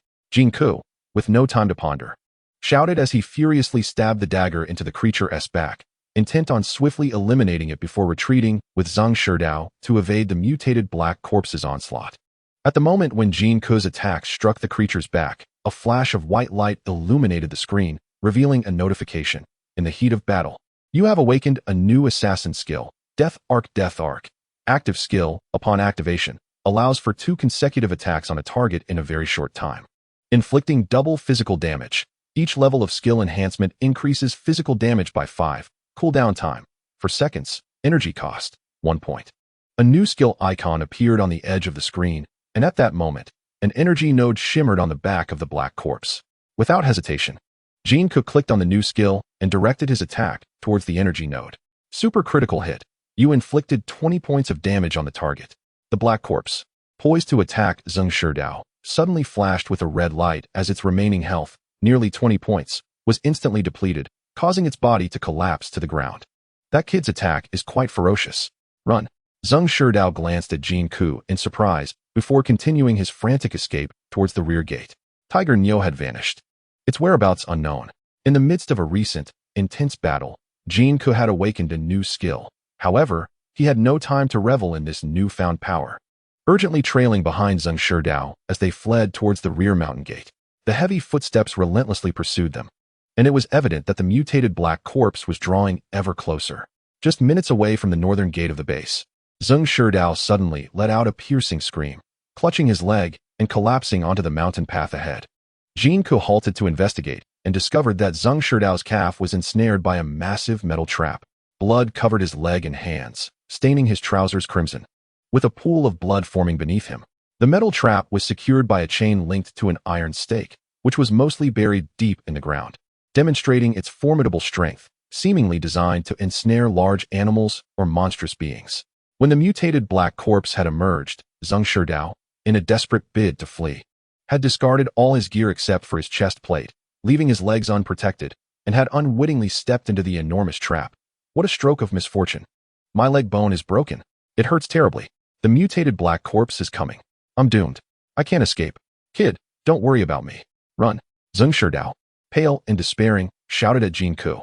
Chapter 67. Shrouded in fog. Jin Ke immediately activated the wilderness detection tool, checking the distance to the mutated black corpse.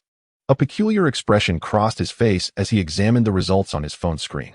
The source of the heavy footsteps, located 30 meters away, did not display a red dot indicative of a monster, but rather 2 green dots. The accompanying text did not indicate a mutated black corpse, but rather Lu Junming and Tiger Nyo. The heavy footsteps were emanating from Lu Junming, and within a 50-meter radius, there were no other monsters. The detection map resembled a satellite image. Jin Ke could manipulate it, even zooming in on Lu Junming and Tiger Nyo's location. Indeed, they appeared as ordinary humans. Lu Junming wielding two large iron hammers, rhythmically striking the ground as he walked, the so-called heavy footsteps of the mutated black corpse originating from his actions. Tiger Nyo was frolicking beside Lu Junming, exuding joy. What on earth was Lu Junming up to? Why haven't you left yet?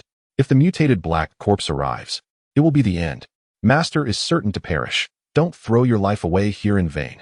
Zheng Shidao shouted at Jin Ke, continuing to wail in agony. Suddenly, Jin Ke recalled the relationship between Zheng Shidao and Lu Junming. He attempted another scan with the wilderness detection tool, discovering that Lu Junming, still hammering the ground, along with Tiger Nyo, had drawn even closer to him and Zheng Shidao. In that fleeting moment, Jin Ke seemed to grasp the situation. Could it be that Zheng Shidao was orchestrating this tragic spectacle with Lu Junming to test his disciple's loyalty? The metallic trap did not inflict any injury upon Zheng Shidao's leg. He merely disguised the scene of the supposed injury with artificial blood or some crimson liquid. It is improbable that such a substantial amount of blood would flow from a leg caught in a trap, and the hue of the blood appeared excessively vivid. Moreover, Hunyo's earlier behavior was rather peculiar. Upon hearing the heavy footsteps, it did not display any significant panic, merely barking incessantly in the direction of the sound. It showed no inclination to flee, as it was Zheng Shidao who forcibly dragged it away. It is evident that Zheng Shidao intended to test his newly acquired disciple in this manner. This presented an excellent opportunity to deepen their bond. In this world, devoid of kin, my master is akin to family, my only family. How could I abandon him? Even in death, I shall remain by his side. Jin Ke expressed his profound anguish, relentlessly attacking the metallic trap and iron stakes. This was untenable. Should the mutated black corpse arrive, my master would surely perish. Remaining here serves no purpose. Dying in vain is meaningless. Forget about my master. You must flee. Zheng Shidao urged Jin Ke. No, master, I shall not leave. Once a disciple, forever a father. Honoring one's teacher is a cherished virtue of the Chinese nation. Should this mutated black corpse seek to harm my master, it must first step over my corpse. Jin Ke, embodying the role of a dramatic protagonist, declared resolutely to Zheng Shidao, feeling that refraining from acting would be a waste of his talents. Foolish boy, you must escape. If I abandon my master in his time of peril, what fate shall I have to live in this world thereafter? You must go. You cannot save me. I will not leave. I am determined to save my master. Do not be foolish. Depart now. No. At worst, we shall die together. Please go. I shall not leave. Go. I will not go. The master and disciple enacted a melodramatic scene in the wilderness. In a moment of this theatrical display, Jin Ke suddenly pondered a crucial question. Did Zheng Laotu truly know he was playing this game on his phone? If he did, would such a tragic performance hold any significance? Could Zheng Laotu be unaware that Jin Ke and the other players merely regarded them as characters, incapable of harboring genuine emotions? Since Zheng Shidao and Lu Junming had meticulously orchestrated a scenario to test a player like him, it suggested they were oblivious to Jin Ke's true identity as a player. They did not realize that he merely perceived them as figures within a game. For if they were aware of the truth, they would comprehend the futility of such tests.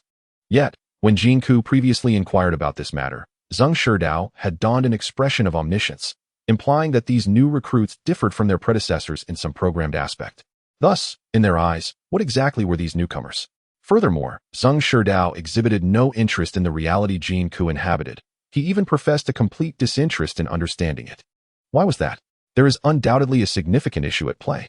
Is it the fault of the system? Forcing those who believe they inhabit the true world to have certain deceptive notions implanted in their memories, leading them to mistakenly consider their perceived truths as reality, while in fact, they are merely ensnared in an enormous web of lies. Even if players wish to reveal the truth, do they simply refuse to believe it? Or is this information systematically obscured from them? The fog is thick. It has been unveiled, Zheng Shidao exclaimed, his hand incessantly shaking the enormous metal clamp on his leg. In a moment of uncertainty, the clamp unexpectedly loosened and fell away from his leg. The heavy footsteps of the mutated black corpse drew ever closer. Master, we must return swiftly. Jin Ke snapped back to reality and spoke to Zheng Shidao. Regardless of the true nature of the situation, since this melodramatic tale had commenced, it must be seen through to its end. No, my leg is broken. I fear I cannot return to the base. You must go, or it will be too late. Zheng Shidao pressed his hand against his blood-stained trousers, attempting to rise, only to slump back to the ground.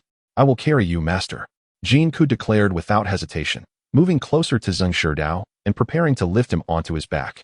With Zheng Shidao and his heavy chest armor, they weighed nearly 200 pounds. The rigid armor was cumbersome to remove, and there was no time to shed it in their desperate flight. Jin Ke's character could barely bear him, but their progress was agonizingly slow. Do not concern yourself with me. You cannot walk quickly while carrying me. When the mutated black corpse arrives, we shall both perish. Zheng Shidao continued to speak as he lay across Jin Ke's back. Even if I must crawl back, I shall never give up. I will ensure my master returns safely. Jin Ke maneuvered his character with immense difficulty, inching toward the rear entrance of the base. The heavy footsteps of the mutated black corpse echoed behind them. Yet it did not close the distance. Jin Ke, undeterred and resolute, pressed on step by painstaking step toward the base's rear door. And even upon entering the back mountain gate, the mutated black corpse remained at bay. Finally, after safely returning to the base while carrying Zheng Shidao, Jin Ke's character collapsed from exhaustion, losing consciousness. Chapter 68. A visit outside the medical chamber. Physically, he appears to be unscathed. It is likely exhaustion and excessive fright that have caused him to faint. He will recover with rest. Lu Junming informed Zheng Shidao of the examination results. Alas, this child is too loyal and sentimental. When I saw him collapse at the back mountain gate, tears filled my eyes, Zheng Shidao told Lu Junming. Indeed, in such a situation, anyone else might have abandoned you. Yet this child is so devoted. You are fortunate to have gained such a loyal disciple who truly regards you as family. It is a pity, though, that he is a multi-soul entity. Without the soul separation elixir, his martial potential may be severely limited in the future, Lu Junming lamented. There is no need for me to be repeatedly reminded about the matter of the soul division agent. He regards me as family, and I too will regard him as such. I shall exert every effort to assist him. However, is the method you mentioned, utilizing the aberrant insect to create the soul-gathering agent, truly reliable? Zheng Shidao inquired of Lu Junming. I have dedicated my entire life to the study of dual soul bodies, seeking ways to enhance soul power. Do you truly believe it to be untrustworthy? Had I possessed your expertise in runes, I might have already concocted the soul division agent myself. If you harbor concerns about its reliability, you may first test it on me. Once its safety and efficacy are confirmed, then you may administer it to Xiao Ku. Lu Junming suggested to Zheng Shidao. Very well. You shall be the first to try it. Zheng Shidao nodded in agreement. Ku, are you awake? Jin Ke, having been unconscious for over 2 hours, awoke to see Zheng Shidao's face, which, despite its usual fierceness, now exuded kindness. The wall clock in Zheng Shidao's dormitory indicated it was already past 2 in the afternoon. Master, are you all right? I just had a terrible nightmare, where you were devoured by a mutated black corpse. I was crying and searching everywhere for you. Jin Ke, of course, did not forget the role he was to perform. Do you not recall? You carried Master into the mountain gate. If it were not for you, Master would have perished outside. Zheng Shidao gently touched Jin Ke's face. I remember nothing. I merely walked and walked until arriving at a very dark place. Jin Ke continued to act. You have endured much. Zheng Shidao's tears flowed freely. Observing Zheng Shidao's display of emotion, Jin Ke was convinced that these players were genuinely unaware of their identities, which is why they were moved by his poignant performance. Among the multitude of players in the game, surely someone would have attempted to reveal the truth to them. Yet if they remain in ignorance, it must be that the system has employed some means to forcibly suppress their understanding of this matter. Jin Ke did not wish to delve into the deeper reasons for this at that moment. The outcome was precisely what he needed. Following this test specifically designed by Zheng Shidao, it seemed likely that Zheng Shidao would wholeheartedly impart his knowledge to him henceforth. Master, how is your leg injury? Jin Ke expressed further concern for Zheng Shidao. Upon my return, I went to the medical chamber at the base. My leg bone was merely cracked, not broken, and it healed swiftly under the immersion of the energy liquid. There is no need for you to worry about me, Zheng Shidao reassured Jin Ke. What about the statue? The task entrusted to me by Master remains unfinished. Jin Ke inquired once more, for without retrieving the statue, he could not complete the mission. If the mission remained incomplete, according to the system's regulations, Zheng Shidao would not be able to formally teach him the skill of rune carving. Let us wait until you feel better tomorrow, and then we can retrieve the statue. It should not pose much of a problem. Zheng Shidao shook his head. We are to go out again. What if the mutated black corpse is still nearby? Jin Ke feigned a semblance of fear. Such creatures do not linger in one place for too long. Typically, they depart within a few hours, and considering a whole day has passed, it is unlikely it remains here. Zheng Shidao wore an expression devoid of worry. After all, the mutated black corpse was merely a guise adopted by Lu Junming. So what was there to be concerned about? What if it hasn't he left? Jin Ke continued, his tone laced with unease. To truly play this role, one must commit wholeheartedly. Only by feigning an acute fear of the mutated black corpse could he highlight his own bravery in the critical moments of Zhang Shidao's life, showcasing the depth of their bond and his unwavering loyalty to his master. Rest assured, based on the habits of the mutated black corpse, it would have wandered off after several hours, let alone a whole day. Furthermore, with Hunyu around, we will receive ample warning if the mutated black corpse is nearby. So there is truly nothing to fret about, Zhang Shidao replied with confidence. After departing from the old employee dormitory where Zhang Shidao resided, Jin Ke made his way to the cafeteria to grab a late lunch, passing through the corridor leading to the base's breeding area. Typically, Jin Ke engaged in training or occupational drills in the assassin training zone, and having spent over 2 months in the game, there were many sections of the training base he had yet to explore. Thus, when he chanced upon the breeding area, he decided to take a brief look inside. It wouldn't take much time. The breeding area was significantly larger than the equipment department, which only housed a few storerooms. Upon entering, Jin Ke was met with an interminable corridor, flanked by numerous individual passageways. The game's textual description indicated that the breeding area was pervaded by a strong odor of animal waste. Fortunately, Jin Ke was unable to detect it. "Isn't this one of our villa colleagues? Here to tour the breeding area?" A man in work attire passed by and greeted Jin Ke. Recognizing the man's familiar face, Jin Ke checked his name tag, which read Luo Ye. It soon came back to him. During the last meeting, this individual had asked numerous questions and had introduced himself as a former civil servant. "Hello," Jin Ke offered politely to Luo Ye. "Have you been here before, Jin Ke? Working in the equipment department?" Luo Ye inquired, glancing at Jin Ke's name tag. "No, this is my first time. I just happened to pass by and thought I'd take a look," Jin Ke replied. "Perfect. Allow me to show you around." Luo Ye enthusiastically invited him.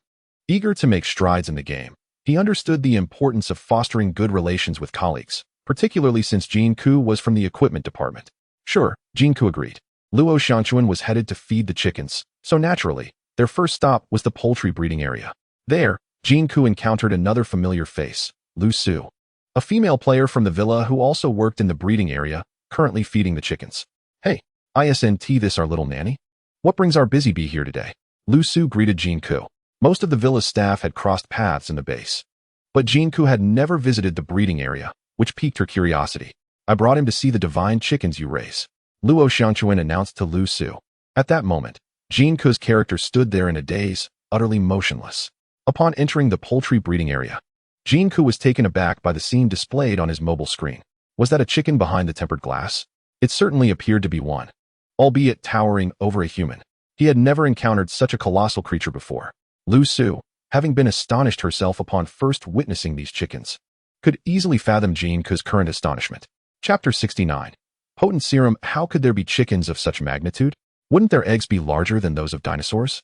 Jin Ke inquired of Lu Su, recalling that the cooked eggs in the cafeteria were rather diminutive. "These are specially injected hens. Despite their size, their eggs remain comparable to those of ordinary chickens. However, after receiving ovulation-inducing injections, they can produce dozens of eggs daily," Lu Su clarified, addressing Jin Ke's curiosity. The notion of laying dozens of eggs in a single day was quite revolutionary for Jin Ke, albeit he reminded himself that this was merely a game. At their peak, they have produced over 100 eggs in a day. "This is indeed a remarkable hen. Perhaps you've consumed eggs laid by it before," Lu Su chuckled. Indeed, it was quite an achievement, and Jin Ke wholeheartedly concurred, believing that the muscles on his character's body owed some of their development to this extraordinary chicken. In addition to its prolific egg-laying, it was also adept at gaining weight, its feathers concealing the meat beneath. Later, I shall show you the meat chickens being slaughtered and plucked, destined for the cafeteria. After witnessing that, you might find it hard to stomach the cafeteria's chicken, unless, of course, this were not a game, Luo Ye interjected, continuing to enlighten Jin Ke. After bidding farewell to Lu Su, Luo Ye guided Jin Ke on a comprehensive tour of the breeding area. Besides the gigantic chickens, Jin Ke also encountered enormous ducks, pigs, sheep, cattle, and rabbits. Upon observing a pig, he began to comprehend Luo Ye's prior mention of the grotesque growths. One pig was nearly the size of an elephant. Moreover, to enhance production, the staff had injected various substances into it, resulting in an overabundance of flesh that rendered it nearly immobile, with several grotesque growths adorning its body, an utterly repulsive sight. Was the delectable fare in the base's cafeteria derived from such creatures? Were he to witness such beings in the real world, he would undoubtedly find it impossible to consume meat derived from them. Such large animals must consume an enormous amount of food daily. Could the produce cultivated in the ecological zone suffice for their appetites? Jin Ke posed this question to Luo Ye. You probably haven't visited the mutated plants section of the ecological garden yet, have you? Luo Ye countered. I have not, Jin Ke replied. The ecological garden is divided into sections for normal crops and vegetables, primarily designated for the senior management of the base. We, however, consume mutated crops and vegetables. A portion of the mutated plant section is adjacent to the breeding area, and at fixed times each day, the animals are herded over there for supplementary feeding. Their appetites can strip the vegetation bare, yet by the following day, the plants will have fully replenished the space. The growth of the injected plants is astonishingly aggressive, far surpassing that of the animals here. The experts at the ecological park conveyed that as long as the roots of these plants penetrate deeply enough, they can absorb the diluted dark energy lurking beneath the earth. Coupled with their specially formulated recombinant serum and artificial sun, these elements transform into an inexhaustible source of raw materials for animal feed.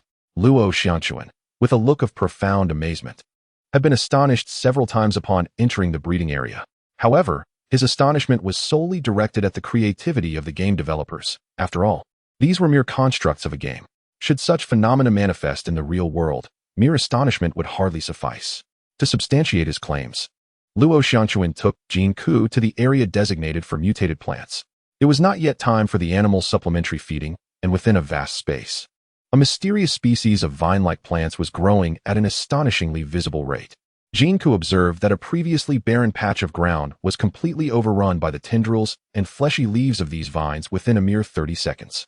In an adjoining chamber, a type of legume was flourishing, with pods stretching 2 to 3 meters in length and as thick as a human waist. Continuing forward for over 100 meters, they entered another expansive hall, where Jin Ke recognized the crops, cabbages. Yet, these cabbages were enormous, each the size of a room. Moreover, several of them grew together, evoking an uncanny sensation. Beside the cabbage room, lettuce was cultivated, with one seedling producing dozens of stalks. The central one towering over 10 meters and touching the ceiling. 2 workers were using a chainsaw to cut one of the lateral stems, which would then be loaded into a cart and transported to the adjacent food processing factory for further refinement. Clearly, these creations were products of advanced human technology. Jin Ke had not encountered such extraordinarily mutated plants in the wild, indicating that even if other plants could absorb the diluted dark energy from the depths, they would not exhibit such grotesque growth without the recombinant serum. What exactly is this dark energy, as set forth by the game's system? It seems that everything in this world is intrinsically linked to it. Have you awakened any new life skills in the equipment department? Luo Ye inquired casually of Jin Ke. Not yet. Have you awakened any new life skills? Jin Ke queried back, shaking his head. He had intended to learn the rune carving skill from Xue'er in the equipment department. From Luo Ye's tone, it seemed that life skills could be awakened independently. I started working in the breeding area, initially hoping to awaken a skill like beast taming to eventually have a pet to play with. Unexpectedly, while diligently preparing medication for these animals, I awakened the skill of potion making. Currently, this skill is quite rudimentary, and I can only concoct a very simple potion, the strength serum. As Luo Ye spoke, he handed a syringe to Jin Ke. Strength serum. When this serum is administered to a character, it temporarily increases their strength by 1 for 10 seconds. After 10 seconds, their strength decreases by 1, lasting for half a minute. Jin Ke clicked to examine the attributes of the strength serum. The attributes were somewhat lackluster. Not bad. Potion making is indeed an excellent skill. Jin Ke marveled momentarily before returning the syringe to Luo Ye. However, he sensed that Luo Ye's skill was likely not a spontaneous awakening. Perhaps it was a reward from a hidden intimacy task he had completed. This syringe is a gift for you. In the future, when my skill level increases and you require various syringes, you may come to me for a discounted price. Luo Ye did not reclaim his potent serum. All right, thank you. Jin Ke estimated that this syringe was merely a prototype of Luo Ye's. Given its poor attributes, it likely wouldn't sell at all. When you purchase or repair equipment in the future, I hope you can offer me some discounts as well. Luo Ye appeared quite pleased. No problem. Although I have yet to learn how to repair equipment, the supervisor mentioned it could take at least 3 months to master, or I might not succeed and be dismissed. Chapter 70. A soulless shell. Do not worry. You are intelligent, Jin Ke, and surely you will learn. This game is meant to be played slowly. We live in the same villa, which is a kind of fate. In the future, we can assist one another, and in doing so, We shall grow faster together. Luo Xianquan revealed his intentions in befriending Jin Ke. As a former civil servant, he understood the significance of networking. To thrive in the training base and ascend quickly within the studio, it was undoubtedly advantageous to know a few acquaintances in each department. The training base was vast, with numerous personnel from other departments, making it easy to meet familiar faces. However, the equipment department was different. Aside from the eccentric and reclusive rinsmith, Elder Xie, Jin Ke was the only apprentice available. Thus, to foster a good relationship with the equipment department, he had to focus his efforts on Jin Ke. Having just finished administering injections to animals and preparing to return to his office, Luo Xianquan fortuitously encountered Jin Ke, who was curiously wandering in the breeding area. Luo Xianquan deemed this an opportune moment to befriend the sole newcomer in the equipment department. Initially, he thought Jin Ke would be difficult to approach, but after their conversation, he realized he was not as unapproachable as he had imagined. You have a daughter? Luo Xianquan continued to seek topics to discuss with Jin Ke as they walked. Yes. Raising children is no easy task. My son is 6 years old this year, bouncing around like a monkey. A mischievous child, that's him. Discipline seems futile. However, I believe it's part of a child's nature. Sometimes, they need to release their energy, as long as they don't disturb others. Luo Xianquan was quite skilled at finding conversational topics, and since Jin Ke had children, he focused on that subject. Indeed, Jin Ke responded briefly. He was not particularly adept at verbal exchanges, at least when it came to engaging with other players. However, he was quite talkative when communicating with others in his domain. In a month, it will be my son's birthday. He has his eye on a Transformer toy that costs over 3,000. I plan to buy it for him next month. Speaking of which, our current job is rather peculiar. Playing a game all day can earn us hundreds of dollars.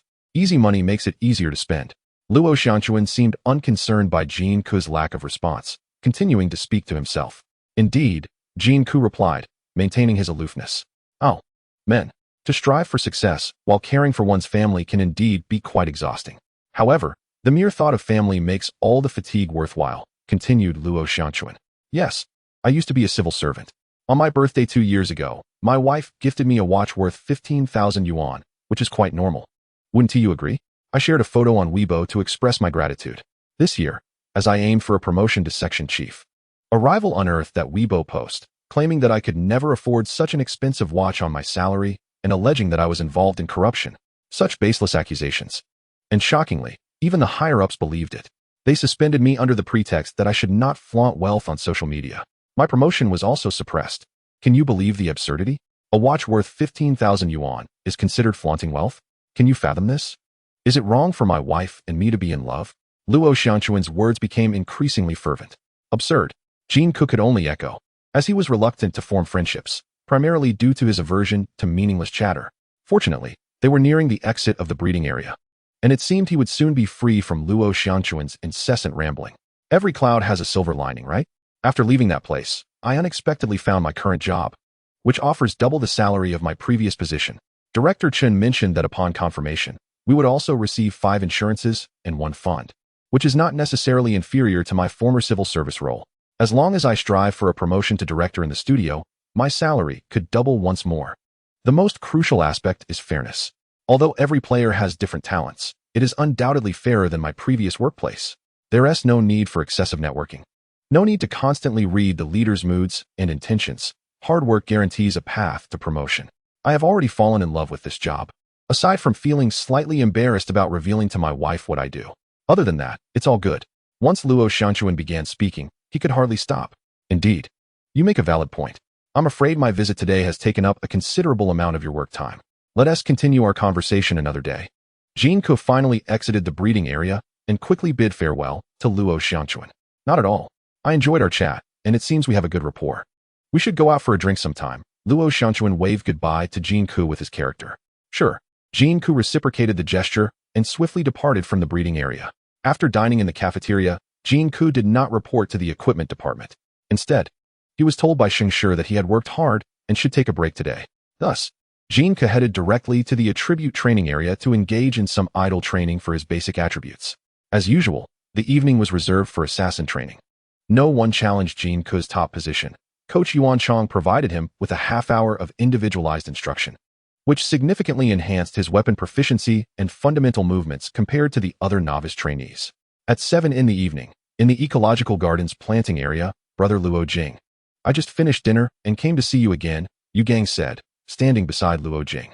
Luo Jing, however, ignored Gang, silently digging holes, filling them with manure, and planting vegetables. In the ecological garden, worker Luo Jing is solely responsible for the cultivation of two types of vegetables, Chinese cabbage and red mustard greens. Luo Jing grows purely organic vegetables, free from any injections, and these are special supplies designated for the leadership of the base. Over the course of more than a month, Luo Jing has cultivated dozens of acres of vegetable fields, and a vast area nearby is a testament to his labor. Unexpectedly, trouble arose as soon as you left the studio. I know you are often lazy and reclusive, but your heart is inherently kind. There is no way you could be a murderer. You must have been wronged, Gang continued. Luo Jing remained silent. I learned that you were confined to a mental hospital. I sought out an acquaintance to gain entry and see you, but you no longer recognized me. I felt that the person before me was no longer you. He resembled a soulless shell. Did you shed a tear? Did you comprehend my words? Gang, astonished, noticed what appeared to be a drop of water beneath Luo Jing's eye. Get lost. Don't disrupt my work. That was sweat. Luo Jing wiped his face with his dirt-covered hands, transforming himself into a grotesque figure. Gang sighed deeply. Just as Gang was preparing to conclude his conversation with his former partner, Luo Jing, he suddenly sensed that something was amiss in several nearby vegetable fields.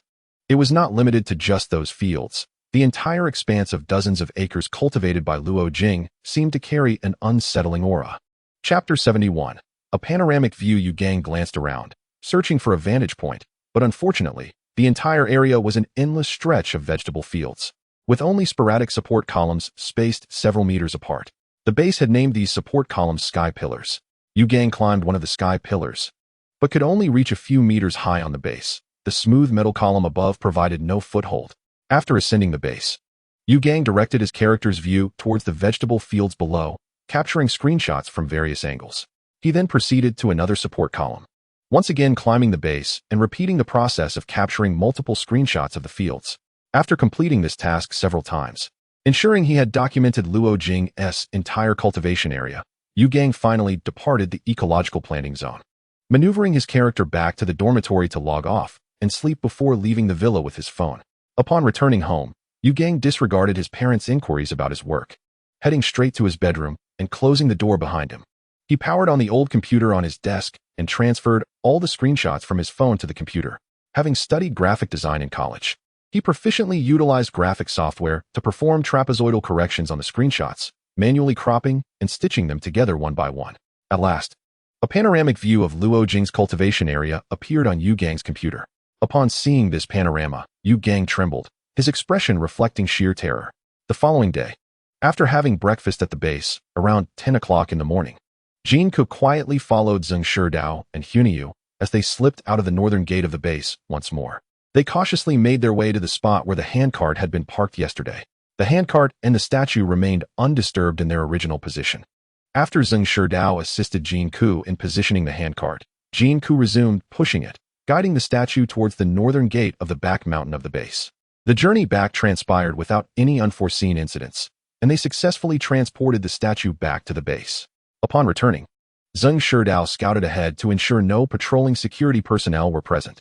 He then gestured for Jin Ke to swiftly traverse a certain corridor, reminiscent of a game of hide and seek. Ultimately, they delivered the statue safely to the innermost storage room of the equipment department. A prompt appeared indicating the completion of the task, and Jin Ke clicked on the green cursor above Xue'er's head to formally submit the delivery of the statue. With the task accomplished successfully, Xue'er expressed his intention to impart the skill of rune carving to Jin Ke. The first step would be to teach him the relevant energy cultivation methods, but whether he could master it would depend on his own fortune. Xue'er was in good spirits and approached Jin Ke with this proposition. Very well, Jin Ke replied, having no objections. Rune carving is not merely about using rune carving equipment to inscribe runes onto gear. It necessitates first running energy within the body along specific meridians, establishing the correct circuit between the energy within the body and that of the rune pin or the carving device. Not everyone can successfully connect and form the appropriate energy circuit through energy training. Success hinges not only on diligent cultivation, but also on innate talent and a stroke of luck. Under Xue'er's guidance, Jin Ke quickly grasped the corresponding energy flow pathways for rune carving. The subsequent task resembled a mini-game of cultivation. wherein Jin Ke needed to amplify his character's body and manipulate the energy within, guiding it along the designated pathways. The speed of this energy flow varied, sometimes slow, sometimes fast, and at times, he needed to apply appropriate force to certain energy nodes, repeatedly striking them. The balance of force was crucial. Too little would yield no effect, while excessive force could rupture his internal meridians, leading to permanent damage to his spirit. For other players, this operation would be arduous, tedious, and fraught with difficulty and risk. However, for Jin Ke, it posed no significant challenge. After executing the operation once, an automated function initiated, beginning the repetitive process of energy cultivation. This automation maintained precise control over the energy's intensity, perfectly calibrating both the speed of the energy flow and the strength and quantity of impacts on the energy nodes, neither more nor less than necessary, achieving a level of precision unattainable through manual operation. Moreover, energy cultivation demanded substantial consumption of spiritual energy. If manual operations were poorly executed, it could lead to excessive fatigue, necessitating several days of rest before resuming. In contrast, the automated function continuously monitored the character's spiritual energy levels, ensuring appropriate rest and cultivation, thereby maintaining the training in an optimally efficient state.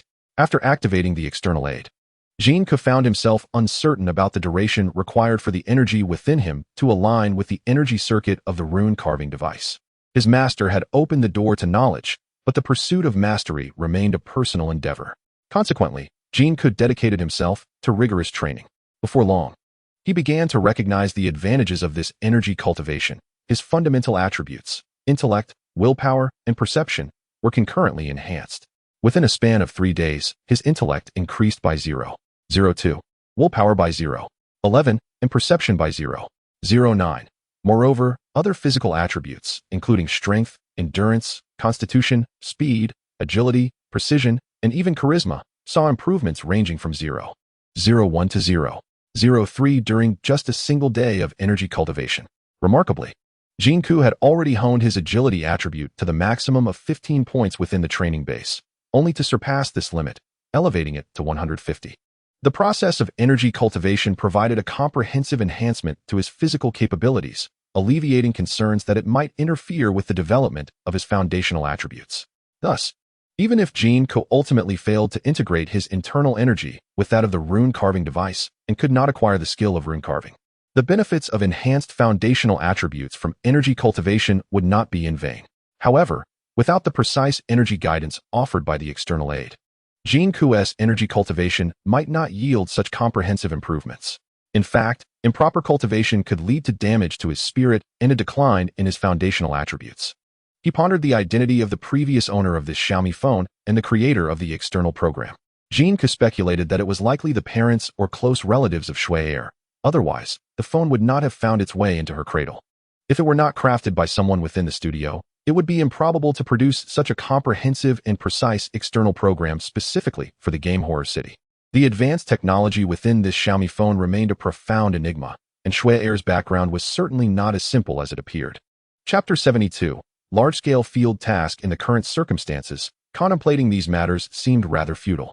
To uncover the truth, it was imperative to utilize these external aids to swiftly enhance his character's strength and infiltrate the upper echelons of the studio, where he might uncover valuable clues. Jin Ke had always been a pragmatic individual, acutely aware of the appropriate actions to take at each stage. Even though he had discerned the unusual aspects of the Xiaomi phone, the external aid, and the game Horror City, he chose to observe, study, and explore quietly without recklessly taking action. At this moment, Jin Ke's foremost priority was to secure his job and prevent Xue'er from suffering from hunger. Everything else could be momentarily set aside. While engaging in energy cultivation, he also took the opportunity to examine the 56 points of dark energy he had acquired, which could be utilized for the enhancement of skill levels. Currently, Jin Ke has awakened 3 assassin skills: a passive skill, the Kiss of Death, an active skill, the Dance of Death, and another active skill, the Arc of Death. With each level increase, the Kiss of Death enhances its critical effect by 5%, while the Arc of Death amplifies its damage output by 5% per level. The Dance of Death increases its evasion rate by 1% for every level ascended. Presently, all 3 skills are at level 1, requiring 10 points of dark energy to elevate them to level 2, and 20 points to progress from level 2 to 3. After careful consideration, Jin Ke deemed it more advantageous to elevate all 3 skills simultaneously. He expended 30 points of dark energy to raise all 3 skills to level 2, and subsequently allocated an additional 20 points to enhance the Kiss of Death to level 3, leaving him with only 6 points of dark energy remaining. As skills attain higher levels, the requisite dark energy points increase correspondingly. Although Jin Ke's maximum capacity for dark energy points is limited to 125, this does not impede skill advancement. For instance, should a skill require 160 points to progress from level 5 to 6, Jin Ke could initially invest his full stock of 125 points into the skill, advancing its upgrade progress to 125 out of 160. Once he acquires sufficient dark energy points in the future, he would be able to complete the upgrade in one fell swoop. The dark energy points committed to skill upgrades are considered expended and are non-retrievable. Jin Ke perceives this game as a fusion of experience points and mana points from other games, with mana referred to as energy points here. These energy points cannot regenerate independently and must be acquired through defeating monsters. It is no wonder that mages in this game find it exceedingly challenging to progress, as all their skills require substantial energy points for activation, not to mention the considerable energy points needed for skill upgrades. A mage without energy points is rendered ineffectual. And without the backing of a formidable guild or organization providing ample resources, a mage's growth is a formidable endeavor.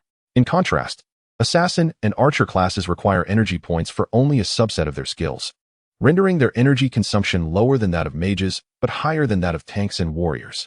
The latter only expend energy points when upgrading skills, enjoying the benefit of not requiring energy points during skill activation. In the early stages, assassins, archers, tanks, and warriors can accumulate energy points to enhance their skill levels and foster character growth, while mages are compelled to rely on group endeavors from the outset. Jin Ke contemplated the opportune moment to enlist the assistance of Old Man Zhang for a quest, aiming to amass more dark energy points to elevate several skills further, thereby augmenting his character's damage output and combat prowess, ultimately enhancing his survivability. Before long, Jin Ke's aspirations came to fruition. At 10 o'clock in the evening, within the Assassin Training Center. Tomorrow is Sunday. The base is preparing to organize a large-scale outdoor task for some new recruits from various professions, which poses minimal danger. The entire task will last approximately 3 hours, during which there may be encounters with wild creatures, allowing you to fully showcase what you have learned thus far. It is hoped that all new recruits will participate. After the evening training session, Yuan Chang announced some news to the students. What is the task? The students, excited at the prospect of an outdoor mission, eagerly awaited details. The task involves collecting raw materials from a nearby factory. In truth, those materials are of little significance. The primary aim is to utilize this opportunity to expose you to the outside world. In addition to myself, there will be numerous formidable individuals accompanying us, providing comprehensive protection for you. After a brief explanation, a yellow question mark indicating the task appeared above Yuan Chang's head. By clicking the yellow question mark, one can accept the outdoor mission scheduled for tomorrow. Task objective: assist and protect the resource team of the base in collecting material supplies. Task reward: 50 contribution points. Task requirements: none. Task danger level assessment: low. 3 hours outdoors, with no specific task requirements, a reward of 50 contribution points, and a minimal danger assessment, coupled with the protection of powerful allies, presents an opportunity to explore the outside world that no recruit would wish to forego. In no time, everyone had accepted the task. Very well, we shall gather at the main entrance of the base at 1:30 p.m. tomorrow, and I will lead the group outside, returning around 4:30 p.m. Yuan Chang emphasized the importance of discipline, instructing all recruits to follow commands during the outing and not to stray from the group. Satisfied with the recruits' acceptance of the task, he announced a few more rules before concluding the evening training. On Sunday morning, Jin Ke was in the equipment department, both repairing and tailoring gear while simultaneously engaging in energy cultivation. Most players are unable to accomplish what Jin Ke does, working while cultivating. After learning rune carving, Jin Ke found that he could no longer earn contribution points through this skill, but he could still earn points by repairing and tailoring equipment. As he had not yet mastered rune carving, his tasks in the equipment department were limited to these repairs. Repairing equipment helps maintain a close relationship with Zheng Shidao while also accumulating contribution points. Currently, Jin Ke enjoys complimentary meals at the cafeteria, and the contribution points he earns can be accumulated to exchange for useful items at the training base. Repairing equipment requires external operations, while energy cultivation necessitates switching to internal operations, demanding a constant transition between the two. Any player attempting this would find their fingers sore by the end of the day. However, Jin Ke possesses an advantage. For several days, his character has been engaged in relentless energy cultivation during work, meals, sleep, and vocational training, his advantage facilitating this constant switching of cultivation methods. Regrettably, he has yet to unlock the first energy meridian. Chapter 73. Unique Rules Within the Human Body. There exist a total of 720 energy gateways, each possessing 2 distinct pathways for energy to traverse, amounting to 1440 unique methods of energy movement. These myriad pathways can be combined in an almost infinite variety, giving rise to numerous potential circuits of bodily energy flow. A mere fraction of these methods has been validated as correct. By properly channeling energy between the gateways, one can enhance fundamental attributes and bolster the strength of the spirit. However, deviating from the prescribed methods and recklessly directing energy to clash randomly against the gateways can lead to dire consequences, ranging from illness and spiritual degradation to catastrophic spiritual collapse and instantaneous demise. To embark on the path of runic cultivation, one must first open 3 designated energy gateways and subsequently establish the energy pathways connecting them. Only then can a circuit be formed with the energy from external runic engraving devices. When these pathways are sufficiently fortified and the energy within becomes dense enough, there exists the potential to coalesce energy cores at each of the 3 gateways. Only by successfully forming energy cores at all 3 gateways can one attain the first level of energy cultivation. In his lifetime, Zheng Shidao managed to condense energy cores at only 2 gateways, perpetually unable to complete the core at the 3rd, which hindered his progress beyond the first level of energy cultivation. Jin Ke, as an assassin, faced significant challenges due to his multi-soul nature, resulting in a substantially lower damage output compared to ordinary individuals. He must compensate by enhancing various attributes to narrow the gap between himself and other players. Should his energy cultivation prove successful, it would enable Jin Ke to learn the art of runic engraving from Zheng Shidao in the future. Even if unsuccessful, it would still substantially elevate his fundamental attributes, making this the most suitable path for his character at present. After lunch, Jin Ke guided his character to the vicinity of the main entrance of the base, in accordance with the mission prompts. The large iron gates remained closed, while several auxiliary halls nearby buzzed with excitement. New recruits from the tank, warrior, archer, and assassin groups gathered together, eagerly anticipating the afternoon's field mission. Yuan Chong, the instructor for the assassin group, had already arrived at one of the auxiliary halls with several new recruits.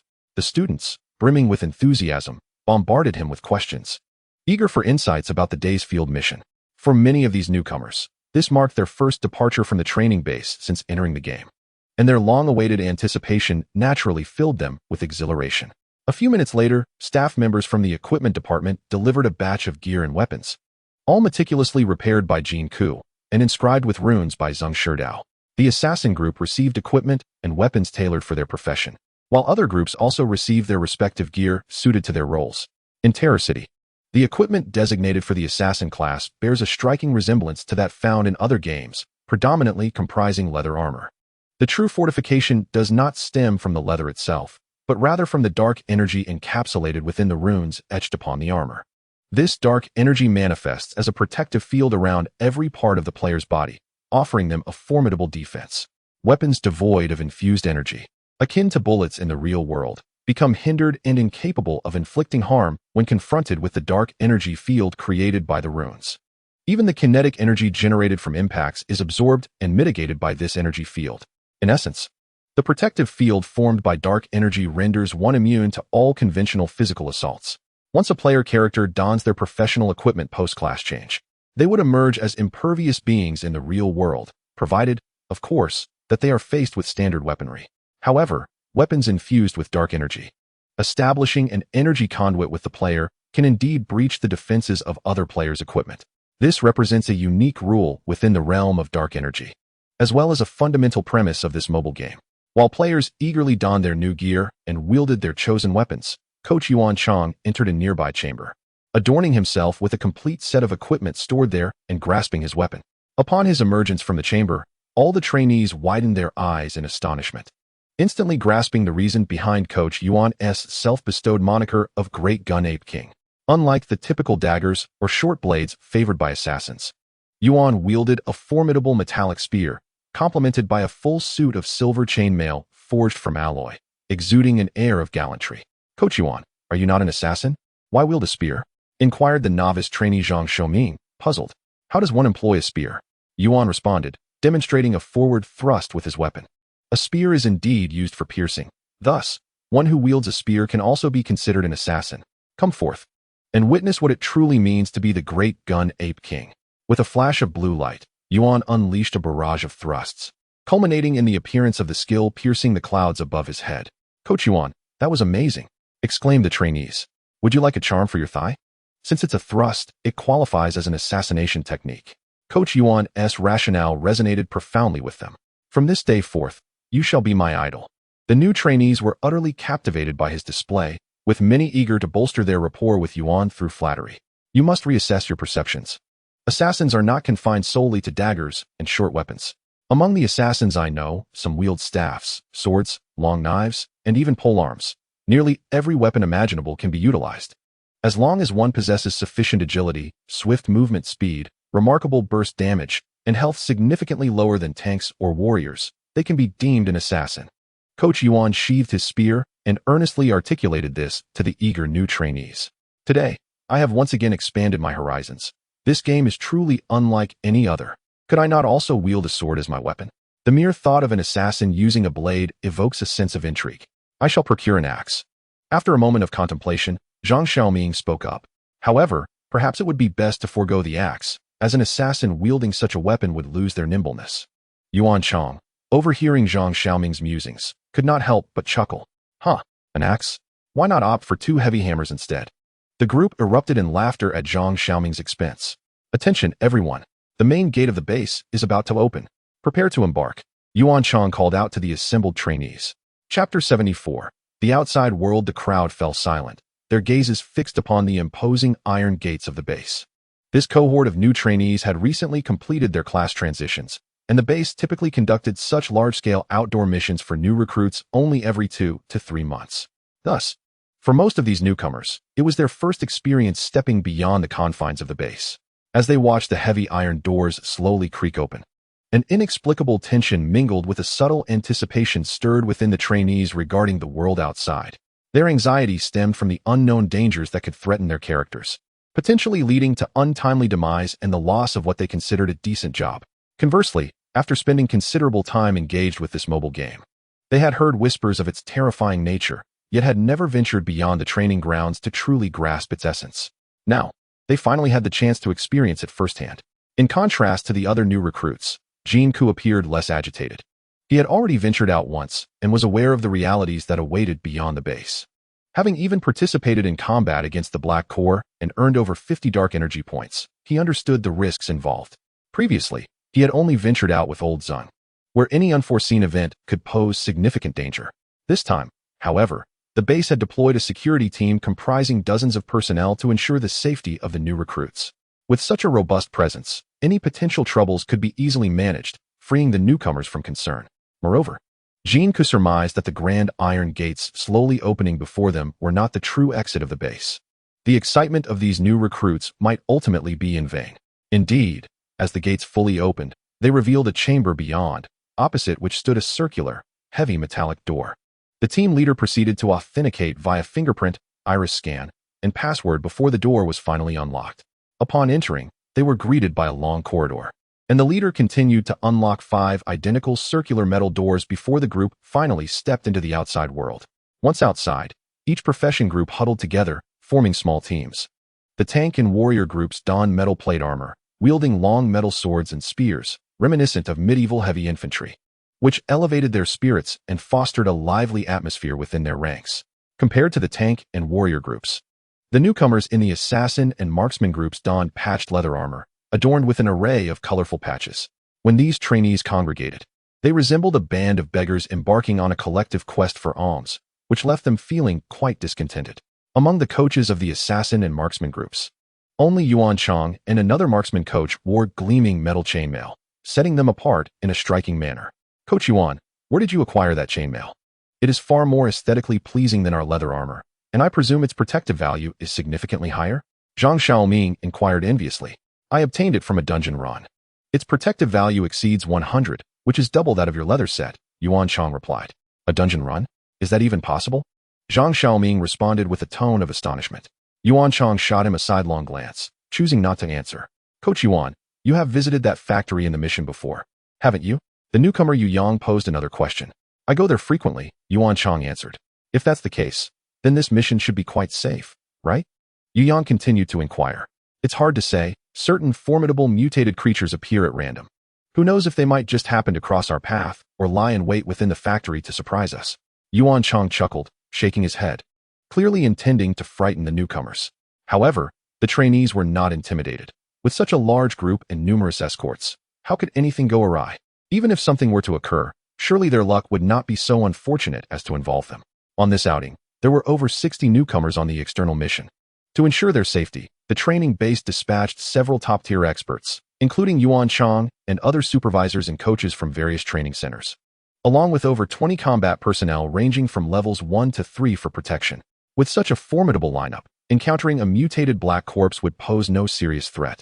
As Jin Ke listened to their conversation, he gazed around, taking in his surroundings. Although he had previously ventured outside the base with Old Man Zun, this outing felt distinctly different. Last time, they had exited through the back north gate, leading them into a forested terrain. This time, they emerged from the main entrance, stepping directly into a flat plain. The characteristics of the plain starkly contrasted those of the forest. In wooded areas, black corpses typically lurked, waiting for the opportune moment to strike, whereas the open plains provided no cover, allowing any lurking black corpses to be spotted from afar. Uncertain if the area outside the main gate had been cleared, Jin Ke noted that there were no black corpses in sight. The weather today was not as favorable as on the day he accompanied Xue'er on a mission, although the sun shone. It appeared as a cold white blot in the sky, offering little warmth. The sky appeared somewhat overcast, the distant scenery shrouded in a gray haze, with occasional trees lining the roadside, offering glimpses of verdant hues. Outside the main gate lay a broad thoroughfare, seemingly well maintained by the base personnel. Although the surface bore some unevenness, the damage was not severe, with signs of repairs visible throughout. The player and escort teams were dispersed along either side of the road, while a convoy of ox-drawn carts occupied the center, starkly contrasting with the advanced technology found within the base. The oxen, rather ordinary in appearance, seemed unenhanced by any injections. The genetically modified cattle were primarily raised for meat supply to the base. Though they were massive, they lacked the strength necessary for pulling carts or engaging in combat. The carts were laden with numerous black, empty barrels, intended for the collection of raw materials during this mission. Once the formation was established outside the gate, the team set forth. Occasionally, dilapidated houses emerged along the roadside, some with collapsed roofs, others missing sections of walls, as if ravaged by some force. The surroundings were eerily quiet. After several minutes of progression, nothing unusual occurred, unlike other games where leaving the base immediately thrusts players into monster-infested zones. Chapter 75. Life is a game. Why are there no monsters around? This game is so dull, Zhang Xiaoming exclaimed, scanning the area restlessly. Isn't the absence of monsters a good thing? Do you truly wish to risk your life out here? Coach Yuan Chang retorted, finding such missions more tedious than the novice trainees did. The wild monsters outside, like scattered black corpses, yielded minimal dark energy points upon defeat, rendering them nearly useless to the escorts. Moreover, should an unexpected event arise, such as a horde of mutated and ordinary black corpses led by a corpse lord, their responsibility to safeguard the newcomers prevented them from fleeing alone, as any misstep could result in casualties outside, and retreating solo might incur repercussions back at the base.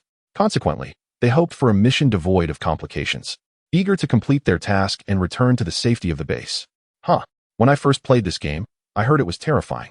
After spending 2 whole months in the training base without a single incident, I finally ventured out today, hoping to witness some of that horror, only to find nothing at all.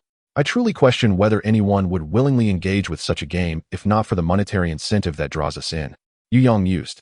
You'll regret it when you finally encounter real danger. It will be too late to turn back, Yuan Chang replied, casting a somewhat sardonic glance at Yu Yang. Coach Yuan, do you truly understand what he means when he talks about playing games? Zhang Xiaoming inquired of Yuan Chang, noting how, over the past few months, the players had witnessed the remarkable intelligence that enabled communication akin to that of ordinary humans. When topics of gaming arose, the players exhibited no extraordinary reactions. Life, after all, is but a game. Yuan Chang smirked, his demeanor suggesting a familiarity with such inquiries. Indeed, for us, everything is a game. Yet for you, it is life, is it not? Zhang Xiaoming continued his discourse with Yuan Chang. You are correct. But allow me to offer a word of caution. If you persist in treating everything here with a gamer's mindset, you may one day find yourselves regretting it. A peculiar expression flickered across Yuan Chang's face, though the players found it difficult to discern such subtleties through the screens of their devices. This dialogue had already transpired between Jin Ke and Zheng Shidao. Yuan Chang's reaction mirrored that of Zheng Shidao back then, hinting at a clandestine secret withheld from the players. Surely, this must be a facet of the system's design, a restriction on what could be divulged. Despite the eagerness of certain players, like Zhang Xiaoming and Yu Yang, to uncover the game's underlying horrors, the tedious journey, spanning over half an hour, brought them to their destination, a seemingly abandoned factory. To their dismay, not a single wild creature had appeared. During our time at the base, the endless training and monotonous tasks were enough to drive anyone to madness. If not for the daily stipend of a few $100s, I would have long since abandoned this game. With bated breath, we awaited the day we could step outside the base to undertake missions, believing that at last, we would escape the tedium and engage in monster slaying. Yet, to our astonishment, we found ourselves mired in the same ennui, trudging for over 40 minutes just to complete a task. Once this closed beta concludes and transitions to open beta, I doubt anyone will wish to continue playing. As Zhang Xiaoming grumbled, he followed the others into one of the factory's buildings, only to halt abruptly at the sight before him. His character's eyes widened in astonishment as they fixated on the scene ahead. The expressions of the other players mirrored his shock. Before them, the factory floor and walls bore a grotesque sight. A mass of decaying flesh sprawled across much of the ground, and the opposing wall, centered by a hideous face, over a meter in diameter. The mouth of this visage twitched, emitting low, garbled sounds that were nearly inaudible from outside the building. Several players drew their weapons and assumed combat stances. Do not be alarmed. This is our task for today. A figure wielding a long tube and a black empty barrel reassured the group, casually advancing towards the grotesque mass. He pierced a portion of the putrid flesh with the thick needle attached to the tube, activating a miniature suction pump to extract a viscous, dark red liquid from the wall's decaying matter. The visage upon the wall appears to be in excruciating torment. The sounds it emits have morphed into something akin to wails. Its face and the decaying flesh of its body writhe incessantly against the surface of the wall and the ground, seemingly striving to escape from this dreadful confinement. What is this creature? Yu Gang, a member of the shooter team, inquired of his coach, gazing at the anguished face and the putrefying flesh below. It is a mutated human. It must possess some degree of self-awareness, the coach responded. Was it once human? Yu Gang pressed further. Allow me to share a secret. The entity you are observing was once a newcomer like yourselves, who became lost during an external mission. By the time it was rediscovered, it had manifested upon this wall, the coach whispered. A player like us? A sense of inexplicable dread washed over Yu Gang as he found himself on the verge of nausea. Indeed. Once more, Yu Gang turned his gaze to the face upon the wall, sensing a desperate plea for help emanating from it. Strangely, this moment prompted thoughts of Luo Jing from the ecological plantation. As the face emitted another mournful wail, Yu Gang could no longer contain himself. He placed his phone down and rushed to the restroom, retching violently into the toilet. Warrior team, Luo Xiangchuan asked the coach of the warrior team. What is the purpose of the liquid extracted from this decaying flesh? I recall you work in the breeding area and possess skills in pharmacology, the coach countered. It appeared that Luo Xiangchuan, with his loquacious nature, had made quite an impression on the coach, who was well aware of his department and expertise. Indeed, coach, your memory is remarkable, Luo Xiangchuan flattered. The liquid extracted from this putrid flesh pertains directly to your work, the coach replied to his earlier query. Is it an ingredient for concocting pharmaceuticals? The injections administered to the chickens, ducks, pigs, and sheep originate from this material? Luo Xiangchuan grasped the implication immediately. Correct. The coach nodded. Thank goodness I am merely a player. Otherwise, I could never stomach the meat served in the cafeteria, Luo Xiangchuan grimaced. Chapter 76. The tide of corpses. No wonder the chickens, ducks, pigs, and sheep in the breeding area appear so grotesque. A player who had visited the breeding zone exclaimed. Are the animals in the breeding area truly that bizarre? Players who had not visited expressed their bewilderment. You cannot be serious. You have yet to witness it? A chicken can grow taller than a horse in just a month, and the pigs resemble elephants, covered in grotesque growths, Luo Xiangchuan interjected. Is that true? How revolting. Do you think the food you consume daily comes from ordinary sources? If these animals were to grow normally, how could the training base sustain such a large population? Luo Xiangchuan retorted. That makes sense. Alas, it is no wonder the flavors are so exquisite. This game indeed places great emphasis on realism, particularly in its intricate details. Which other games would concern themselves with what one consumes or drinks? I have observed that my character, when idle, automatically attends to the call of nature, and the refuse in the ecological garden flows from the living quarters. To see such meticulousness in a novice village is indeed astonishing. Players have begun to jest, relieved that they need not partake in the actual consumption of these foods. For witnessing the visage of a human and the sight of decayed flesh would render such fare quite unpalatable. Not only the creatures in the breeding area, but the plants within the ecological garden also exhibit a rather grotesque growth. The last time I beheld a cucumber, it was more robust than my own body, stretching over 2 meters in length. Lu Su, also a member of the warrior group, chimed in. Goodness, such a thick cucumber? You ladies would find it quite unmanageable. Qin Haojia, another member of the warrior group, retorted, why can't it be used? It can certainly be utilized. Lu Su disagreed with Qin Haojia's assertion. Used? Can you even fit it? Qin Haojia chuckled. One slice makes for a full facial mask. How can it not be used? Lu Su scoffed. What is it that occupies your mind? Why do you always entertain such unsavory thoughts? You think you're healthy? Can you comprehend the words I speak? Blaming others for their wild imagination over a cucumber's girth? Qin Haojia continued to chuckle. Luo Xianchuan, in the archer group, was left speechless. Coach, you once mentioned that if we normal humans perish in the wilderness, we would become black corpses. Why, then, has this newcomer transformed into such a wall corpse? Yu Gang, after having retched in the restroom, returned to his room and inquired of the coach once more. It's a mutation, in the shadows of the wild. He must have encountered peculiar occurrences, becoming a puddle of decayed flesh, subsequently collected by the resource team and placed within the confines of this factory.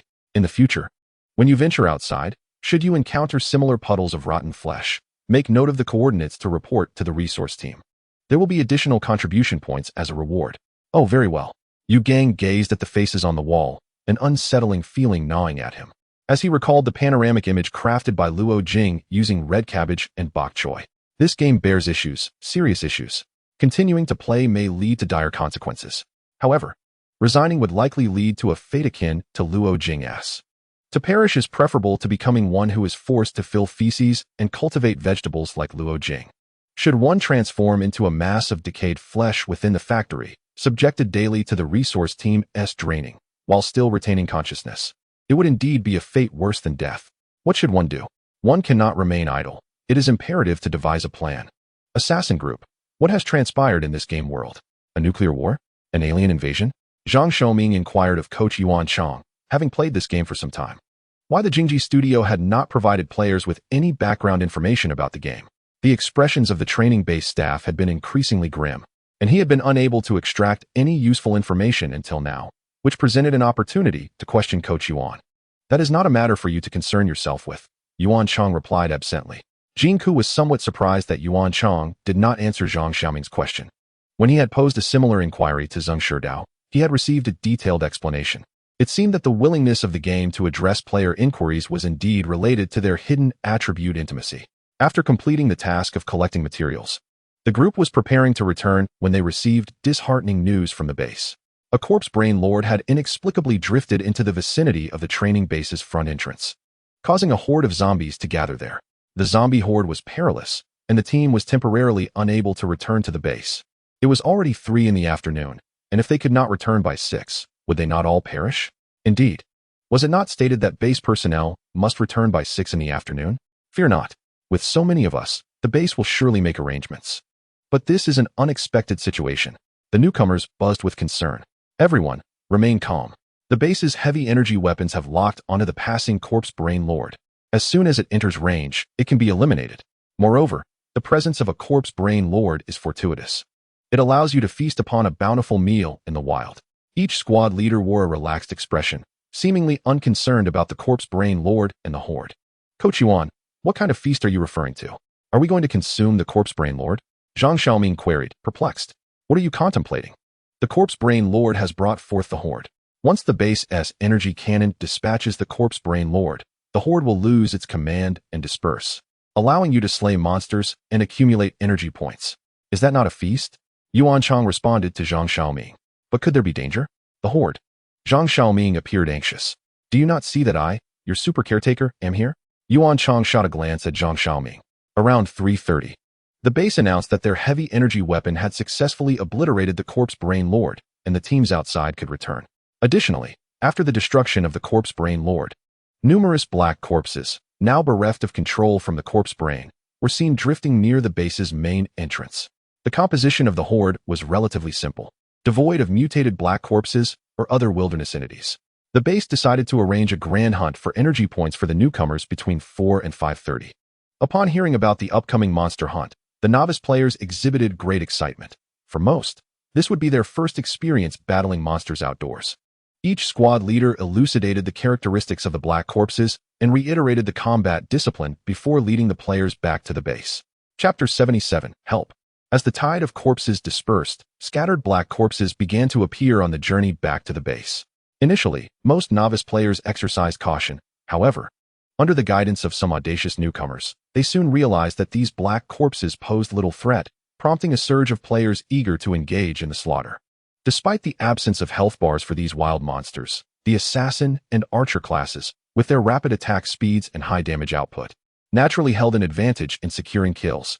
The system, perhaps in an effort to maintain balance, imposed a relatively high requirement of dark energy points for skill upgrades among assassins and archers. Whereas tank and warrior classes required only half the energy points for skill enhancement and did not need to expend dark energy points to unleash their abilities. The proportional demand for dark energy points across the classes perfectly aligned with the likelihood of each class securing kills amidst the chaos, leading the organizers of this field mission to refrain from imposing specific group requirements for monster hunting, allowing players to freely attack and seize dark energy points. In their view, without health indicators, each novice had a fair chance of acquiring dark energy points, thus precluding any possibility of inequity. Upon contact with the field team and the scattered black corpses, the mobile screen quickly mirrored the phenomenon common in other mobile games. As a flood of newcomers rushed into the monster zone, a wild creature would appear, only to have its health instantly drained. Initially, even with a health detection hack, Jin Ke found it challenging to secure kills. However, as the team advanced towards the main entrance of the training base and the number of black corpses increased, opportunities arose when players began to disperse. Whirlwind slash, thunderous arrow, throat seal, almost down. This time, it must be my turn. 3 players, temporarily grouped together, were besieging a black corpse. Death arc. A flash of red light cut through the air as Jin Ke emerged behind the black corpse, leaving a lifeless body in his wake, claiming 5 dark energy points amidst the cacophony of insults from the 3 players who had missed their chance. Assassins and archers like Jin Ke, who darted about, were numerous. Some succeeded, while others merely squandered their damage output. Given that most monster hunting teams were ad hoc, few paid particular attention to Jin Ke, oblivious to the fact that he consistently secured 5 dark energy points each time. Soon, Jin Ke's energy cap of 125 points approached its limit. Naturally, he devoted all these dark energy points to enhancing his skill levels. He used 20 points to elevate Death Arc from level 2 to level 3, and then an additional 40 points to raise it from level 3 to level 4. With over 40 energy points remaining, Jin Ke also upgraded the Death Kiss skill from level 3 to level 4. Each level increase in Death Kiss enhanced its critical strike effect by 5%, culminating in a total critical strike boost of 157% upon reaching level 4. With each level increase of the Death Arc skill, physical damage is augmented by 5%. Upon reaching level 4, the cumulative enhancement of the Death Arc results in a total increase of 157% in physical damage. The synergy of these effects elevates Jin Ke's damage output by approximately 30% compared to when both skills were at level 1, thereby enhancing his success rate in securing kills. After swiftly upgrading his abilities, Jin Ke delved deeper into his pursuit of claiming kills. Aided by a blood detection hack and his enhanced skills, he exhibited a progressively greater efficiency in his endeavors, expending all the inexhaustible dark energy points on skill enhancements. Zhang Xiaoming, Su Shu, Feng Yi, and several other assassins formed a temporary hunting party, engaging black corpses in a wooded area. Suddenly, from multiple directions, 7 or 8 black corpses surged forth from the forest, encircling the makeshift hunting group. Realizing the peril, Zhang Xiaoming immediately fled, while Su Shu and Feng Yi, aware of their disadvantage, hastily retreated towards a more populous area.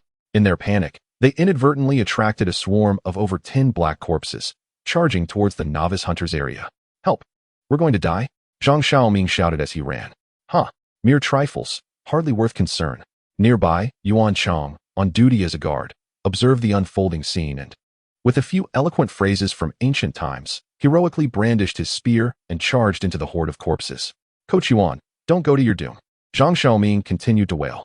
Let me show you what a true spear-wielding king looks like. Behold my piercing the clouds. Yuan Chang had already reached the throng of corpses, thrusting his spear with precision. With each strike, countless silver blossoms erupted in the air, momentarily stalling the advance of the horde. Following his piercing the clouds, Yuan Chang's spear became a swirling tempest as he transformed into a beam of blue light, leaping 2 to 3 meters into the air before crashing down with tremendous force. The impact created an explosive wave of energy, sending several black corpses tumbling in disarray. At that moment, the name of the skill he had unleashed, thunder from the ground, appeared above his head. One black corpse, teetering on the edge of the explosion radius, staggered a few steps before lunging at Yuan Chang. Dragon emerges from the sea. Yuan Chang melded with his spear, taking on the semblance of a blue dragon as he lunged forward. In the next instant, the last standing black corpse had its throat pierced by Yuan Chang's spear, rendered utterly incapable of fighting back, yet still held aloft in a strikingly cool pose by Yuan Chang's spear. The scene froze in time. 666. Coach Yuan is astonishing. Am I witnessing a martial arts drama? The black corpses were instantly reduced to ashes.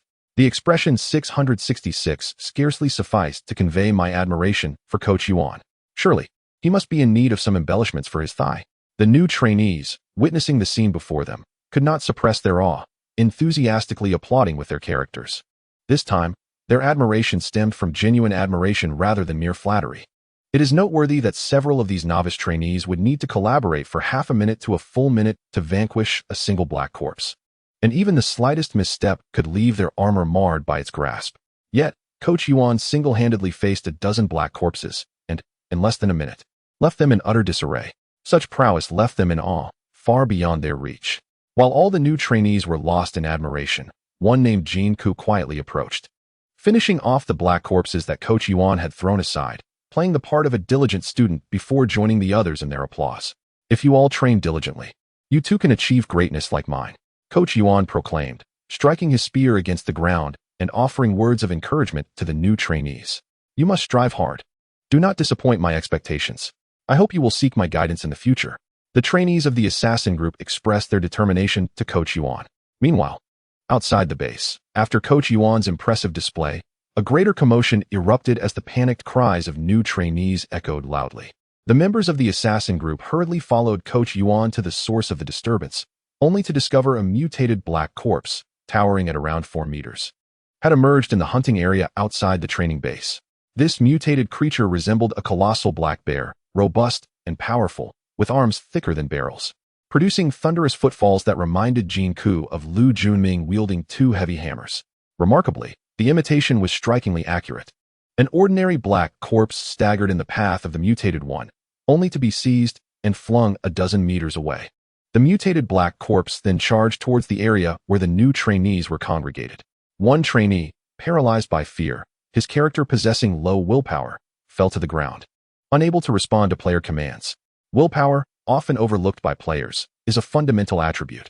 Some players have already discovered that a character's higher willpower reduces the likelihood of losing control while being maneuvered. Conversely, characters with low willpower may scream uncontrollably, run amok, and fail to respond to any player commands when confronted with genuine peril. In certain unexpected scenarios, characters may display reactions or actions not chosen by the player. For instance, upon first encountering the enormous poultry in the breeding area, a character might stand agape or wrinkle their nose and cover it near the waste pit of the ecological plantation, and even retch upon tasting unpleasant food. The novice trainee's character evidently possesses a remarkably low willpower attribute. At the moment the mutated black corpse charged towards him, he was instantly paralyzed by fear, unable to react despite the player's commands. His character remained seated on the ground, eyes wide with terror, watching the impending onslaught of the mutated black corpse. His legs instinctively kicked backward, yet he was utterly incapable of rising to flee. The mutated black corpse lunged toward the fallen novice, roaring with its claws poised to strike. In this dire moment, a man wielding a staff surged forth, flanked by 7 or 8 formidable warriors clad in metallic armor, confronting the mutated black corpse. The crystal atop the man's staff emitted a beam of white light that struck the creature, a manifestation of some freezing spell that instantly encased the mutated black corpse in ice. Yuan Chang, quick-witted, rushed over to drag the nowadays novice out of harm's way. Several armored warriors, wielding heavy alloy shields, surrounded the frozen corpse, unleashing a barrage of skills upon it. Meanwhile, a group of archers drew their bows and crossbows, bombarding the creature with an array of ranged attacks. Within mere seconds, the mutated black corpse broke free from its icy prison, letting out a deafening roar as it swiped its claws, sending two tanks hurtling several meters away. However, just as it prepared to assault others, the staff-wielding man acted once more, casting another freezing arrow that rendered the creature immobile again, its movements reduced to a sluggish crawl.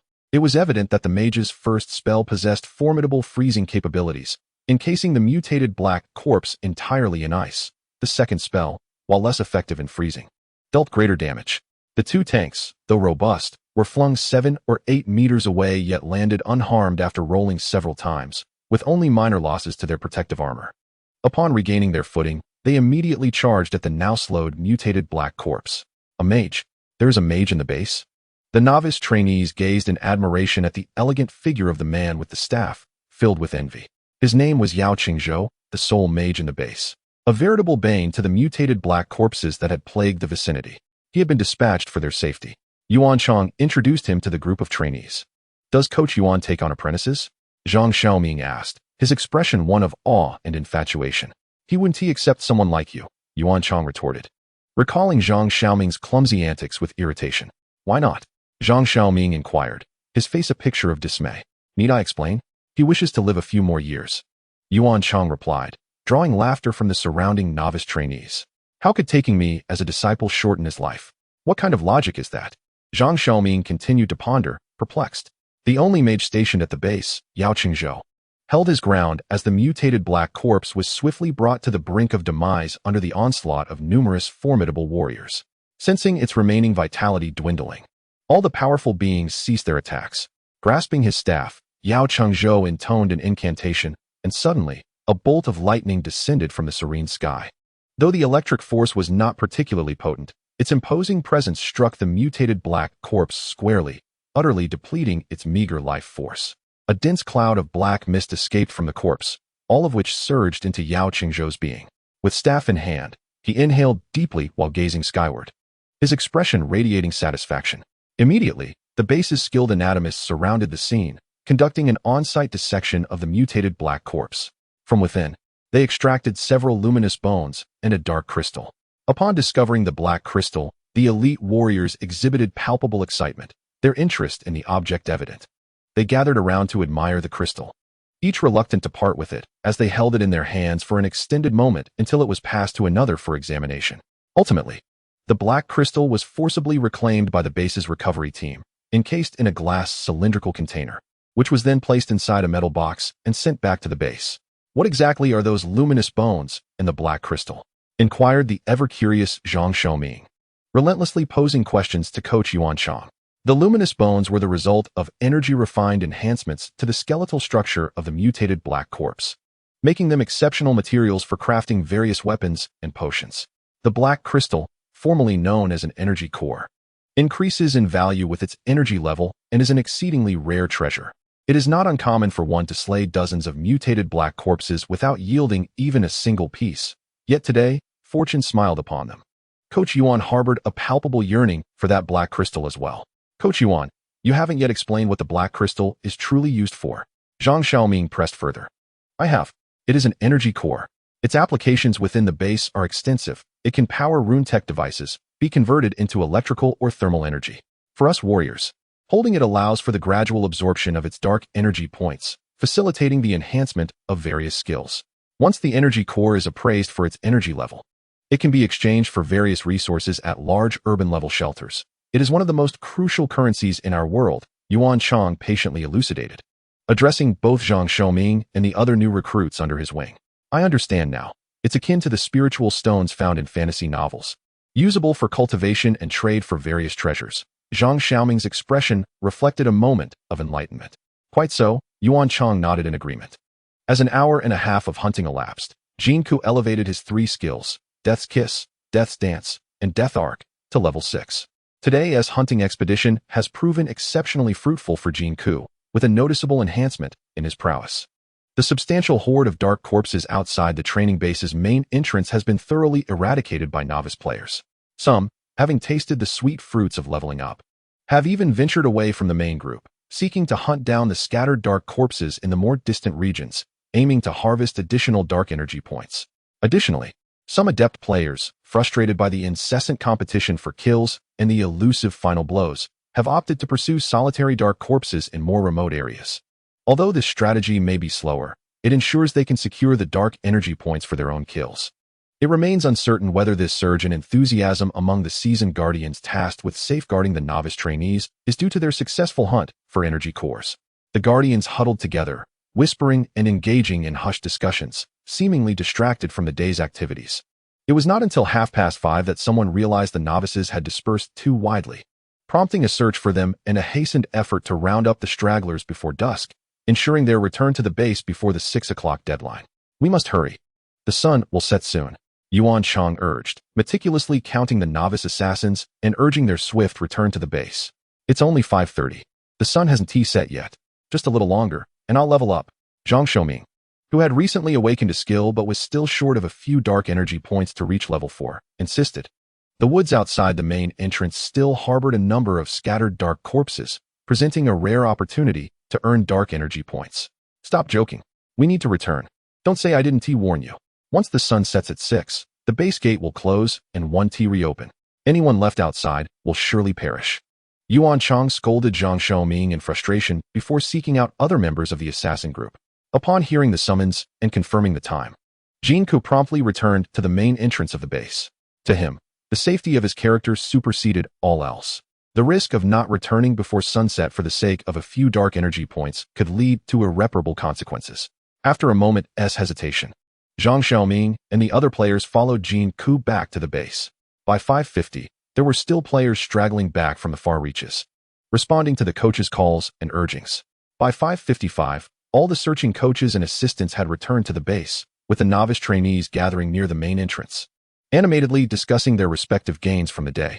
At 5:57, twilight began to descend outside the main gate, heralding the impending darkness that would envelop the wilderness at 6. The members of each group convened, while the coaches and assistants began to account for their numbers. Assassin group, all accounted for. Archer group, present. Tank group, here. Warrior group, what the? We're still missing 2. Bellowed the assistant who had just returned after tallying the numbers. "Who?" The coach of the warrior group appeared somewhat pale. "Has anyone seen Luo Xianchuan and Qin Haojia? Did they come in?" The assistant coach inquired of the warriors. "They seem to have returned to their dormitories to rest." Lu Su replied uncertainly. "Are you certain?" The assistant coach asked Lu Su for confirmation. Qin Haojia went back to sleep around 4, but Luo Xianchuan did not return. "I saw him heading further away at around 5:20, another member of the warrior group reported to the assistant coach. "This is terrible." The assistant coach cursed. "Should we go out and search for them?" Lu Su asked anxiously. "There isn't enough time. No one is allowed to leave." The coach swiftly interjected, halting Lu Su. "I'll go to his room and call for him." Lu Su suddenly recalled something from the real world and dashed out of the room toward Luo Xianchuan and Qin Haojia's quarters. Luo Xianchuan was engrossed in his game, skillfully slaying black corpses. After more than an hour of hunting, he had completely mastered the technique of using his great sword to block attacks from the black corpses. With proper execution, he could effortlessly kill isolated black corpses without sustaining damage. While dispatching the black corpses, Luo Xianchuan instinctively glanced at his wrist, where his wife had gifted him a birthday present, a luxury Akini watch worth over 10,000. The time displayed was 5:40, indicating that there was still some time before nightfall. "I'll return around 5:45 or 5:50. It takes only 4 or 5 minutes to run back to the base. If I collect a few more dark energy points, my blunt skill will reach level 5. Unbeknownst to Luo Xianchuan, his watch, which he had worn for less than 2 years, had stopped ticking. The accurate time was, in fact, 5:55 p.m. In his pursuit of the isolated black corpses, Luo Xianchuan had drifted far from the other players and was oblivious to the summons being made at the base's main entrance. Coupled with the faulty time on his watch and his ambition to upgrade his skill, he continued to slay 2 more isolated black corpses, successfully elevating his attack skill to level 5, before hastily returning toward the main entrance of the base. Outside the base's main entrance, an eerie silence prevailed, with not a single figure in sight. Suddenly, the sky darkened. At that moment, the door to the villa in the Azure Garden community was being pounded loudly. "Who is it? How rude." Qin Haojia, who shared a dormitory with Luo Xianchuan, was rudely awakened by the commotion.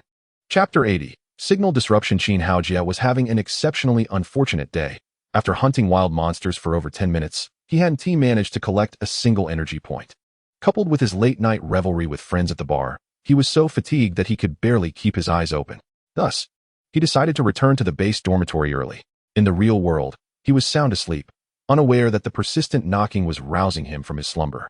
Noticing Luo Xianquan was preoccupied and did not respond to the door, Qin Haojia, feeling the need to relieve himself, lazily got out of bed and ambled over to open the door, quickly retreating to the bathroom adjacent to the door. Luo Xianquan, the main entrance of the base is about to close. Hurry back. Lu Su burst in, shouting for Luo Xianquan, Su Shu, Yu Gang, and Yu, Jin Ke, and others. Realizing that Luo Xianquan had not returned on time, rushed out of their rooms. Lu Su had knocked on the door while calling out to Luo Xianquan, but it was evident that Luo Xianquan had not been in the background to receive her message. Are they about to close the gate? There should still be more than 10 minutes. Luo Xianquan glanced at his watch, his expression changing dramatically. The watch, a precious gift from his wife, had inexplicably stopped at 5:40 p.m. Just months prior, this very watch had thwarted his promotion to section chief, and now, on this critical day, it had again failed him, preventing his timely return to the base. Was this watch cursed? Cursing under his breath, Luo Xianquan urged his character onward toward the main gate of the base. The sky had darkened considerably, yet the gates soon came into view, still wide open. Coaches, assistants, and several trainees from the soldier group stood inside, waving vigorously at him. He needed only to cover a few more meters to return to the training base. However, as he approached within 7 or 8 meters of the gate, the darkness deepened, and an ominous black fog began to descend, threatening to engulf the earth. The main gate, controlled by the base's central system, began to close, the heavy alloy doors sealing Luo Xianquan outside. The time read 5:59 p.m. Hey, it's not 6 o'clock yet. I'm still outside. Open the door. Luo Xianquan's character reached the gate and waved at the infrared camera above. Inside the gate, the players could clearly see his figure on the surveillance screen. Suddenly, the screen darkened, and the shadow of Luo Xianquan became indistinct, obscured by the encroaching fog. In a fleeting moment, his character, seemingly acting of its own volition, turned around to look behind him, revealing a face of sheer terror before spinning back to frantically pound on the heavy doors. Actions completely beyond Luo Xianquan's control. The surveillance feed shook violently, followed by an anguished scream from his character. Then, the signal abruptly cut off. The reason for the interruption was the base's enforced shutdown of all external cameras. In that instant, as the gate shut, Luo Xianquan's phone screen went dark. He then heard his character emit a series of cries, and the screen turned blood red, displaying ominous words. You have died. What is happening? Luo Xianquan stared at the luxury Akini watch, a birthday gift from his wife, costing over 10,000. Only to find it still reading 5:40 p.m., the hands frozen. Exiting the game, he glanced at his phone to discover it was now 6:01 p.m. Luo Xianquan, unwilling to accept his fate, logged into the game once more, hoping to register a new account. However, the moment he opened the game, the crimson screen of death appeared, denying him any chance to re-register. What is the situation? Su Shu inquired as he approached Luo Xianquan. I'm dead. I suppose I'll need to change my phone to register again, Luo Xianquan replied, lighting a cigarette and deep in thought. He could not afford to lose this job, earning over 9,000 yuan a month, with his wife and children relying on his income. He was on the verge of a promotion to department head, with a promising future ahead, only to be sabotaged by a petty individual, plunging him into the depths of despair. Entering the studio had inadvertently granted him a base salary of 9,000, with the promise of future increases through hard work. Just when he thought he could turn his life around, a moment of greed, coupled with his watch conveniently breaking at that time, caused him to lose the character he had painstakingly developed, which left him utterly disheartened. The darkness of the wilderness is truly fierce, Su Shu lamented in that fleeting moment. Yu Gang, who had come with Su Shu, appeared slightly pale. He seemed to want to say something but hesitated and ultimately remained silent. Jin Ke also remained quiet, aware that Luo Xianquan had been diligently working since joining the studio, and the character's death must weigh heavily on him. According to the studio's regulations, once a character dies, the player's contract with the studio is automatically terminated, and since the character is bound to the player, it is likely he would not be able to register anew. After a while, the logistics supervisor, Lu Xiaoxi, approached. Director Chun has instructed you all to settle your characters and gather in the hall downstairs for a meeting, Lu Xiaoxi announced from the door. What is going on? Qin Haojia, emerging lazily from the restroom, inquired of Lu Xiaoxi, having ended his field task early and been asleep, unaware of Luo Xianquan's character's demise. I don't know. I'm just here to relay the message, Lu Xiaoxi responded before returning to the hallway to knock on other doors. Xiaoxi, I've noticed your attitude towards me is quite off, Qin Haojia jested as he stepped outside. What do you mean? Lu Xiaoxi turned back. Every time you talk to me, you're particularly cold and rigid, while you're so gentle with Director Chun and Jin Ke. It feels like you're discriminating against me. Qin Haojia grinned at Lu Xiaoxi. Don't waste my time, Lu Xiaoxi retorted sharply, then ignored him. Oh my goodness. Xiaoxi is indeed discriminating against me. Qin Haojia feigned a look of utter despair. Inside the room, Luo Xianquan furrowed his brow, smoking one cigarette after another. The others, seated or standing, watched him in silence.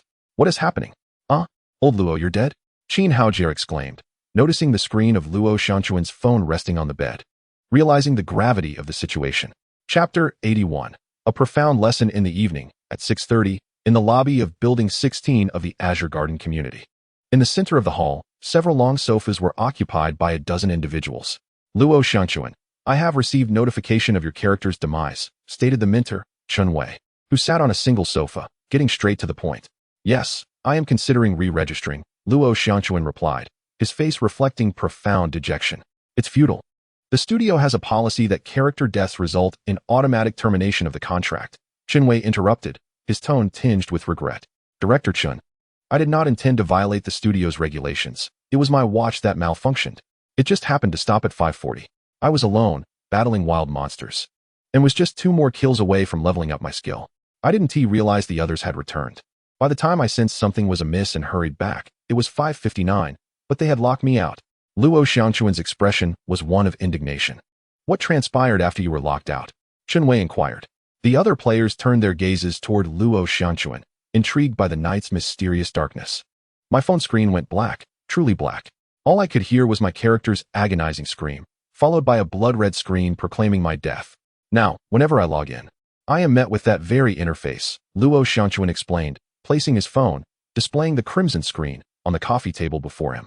How long did the transition from complete darkness to the death screen last? Chun Wei pressed further. 2 seconds? 3 seconds?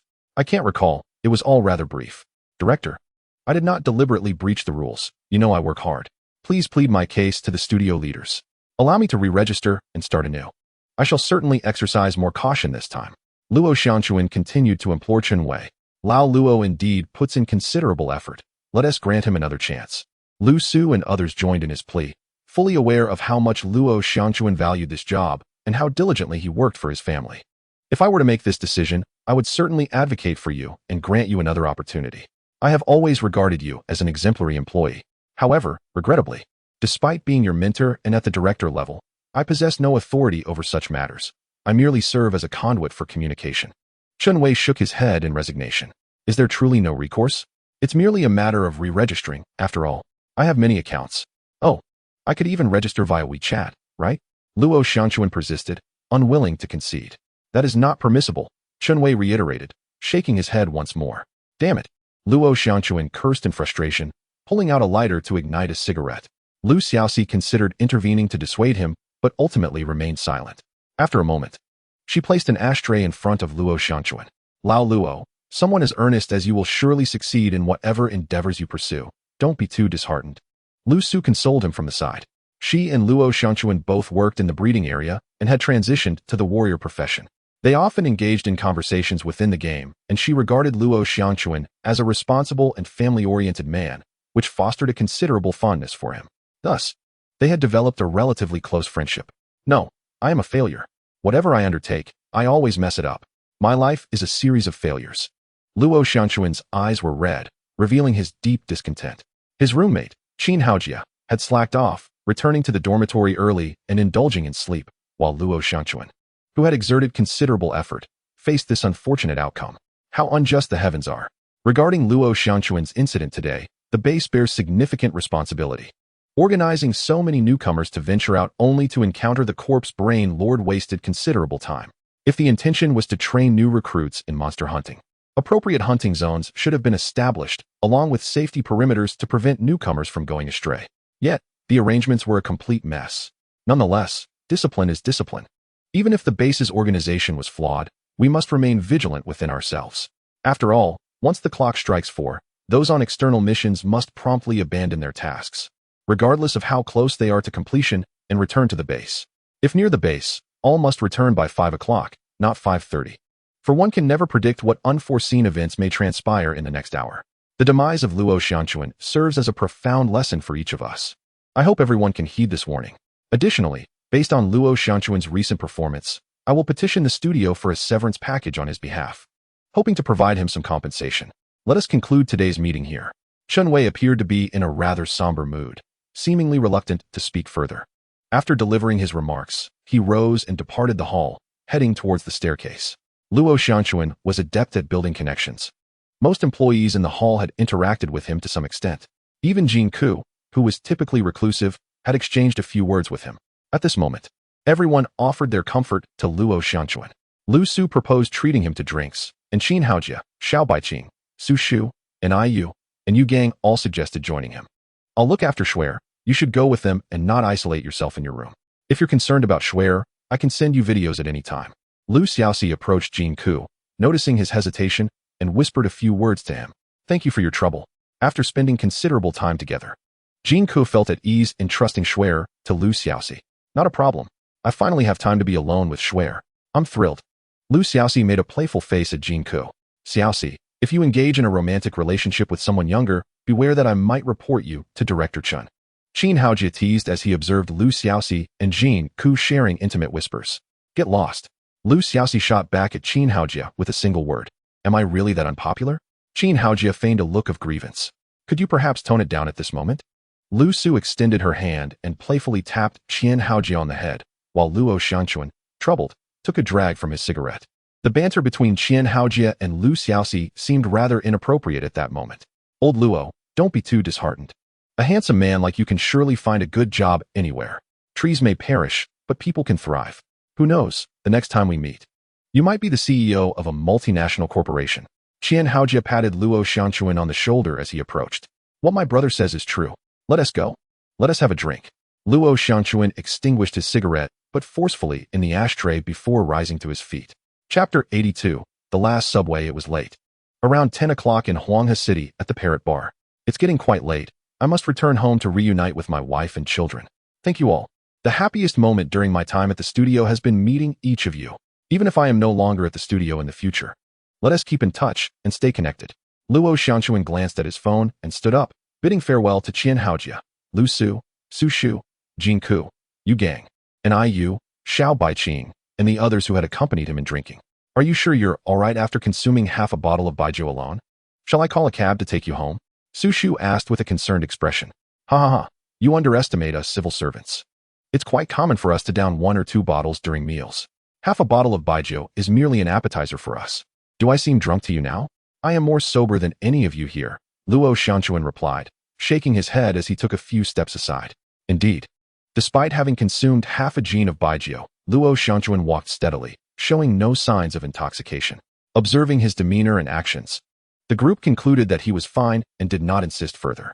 After exchanging a few more pleasantries at the bar's entrance, they parted ways with Luo Xianquan. He walked silently along the dark street for 2 blocks, reaching the vicinity of the subway station opposite the Marriott nightclub. 2 men wearing helmets on an electric motorcycle scrutinized him as he passed by. Lost in his thoughts, Luo Xianquan failed to notice the 2 men. Upon reaching a dim alley, he felt a wave of discomfort in his stomach and stepped in to dry heave against a nearby trash bin for a while before steadying himself against the wall. Once known for his impressive drinking capacity, he never thought that half a jin of baijiu would nearly induce vomiting. Fortunately, it was merely dry heaving, and nothing came up. Feeling somewhat dizzy, Luo Xianquan inadvertently leaned against the wall. After a moment, tears began to stream down his face, and he succumbed to a fit of sobbing.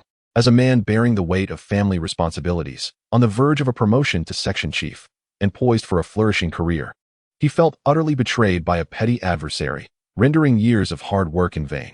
It was disheartening to realize he had even faltered in a simple game at the studio.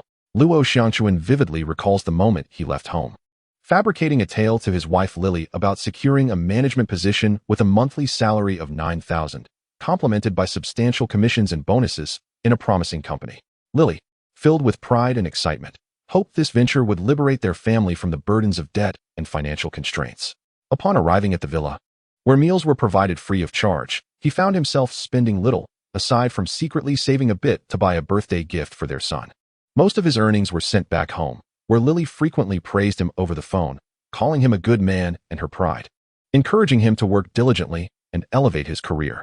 He promised Lily that before he turned 35, he would ensure a better life for their family, paying off all debts and upgrading their car to a model worth at least $600,000, so that Lily's relatives and friends would not look down upon them. Now, faced with the sudden loss of his job, he wondered how to confront the hopeful gaze of his wife. After shedding a few tears, Luo Ye took out the latest smartphone that Lily had gifted him, the one he used to play mobile games, and opened a video she had recorded. In the footage, he was playing with their son Dongdong, who enthusiastically tossed a small ball towards a makeshift hoop. Luo Ye pretended to block the shot, while Dongdong triumphantly scored, causing him to feign disappointment, which sent Dongdong into fits of laughter. Hearing his son's joyous giggles brought tears to Luo Ye eyes once more. Suddenly, a clap of thunder roared through the sky, startling him and nearly causing the phone to slip from his grasp. Delicate raindrops began to fall. It was about to rain. He needed to hurry home. Just as he was preparing to stow away his phone and head to the subway, a wave of nausea hit him, prompting him to return to the alley and dry heave over a trash bin, though nothing came up. At that moment, his phone rang. As he reached to answer, a sharp pain struck the back of his head, akin to being struck by a hammer, causing him to break into a cold sweat and nearly topple into the trash. Fortunately, after the initial agony subsided, the pain lessened. After a good cry, his spirits lifted slightly as the rain intensified. He quickly exited the alley and made his way to the subway station. Taking a cab home would cost at least 20 yuan, and he felt too ashamed to ask Lily to pick him up, having deceived her about his work situation. Moreover, wouldn't he that require more gasoline expenses? Thus, he resolved to take the subway home, which would cost him no more than 3 yuan. With no job, he needed to be frugal. A month from now marks the 6th birthday of his son, Dongdong. Luo Ye has managed to save up 1,000 yuan, with an additional 2,000. He could purchase the remote-controlled transforming Optimus Prime toy that his son had admired a few months prior as a birthday gift. It appears he must devise alternative means to gather that extra 2,000 yuan. Lacking a stable source of income, it seems inappropriate to buy such an extravagant birthday present for his son, yet Luo Ye cannot bear to witness the disappointment in Dongdong's eyes. Had it not been for the unfortunate circumstances that led to his job loss due to character issues, amassing the funds for the toy would have been a trivial matter.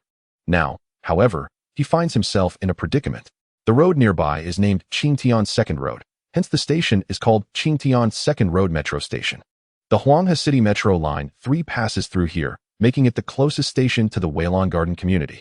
The quickest and most economical way for Luo Ye to return home from Weilong Garden is to take the subway from Qingtian Second Road.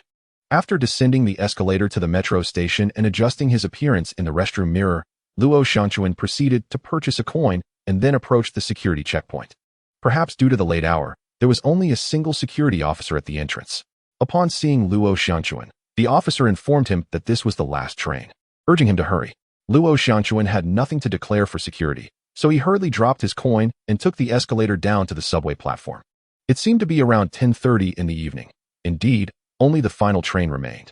Chapter 83. The subway driver. This metro station is situated in a rather remote area, and with the late hour, there were few passengers awaiting the train. Preoccupied with his own thoughts, Luo Ye paid little attention to the other individuals in the station. Just as he settled onto the platform, the last train arrived with a rush, gradually slowing to a smooth stop at the platform. Entering the subway, he found the carriage nearly empty, with many seats available. He chose a spot at random and sank into it, letting out a long sigh. The journey home by subway would take over 10 stops, requiring at least half an hour. Having consumed alcohol, Luo Ye felt a bit lightheaded. Considering the length of the ride, he leaned back in his seat and allowed himself to drift into slumber. Time passed. Though he could not determine how long it had been, it felt as though he had experienced an interminable nightmare before abruptly waking. Upon regaining consciousness, he instinctively glanced at the station sign by the subway door and was taken aback to discover that the train had not departed from his original station. Not a single stop had been made. There were still over 10 stops to his home. Had he truly only slept for half a minute? That seemed implausible. Reflexively, he checked his wristwatch, only to realize he had forgotten that it had stopped working. A glance at his wrist filled him with alarm. His watch was missing. Panic surged within him. After all, it was a birthday gift from his wife. He hurriedly rummaged through the pockets of his clothing, only to discover that not only his watch, but also his brand new phone, wallet, and all his personal belongings had vanished. Had he fallen asleep and been robbed? Was he searched without his knowledge? It seemed implausible. He felt nothing at all. Indeed, drinking had led to this unfortunate predicament. Losing his watch, phone, and wallet would spell trouble, especially that exquisite watch, a birthday gift from his wife. Valued at 15,000 yuan, alongside the phone she had purchased for him before he left home.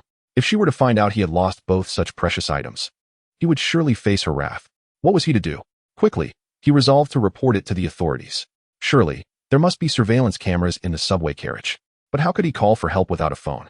As he surveyed the subway carriage, an unsettling sensation washed over him. It soon became apparent what was amiss. The entire subway carriage was eerily empty, not a soul in sight. Could it be? He distinctly remembered a few passengers seated when he boarded. After what felt like an eternity, not a single stop had elapsed. There had been several individuals when he got on. Now, he found himself utterly alone. Something was definitely amiss. Is anyone there? He called out, making his way through the subway carriage, moving from one compartment to the next. But each one was devoid of life. Had the other passengers disembarked? Yet, the subway had not made any stops. How could the others have exited? Gazing out at the incessantly flickering electronic advertisements beyond the window, he felt a wave of dizziness wash over him.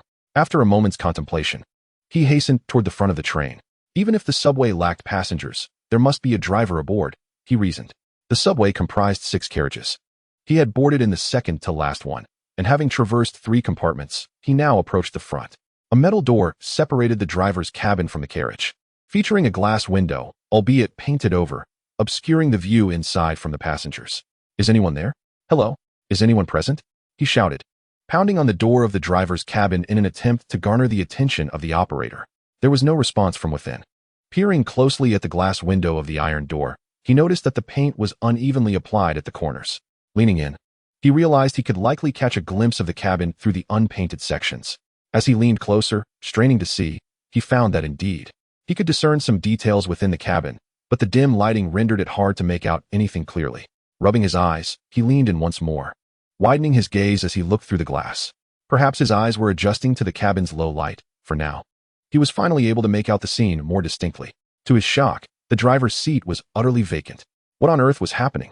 The subway car was devoid of passengers, and there was no driver in sight. Had he mistakenly boarded a driverless train returning to the depot? That couldn't be right. He had not departed from the Qingtian Second Road Station, had he? How much time had elapsed, and yet they had not reached the next stop. A shadow flickered in the cockpit, prompting Luo Xiangquan to widen his eyes and peer through the glass edge. Hoping to discern the situation within and possibly communicate with the train operator to halt the train, enabling him to disembark and report the theft of his watch, phone, and wallet to the police. Struggling to see clearly, Luo Xiangquan exhaled onto the glass and wiped it clean with his hand, leaning in again. Finally managing to discern the figure inside, who seemed to be gazing back at him, as though aware of his furtive observation. Although the cockpit was dimly lit, Luo Xiangquan recognized the person inside. Their face bore a familiar resemblance, yet he could not immediately recall who it was. Hey, can you hear me? I need to call the police, he called out, rapping on the window with urgency. However, the individual inside appeared to vanish suddenly. Rubbing his eyes, Luo Xiangquan peered again at the glass's edge, only to find a blood-red eye staring back at him from the other side. Startled, Luo Xiangquan let out a cry and stumbled backward, landing on the floor of the subway car. After regaining his composure, he instinctively crawled back a few steps before standing up and gazing warily towards the cockpit, filled with fear and confusion. Suddenly, from a car behind him, the desperate, piercing cries of a woman echoed, chilling the emptiness of the subway. His heart raced, but after a moment of turmoil, he steeled himself. The presence of tears indicated that there were indeed people in the car. Perhaps he should investigate further. Luo Xiangquan cautiously traversed the cars, and as he walked, a small rubber ball bounced toward him with a rhythmic thud. Instinctively, he reached out and caught it, recognizing it as the very ball his son Dong Dong often played with. How had it ended up in the subway car? Dong Dong, Dong Dong. A sense of foreboding washed over him as he hurried towards the last car from which the ball had come. Inside the final car, Dong Dong was nowhere to be found. But there sat a woman, hunched over her knees, weeping sorrowfully. Lily? Luo Xiangquan gasped in astonishment, recognizing his wife, Lily. She did not lift her head, seemingly oblivious to his call, lost in her own grief. Lily, what are you doing here? Luo Xiangquan crouched down, reaching out to touch her shoulder. The subway came to an abrupt halt, causing Luo Xiangquan to stumble, nearly losing his balance. He gasped in surprise, awakening from his slumber. The train had arrived at the People's Hospital Station, situated approximately 4 stops from Qingtian Second Road Station, indicating that the subway had not ceased its journey entirely. Luo Xianquan inhaled deeply, instinctively surveying his surroundings. Scattered throughout the carriage were a few passengers, some engrossed in their mobile devices, while others were dozing peacefully. Everything appeared remarkably ordinary. He exhaled a sigh of relief, realizing that it had merely been a troubling dream. Perhaps it was his longing for his wife and son that had triggered such a nightmare. He yearned to return home swiftly.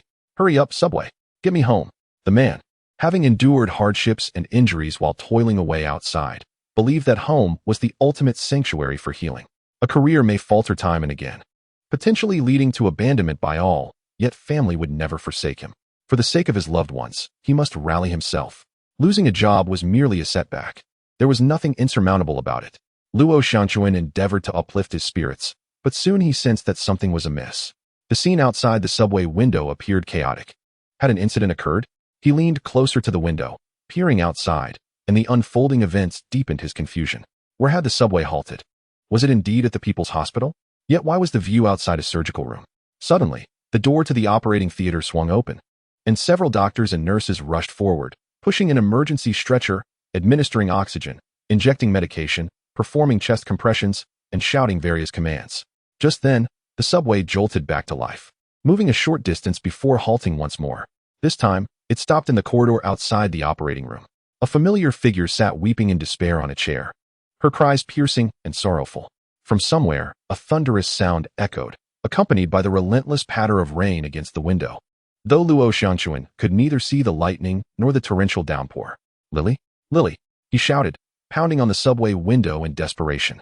His in-laws approached, their expressions laden with grief as they comforted his wife seated on the chair. Su Shu, Yu Gang, Lu Su, Jin Ke, Qin Haojia, Xiao Baiqing, and Yu, and other acquaintances from the villa stood anxiously in the corridor, whispering among themselves. What had transpired? Why were they together with Lily? Why was she crying? Luo Xianquan felt utterly bewildered. The subway jolted into motion again, traveling a short distance before halting once more, inexplicably beside the earlier operating room. All the doctors and nurses had abandoned their efforts. The life monitor connected to the patient in the bed flatlined.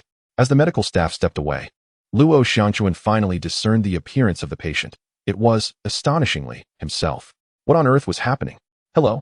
Hello? What is going on? Who is that person? Am I not here? Luo Xianquan pounded his fists against the subway's glass window with great fervor, yet the doctors and nurses in the operating room outside remained utterly unresponsive. The subway lurched back into motion, traveling a short distance before halting once more, inexplicably stopping in the corridor outside the operating room. 2 police officers approached, prompting Luo's in-laws to rush forward, joined by Su Shu, Yu Gang, Lu Su, Jin Ke, Qin Haojia, Xiao Baiqing, and Yu. Lily, his wife, who had ceased her weeping and appeared pallid, forced herself to stand and walk towards the officers. A preliminary assessment indicated a robbery homicide. The victim, your husband, had been struck from behind with a hammer, rendering him unconscious, while the assailants made off with the victim's watch, phone, and wallet. We have initiated a case, and the nearby surveillance cameras should provide some useful clues. We cannot divulge further details at this time. Our colleagues are currently retrieving the relevant footage, and we expect results shortly. The officers exchanged a few words with the in-laws and Lily. We must capture the criminals. Bring them to justice. Luo's father-in-law trembled as he spoke, his fists clenched. However, Lily suddenly collapsed to the ground, prompting her parents to cry out and assist her. Please accept our condolences. The police murmured, their voices growing increasingly faint and indistinct. Hello? Hello? I'm here. I'm not dead. Luo Xianquan shouted, vigorously banging on the subway window. Yet no one paid him any mind. Lily, I'm here. I'm not dead. I'm right here. He continued to pound on the glass with fervent desperation. At last, someone turned to look in his direction, a puzzled expression on their face. It was Jin Ke. Hey, can you see me? Can you see me? Luo Xianquan cried out, as if grasping at a lifeline, relentlessly striking the window. Jin Ke seemed to notice something, moving closer to the window. It's me. Can you see me? I'm inside the subway. I'm not dead. Luo Xianquan exclaimed, his excitement mounting as he continued to strike the glass and shout. Jin Ke reached out to touch the window, seemingly straining to see what lay beyond, his face a mask of bewilderment. Can you see me? Can you see me? Luo Xianquan continued to yell. After a moment of realization, he hurriedly exhaled onto the subway glass and swiftly wrote a few words, I am Luo Ye. I am in the subway. Jin Ke's expression shifted to one of shock, and just as he opened his mouth to speak, the subway jolted back to life, this time not stopping, gaining speed with alarming rapidity. Hello? Hello? Luo Ye watched in despair as everything outside the window faded into oblivion. When he turned back, he found that the few remaining passengers in the subway were all gazing at him, their expressions eerie, their faces ashen, and blood seemingly trickling from their orifices. Time is up. It's time to leave. A somber voice resonated within the subway car. One by one, the lights in the carriage extinguished. The subway rushed swiftly into the tunnel ahead, plunging the surroundings into utter darkness. A darkness so profound that one could not see their own hand before their face. Help! Luo Ye cried out in despair amidst the obscurity.